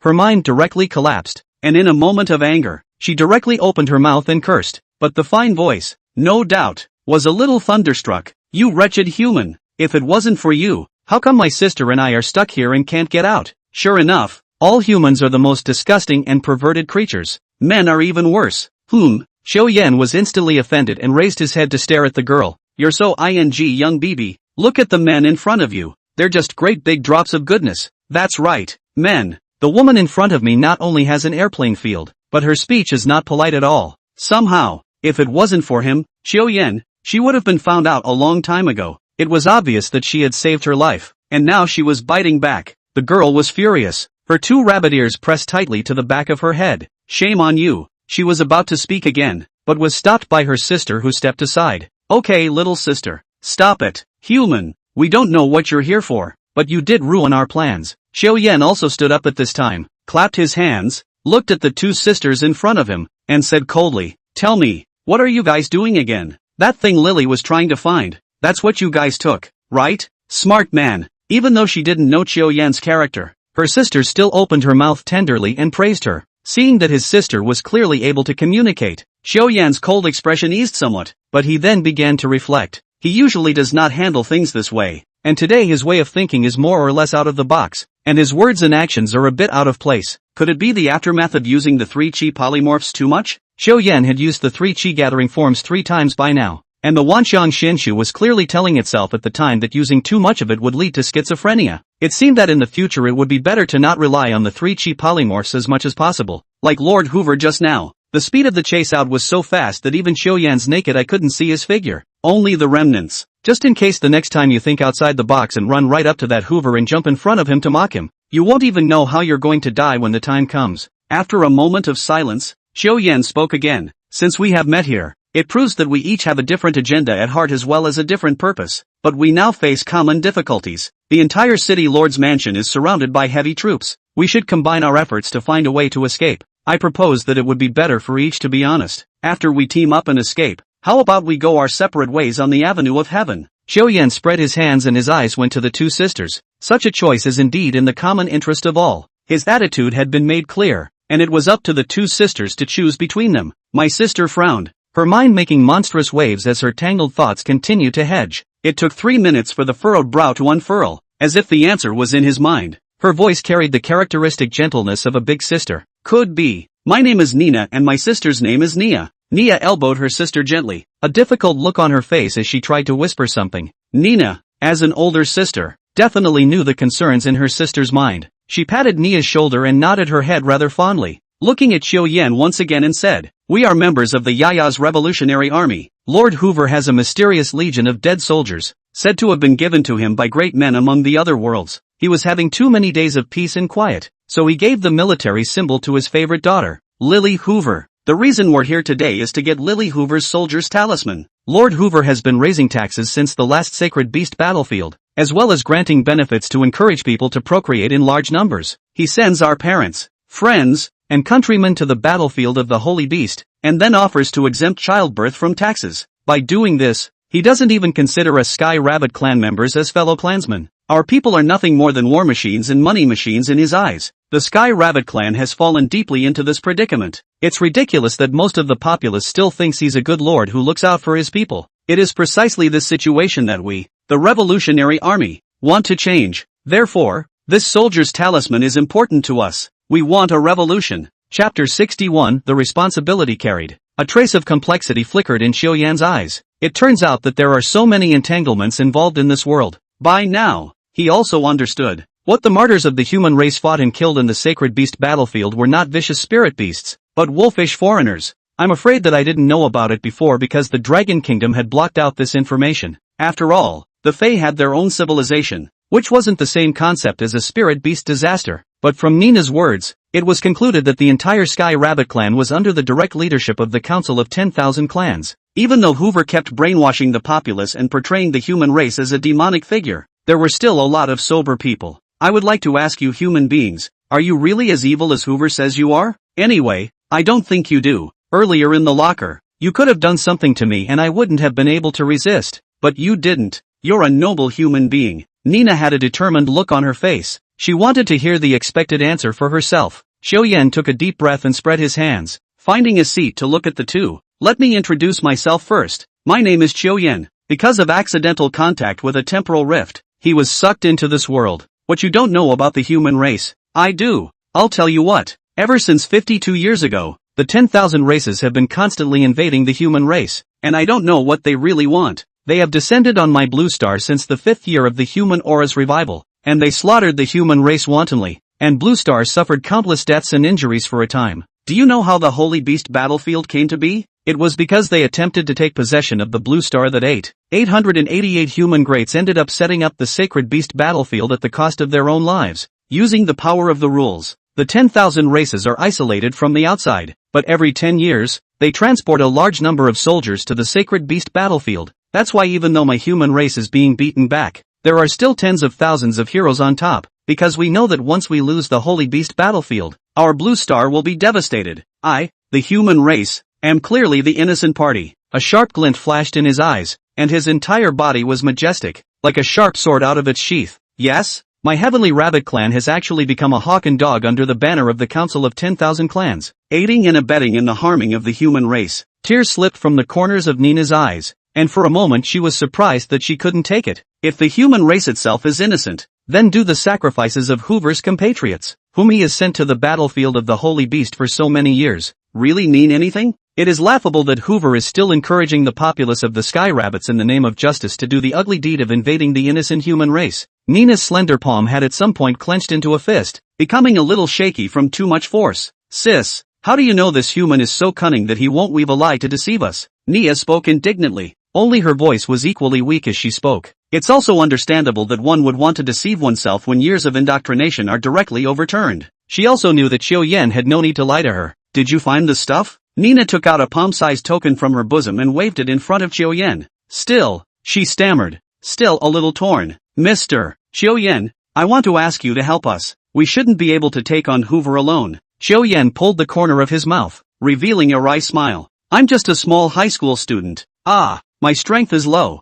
How can I help you guys? Mr. Xiao Yan, you know, so don't play dumb. Nina pursed her lips, smiled gently, and spoke again after a pause. It is the human race behind you that we want to rely on. Since the human race has been able to resist the invasion of the 10,000 races for so many years on its own, it naturally has a deep heritage. The brother of both of us is none other than the leader of the Yaya's revolutionary army. I'll go back and convince him that after this matter is over, my heavenly hair clan will help the human clan to jointly defend against the 10,000 clans. Xiaoyan's face flashed with a hint of surprise, but it was cleverly hidden by him. Why? Why rely on the human race? Even he himself had only just conjured up the truth of the matter from Nina's mere words. It took him almost the same time as Nina to figure out all of these things that the human race was carrying. That being the case, didn't she know that after joining the human camp, she would become a traitor and thorn in the eyes of all the races? At that time, the Heavenly Hair Clan would have to suffer the wrath of the 10,000 clans along with the human clan. What do they want? Is it possible to take sides just because of the position of the human race? It also contradicts her earlier statement that the theory against Hoover's approach, standing up to the human race, even though there is no need to have heavy taxes, but battles and sacrifices are inevitable. Is she really going to jeopardize the safety of her entire pack because of a race she has no interaction with? Mr. Xiao Yan, I know what you're thinking. Hoover is nothing more than a dog under the Council of 10,000 Nations, and all his actions are all to please the Council of 10,000 Nations. The Council of Nations is the key. If it can't get out of the control of the Council of 10,000 Nations, even if one Hoover is gone, there will still be millions of them, so it makes sense to side with your human race, doesn't it? By helping the human race win, we are helping our Sky Rabbit race win. It's not a deal, it's a partnership. Nina's words deeply shocked Xiaoyan, and the corners of her mouth hooked up. spreading a smile. Although her smile was gentle and watery at the moment, Nina's body revealed the firmness of her will. It was no exaggeration to say that even if Xiao Yan made any conditions at this moment, even if it was physical, she would be able to accept them. Xiao Yan could also clearly feel its noble awareness and soul, and the corner of his mouth inadvertently rose in an arc. I'm sure that the higher-ups of the Dragon Kingdom will not ostracize this small ally. The Dragon Kingdom had always circulated the saying that there was good wine when friends came, and shotguns when jackals came. Okay, I'll do what I can to help you. If the human race sends someone over, I'll help introduce you. Xiao Yan nodded, and could clearly feel a hint of joy flooding both women's cheeks. He could also understand that it was good to have his back to a big tree. It was very encouraging news that the Revolutionary Army had such a potential ally in the human race. He suddenly realized the significance of his rebirth. The current Chen Qingqing was nothing more than a jumping clown. Even if she slapped her in the face again, so what? As long as they were strong, they were nothing more than mole crickets, and they didn't even bother to step on them. However, it was imperative to leave the city lord's mansion first. Okay, you guys dared to sneak in here. You must have a map. Show it to me first. The two women nodded and took out a piece of parchment and spread it on the floor. Xiao Yan hummed, and there were some rough lines sketched on the paper with a black charcoal pencil. Sketchy but readable. After roughly understanding the structure of it, Xiao Yan raised his head and said in a deep voice, "This place is constructed to be easily defended and difficult to attack, and it's obviously a pipe dream to try to escape without bloodshed.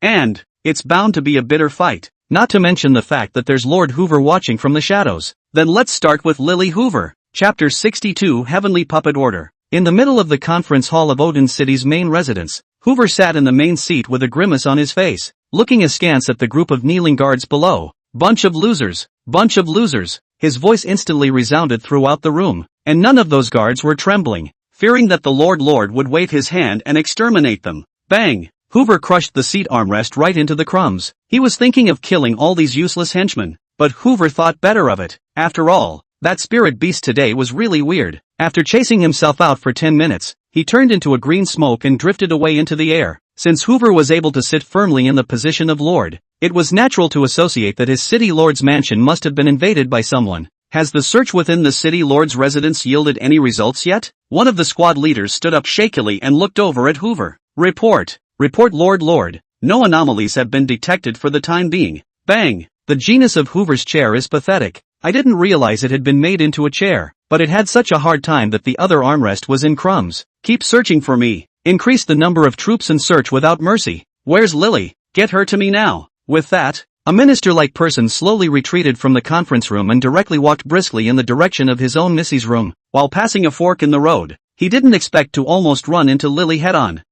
Missy, forgive me, eldest miss. The city lord has asked you to come over. At this moment, Lily's eyes were red and swollen, as if she had just cried, and her expression was a bit dumbfounded, so for a moment she actually forgot to reprimand her subordinates. Okay, I got it. Lily seemed to have lost her soul at this point, and her whole body staggered unsteadily towards the conference hall. The minister also raised his head at this moment, a puzzled look spreading on his face. Why was his own great lady like a different person today? If it was with her unruly nature, she was afraid that she would have to slap him twice on the spot, but the minister quickly became relaxed. It was a good job that he didn't have to be beaten or reprimanded by his lordship. It's hard to be a laborer, too. Okay. Lily walked for almost 10 minutes on what is normally a 3-minute walk. The house servants and henchmen who had greeted her along the way, but she hadn't responded half-heartedly, just staring into the puzzled eyes of the others. She slowly walked into the conference room. Hoover saw his daughter coming, waved his hand, and simply drove all the guards out. Those henchmen were then amazed and fled as if they were flying. Seeing his own daughter seems to be in a bad mood, Hoover also hesitated for a moment, was thinking of comforting first, but then still remembered the main thing. After all, his own current situation was much more critical than his daughter's cockamamie little affairs. Immediately, he reached out and took his daughter into his arms, asking in a deep voice, "Lily, I don't know what terrible things have happened to you today, but father has something important for you to do." Lily lifted her head and glanced at her father, but then lowered her head guiltily and fell silent. "Where is that heavenly puppet order that father gave you earlier? Now those dead soldiers need to be used. The city lord's mansion was invaded today, and for the time being, I can't find out exactly who did it. I need to use those tracking abilities of the dead soldiers." Looking aside at his daughter, who kept her head down and didn't speak, Hoover's heart raced. It's all about being spoiled by yourself. His own daughter used to be a jerk and came to himself to be pampered and cute, and he comforted her for a few moments. With such an important event happening today, Hoover really didn't have the heart to coax his daughter, but judging from his daughter's reaction,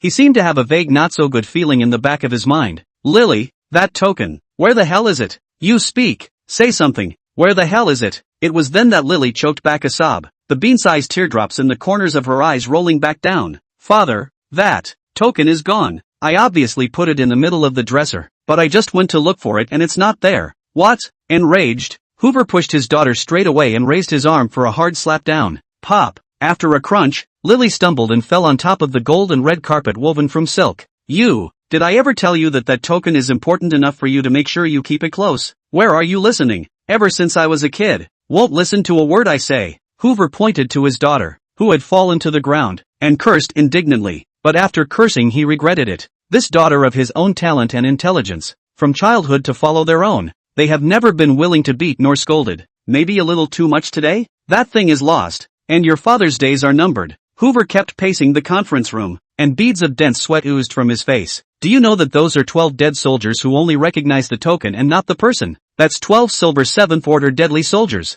That's a treasure rewarded down by the Heavenly Puppet Clan. Those dead soldiers were refined from the corpses of various heavenly prides on the Sacred Beast battlefield. Even if I were to face them, I would only be killed in seconds. With a flick of his sleeve, Hoover headed straight for the door, not caring about Lily, who had collapsed on the floor. The Heavenly Puppet Order was definitely stolen, and it definitely has something to do with that spirit animal in the yard today. Immediately afterward, he began to associate it with the question of what kind of person could infiltrate his own forces without him realizing it. The only outsider who's been here lately is that Jacques from the Lizard Clan. Lizard Clan, you guys did a great job. Wait for me. Come on man, has Jacques gone yet? Even if he's gone, get him back for me, at all costs. Forget it, you guys guard the ING gate. No one is allowed to let anyone out. Hoover clenched his palm into a fist and ruthlessly struck above the courtyard wall on the side, directly blowing out a big hole. Seeing her father leave, Lily struggled to get up. She ruffled her somewhat disheveled bangs, and surprisingly, the desire to cut herself off arose within her.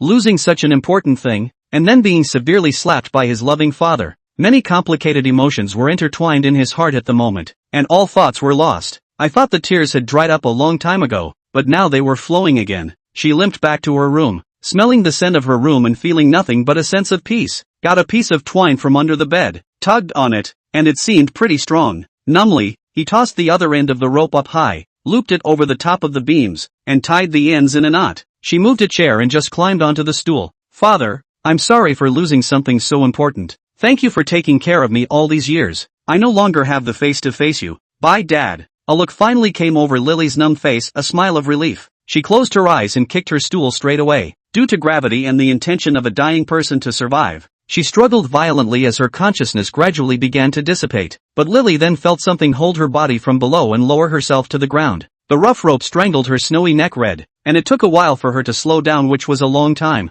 Then he saw a man and two women grinning impishly at him.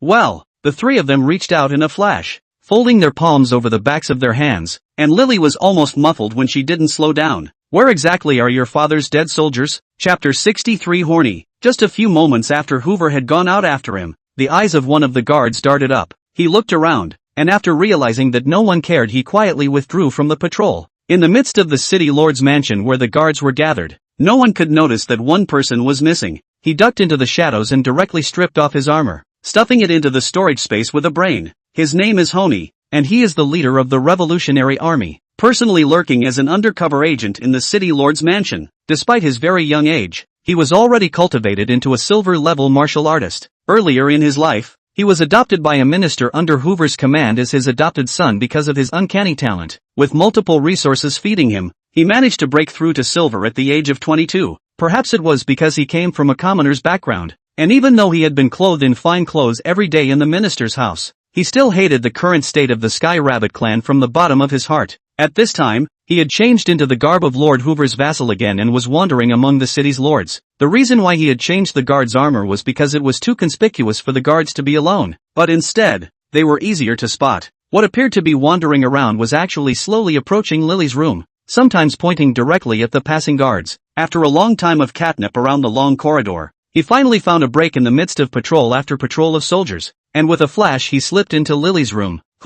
Seeing the visitor, Xiao-Yan instantly stood up and directly summoned the Flamefire Qilin, preparing to strike. Don't! It's our brother. It was a good thing that Nina had pressed Xiao in time, or else in just the blink of an eye, the flaming unicorn would have rushed out and bitten into Honey's windpipe. Even though Honey was powerful, he wasn't afraid of the flame griffin is all. However, while taking a good look at Xiao, Honey couldn't help but take in a deep breath of cool air. The infamous human race suddenly appeared right in front of him, which really gave him a shock. His eyes swept around the room, noticing that Lily had been tied up by several people with a piece of duct tape over her mouth. What the hell is going on here? Humans? Lily, his own sister, and his sister being inside a room gave him a very subtle feeling. What's their relationship? How is it that my own sister and brother have sided with humans? Knowing that Honey had doubts in her mind, the two sisters pulled him in and told him again from beginning to end. Understanding what had happened, Honey's tightly locked brow relaxed. Then Honey Reese, will thank brother Xiao in advance. Seeing that he had outside help,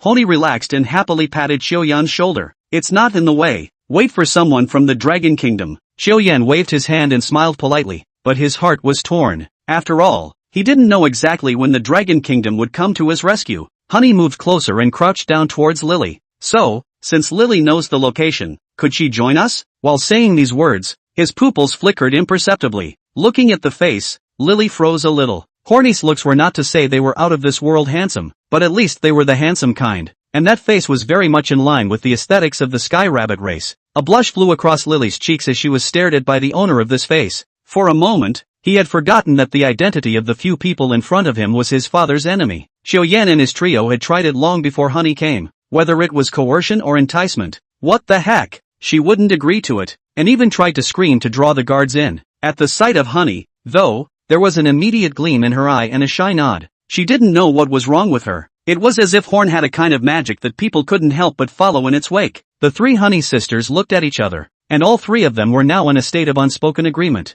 They knew that Honey had just used a psychic shock on Lily and had brainwashed her straight away. And this mental shock was learned from a book in a collection at the home of Minister Reese, Horn's adoptive father. The reason why this move was not widely circulated was because the conditions for practicing it were very cockamamie. The first requirement is to be good looking. It is the second condition that the mental power is up to par. After that it takes years of hard work to practice. Xiao looked at this scene from the side and felt a bit puzzled. Lily, who was dying there earlier, outright betrayed Pops as soon as Honey arrived. Did all the Sky Rabbit clan come from face control? But there was no time for Xiao to think about it. His eyelids were already fighting. After all, the three chi polymorphisms can make one drowsy. All he could do was sit in his chair and close his eyes and ears, quietly listening to the conversation between a few people. Those dead soldiers are hidden by my father in a mine 40 kilometers away, but the outside of the mine is equipped with a formation that cannot be opened without an oracle from my father, Lily said softly, her eyes darting over to Honey as she spoke. That's a little bit harder to get.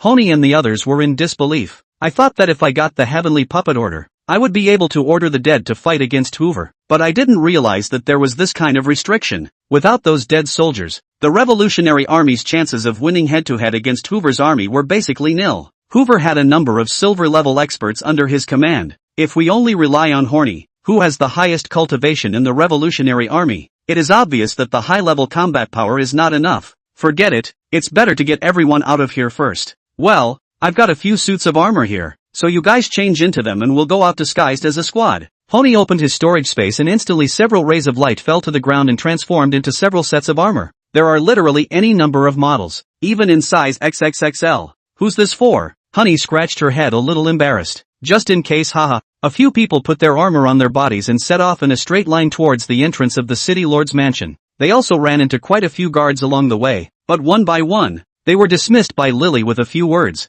Jacques was currently lying in the middle of the carriage, grasping a piece of spirit beast crystal core with a cultivation level as high as gold in his hand, scrutinizing it carefully through the moonlight. As a result, when the carriage was upside down, the crystal core in his hand didn't hold steady and fell directly into the carriage. There was an angry shout towards the horseman. Slow down, slow down. Why is this car so shaky? Don't you know that I've just had my fill? But the next thing he knew, he felt a coolness, and all the scales on his body began to shrink. Dangerous? The unsettling feeling almost made him jump out of the car and run away. But even sitting in the car, it was obvious to him that the carriage had slowed down and was slowly coming to a stop. Asshole! I told you to slow down. I didn't tell you to stop. But no one responded to the successive shouts. Hey, where are the people? Mute. Suddenly, the curtain in front of him was pulled back at one corner, and Hoover's face appeared directly in front of him. Oh, wasn't it Lord Jacques who told me to stop? Jacques snapped, his eyes staring straight at the visitor. Hoover, What brings you here? Is there something you want to see me about? Even Jacques,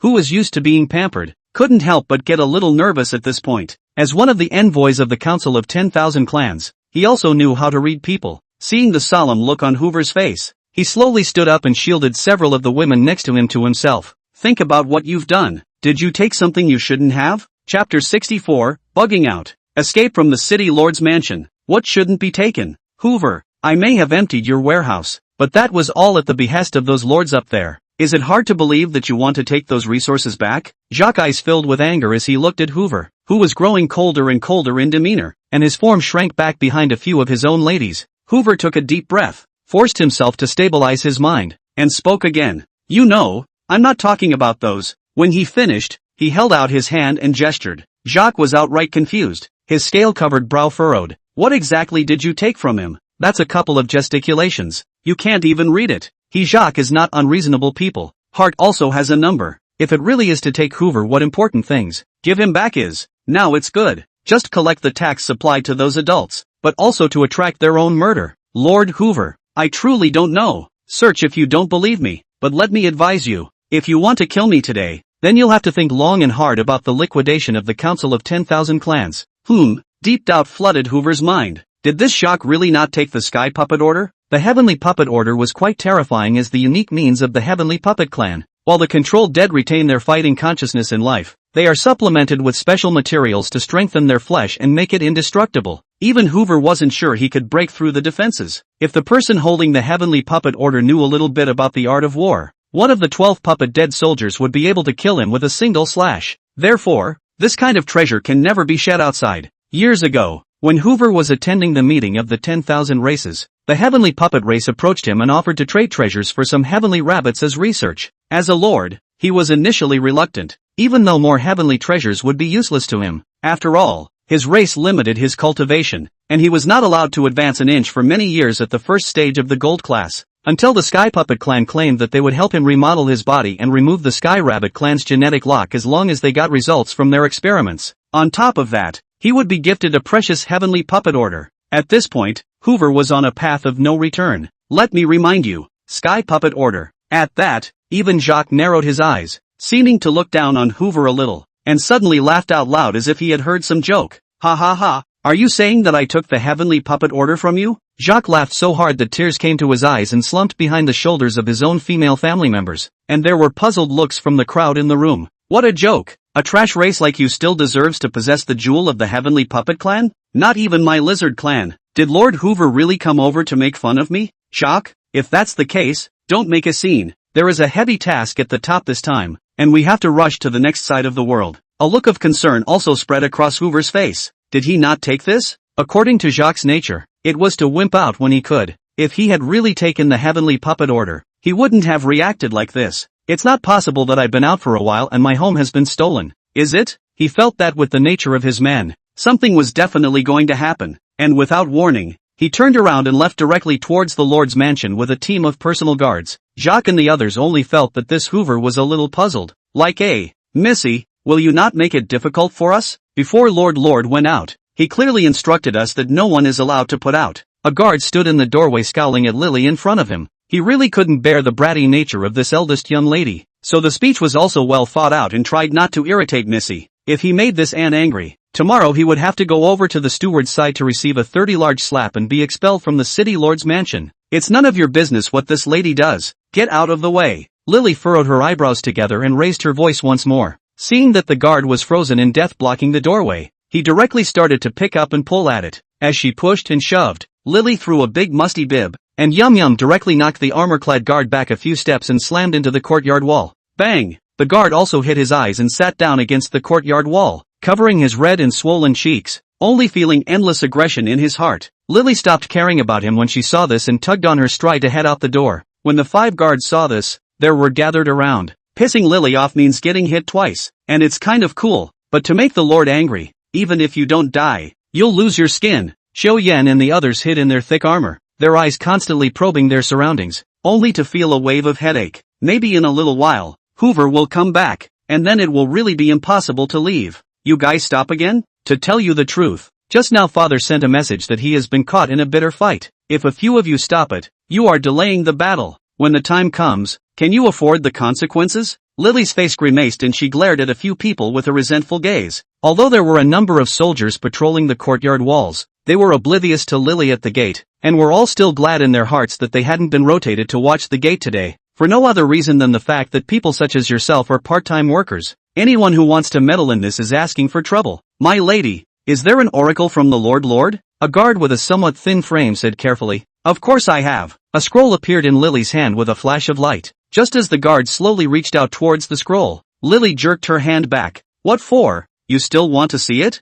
What's in here is classified. Get out of the way. At this point, several guards then slowly made way like ants crawling. Xiaoyan's 3 men also silently followed Lily towards the outside. Wait! Suddenly being called out, Xiaoyan only felt his insides trembling furiously, and his forward steps lurched. Missy, let's go with you. Several of us can't rest assured. We're really worried about the safety of Lord and Missy. Xiaoyan was then relieved. A look at what appeared to be some kind of light streaking across that end of the skyline gave a few people a bad feeling. Xiaoyan also subtly poked Lily at this moment. Then you guys hurry up and keep up. Lily finished speaking and accelerated towards the other side, not giving a few people any room to refuse. 5 minutes later, a blue light streaked across the street, and Hoover was back in front of the city lord's mansion in the blink of an eye. When he looked at the empty gate, he had some bad feeling in his heart. Could it be that the person who stole the heavenly puppet order was destroyed while he was away and his guards didn't fight? But it didn't look like there were any signs of a fight at the scene either. That's a little strange. As it happened, a group of patrolling guards passed by and saw Hoover standing alone in the doorway, and immediately shouted, Greetings, Lord.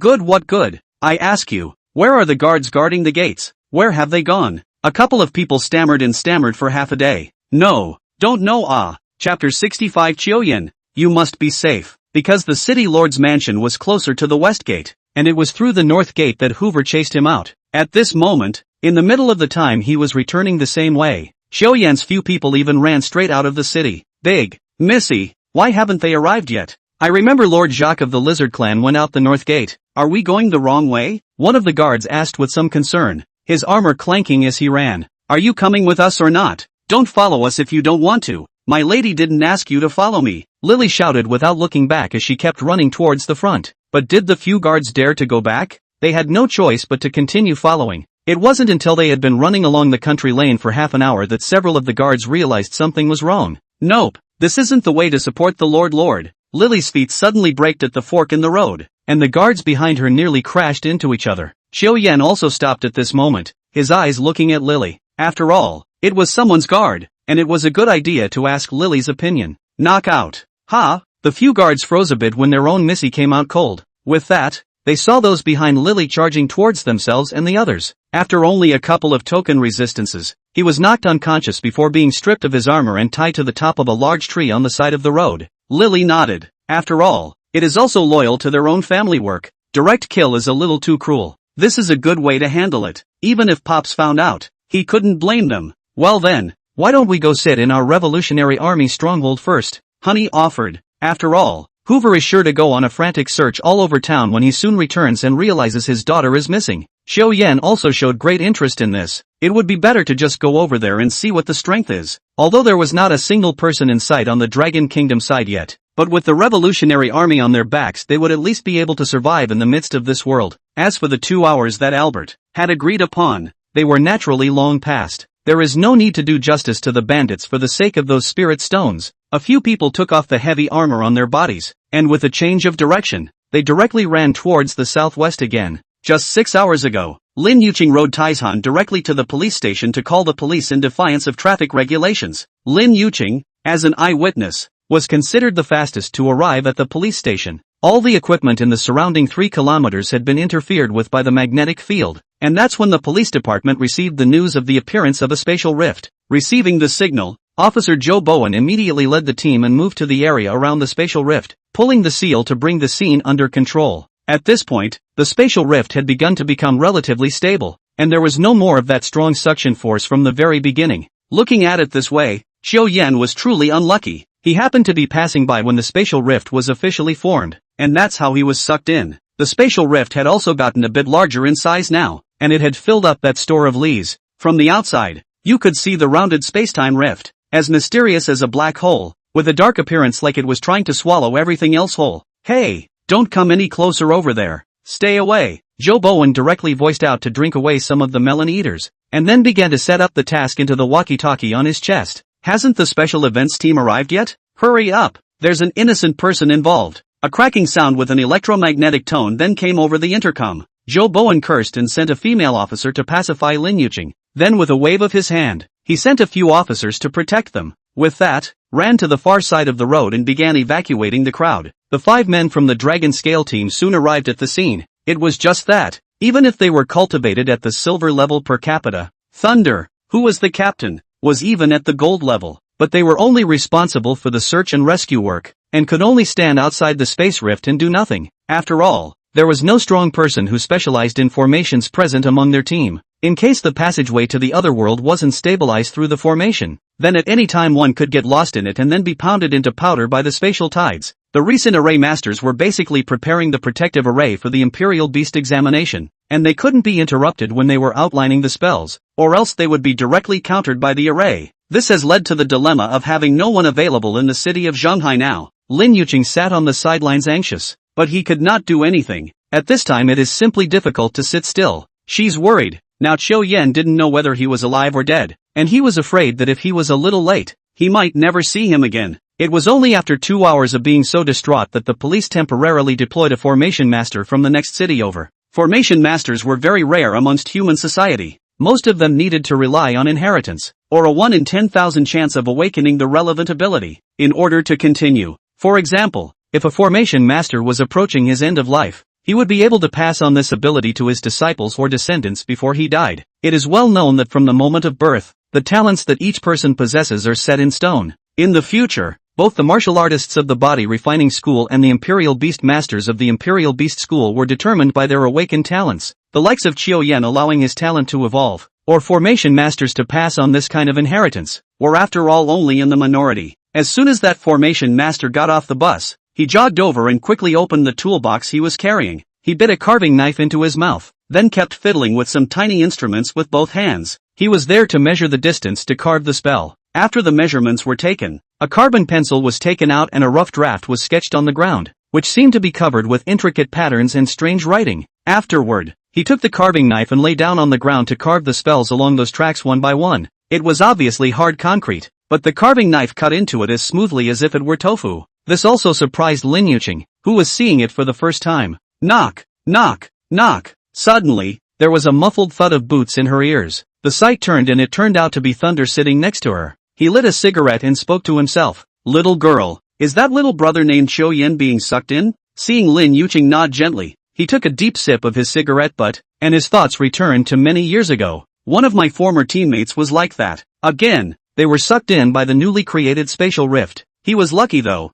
He was still alive when the search and rescue team found him off-world, and only slightly injured. It's not like there aren't cases like this, so you don't have to worry too much. Qiu Yan will definitely be fine. Lin Yuqing turned her head to look at Lei Ting, doubts written all over her eyes. This older man seems to be very sad. Aren't his teammates still alive? As if he had read Lin Yuqing's doubts, Lei Ting spoke again after a pause. It's a pity. We didn't have enough manpower and strength at that time. Attacked by unknown spirit beasts in the other world. Our entire team is at stake. It was he who sacrificed himself, stopping the spirit beasts alone and holding back for us. That's how we were able to come back. He let out a long breath. Don't worry, I won't let that tragedy happen again. After saying that, Thunder smiled to himself, and then stood up and patted his ass, leaving the place. Lin Yuqing looked at Lei Ting's back and similarly felt a sense of despondency, unconsciously clutching the corner of her coat. Qiu Yan, you must be safe. Chapter 66 Rescue Operation. Departure. Time passed in an instant, and that formation master let out a long sigh of relief as he collected his carving knife and tools and was about to leave. Perhaps it is too much of a drain on the mind. An unsteady stand is about to fall towards the back, but fortunately the Dragon Scale squad members waiting on the side to go and ambushed him. He turned back to say thank you, before speaking somewhat weakly. Due to the haste of today's arrival and the lack of manpower, I'm the only one. I've stabilized the spatial rift for now. The formation will probably last for about 3 days. Remember, measure the flow rate of the otherworldly after you enter. 3 days is dragon time, or 72 hours. After the time, the formation will not be able to maintain channel stability. If the spatial flow in it is too fast, if you can't make it back, don't force your way into the passage. Remember. Thunder nodded and with a wave of his hand, A layer of purple light immediately emerged from two of the team members. They were beast sentinels, and their physical qualities were naturally not as strong as those of martial artists, and this move was also to protect their safety. With that, the dragon scale squad slowly stood in the center of the spell formation. The complicated spell formation began to flicker with light. Within a few breaths, a blinding glare blossomed, directly engulfing all 5 people in the center of the formation. Dragon Scale Squad, rescue and exploration operation. Go! Thunder bellowed, and the figures of several people dissipated. Lin Yuqing looked at this side with a worried face, and the female police officer on the side pulled over her small hand at the right time. The warm hand wrapped around Lin Yuqing's cold little hand, also calming her mood a little. It wasn't the first time that the Dragon Scale Squad had rescued innocent people who had fallen into the spatial rift. Directly and lightly, he evenly released his spiritual energy and slowly drifted towards the front. I don't know how long it took, but a few people came to the otherworldly world with a blackout in front of their eyes. Thunder looked around. It's impossible to know where you are when there's no light penetrating the area. After all, being in a different world. A female team member's heart clenched. Team Captain, do you want me to light it? Slow down, Thunder said softly. Lighting in dark and unknown places can be dangerous. Spirit beasts that live in dark environments can be very sensitive to light. If we illuminate rashly, we're likely to be besieged. Thunder sniffed the air. The air here is dusty and filled with a musty smell, but it didn't smell like any spirit beast feces. This is good news for a few people. It was mostly safe here, and there didn't seem to be any spirit beasts living here. Several people didn't dare to directly illuminate this side of space, and only had to use the weak light of the detection instrument to probe around.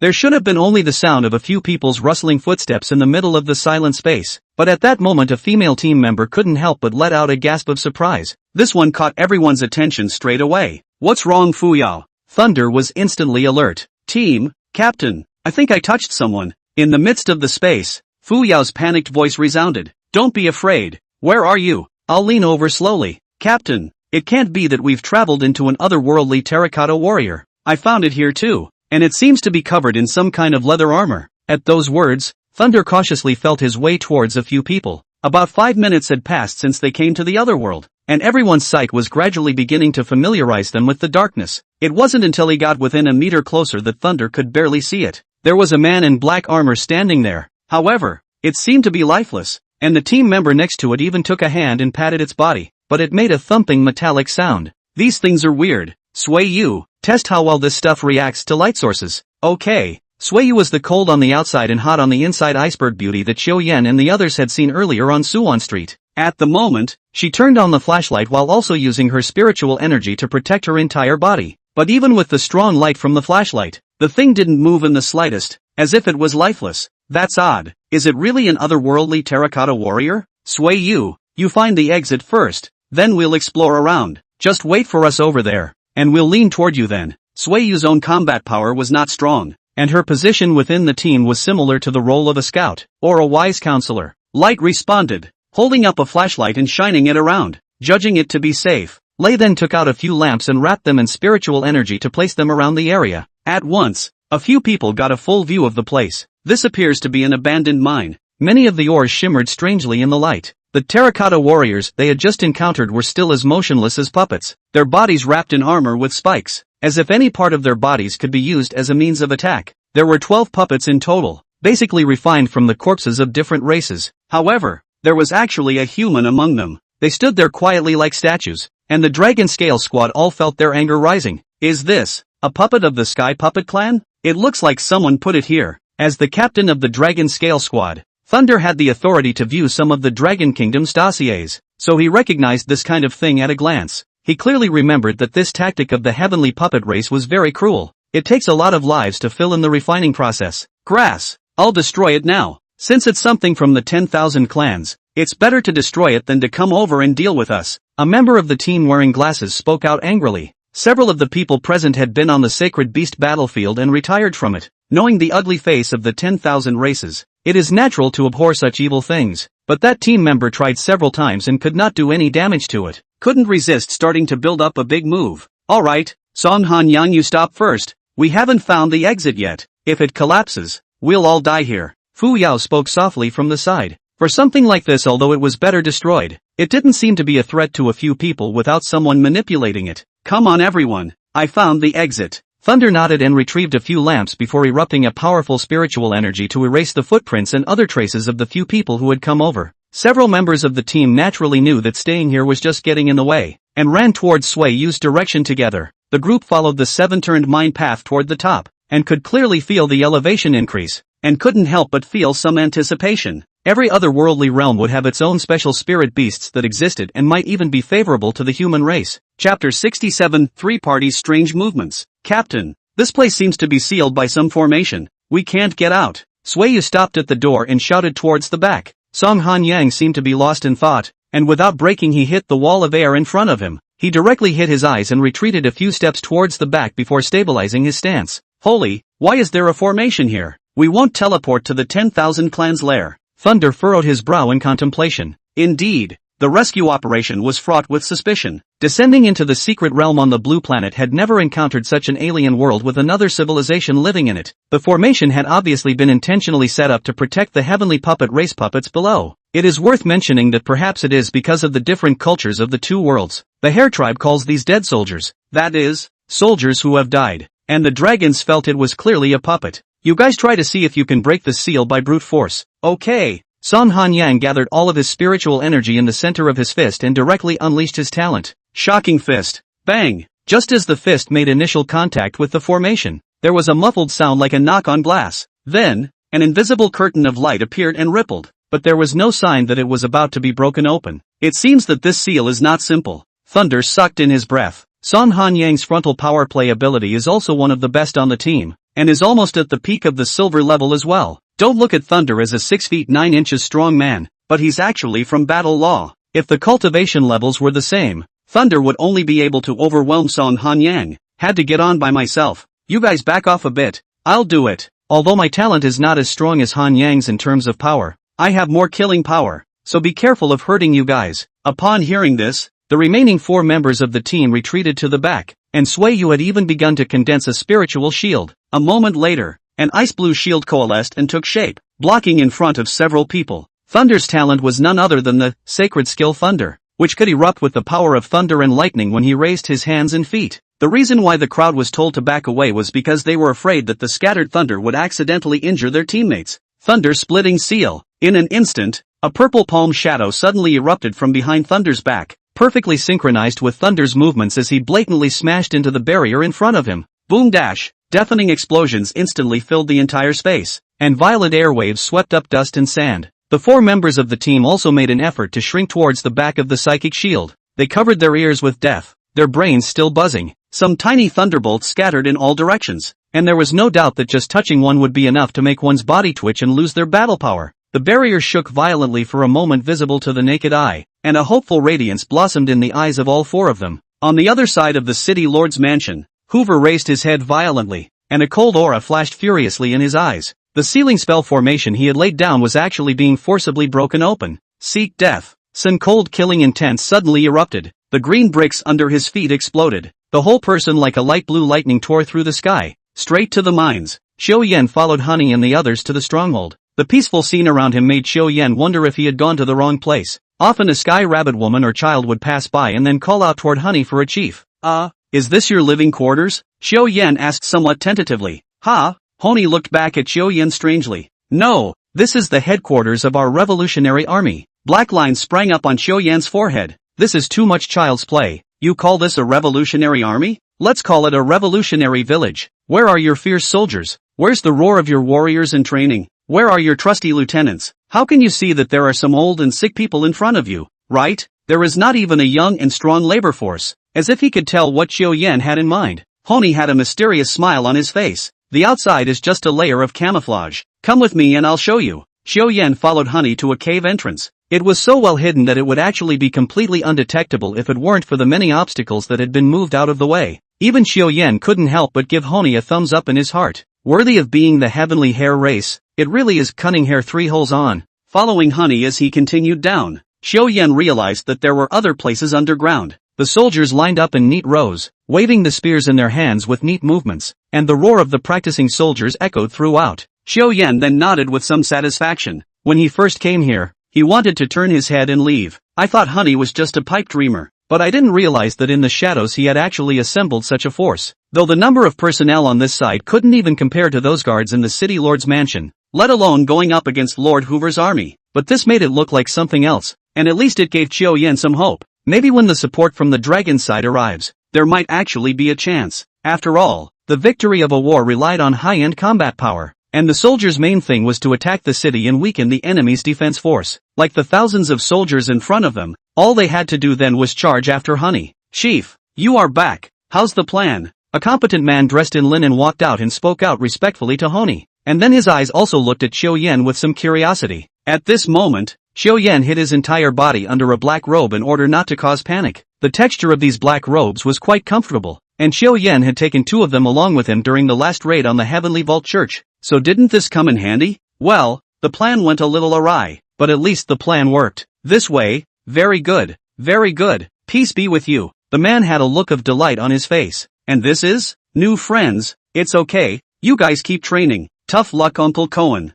Honey looked at the man, a polite smile spreading across her face. This is the Uncle Butler of the Reyes family, and he is the one who watched Honey grow up, and regards Honey as his own son. It's also the person that Honey trusts the most. Cohen began to secretly help Honey gather soldiers after knowing what was on his mind. By going in and out of the barracks by his own authority, he turned some aspirants who also wanted to overthrow Hoover's rule. Nowadays, the entire barracks are run by Cohen here. The entire barracks had roughly 5 silver-level experts, 13 bronze-level squad leaders, and countless other black iron-level generals. After strolling through the entire barracks, Chiu Yen did make some small suggestions, which also made Honey look at Chiu Yen even more favorably. Report, Lord Chief. Lord Hoover went back out again less than a quarter of an hour after he returned. This time, it seems to be going in a certain direction. A few people looked at each other. Hoover is supposed to have returned to the townhouse and sensed that Lily was no longer in the townhouse. And then there must be a vigorous manhunt all over town. It was a critical situation,